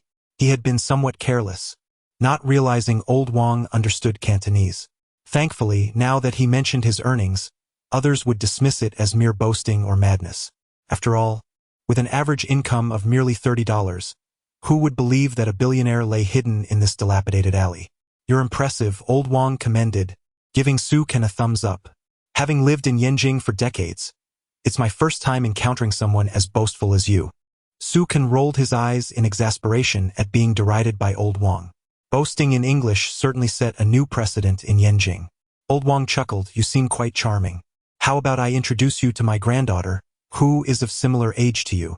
Su Can nearly choked at the suggestion, almost bursting into laughter at Old Wang's proposition. Chapter 096. Has my identity been exposed? Observing the prominent front teeth of the old man Wang, Su Can couldn't help but roll his eyes. With such an appearance, how could his granddaughter possibly align with someone like him? Although Old Wang may have a somewhat rugged look, I can assure you that his daughter is indeed quite beautiful, remarked an elderly gentleman who was engrossed in a game of chess. Zhao, whom are you referring to? Wang retorted, his anger flaring up instantly. He could tolerate any remark, but not being called unattractive. In his youth, countless young women were enamored by his handsome visage.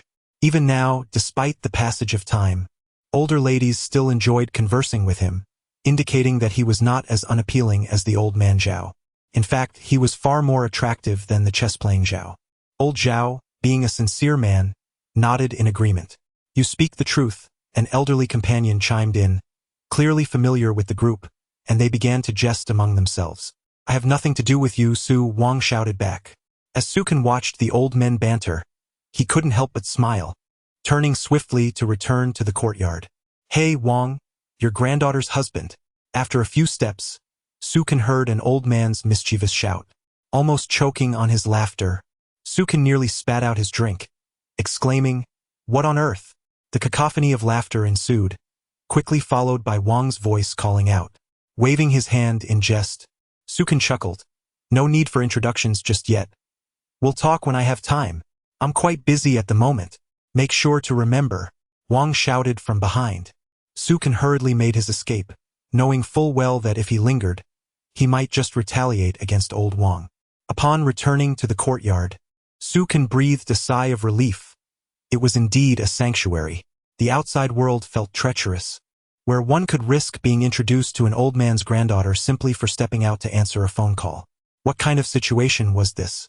Had he inadvertently revealed himself as a billionaire?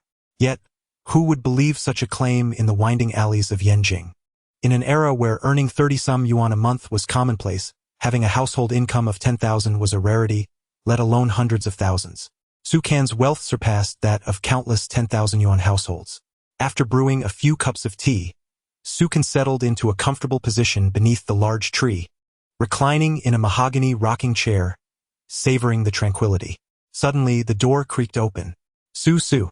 At the sound of old Zhang's voice, Su Can opened his eyes to find Zhang approaching with surprising speed, despite his apparent frailty. Following closely behind was Xiao Wei, who astonishingly outpaced the elderly man. Is this old man going mad? Su Can mused, watching Zhang's rapid strides. Slow down, Zhang, Xiao Wei called out, sweat beading on his forehead as he jogged to keep up. What brings such joy to your face? Su Can inquired, noticing the exhilaration radiating from Zhang, who was clutching a purple clay teapot.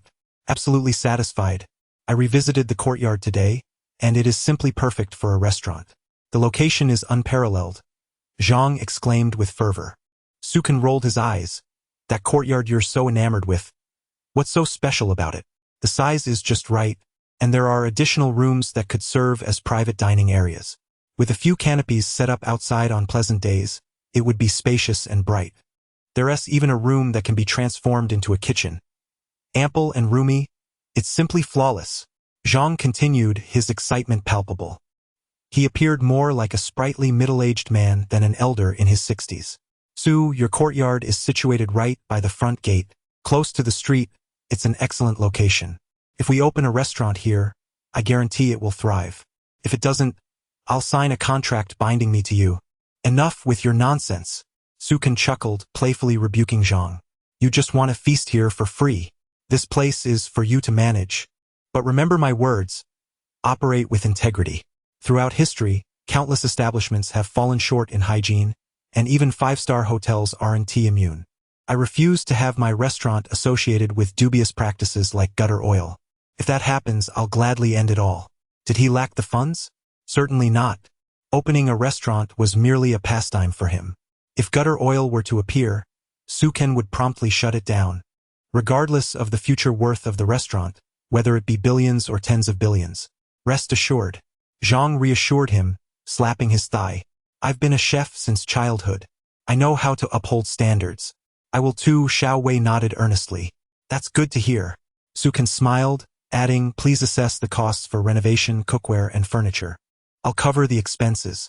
I'll calculate it and provide you with the funds by tomorrow. After a moment of contemplation, Zhang quickly responded. Su Can waved them off, watching them depart. He closed his eyes, reflecting on the prime location of the courtyard they were discussing. Wait a moment. Su Can suddenly realized, how many properties did he actually possess? Chapter 97.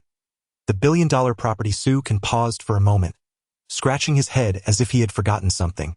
Lu Guoqiang and Zhang Chong had assisted him in acquiring a substantial number of Sihiyuan properties in this vicinity.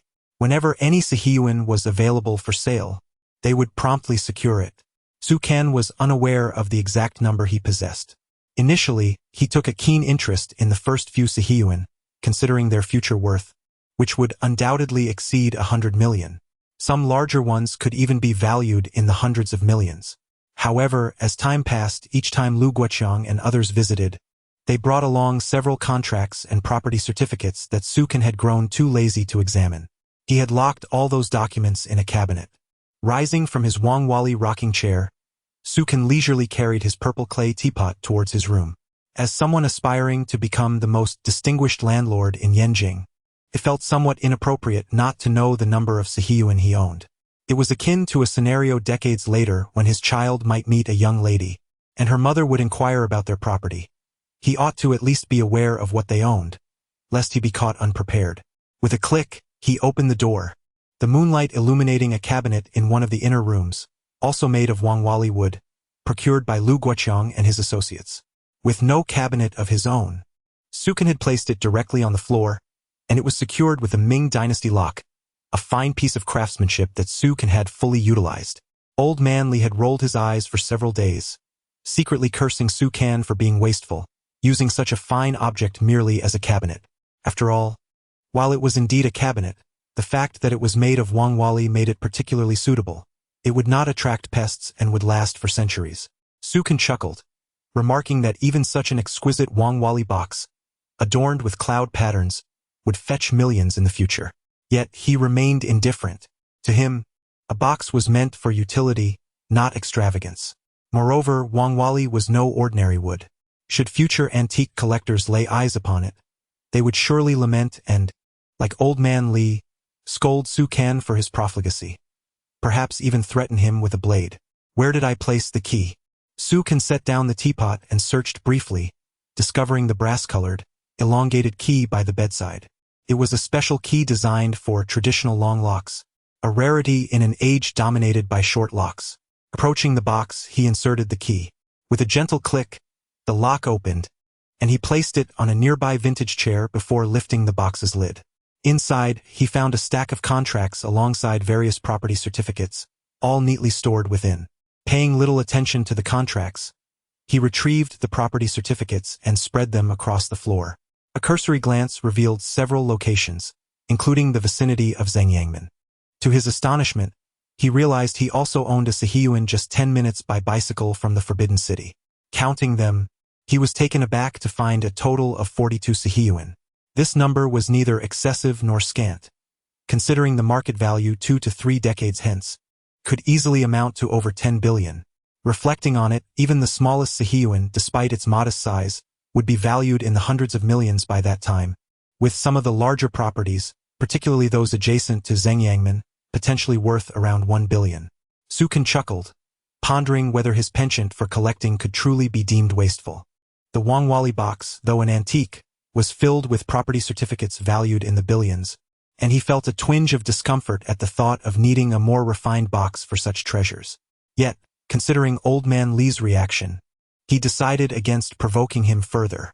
Storing away the property certificates, Sukan smiled wryly. If these properties remained intact, they could be passed down through generations. Provided he avoided extravagance, he could live comfortably, enjoying life with ample resources for his descendants. With a click, he secured the lock on the box and closed it. Turning to reach for the teapot, he suddenly felt that keeping such valuable documents in plain sight was inappropriate. He was, after all, a man of modest means, yet here he was, resting beside assets worth over 100 billion. This felt incongruent with his character. Thus, he resolved to place the box in a hidden chamber. After some contemplation, he determined that the secret room was the only fitting location for it. Slowly, he maneuvered the heavy box, made of rosewood, towards the backyard. He opened the secret door and carried the box inside, where he found Old Man Li, appearing like a ghost among the antiques. Upon noticing Sukan, he merely cast a sidelong glance and snorted. "Aren't you the one who called me wasteful?" Sukan retorted. "I've placed this rosewood box in the secret room." He set the box down with a thud. "What treasures have you stored within?" Old Man Li eyed it skeptically. "Guess." Sukan replied with a mischievous smile. Turning to exit, Old Man Li followed him outside to breathe some fresh air, waving his hand dismissively. He had stashed away over 100 billion underground, while his own antiques were worth at least several billion. Chapter 098. The abundance of wealth in 2 or 3 decades.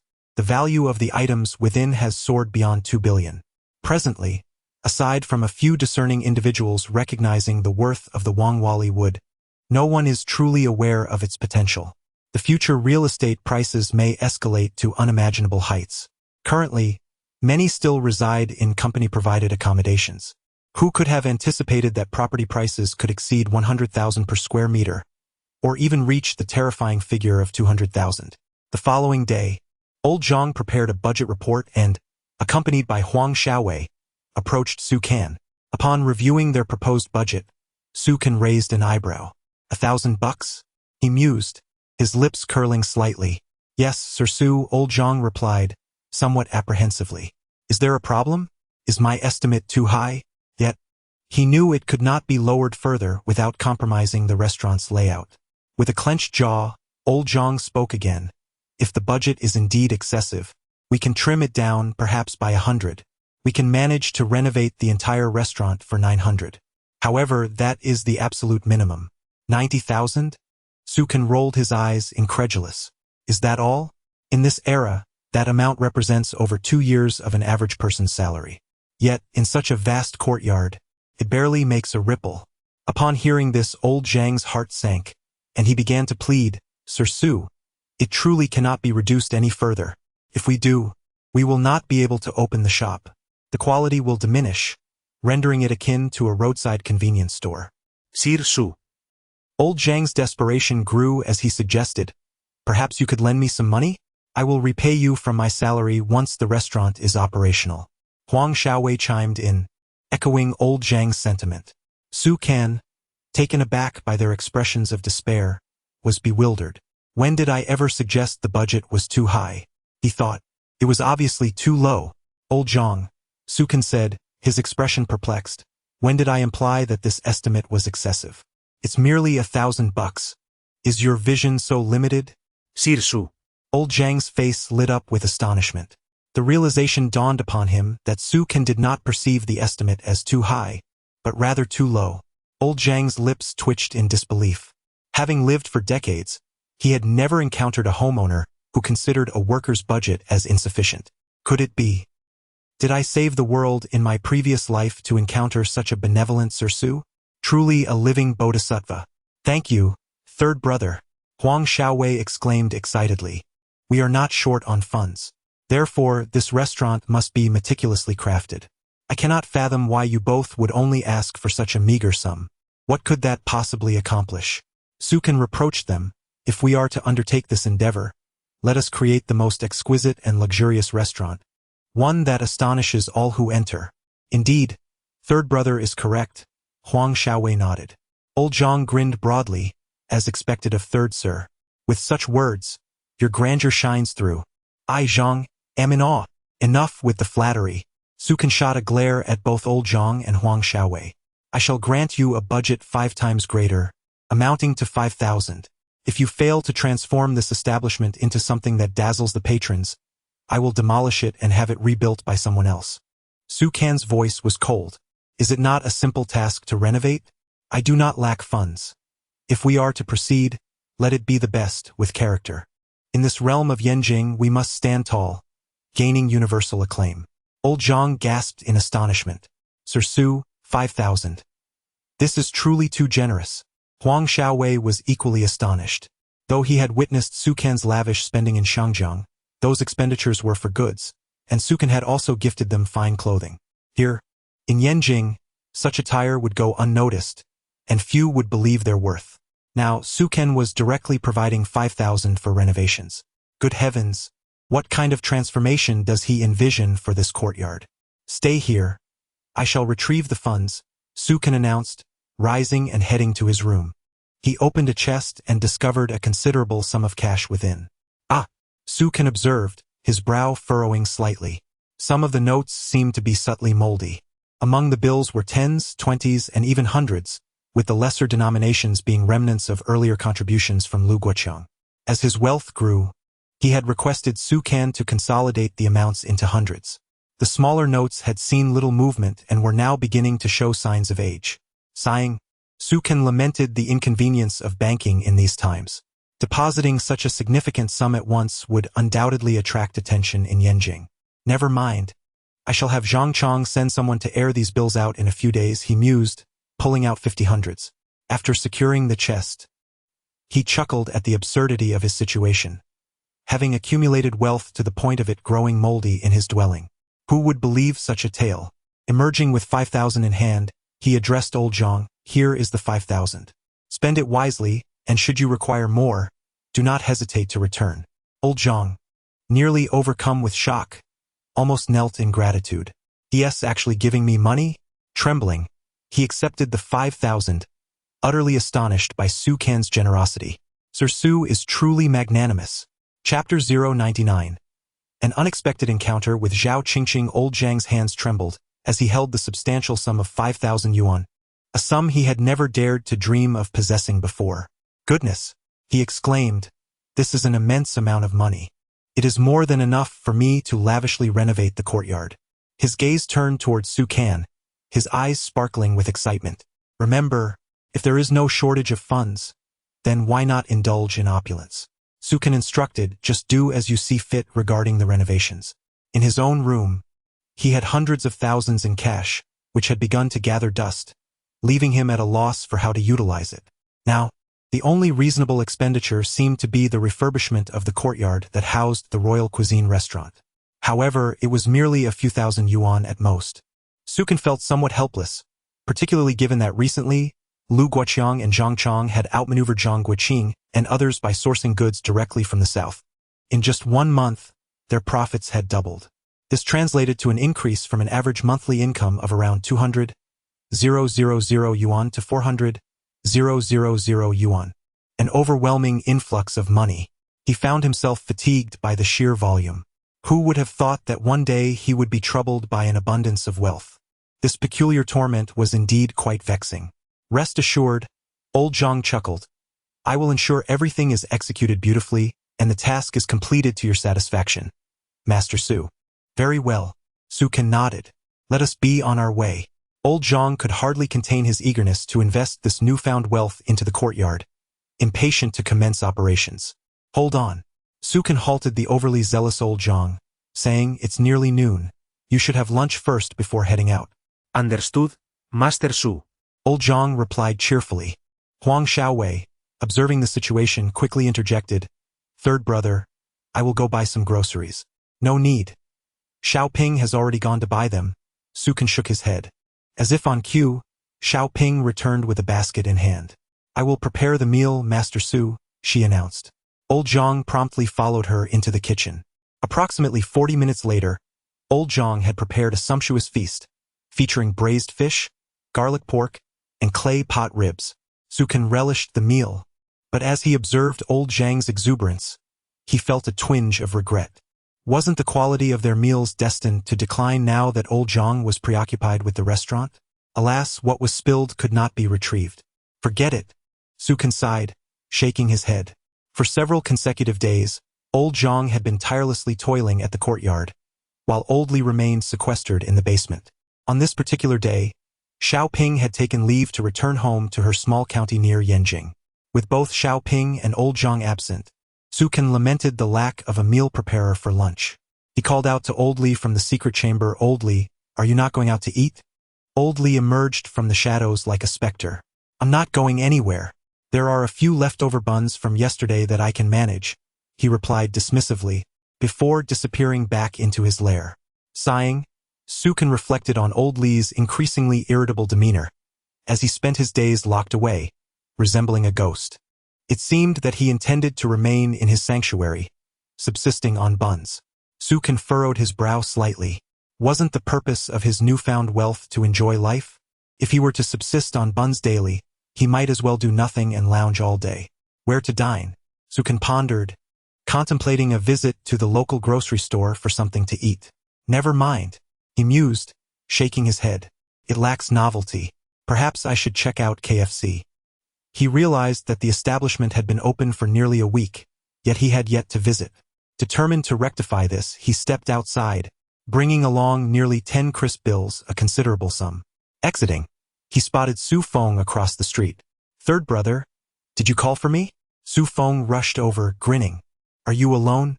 Su Kan inquired. No, Su Feng shook his head, gesturing to another figure nearby. There's someone else over there. Very well, then come with me, Su Kan replied, indicating that the other individual could remain behind.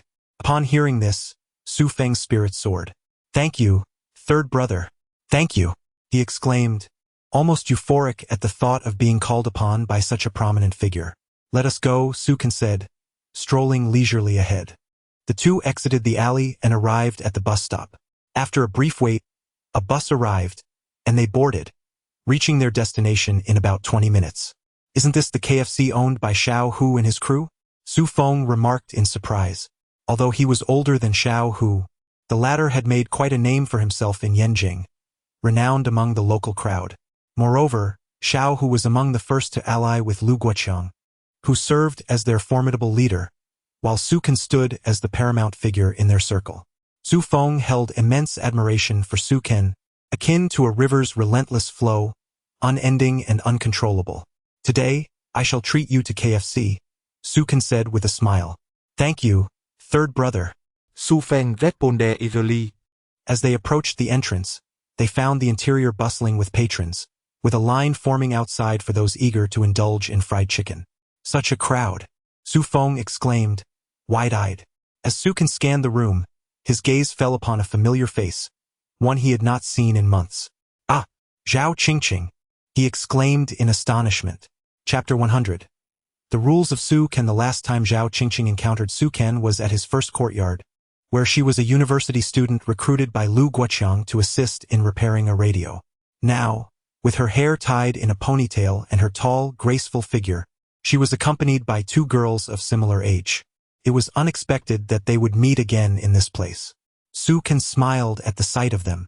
For these students from Tsinghua University, the allure of a trendy establishment like KFC was undeniable. They might be frequent visitors. Qingqing, there's a handsome guy looking at you over there. One round-faced girl beside Zhao Qingqing seemed to sense Su Can's gaze and lightly nudged her. Where? Inquired another taller girl, curiosity evident in her voice. Over there. The round-faced girl replied, laughing. Wow, he looks quite good with an exceptional aura. Qingqing, do you know him? I wonder if he has a girlfriend. The tall girl chuckled, her words tinged with a hint of a northeast accent. Don't tease me. How would I know someone like that? Zhao Qingqing responded, puzzled, as she turned to see who they were indicating. In Yanqing, the people she knew were familiar with her two classmates, but she couldn't imagine that a handsome guy would recognize her, especially if he was a stranger. Upon turning her head, she was momentarily taken aback. Indeed, she recognized him. Third brother, the round-faced girl exclaimed, her face brimming with delight. At this moment, Zhao Qingqing's cheeks flushed slightly, her large eyes widening in surprise. Third brother? Your real brother? The tall girl asked, astonished, her expression shifting as she realized he was indeed Qingqing's brother, explaining his outstanding demeanor. No. Zhao Qingqing quickly shook her head, denying it almost instinctively, although she was unsure why she felt compelled to do so. Before the tall girl could react, Su Can approached. Recognizing her, he naturally walked over. Qingqing, Su Can beamed, revealing a set of immaculate white teeth. What a coincidence. Third brother. Zhao Qingqing responded with a sweet smile. Qingqing, aren't you going to introduce us? The round-faced girl said, nudging the shy Zhao Qingqing gently. Yes. The tall girl added, her curiosity piqued. Hello, I am Su Can, he introduced himself, smiling at the bashful Zhao Qingqing. Zhao Qingqing offered an awkward smile before proceeding with the introductions. Everyone calls him third brother. You two can do the same. This is Wang Rui, my classmate from Tsinghua. And this is Li Qingyue. You can call her Qingyue. Hello. Su Can nodded in acknowledgement. Third brother. Wang Rui, the tall girl, regarded Su Can with keen interest, her eyes roving over him. Are you here for KFC too? Indeed, Su Can replied with a smile. Let's go together. The round-faced girl suggested, her voice cheerful. Sure. Su Can laughed heartily. Since it's our first meeting, allow me to treat you all to KFC. That's too generous. Li Qingyue responded, a hint of embarrassment in her tone. Yes, it seems rather extravagant, Wang Rui echoed, feeling somewhat shy. KFC was immensely popular in Yanqing, often bustling with patrons throughout the day. To put it in modern terms, it was a hotspot, a must-visit for countless individuals in the city. However, the prices were not modest. Su Can's establishment did not offer rock-bottom prices, as sometimes, being too cheap could lead to doubts about one's quality. This principle held true both domestically and internationally. In a previous life, a Chinese individual had tested the waters in America by selling a pack of instant noodles for $100, leading a foreigner to boast to friends that it was a special royal feast exclusive to the nobility in China. Su Can had found the situation utterly amusing. Don't worry. Qingqing understands my circumstances, Su Can said with a smile, glancing at Zhao Qingqing. Yes, she nodded, Though unsure of Su Can's exact situation, the fact that he could afford to pay $2 for fixing a radio indicated he was not lacking in funds. So we can benefit from this, Wang Rui observed, casting a few more glances at Su Can. Go ahead and order whatever you like. Just tell me the meal sets you want and I'll arrange it. Su Can gestured toward the menu, featuring chicken sandwiches, chicken rolls, and beef burgers among various options. I'll take an A set, the round-faced girl exclaimed cheerfully. I won't hold back either. I'll have an A set too, Wang Rui added with a smile. What about you, Qingqing? What would you like? I'll have an A set as well, Zhao Qingqing replied, slightly bashful. All right, Su Can nodded, turning to Su Feng beside him. Get 3 A sets and 1 B set. You can choose your own. This is on me, he said, pulling out 2 large bills and handing them to Su Feng. The sight of someone so generous with money raised a hint of surprise in Wang Rui's expression. In this era, few were capable of such extravagance. Su Feng took the cash and headed to the front, intending to ask Xiao Hu directly for the food. Queue up, Su Can chided Su Feng, insisting on adhering to the establishment's rules. Su Feng, hearing this, sheepishly lowered his head and obediently moved to the back of the line to make his purchase. Su Can noticed Xiao Hu approaching and shot him a glare, conveying a silent message. Xiao Hu, embarrassed, returned to his station. Let us find a spot to sit while we wait for the food, Su Can suggested, casting a glance at Zhao Qingqing and the others with a gentle smile. Okay. Zhao Qingqing nodded. Wang Rui's eyes sparkled with intrigue, sensing something unique about Su Can, as if he were somehow connected to this establishment. There's an empty table over there. Let's go sit there, Li Qingyue pointed out, noticing a recently vacated table. Chapter 101. The affluent master. A few individuals settled down, remnants of takeout bags still littering the table. I apologize for the delay in cleaning up, came the excuse. Just then, Xiao Hu emerged, clad in a KFC uniform, hastily tidying the table until it gleamed impeccably.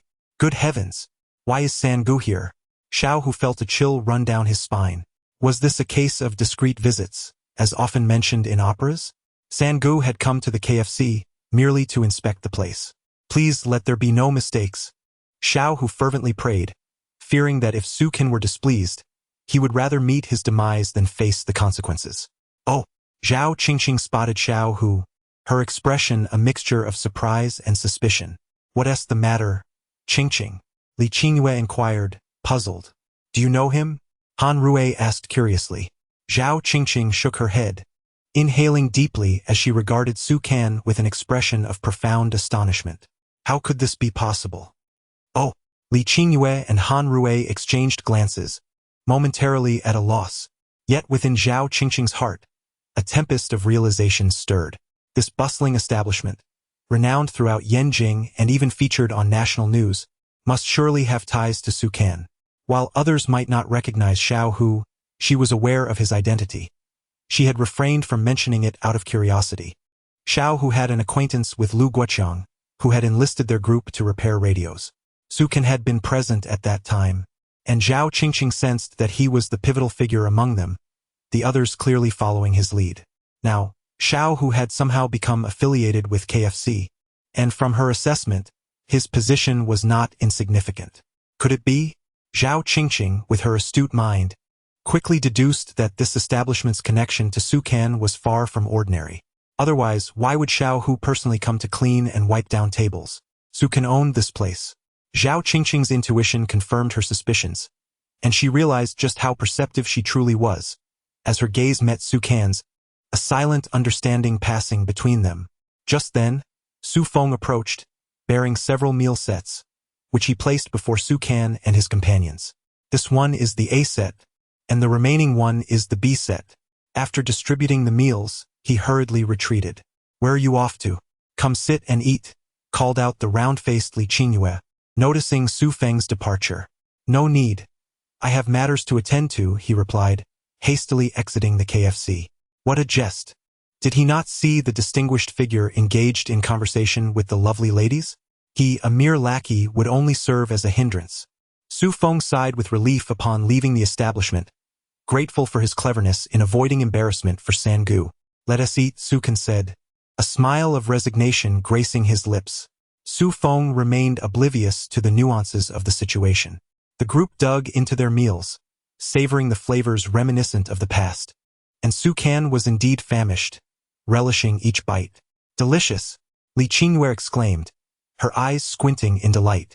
The tall Han Rui, her large eyes blinking in surprise, added, I never expected this foreign fare to be so delectable. I've heard that foreigners consume this daily. How enviable! Indeed, it is quite tasty, Li Qingyue concurred. However, I still believe our national cuisine is superior. Han Rui shook her head, insisting, in my experience, KFC is the best. Truly is exquisite.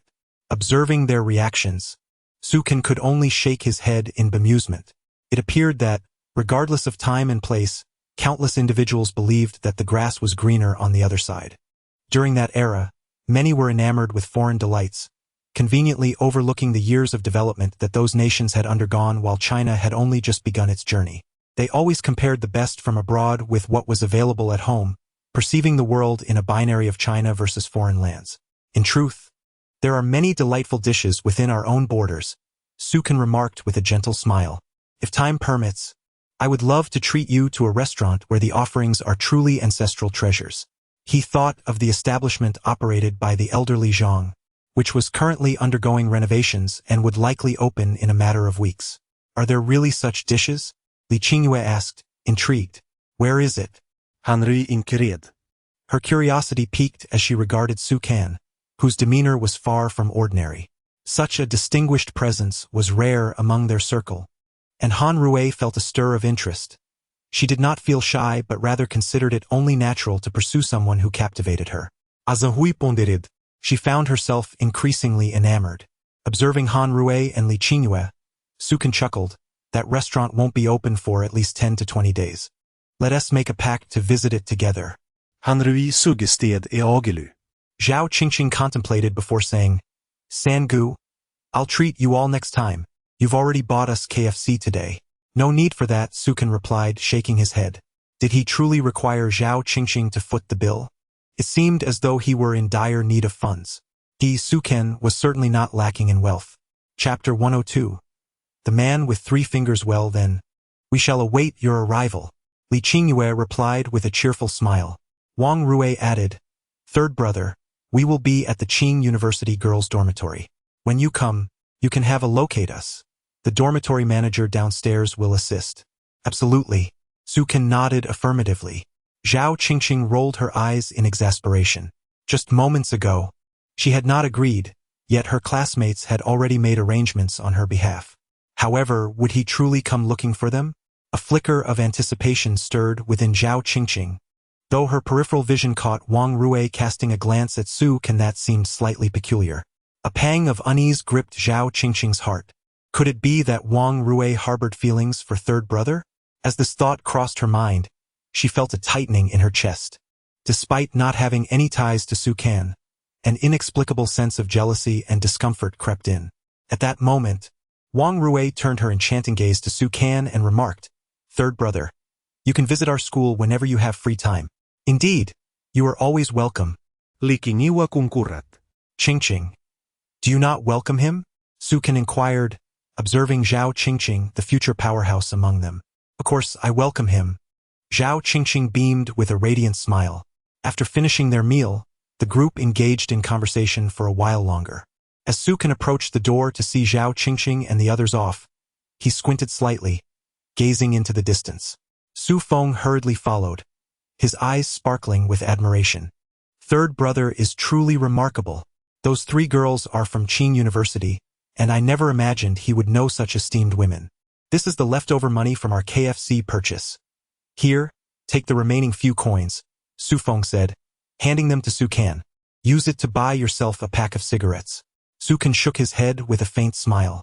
No need, just keep it. Thank you, third brother. Su Feng viplit garafuli. Let us go, Su Can gestured, glancing around. He noticed Xiao Hu approaching. Standing at the entrance, Su Can observed a steady stream of patrons entering KFC. He took a few steps forward with Su Feng trailing behind. They halted about 20 meters from KFC, where Su Can saw Xiao Hu approaching. Xiao Hu, Su Feng called out upon seeing him. Despite being only a teenager, Xiao Hu exuded a remarkable composure, patting Su Feng on the shoulder. He then turned to Su Can and said, "Third brother." His demeanor towards Su Feng and Su Can was markedly different, revealing a clear distinction in their relationship. Su Feng looked on with envy, realizing that outside, even the seasoned patrons respected Xiao Hu's brother who, while here, he was simply addressed as Xiao Hu. "Well done," Su Can commended. "I observed that the store is clean and well maintained, and the staff are quite professional. They are all adhering to your instructions." "Third brother," Xiao Hu flattered. "You've certainly learned how to flatter," Su Can chuckled, patting Xiao Hu on the shoulder. Xiao Hu beamed with joy. Having worked beside Su Can for some time, he understood that such gestures indicated a bond of closeness. This meant he had not been forgotten in third brother's heart. "Keep up the good work." Wang Er's exuberant nature requires a steady hand to manage KFC, Su Can remarked casually. "Thank you, third brother." Xiao Hu's face lit up with elation, nearly bursting with excitement. Su Can's words implied that he would be entrusted with managing KFC in the future, a prospect that thrilled him beyond measure. "I shall take my leave now," Su Can said, giving a final encouraging pat on Xiao Hu's shoulder before turning to depart. "Third brother, allow me to escort you," Xiao Hu called out. "There's no need." Su Can waved his hand dismissively and made his way toward the bus stop.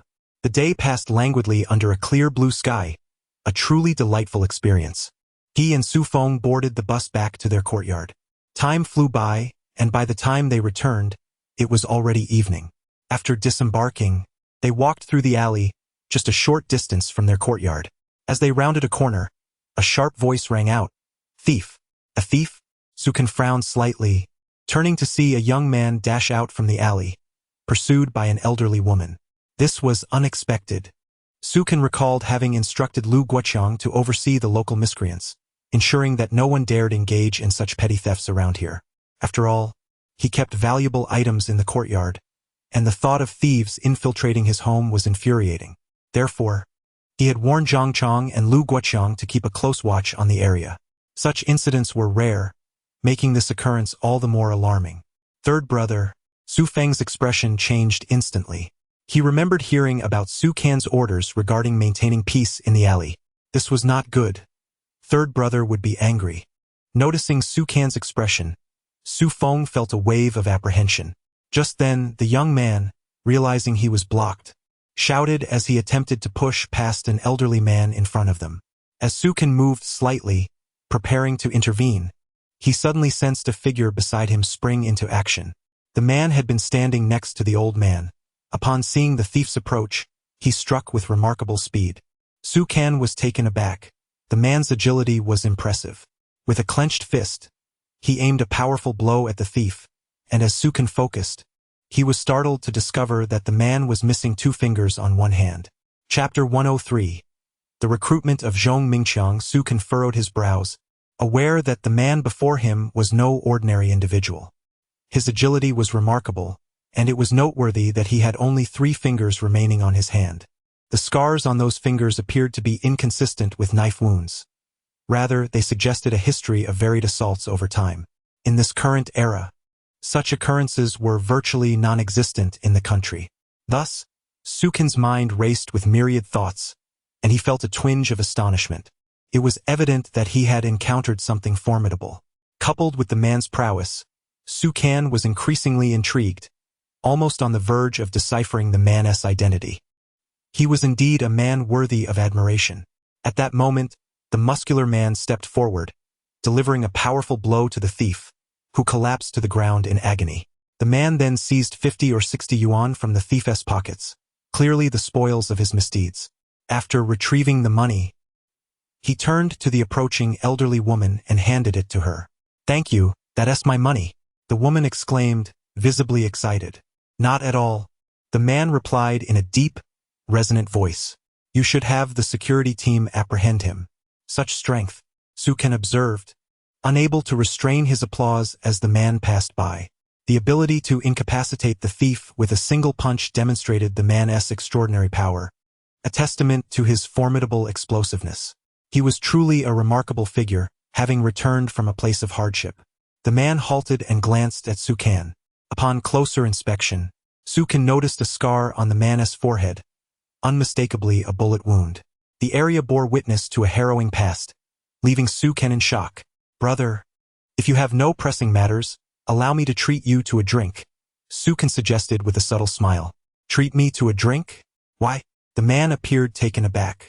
Indeed, it is because you came to the aid of others just now, Sukan affirmed with a nod. The man scrutinized Sukan for a moment, his resolute gaze lingering before he lowered his head. Very well, he agreed with a smile. Seeing the man's acquiescence, Sukan turned to Su Feng and produced 3 bills of large denomination, grinning as he spoke. Su Feng, please go to the grocery store and buy some ingredients. It seems we are out of liquor. Also, procure some erguotu. The man chuckled, his eyes glinting with intrigue at the sight of the bills. Such an amount was nearly equivalent to a month's wages for an average individual.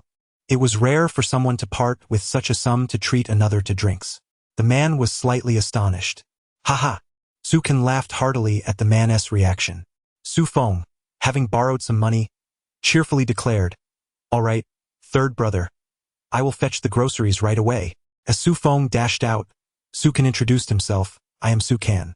Since I heard Su Feng call you third brother, I shall address you as such as well. The man recognized Sukan's exceptional nature.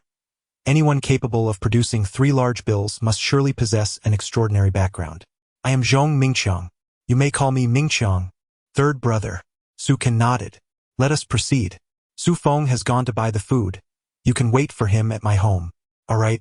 Zhong Mingqiang agreed, following Sukan as they walked a few hundred meters. Sukan halted before a traditional courtyard. Zhong Mingqiang gazed at the impressive structure, astonished. Is this grand courtyard where you reside, third brother? Indeed. Let us enter, Sukan replied as he opened the gate and stepped inside.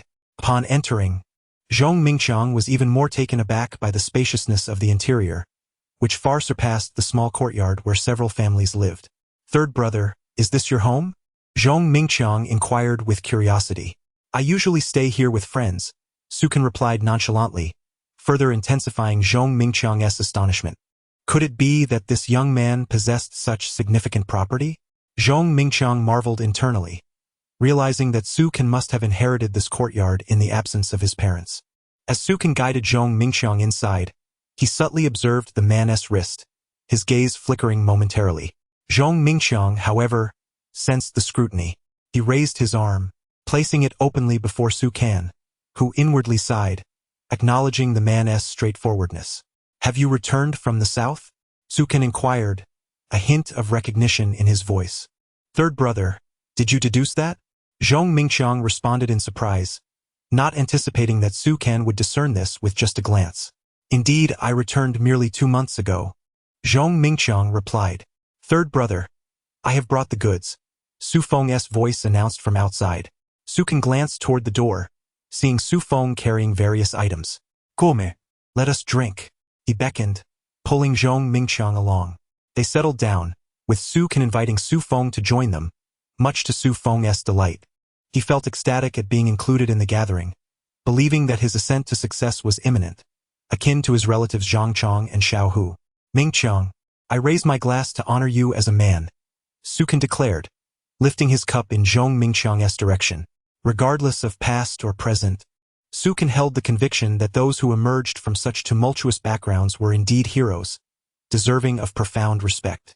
Thank you, third brother, Zhong Mingqiang replied, slightly moved as he raised his glass, clinking it with Sukan's before downing the contents in one go. The group commenced their revelry, and after about 20 minutes, a sense of intoxication began to envelop them. Sukan too felt a gentle haze settling in. Having consumed half a gin of liquor, he turned to Zhong Mingqiang and suggested, Mingqiang, if you find yourself unoccupied, why not consider working with me? Chapter 104. The layout of the polar bear in a moment of intoxication. Sukan uttered these words. After encountering Zhong Mingqiang, he reflected deeply on matters that had long occupied his mind, ultimately deciding to initiate plans several years in advance. Zhong Mingqiang, a man returning from a turbulent past, carried an air of menace and bore the stains of bloodshed. Engaging in such endeavors was particularly fitting for him, especially after witnessing his courageous interventions in instances of injustice. Su Can became increasingly convinced of Zhong Mingxiang's character. This man was worthy of cultivation. After nurturing him for a year or two, Su Can could entirely shift his strategies onto Zhong Mingxiang, placing a grand banner upon him. This scheme held the potential for profits that rivaled the catastrophic stock market crashes of yesteryears, such as the dot-com bubble and the Southeast Asian financial crisis. Moreover, it encompassed far more than mere monetary gain. It involved significant aspects that were paramount. Zhong Mingxiang gazed at Su Can, his eyes slightly unfocused. Although the effects of alcohol were taking hold, he maintained a thread of clarity. I truly have nothing to occupy my time, he sighed. Since my return, my physical state has deteriorated, making it difficult to find employment. I am essentially wandering aimlessly. Su Can nodded. This was indeed the reality of the time, as the majority of enterprises were state-owned, with few private establishments emerging. Even those that existed were merely in their nascent stages. Consequently, individuals like Zhong Mingqiang, upon returning, found themselves idly waiting for opportunities, often leading to unemployment. Brother, I am willing to work alongside you, were it not for matters that contravene national interests. Zhong Mingqiang flushed, his veins visibly taut as he exclaimed, Absolutely. Su Can beamed, pouring another drink for Zhong Mingqiang, exclaiming, Come, let us drink to our heart's content. Tonight, we shall not return sober. Zhong Mingqiang raised his glass again and then set it down, saying, Brother, as I embark on this journey with you, I have a request. What is it? Su Can queried, feeling slightly dazed from the copious amounts of liquor he had consumed. Concerns my comrades, Zhong Mingqiang stated, his eyes filled with determination. Some of them, like myself, have returned to their hometowns and currently face unemployment, even toiling in the fields, which is a tragic waste of their abilities. Are there others? Su Can's excitement grew at this revelation. He had initially planned to secure Zhong Mingxiang's allegiance and then leverage his connections to reach out to his fellow veterans. While he could approach the elder statesman to gather a larger group, discussing the impending disintegration of the Arctic energy sector with him would likely earn him a reputation for madness. At this moment, the world remained oblivious to the reality that, a decade later, the Arctic energy giant would indeed collapse, a notion that, even when announced, would be met with disbelief. Thus, Su Can needed to prepare a contingent of individuals to infiltrate the polar bear territory in advance, ensuring they could reap the maximum benefits. Otherwise, as depicted in novels, where protagonists awaited the collapse of the polar bear before taking action, such tales were mere fabrications. Without prior preparation and establishing connections, even if one were to arrive, escape would be improbable. That era would be among the most chaotic in existence. By orchestrating plans years ahead, Su Can envisioned a vast web of influence in place. Once the inevitable event transpired, the returns he could garner would reach staggering heights. Zhong Mingqiang and his companions were ideal candidates, as their backgrounds would enable them to navigate that environment with relative ease, possessing the strength to safeguard themselves. For ordinary individuals, however, mere survival would be a challenge, with many succumbing within a week. Indeed, Zhong Mingqiang affirmed, if you still seek individuals, I can reach out to them via phone or letter. He added, slightly embarrassed, there may be quite a few which could lead to substantial expenses. Many? Su Can laughed heartily. No matter how many you bring, I can accommodate them here. Zhong Mingqiang, invigorated by Su Can's words, sprang to his feet, expressing, I will represent them. Thank you, brother. Thank you. Sit down, Su Can commanded, his gaze emanating a quiet authority that compelled Zhong Mingqiang to comply. He sensed a familiar aura reminiscent of past encounters with commanding figures. Hear us the plan, Su Can continued. You can bring those individuals over. The current wage in factories in Yanjing is approximately 30 yuan a month. I will offer them 50. 50 yuan? Zhong Mingqiang exclaimed, astonished. He had not anticipated such generosity, realizing it surpassed the earnings of formal workers in Yanjing. Before Zhong Mingqiang could fully revel in this news, Su Can introduced another condition that was impossible to decline, instilling within him a sense of loyalty. In addition to the monthly salary of 50 yuan, I will cover their travel expenses, and to ensure their peace of mind, I will provide each person with a 200 yuan relocation allowance. Upon hearing this, Zhong Mingqiang dropped the bottle in shock, rendered speechless by Su Can's extraordinary generosity. Trembling, he stammered, 200 yuan. That is far too much. This sum represented nearly a year's income for families of his comrades still living in rural areas. The magnitude of such an offer was staggering, even for those employed in urban settings. Earning money had become increasingly arduous in those times. One could say that for the average person, it was a monumental challenge. Moreover, Sukan added, they will receive reimbursement for travel costs whenever they return home to visit their families. Upon hearing this, Zhong Mingqiang felt tears welling in his eyes. This brother of his was nothing short of a living bodhisattva. Chapter 105. A fortune for a bone, the quality of a hero, rest assured. Third brother, I will summon them all. You can call as many as you need. I guarantee there will be no shortage, Zhong Mingqiang said, his voice tinged with emotion. He felt immensely moved. He had encountered a living bodhisattva. Had it not been for Sukan, he might have wandered aimlessly through life, perhaps forever trapped in mediocrity. Years later, as Zhong Mingqiang reflected on that pivotal day, he felt as though he were dreaming. He could hardly fathom how that single day had altered the course of his destiny, propelling him to wealth and status. Those who ranked among the affluent treated him with great respect, all due to the remarkable man who had transformed his fate. Well then, Mingqiang, Sukan said, observing Zhong Mingqiang, whose face was streaked with tears, your treatment will be improved. You will receive 100 a month, and starting next month, 500. Third brother, Zhong Mingqiang exclaimed, overwhelmed with excitement. Though intoxicated, with his head spinning, he spoke earnestly, holding the bottle tightly. Thank you for your recognition. I shall always follow your lead, unwavering in my loyalty. With that, he smashed a glass bottle on the floor, the sound echoing like a declaration. Should he betray his word, he would meet the same fate as the shattered glass. With a resounding voice, he proclaimed, if I were to go back on my word, I would end up like this bottle, utterly destroyed. Afterward, he collapsed onto the table, succumbing to sleep, his drunkenness finally taking its toll. Sukan looked at Zhong Mingqiang, whose tear-streaked face was a poignant sight. He slowly got up, his steps somewhat unsteady. He realized he had overindulged, particularly in the company of someone like Zhong Mingqiang, who could drink copiously. Reaching the high Huang rocking chair, Sukan sank into it, closing his eyes, only to reopen them moments later, feeling the chill of the night air. As he blinked against the dim light, he sensed a dull ache in his head. Suddenly, he heard a deep breath beside him. Turning, he spotted Oldly sitting nearby, appearing like a shadow in the faint glow. Startled, Sukan rolled his eyes, noticing a teapot next to Oldly. A wave of thirst washed over him. Rising, he grasped the teapot, feeling its warmth, and drank deeply, quenching his thirst.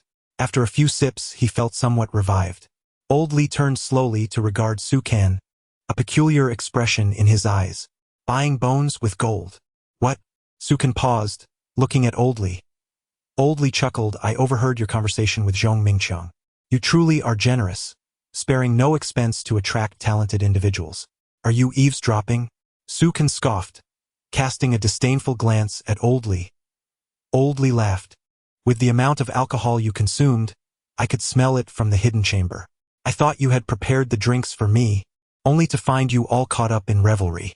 Sukan smiled faintly. Oldly continued, 50 a month is considerable in this country, especially for those without employment. And you are offering them 500 as a settling-in bonus. For these individuals, that is an irresistible temptation. You are truly investing heavily to gather such talent. What grand scheme do you have in mind?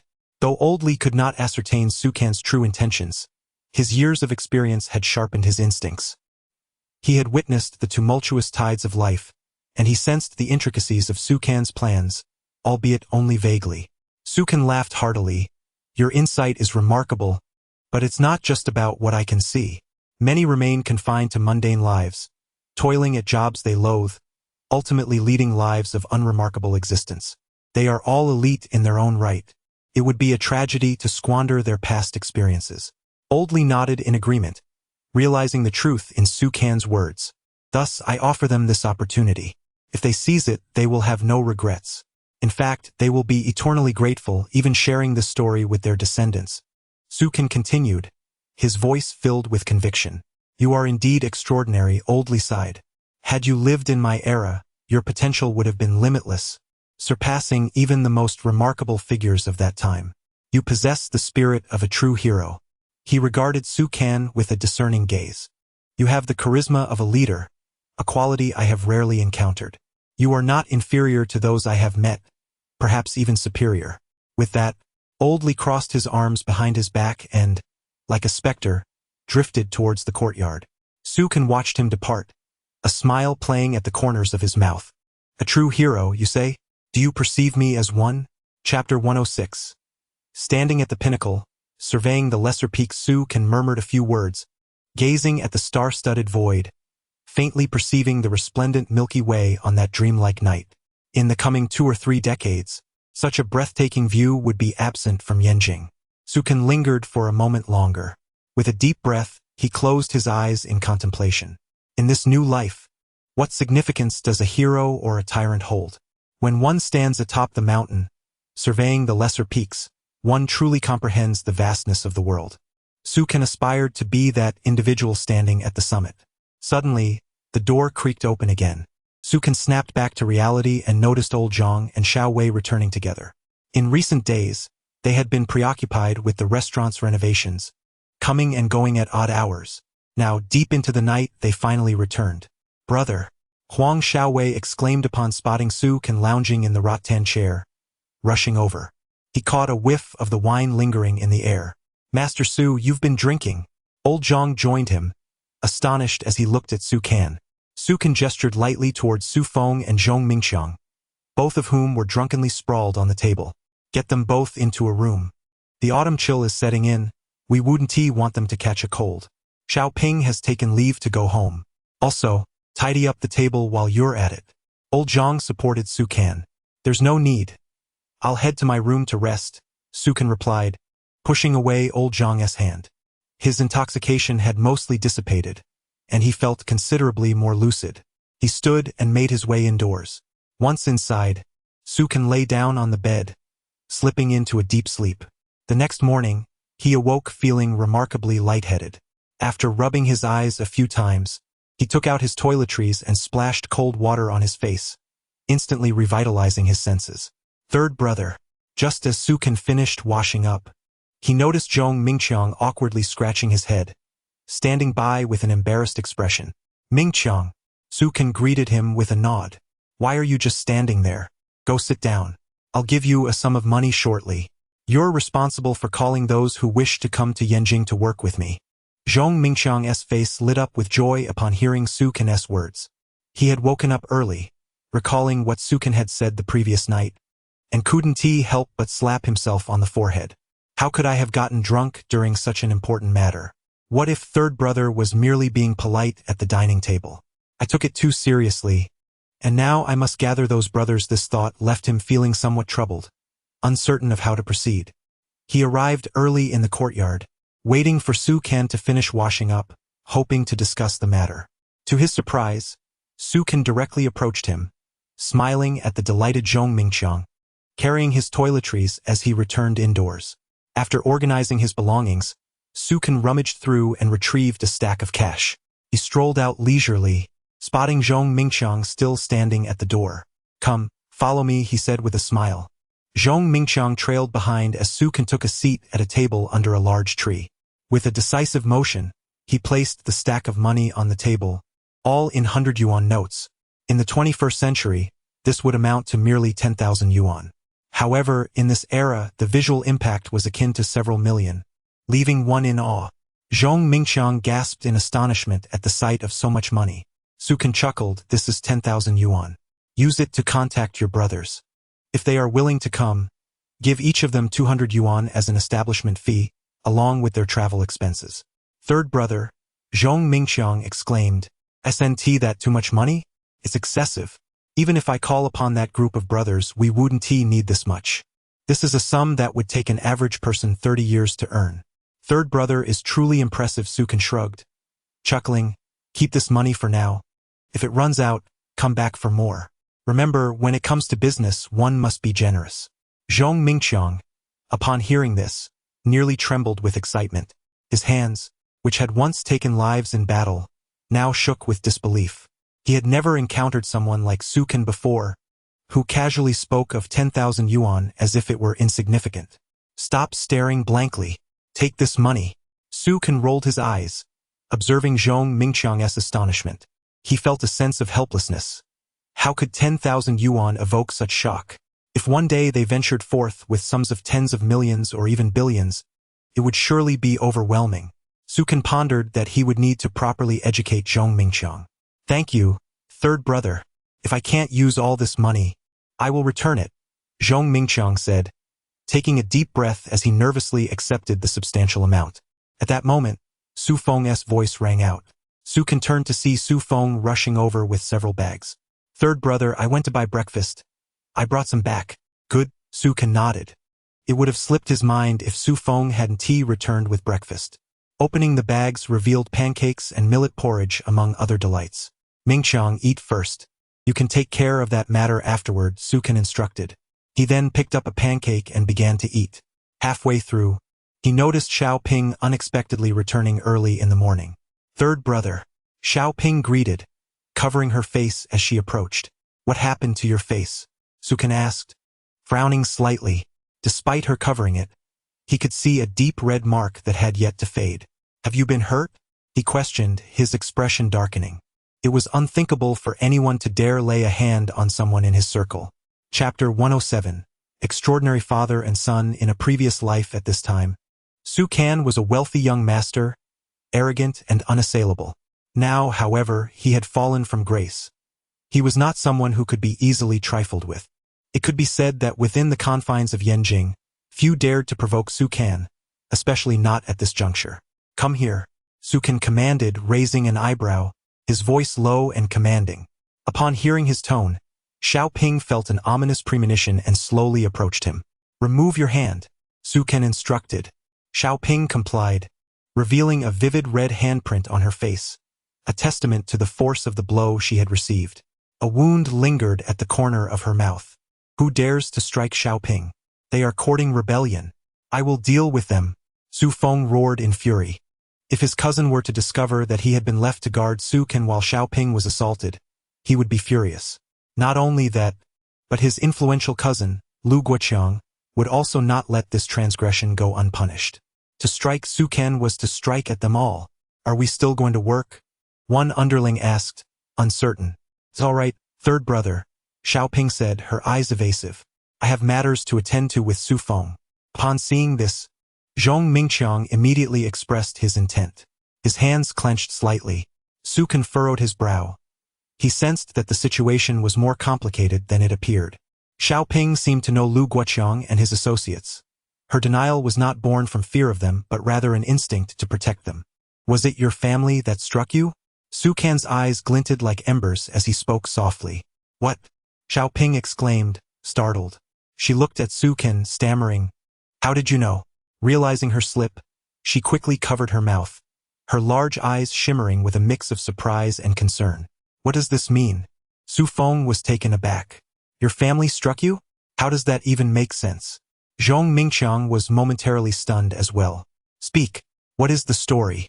Su Kan lightly tapped the table, his gaze fixed on Xiao Ping, whose delicate features bore the marks of distress from the slap. Third brother, she began, her voice quivering. My father wants to marry off my brother, but the other party demands a bride price of 200 yuan. We have no money, and my father intends to marry me off to another family in the village for 100 yuan to secure my brother's marriage. Isn't that akin to selling your daughter? Su Feng exclaimed in indignation. 200 yuan. Su Kan sighed inwardly. In this era, the practice of favoring sons over daughters was rampant.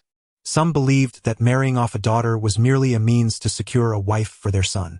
This situation would evolve over decades into exorbitant bride prices, sometimes reaching staggering amounts, while average wages remained low. Such inflated costs burdened countless families, often leading to crippling debt upon marriage, a truly grotesque phenomenon. You haven't mentioned that it's merely a few months of your salary to raise the 200 yuan, Su Kan remarked, frowning. He was aware that he had arranged for Xiao Ping's salary to be significantly higher than that of factory workers. Thus, her earnings over a few months could indeed cover her brother's bride price. Xiao Ping lamented, but my brother insists on marrying this month. How can I possibly come up with that much money so quickly? And what of your parents? Su Feng inquired. Xiao Ping responded, my mother listens to my father, who is completely indifferent. He insists on marrying my brother off. If I refuse, he will strike me again and confine me, insisting I go to that family today. Such a father and brother are truly exceptional, Zhong Mingqiang remarked, flabbergasted. Continue working here, you need not return home. Here, no one will force you to do anything. Su Kan lowered his head, recognizing that family matters were difficult to intervene in. However, in this place, her father and brother could not exert their influence over her. Thank you, third brother, Xiao Ping exclaimed, her heart swelling with joy. She had feared Su Kan might cast her out, leaving her truly homeless. Looking at Su Kan, her eyes sparkled with gratitude. Do not think you can hide. I will bring you back. A furious voice echoed from outside the courtyard. My father is here. Xiao Ping gasped, shrinking behind Su Kan, her entire body pressing against his back. Come home, sister. If you do not marry, how will I ever find a wife? Do you truly wish for our family line to end? Another youthful voice called out from outside. Do not be afraid. Su Kan shook his head helplessly, feeling Xiao Ping trembling. He gently patted her hand to reassure her. What an extraordinary pair of a father and son. Su Kan thought to himself, having witnessed the spectacle. If you do not come out, I will break down the door. Xiao Ping's father bellowed. Su Feng and Zhong Mingqiang felt their anger flare. Su Kan turned to them, saying, remove those two. Furthermore, I do not wish to hear or see them in the alleyways nearby. Understood, third brother, they replied respectfully. As they turned to leave, Su Kan's deep, authoritative voice rang out, remember I said to remove them.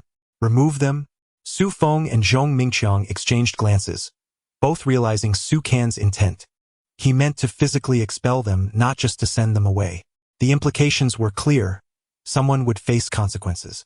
Su Feng thought to himself, to provoke the usually kind third brother to such anger, that father and son duo must indeed be exceptional. Thank you, third brother. Xiao Ping clung to Su Kan's back, growing ever more reliant on him. Chapter 108. Confronting Zhang Chong. All right, it's all settled now. You can go back and rest, Su Kan said as he gently pulled Xiao Ping aside. Continuing in this manner was indeed somewhat inappropriate, and he was grateful that Old Li was not present. Otherwise, the old man would have certainly made a fuss. Xiaoya, with flushed cheeks, lowered her head, unable to meet Su Kan's gaze. She felt the awkwardness of the earlier situation as Su Kan moved her aside. After a moment, the shouts and curses from outside the courtyard had ceased. It appeared that Su Feng and Zhong Mingqiang had successfully dealt with that troublesome father-son duo. Indeed, they were quite a pair. Su Yi shook his head in resignation. In both this life and his past, he had never encountered such extraordinary individuals in person. Su Kan seated himself beneath the large tree, settling into the fragrant Wangwali rocking chair, the subtle scent of the rosewood enveloping him in a comforting embrace. Third brother. Su Feng's voice called out as he and Zhong Mingqiang entered. Following closely behind them were Lu Guoqiang and Zhang Chong. Third brother Lu Guoqiang said awkwardly, "It's our fault, we were careless." Zhang Chong, lowering his head, began to apologize profusely. Su Feng's eyes widened in disbelief. His relatives, Zhang Chong and Lu Guoqiang, were prominent figures in the Beijing area, yet here they were, not even reprimanded by third brother, while he felt as if he were a mere subordinate. Third brother is impressive, Su Feng admired. Casting a glance at Su Kan shot a glance at Lu Guoqiang and Zhang Chong, remaining silent. However, that mere glance intensified the pressure on both men, with beads of cold sweat beginning to form on Zhang Chong's forehead. Su Kan had entrusted him with managing the distribution channels in Beijing, and now, unexpectedly, a situation had arisen. Zhang Chong understood that when Su Kan scolded him, it was a sign of his restraint. If he were to remain silent, he would need to tread carefully. Su Feng, you may proceed, Su Kan directed, disregarding Lu Guoqiang and Zhang Chong. Su Feng rubbed his head and said, "Third brother, Ming Qiang and I gave that father-son duo a good beating, leaving them with swollen faces. Later, I will instruct the local ruffians to drive them away if they show up again. If they dare to resist, we will deal with them accordingly. I will take full responsibility for any issues that arise." Su Feng's words carried a sense of camaraderie. Well done, Su Kan acknowledged, retrieving several large bills from his pocket, about 50 or 60 yuan. Take this and buy some cigarettes to share with everyone. It's essential that they stay focused on their tasks. Third brother, I have my own money, Su Feng replied cheerfully. Take it, Su Can insisted, his tone firm. Su Feng complied immediately, understanding that Su Can's instructions were not to be taken lightly. After managing the situation, Su Can turned his gaze towards Lu Guoqiang and Zhang Chong. Their anxiety was palpable. Though they were often addressed with respect by many in the area, in the presence of Su Can, they dared not breathe a word, especially concerning the matter he had entrusted to them. Had it not been for Su Feng's early morning errand, the two would have remained unaware of the incident until much later. Now, they wished they could strangle the thief who had caused them such trouble. Speak, Su Can commanded, observing the cold sweat on their foreheads, taking a deep breath before addressing them. Phew! Lu Guoqiang exhaled, relieved. Third brother, I investigated the thief from yesterday. He recently returned from the countryside and may not be familiar with our local customs. He was unable to resist the temptation when passing through this alley. Indeed, third brother, Zhang Chong chimed in, after the incident we have warned numerous people. Anyone who dares to engage in such behavior will face severe consequences. Next to them, Zhong Mingqiang sensed the formidable power Su Can wielded. His ability to address matters in Beijing was truly extraordinary. Typically, such issues fell under the jurisdiction of local officials, as petty theft was often overlooked by those in authority. Su Can frowned slightly upon hearing this. In a civilized society, resorting to such brutal measures is unacceptable. We are not part of the underworld. We must uphold civility. Otherwise, we risk becoming akin to those very criminals. What should we do? You all decide, but do not let a few sycophants lead you to believe you are the true authority here. Remember, we are not a gang. Su Can warned Lu Guoqiang and Zhang Chong. Lu Guoqiang felt less concerned about his own safety since he would soon be relocating south to Pengcheng. However, he worried for Zhang Chong, who was deeply entrenched in the local scene. With so many people flattering him, it was easy for him to become complacent. If anything were to go awry, Su Can recalled the severe crackdowns of previous years. It could lead to dire consequences. Yes, third brother, you are correct, Lu Guoqiang acknowledged. Zhang Chong felt a cold sweat trickle down his back. He sensed that Su Can's admonition was directed at him, and he knew there was truth in it. He had indeed become somewhat arrogant, relishing the attention he received in Beijing. However, just as quickly as that arrogance had risen, Su Can's words pierced through it like a needle, deflating his inflated ego. Third brother, I understand, Zhang Chong said, wiping his brow.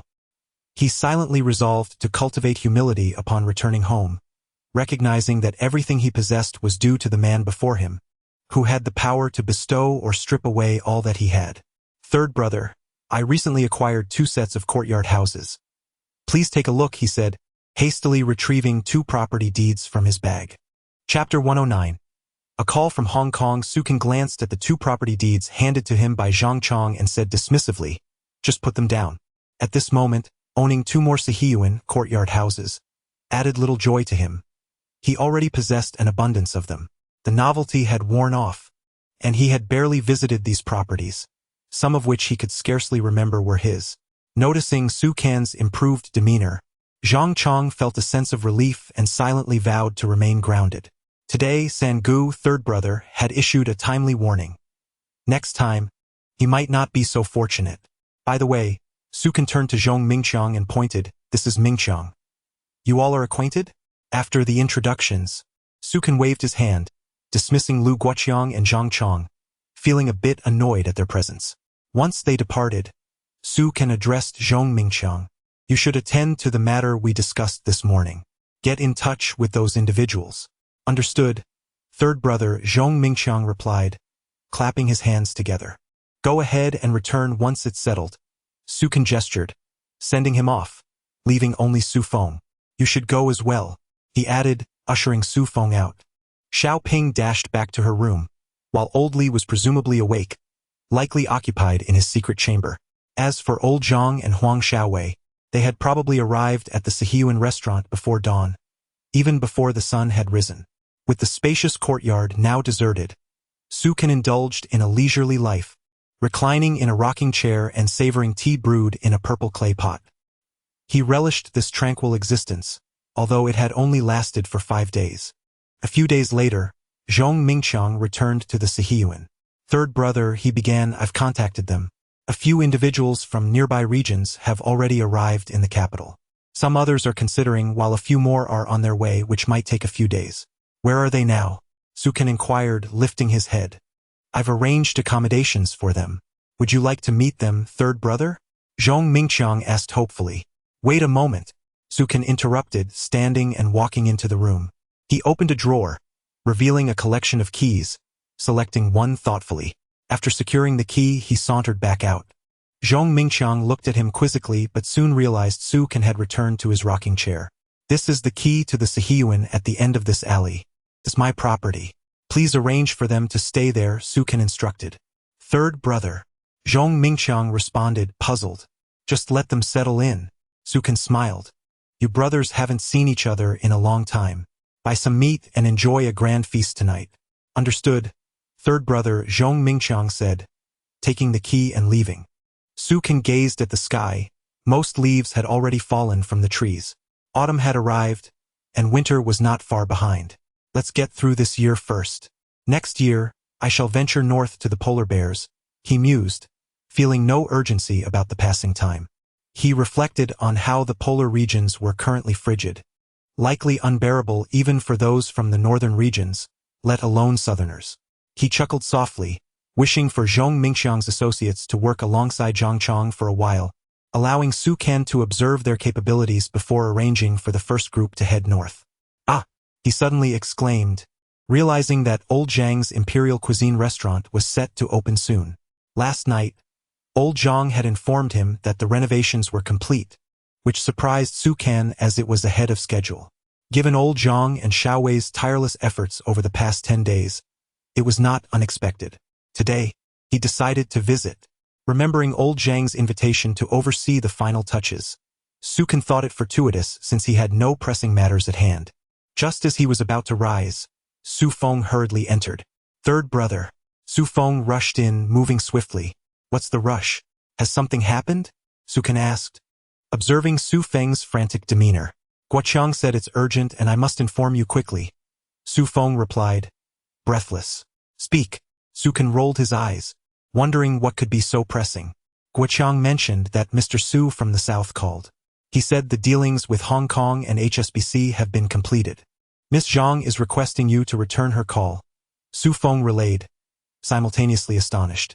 My goodness, third brother is truly impressive. Su Feng thought to himself, realizing that not only did Sukan have business ties in the south, but he was also entangled with a charming woman from Hong Kong. Surely, Miss Zhang must be strikingly beautiful, akin to a celestial being, elegantly dressed, and proactively reaching out to him. Indeed, Sukan had become a role model in Su Feng's eyes.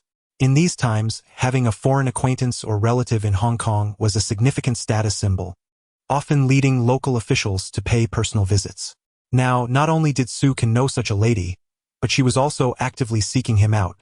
This showcased his remarkable abilities. Understood, Sukan waved his hand, remaining unfazed by the news, which only deepened Su Feng's admiration. How composed he was. It was evident that Miss Zhang was pursuing Sukan. Had Sukan been privy to Su Feng's myriad of bewildering thoughts, he might have felt a strong urge to silence him. Goodness, what a dramatic affair. Chapter 110. Earning $350 million in January according to the date. It was indeed time for the stocks to be sold off in Hong Kong. At this juncture, the L Wanxiang Group should be splitting profits with HSBC. However, it remains uncertain whether the final profit reached the anticipated percentage. Ultimately, how many billions could be acquired? Sukan stood up and walked outside. Su Feng, watching Sukan's retreating figure, felt an overwhelming admiration for him. Akin to an unending torrent of water, reminiscent of the Yellow River in flood, impossible to contain. Exiting the courtyard, Sukan headed toward the newsstand he had visited that day, as it was the closest to several nearby contracts. After a short walk, he arrived at the newsstand. In addition, a few elderly men were engaged in a game of chess. In this era, there were no activity centers for seniors. Most of them gathered under the shade of large trees by the street to play chess or engage in similar activities. Entertainment options were scarce. It was reminiscent of a future era, where these seniors, having enjoyed their dinner, would carry loudspeakers, lively and spirited, reminiscent of a scene from a bus, where the character Lin Dayu seemed to come alive. Indeed, the elderly of this era had their own charm. As Sukan approached, one elder noticed him and couldn't help but chuckle. "Sukan, fear not, old Wang isn't here today. Indeed, you needn't worry about old Wang introducing his granddaughter to you. Or perhaps, I have a niece to introduce." Sukan glanced at the elder who mentioned his niece, who must have been at least 70. "Your niece must be quite aged as well. At the very least, she must be 50. Sukan rolled his eyes. Was he really that destitute? Was he so desperate that he would not spare even a 50-year-old woman? "You might just get eaten alive." Sukan observed the chess game. In his previous life, he had enjoyed playing chess and was quite skilled at it. So he pointed at the elder and smiled. "Ah, my dear friend. Ah, Sukan. A true gentleman observes the game in silence." Another elder interjected, feigning grievance. Sukan couldn't help but smile as he watched the lively old men. Life was truly wonderful. Although it lacked the wealth of future times, in terms of happiness it was unrivaled. If a media outlet were to interview them, the elder would surely respond with sincerity. "I am very happy. That old Wang told me you have a knack for conversation, blowing hot air. Are you back to bragging again today?" One elder remarked. "Indeed. What did old Wang say?" The others nodded in agreement. Sukan chuckled, revealing a playful expression. "Gentlemen, please continue your game. Today, I have come to indulge in my own boasting. Look at this unfortunate lad." One elder laughed. Sukan disregarded the elder's banter, picked up the phone, and dialed a long-distance number to Hong Kong. The call was quickly connected. "This is Mr. Su." Sukan directly dove into the matter at hand. The receptionist promptly transferred the call to Zhang Man's office. "Boss." Zhang Man's voice was filled with excitement. "I have been waiting for your call for a long time." "Yes," Sukan replied. "Has the money been deposited?" "Boss, the funds were split with HSBC 2 days ago and have been fully credited." Zhang Man's voice hinted at her excitement. This time, HSBC invested a total of 3.5 billion in this stock operation. 3.5 billion, a staggering sum indeed. Initially, when Huang Manyu and Sukan were negotiating, HSBC offered an initial capital of 1 billion. Later, as profits soared in the preceding days, HSBC injected another 1 billion. Ultimately, they contributed an additional 500 million, culminating in a total investment of 3.5 billion across global markets, including the US, Japan, Hong Kong, and Southeast Asia. This period has been remarkably fruitful. "I must say, boss, you are truly brilliant," Zhang Man exclaimed, unable to contain her admiration. "Every selected stock has yielded profits, and collectively the results are astonishing." Sukan inquired, "What was the total profit percentage?" Taking a deep breath, Zhang Man replied, "Boss, combining short-term gains, we achieved a total profit of 350 million. This means that this collaboration generated a total profit of 1.4 billion, with Wanxiang Group receiving approximately 340 million. At this point, she struggled to contain her excitement. This was the most extraordinary operation she had ever witnessed. The company, established only a little over a month ago, had achieved a staggering profit of 340 million in such a short span. This terrifying figure surpassed 99 of companies in Hong Kong. It is crucial to note that this is calculated monthly. A monthly profit of 340 million made Wanxiang Group a formidable cash-generating entity, creating an astonishing achievement in a brief period. Zhang Man transitioned from being a destitute individual to a formidable female CEO commanding hundreds of millions in liquid assets. All of this stemmed from that fateful day. Reflecting on it, Zhang Man felt a sense of disbelief, almost as if she were in a dream. Sometimes, she would awaken in the middle of the night, questioning its reality. Yet the pinch of her delicate skin reminded her of the truth. 340 million, Sukan murmured, recognizing the brilliance of this accomplishment. His initial conservative estimate was a 25 return, and now it had risen to 20, exceeding his expectations by 3 points, resulting in over 10 million in additional profits. With this capital, Sukan could fully realize his next phase of plans. Zhang Man paused before speaking again. "Since we purchased the oil futures last time, the price has already risen by $2. Upon hearing this, Sukan's eyes sparkled with brightness. "Indeed, The oil futures had entered a phase of unprecedented growth. Chapter 111. Sixfold leverage, 5 billion. This means that from this moment forth, oil futures are set to soar dramatically. By the beginning of next year, prices are anticipated to reach their zenith. From an initial price of merely a few dollars, it is expected to rise to over $30, achieving approximately threefold its original value. Just days ago, the Wanxiang Group invested a substantial capital of 10 million to acquire a significant quantity of oil futures. Now they have amassed a staggering 340 million. Should they invest the entirety of this sum, the profits by the main trading season next year could nearly triple. Boss Zhang Man took a deep breath and declared, "Yesterday, following your earlier instructions, I invested the entirety of 300 million into oil futures. Moreover, I secured a loan of 500 million from HSBC, all of which has been funneled into the oil market." The boldness of her investment left everyone astonished. She effortlessly mobilized substantial funds to purchase oil futures, demonstrating remarkable audacity in Hong Kong. Even Huang Manyu was taken aback by Zhang Man's audacious investment.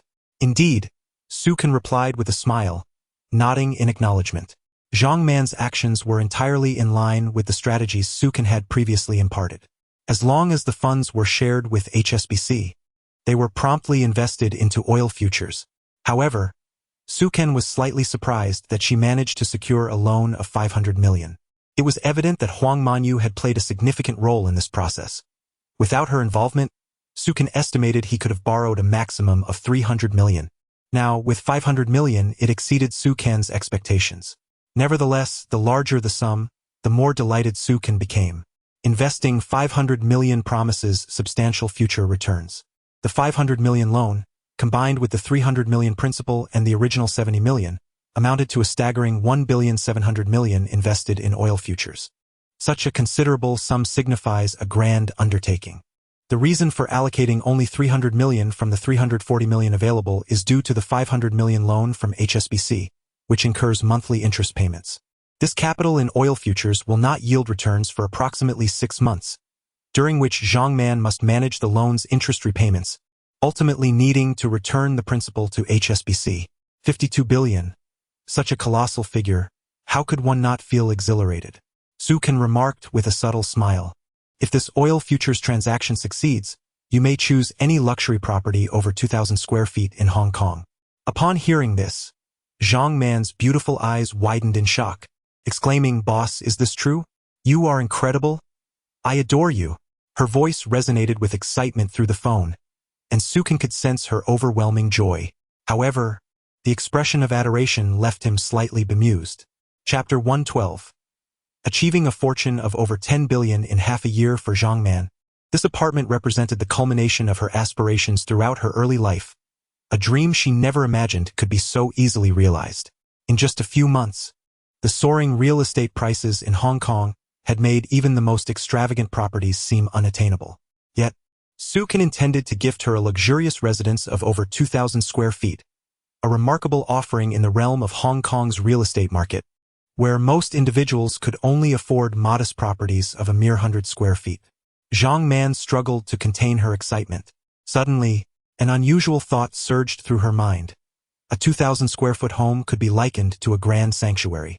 Such a property typically commanded prices well above 1 million Hong Kong dollars, rendering it a symbol of opulence.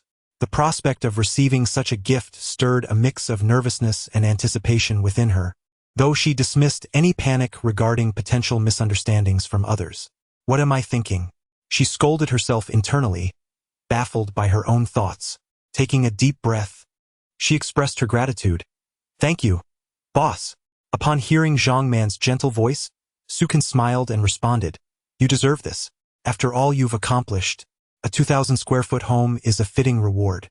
Although Su Kan was aware that purchasing property after selling oil futures next year would be an imprudent choice, given that the Hong Kong real estate market would likely peak and subsequently plummet, bestowing a property worth over 1 million Hong Kong dollars was of little consequence to him. In the bustling city of Beijing, the number of households boasting a wealth of 10,000 was exceedingly rare, while Su Kan managed billions in capital. Within 6 months, he anticipated that his investments would multiply dramatically, potentially doubling his wealth to an astonishing figure. Even after repaying loans and leveraging over 40 billion to HSBC, Su Can's fortune would reach staggering heights. Furthermore, Su Can had strategically ensnared HSBC within his plans. With the bank's investment starting at a minimum of 30 billion, Su Can's share could yield several billion, bringing his wealth to an extraordinary 100 billion level. Half a year later, while the average monthly income in the mainland barely exceeded $50, Su Can's capital had multiplied exponentially, rivaling the fortunes of the wealthiest families in Hong Kong. The thought of such a transformation thrilled him. "Boss," Zhang Man interjected. "Manager Huang has conducted a thorough assessment of our operations and expressed that HSBC is eager to participate in our oil futures dealings." "What did she say?" Su Can inquired, intrigued. "She wants to collaborate under the previous profit-sharing model, which would allow us to retain 35% of the profits," Zhang Man explained. "However, she also wishes to meet with you in person to discuss this matter, believing it to be of great importance. Without a direct conversation with you, HSBC may not commit as much as anticipated." After a moment's contemplation, Su Can replied, "Have her come to Beijing. I am currently occupied and cannot meet her. If she does not come, then this collaboration is off." Zhang Man hesitated, sensing a shift in Su Can's stance. "Boss, do you think this might offend HSBC, including Manager Huang?" she tentatively asked. Su Can chuckled lightly. "Do you believe my actions would provoke HSBC? People are often ungrateful." At that moment, Zhang Man, who had just lifted a glass of water to her lips, found herself caught off guard by Su Can's statement, causing her to momentarily sputter. "If we appear too accommodating, HSBC may adopt a firmer stance, diminishing our potential profits," Su Can elaborated. "Collaborating with HSBC could add billions to their gains, especially considering the last partnership had been remarkably fruitful." However, Su Can was no longer content with merely 35%. He sought a more advantageous agreement. That's why he wanted Manager Huang to meet him in Beijing for further negotiations. Su Can had been preparing for this moment since their initial collaboration with HSBC in Hong Kong, a testament to his long-term strategy. "All right, boss." Zhang Man quickly grasped his intent. Though Su Can had not explicitly stated it, Zhang Man, being astute, understood his underlying message. "I will contact Manager Huang immediately. I believe she will be amenable to a private meeting with you. By the way, Su Can suddenly remembered you should come to Beijing as well." Zhang Man was taken aback, her cheeks flushing slightly as she pondered the implications of his words. Chapter 113. A place abundant with opportunities, boss. "Let us head to Yanjing," Zhang Man said, her cheeks flushed with curiosity. Su Can nodded affirmatively, stating, "Indeed. This time you will journey north with me. Although the interior is still a wild frontier, it brims with opportunities." He spoke the truth. In the years to come, numerous wealthy individuals from the interior would resign from their positions to venture into business. It was during these years that many super-rich tycoons emerged. Su Can was not only making plans abroad but was also intent on establishing a foothold in various regions of the interior. To miss out on such a vast market would indeed be to forfeit a golden opportunity. One must understand that the entire Chinese market could sustain enterprises worth trillions of RMB, with countless businesses surpassing the billion mark, not to mention those at the 100 million level. At present, however, achieving a valuation of 100 million seemed an unattainable dream across the vast expanse of China. Yet, Su Can had the foresight to lay the groundwork for future collaborations. Zhang Man nodded in comprehension. After giving her a few instructions, Su Can ended the call. He pondered for a moment, and a certain figure flashed through his mind. Indeed, it was her. "Su Can is impressive." A hearty laugh interrupted his reverie. Turning to his side, he noticed an elderly gentleman giving him a thumbs up. "To converse in foreign tongues for such a long time. That's remarkable. I recognized some phrases. When those foreigners stroll through our alley snapping pictures, they often say such things. No wonder old Wang remarked on your exceptional boasting skills. In Yanjing, if you're using foreign lingo to impress, you are undoubtedly second to none." The old men burst into laughter, teasing Su Can. He rolled his eyes. How could he explain to them that this was not mere boasting, but rather discussions involving deals worth hundreds of millions? Of course, he couldn't. Such revelations would be met with skepticism. "You're negotiating hundreds of millions? It would be more believable to say you're discussing 1,000. Such was the stark reality of the times. The limits of the era were evident. China lagged significantly behind. News was not readily disseminated, and it was challenging to acquire information from abroad. Thus, at the dawn of this era, China invested vast sums to begin understanding the tactics of foreign nations. For instance, with respect to the island nation closely allied with China, the pitfalls were abundant, each more treacherous than the last. Purchasing machinery from the islands necessitated using their parts, and one was compelled to employ their technicians, who would never divulge maintenance techniques. Moreover, these dealings required substantial financial outlays. With a sigh, Sukan remarked, "You gentlemen, enjoy your chess. I shall take my leave and not disturb your idle banter." With that, he turned and strolled back to the courtyard. Reclining in a Wangwali rocking chair, he poured himself a cup of tea from a small purple clay pot, savoring the moment. Life was indeed pleasant. Today, he would gather with Zhong Mingqiang and his comrades, and tomorrow he would see them again. Sipping his West Lake Longjing, he reflected on their long-awaited reunion. So many words condensed into a single toast. He had no intention of intruding upon their cherished moments. After a while, Sukan made his way to the secret room, where he engaged in a few activities with Old Li, allowing the hours to drift by languidly. The next day, at 9 o'clock, Sukan observed the sun shining warmly, perfect for a journey. He decided to visit Zhong Mingqiang, and as he reached the entrance, he waved to the side. "Third brother." Su Feng rushed over, joining Sukan.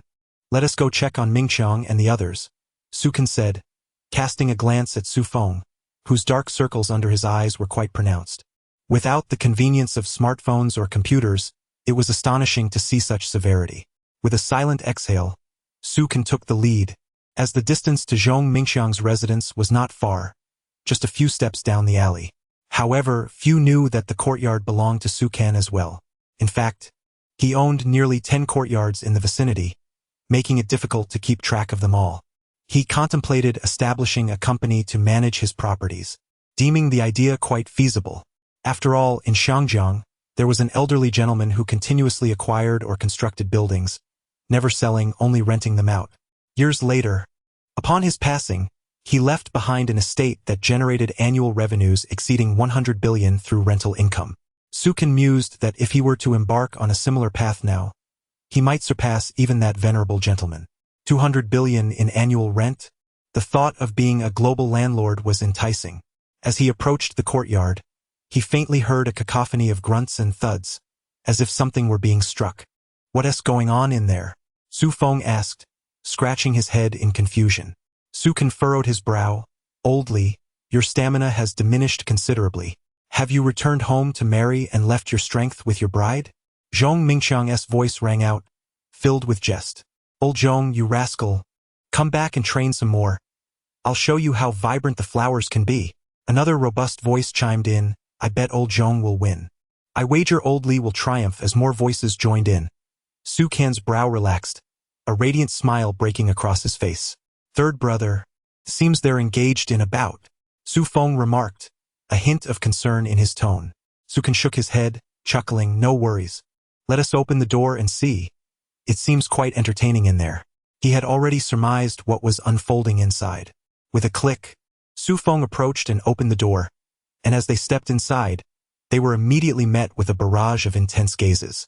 Su Feng was momentarily daunted by the atmosphere. Sukan surveyed the scene, noting Zhong Mingqiang and several burly men, all bare-chested and glistening with sweat. Most notably, their bodies were adorned with scars, each a testament to their past struggles. As Sukan gazed upon them, his eyes glistened with emotion. These men were the epitome of valor, having endured countless trials in the South. Each scar was a badge of honor. Chapter 114. Arrangements. Every scar tells the tale of these men, who have faced fierce foes and brushed against death time and again. It is due to their sacrifices that peace reigns in Huaxia. Sukan's gaze brimmed with respect. They are the backbone of the nation, embodying unyielding strength and pride for all Huaxia people, the unparalleled stars of this era. A voice, deep like thunder, called out, "Who's up?" Sukan turned to look. As the light shifted slightly, he observed that upon entering with Su Feng, aside from Zhong Mingqiang, who remained composed, the other four had subtly changed their positions. Sukan had witnessed the old man's security drills and, having grown up in a military camp, he discerned that their stances were meticulously strategic, almost forming a 160-degree offensive and defensive formation. Sukan marveled quietly. Indeed, they were men who had emerged from the brink of death, possessing remarkable acuity and the ability to anticipate threats. He surmised that even 20 individuals like Su Feng would be no match for these 4 formidable warriors. It was not that Su Feng and his companions were weak, but rather that these men were exceptionally powerful, their combined strength creating an overwhelming force. Who could stand against it? Su Feng, observing the scene, felt a slight chill down his spine. Where did third brother find such a group? Those scars are not from ordinary encounters, he thought, astonished. At that moment, Zhong Mingqiang spoke. His eyes gleamed with excitement as he addressed Sukan loudly. Initially, he had spotted Su Shan but refrained from speaking, wanting Su Ken to notice his brother's reactions. Indeed, his brothers did not disappoint. Despite being back for only a few months, their overall prowess remained intact. They immediately sprang into action, and Zhong Mingqiang felt satisfied, confident that someone like Sukan could discern their capabilities. From Sukan's eyes, Zhong Mingqiang perceived delight. He sighed in relief, feeling that his expenditures had not been in vain, alleviating his guilt. Sukan had generously offered his brothers exorbitant salaries. In this age, who could afford such wages? Had it not been for Sukan, among these individuals, 2 would be toiling in the fields, with the others not faring much better. Third brother, is he the one Zhong mentioned? He appears quite different. Remarkably youthful, thought Zhong Mingqiang's brothers, finally relaxing from their tense demeanor. Why are you just standing there? Hurry and greet him, Zhong Mingqiang urged his somewhat dazed brothers. They called out in loud voices, we are all brothers. There's no need for formality. Sukan beamed, revealing a charming smile that exuded warmth, making one feel as if they were basking in spring sunshine. As Sukan moved forward, he spoke, and Zhong Mingqiang approached, smiling as he said, Third brother, let me introduce you to these gentlemen. You can call him De Chun. The older one is known as Old Li. The slender fellow is called Shouzi, while the burly one is Hu Haiyang, whom we affectionately refer to as Tiger. As Zhong Mingqiang introduced them, De Chun, Old Li, Shouzi, and Tiger gazed at Sukan with increasing intrigue. How could such a young man be so generous, offering them such high wages to work? Sukan nodded in satisfaction, recognizing Old Li as the one who had just sparred with Zhong Mingqiang. Zhong Mingqiang's skills were commendable, and the fact that Old Li held his ground indicated that he was equally capable. The other 3, while perhaps slightly less skilled, were still formidable in their own right, and Sukan felt pleased with them. Well done. Sukan commended Zhong Mingqiang, who bashfully lowered his head, grinning sheepishly. Receiving praise from Sukan felt akin to being lauded by a superior. For some reason, Zhong Mingqiang felt that Sukan possessed a certain aura. Please, everyone, have a seat. Sukan gestured towards the small stools nearby, amidst some neatly arranged empty liquor bottles, evidence of a night of revelry. Yet they appeared invigorated, as if nothing had transpired. Su Feng, having wiped a chair clean, moved it beside Sukan. I've prepared this for you. Please sit, he said. Sukan glanced at Su Feng, impressed by his attentiveness, and took a seat. However, Zhong Mingqiang and his brothers hesitated, reluctant to sit in the presence of their employer. Noticing their reluctance, Sukan did not insist but remarked, Mingqiang, I currently have 2 tasks at hand. One is to remain in Yanjing, while the other involves heading south to Pengcheng in a few days. You all should discuss who will go to Pengcheng and who will stay in Yanjing. Once Old Zhang's restaurant opens, Lu Guoqiang will head south to Pengcheng to establish an electronics business. I have already made arrangements with Su Zhengmao, and following my directives, Lu Guoqiang will undoubtedly succeed. The region is chaotic, with people from all directions. It is crucial that I select a few of Zhong Mingqiang's brothers to accompany me. The layout in Pengcheng is of utmost importance and must be executed flawlessly. Chapter 115. The visit of Huang Manyu. More importantly, after accompanying Lu Guoqiang to Pengcheng, Sukan's selection of personnel for the Arctic Bear project would extract key individuals from within. This is due to their familiarity with operational practices developed through experience in that environment, making it effortless for them to adapt to Arctic Energy's operations. The interplay between Pengcheng and Arctic Energy is intricate and interconnected. Understood. Zhong Mingqiang nodded in affirmation. Su Can then turned his gaze toward Su Feng beside him and instructed, "When the time comes, just provide me with the list. The rest can be arranged by Su Feng, who will take you to find Zhang Chong and Guoqiang. Inform them that it is my directive, as I will communicate with both of them in advance." "Thank you." Third brother Zhong Mingqiang expressed his gratitude. During these past few days, he had learned about Lu Guoqiang and Zhang Chong, two influential figures in Yanjing, akin to local overlords. In Yanjing, countless individuals sought products from these two, whether they were electronics or textiles, all sourced through them. Their deference to Su Can, particularly after witnessing his composed demeanor, filled them with a deep, instinctual respect, akin to a mouse encountering a cat. Not merely fear, but an awe stemming from the depths of their souls. "Am I to handle this?" Su Feng exclaimed, his excitement palpable, his eyes wide as he pointed to himself in disbelief. "Indeed," Su Can replied with a subtle smile. "Thank you, third brother. Thank you." Su Feng eagerly nodded and bowed in appreciation, feeling exhilarated at the prospect of stepping onto the path of success.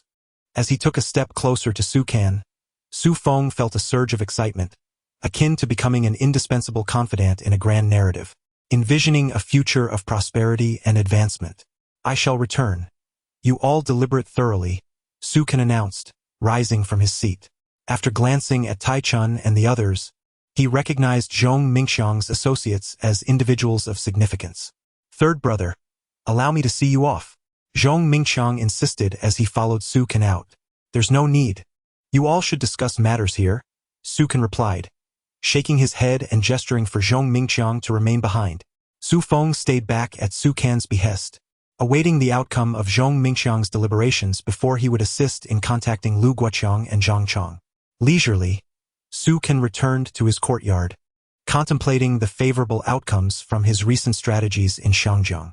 The results were promising, and now he awaited the returns from oil futures. In North China, Su Can had secured the largest sales channel, with various regions relying on him for supplies. This foundation was solid, contingent upon entrusting capable individuals to manage it. As for Pengcheng, Su Zhangmao had already found his footing. The 20 million investment had been fully allocated to the Xing Shi Group, which had acquired vast tracts of land. Presently, the Xing Shi Group ranked among the top 10 investors in Pengcheng, and once the profits from oil futures materialized, Su Can could facilitate the construction of the tallest building in Huaxia. Now, only the Arctic Bear project awaited completion. By the end of the year, preparations would be made for the first group to head there next summer. Although the timeline was extended, Su Can felt no urgency. He could afford to cultivate his plans steadily over the coming years. After some reflection, Su Can reclined in a comfortable rocking chair and gradually drifted into slumber. As he slept, a graceful figure appeared beside him. Xiao Ping observed Su Can, her eyes revealing an intent to take initiative, whispering softly, "Women must be proactive with men," her cheeks flushing at the thought. How could that shameless old man, Li, impart such notions? Even though she had not spoken, Li had carelessly uttered such words as he passed by, leaving her feeling flustered. From a distance, Li watched the scene with regret, lamenting the lack of further developments in this intriguing situation. Days passed and certain events unfolded. Among Zhong Mingqiang's companions, Tai Chun and Old Li decided to accompany him to Pengcheng, while the remaining two stayed behind with Zhong Mingqiang in Yanjing. Additionally, Zhang's Imperial Cuisine restaurant was set to open soon, with Li selecting the date. On the eve of the grand opening, Zhang Man and Huang Manyu arrived in Yanjing. Huang Manyu rubbed her eyes in disbelief, astonished that Su Can resided in such a humble abode, reminiscent of rural housing in Shangjiang. A cottage? How could this be? Given Su Can's lucrative dealings with HSBC and his substantial investments in oil futures, it seemed improbable that he would live in such a place. Although the inland regions were somewhat less developed, they still boasted numerous high-rise buildings. Su Can was not the type to inhabit such modest quarters. Truly a peculiar individual, Huang Manyu mused inwardly, recalling the night she had boldly invited Su Can to her room for a drink, only to be met with his cold rejection. As she regarded Huang Manyu, Su Can noted that she had not changed much during their time apart. She remained captivating and elegant, her casual attire failing to conceal her striking figure. Moreover, her fashionable outfit stood out in Yanjing, as few could rival her beauty. Su Kan poured hot water from a kettle into an antique purple clay pot on the table, releasing the aromatic essence of premium Westlake Longjing tea. The rich fragrance of the tea enveloped the air. "What tea is this? It smells divine," Huang Manyu exclaimed, surprised by the delightful aroma. "Westlake Longjing tea," Su Kan replied nonchalantly. Impossible. Huang Manyu gasped, her eyes widening in disbelief. Chapter 116. A life of luxury. The Westlake Longjing tea was exquisite, and I am certain that even the finest grade of Westlake Longjing could not match the brilliance of this tea color. Huang Manyu shook her head vigorously, asserting that she too possessed Westlake Longjing, which she had procured from the market in Shangjiang. Indeed, it was the most superior grade, priced like gold. However, Su Kan's Westlake Longjing far surpassed hers in both aroma and the hue of the tea soup. After all, she had purchased a special grade. With a slight smile, Su Kan acknowledged Huang's remarks, confirming that it indeed surpassed the quality of Westlake Longjing available in the Shangjiang market. Huang Manyu's petite mouth fell slightly agape, revealing her astonishment. The reason she had never encountered this tea was that this particular Westlake Longjing was never sold in the market. Its availability was exceedingly scarce, reserved for only a select few. Su Kan carefully sealed the teapot and gently poured the tea into small, ancient purple clay cups, each a centuries-old antique. As the hot water was introduced, an intoxicating aroma wafted forth. He further explained that only the tea trees closest to the spring could produce such exceptional quality Longjing tea. These leaves were obtained from the venerable Su Lei Oi, and since being recognized by him, Su Kan had access to exclusive offerings, be it fine cigarettes, spirits, or tea items typically unavailable in the market. Upon hearing Su Kan's words, Huang Manyu gasped in amazement. The revelation struck her like a bolt of lightning, as she realized the true nobility of Su Kan's identity was far beyond her initial assumptions. "Please enjoy the tea," Su Kan offered without elaborating further, gesturing for her to partake. "Thank you, young Master Su," Huang Manyu responded, her mind racing with surprise at the continuous allure of Su Kan's revelations. As she lifted the purple clay cup, the exquisite texture brought forth an extraordinary sensation. Its comfort was palpable, suggesting an exceptional quality. "Is this a premium purple clay teapot?" Huang Manyu exclaimed, astonished. Such fine pieces were nearly impossible to find in the Shangjiang market. After taking a sip, she discovered the tea was remarkably mellow, with an aromatic richness that lingered on her palate. To her greater astonishment, the fragrance of the tea did not dissipate after drinking. Rather, it intensified. "Is this an antique, well-cultivated purple clay teapot that has been cherished for over a century?" Huang Manyu marveled. Only legendary purple clay teapots were said to possess such peculiar effects, and here was Su Kan using such a remarkable vessel for tea. Her eyes sparkled with envy. Realizing this was indeed a lavish display, perhaps even the head of the Li family from Shangjiang could not boast such extravagance. Such a well-preserved antique teapot must be exceedingly rare, she mused. Su Kan observed Huang Manyu's astonished expression, taking pleasure in her admiration of the purple clay teapot he cherished. He had always favored antiques with greater value, often tending to them whenever he had the chance. She cautiously placed the teacup down, fully aware that if this set were auctioned in the Shangjiang market, it would fetch no less than 1 million. Suddenly, a sound from the table captured Huang Manyu's attention. She gazed at the table adorned with smooth, natural grain patterns, its deep brown color gleaming subtly. "Is this a rosewood table?" she gasped, utterly stunned. Is Su Kan truly using a rosewood table in a humble abode like this? The tea set alone was worth over 1 million, a display of opulence unlike any other. In a mere moment, she was overwhelmed by Su Kan's lifestyle. The combined worth of these items could easily purchase several properties exceeding 2,000 square feet in Shangjiang. Taking a deep breath, Huang Manyu looked at Su Kan, feeling a profound sense of inadequacy as she absorbed the lavishness of his existence. She finally understood the essence of true luxury. It was not merely about wearing Armani or carrying a designer handbag, but rather the subtle elegance reflected in every detail of life, as exemplified by Su Kan. "This time, I shall be direct," Huang Manyu declared, having been thoroughly impacted by Su Kan's lifestyle. Su Kan smiled and encouraged her to speak. Huang Manyu forced a smile, her confidence significantly shaken as she continued, "Young Master Su, you are already aware of my intentions. The cooperation between Wanxiang Group and HSBC has yielded tremendous profits, and both parties are exceedingly satisfied. Recently, Wanxiang Group has invested all its earnings into oil futures and has even taken out loans from HSBC to purchase more oil futures, employing a six-fold leverage strategy. Truly, young Master Su, your approach is indeed bold. Sukan smiled, aware that HSBC had taken note of Wanxiang Group's audacious maneuvers and was likely coveting a share of the profits. Thus, when he summoned Huang Manyu to Yanjing, she had not hesitated, driven by the fear of missing out. Please, speak plainly, Manager Huang, Sukan urged. Huang Manyu chuckled softly. In that case, I shall be straightforward. We at HSBC also wish to enter the oil futures market this time, and we are prepared to increase our funding. Furthermore, we are willing to enhance the profit-sharing arrangement with Wanxiang Group by an additional point.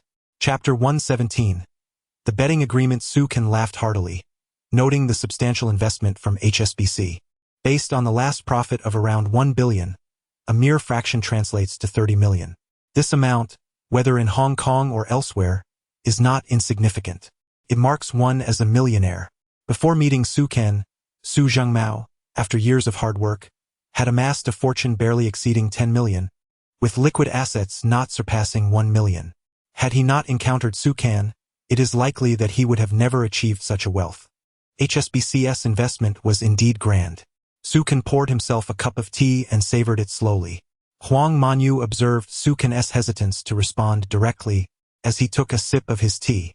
She pressed him with a smile, eager for an answer. Not exactly, Sukan replied, shaking his head. It is a very generous profit-sharing arrangement, considering that HSBC is covering all the expenses. However, I desire more than just this. When shall we sign the agreement? Yan Yu interjected, her excitement palpable upon hearing Sukan's words. This time, the investment from HSBC is significant, 35 billion. Sukan beamed and then shook his head, saying, Manager Huang, let us hold on for a moment. I believe we can explore another method of collaboration beyond this profit-sharing model. Huang Manyu raised an eyebrow in curiosity, leaning back slightly in her chair. Please do elaborate on this alternative collaboration. Sukan poured her a cup of hot tea. As she lifted the purple clay cup to her lips, her delicate posture exuded elegance. He glanced at her and asked, Manager Huang, what do you think the profit from this oil futures deal will be? How much? Huang Manyu furrowed her brow, responding, based on your capabilities, I believe it could exceed 50%. Our analysts at HSBC predict a minimum increase in international oil prices of 50%. However, Sukan's substantial investment in oil futures hinted at a different, more promising trajectory. Sukan laughed heartily. It seems HSBC's analysts anticipate a rise of about 50%. Indeed. Huang Manyu nodded in agreement without hesitation, which caused Sukan to regard her with newfound respect, admiring both her intellect and beauty. Very well. If we proceed with this collaboration, I propose a 6% return, while I would only take 30% of the profits. Sukan's words fell like a thunderclap, leaving Huang Manyu astounded. Sukan, are you joking? She exclaimed, her mouth agape in disbelief. You would forgo 30% of the profits? What logic is this? Do you have a hidden agenda? Sukan grinned. Manager Huang, I am not jesting. Rather, I wish to establish a betting agreement. If the returns from our collaboration fall below 6%, I will only take 30% of the profits. However, if the profits increase by 10%, my share will rise accordingly. What? Huang Manyu stood up in shock, staring at Sukan in disbelief, her throat dry as she processed his words. Are you certain? After a moment of contemplation, she managed to suppress her astonishment and replied slowly, if we follow your proposal, you would need to achieve at least a 50% increase based on HSBC's analyst predictions to reap those rewards. In other words, only if oil futures double in value would you receive that 30%. How could you dare to make such a gamble? Huang Manyu pondered, realizing that Sukan could not be so naive. His analysis must indicate that he expects international oil prices to soar beyond double their current value within the next 6 months. Otherwise, such a risky venture would be unfathomable. Should they proceed with this wager? Huang Manyu's mind raced as she weighed the implications. According to HSBC's futures analysts, The potential gains from Su Can's proposal far outweighed the bank's conservative estimates. Su Can remained silent, allowing Huang Manyu to contemplate. He bore a slight smile, confident that both she and HSBC would find this audacious gamble too tempting to decline. Who would have predicted that international oil prices would ultimately surge to nearly threefold? HSBC and its analysts could hardly fathom such an escalation. As Huang Manyu wrestled with her thoughts, Su Can awaited her decision, knowing that this was a gamble of his own. Should HSBC consent, his returns could be staggering. Based on his previous life's knowledge, even in a conservative estimate of a twofold increase, he could claim a remarkable share of profits. Su Can, after a brief silence, she gazed at him with determination in her eyes. Are you truly prepared to enter into this betting agreement? Huang Manyu spoke firmly. Prior to coming to Beijing, HSBC's headquarters had set a minimum threshold for acceptable profits. She calculated that, regardless of the outcome, this betting agreement would ensure that HSBC would not incur losses, but rather could yield substantial gains.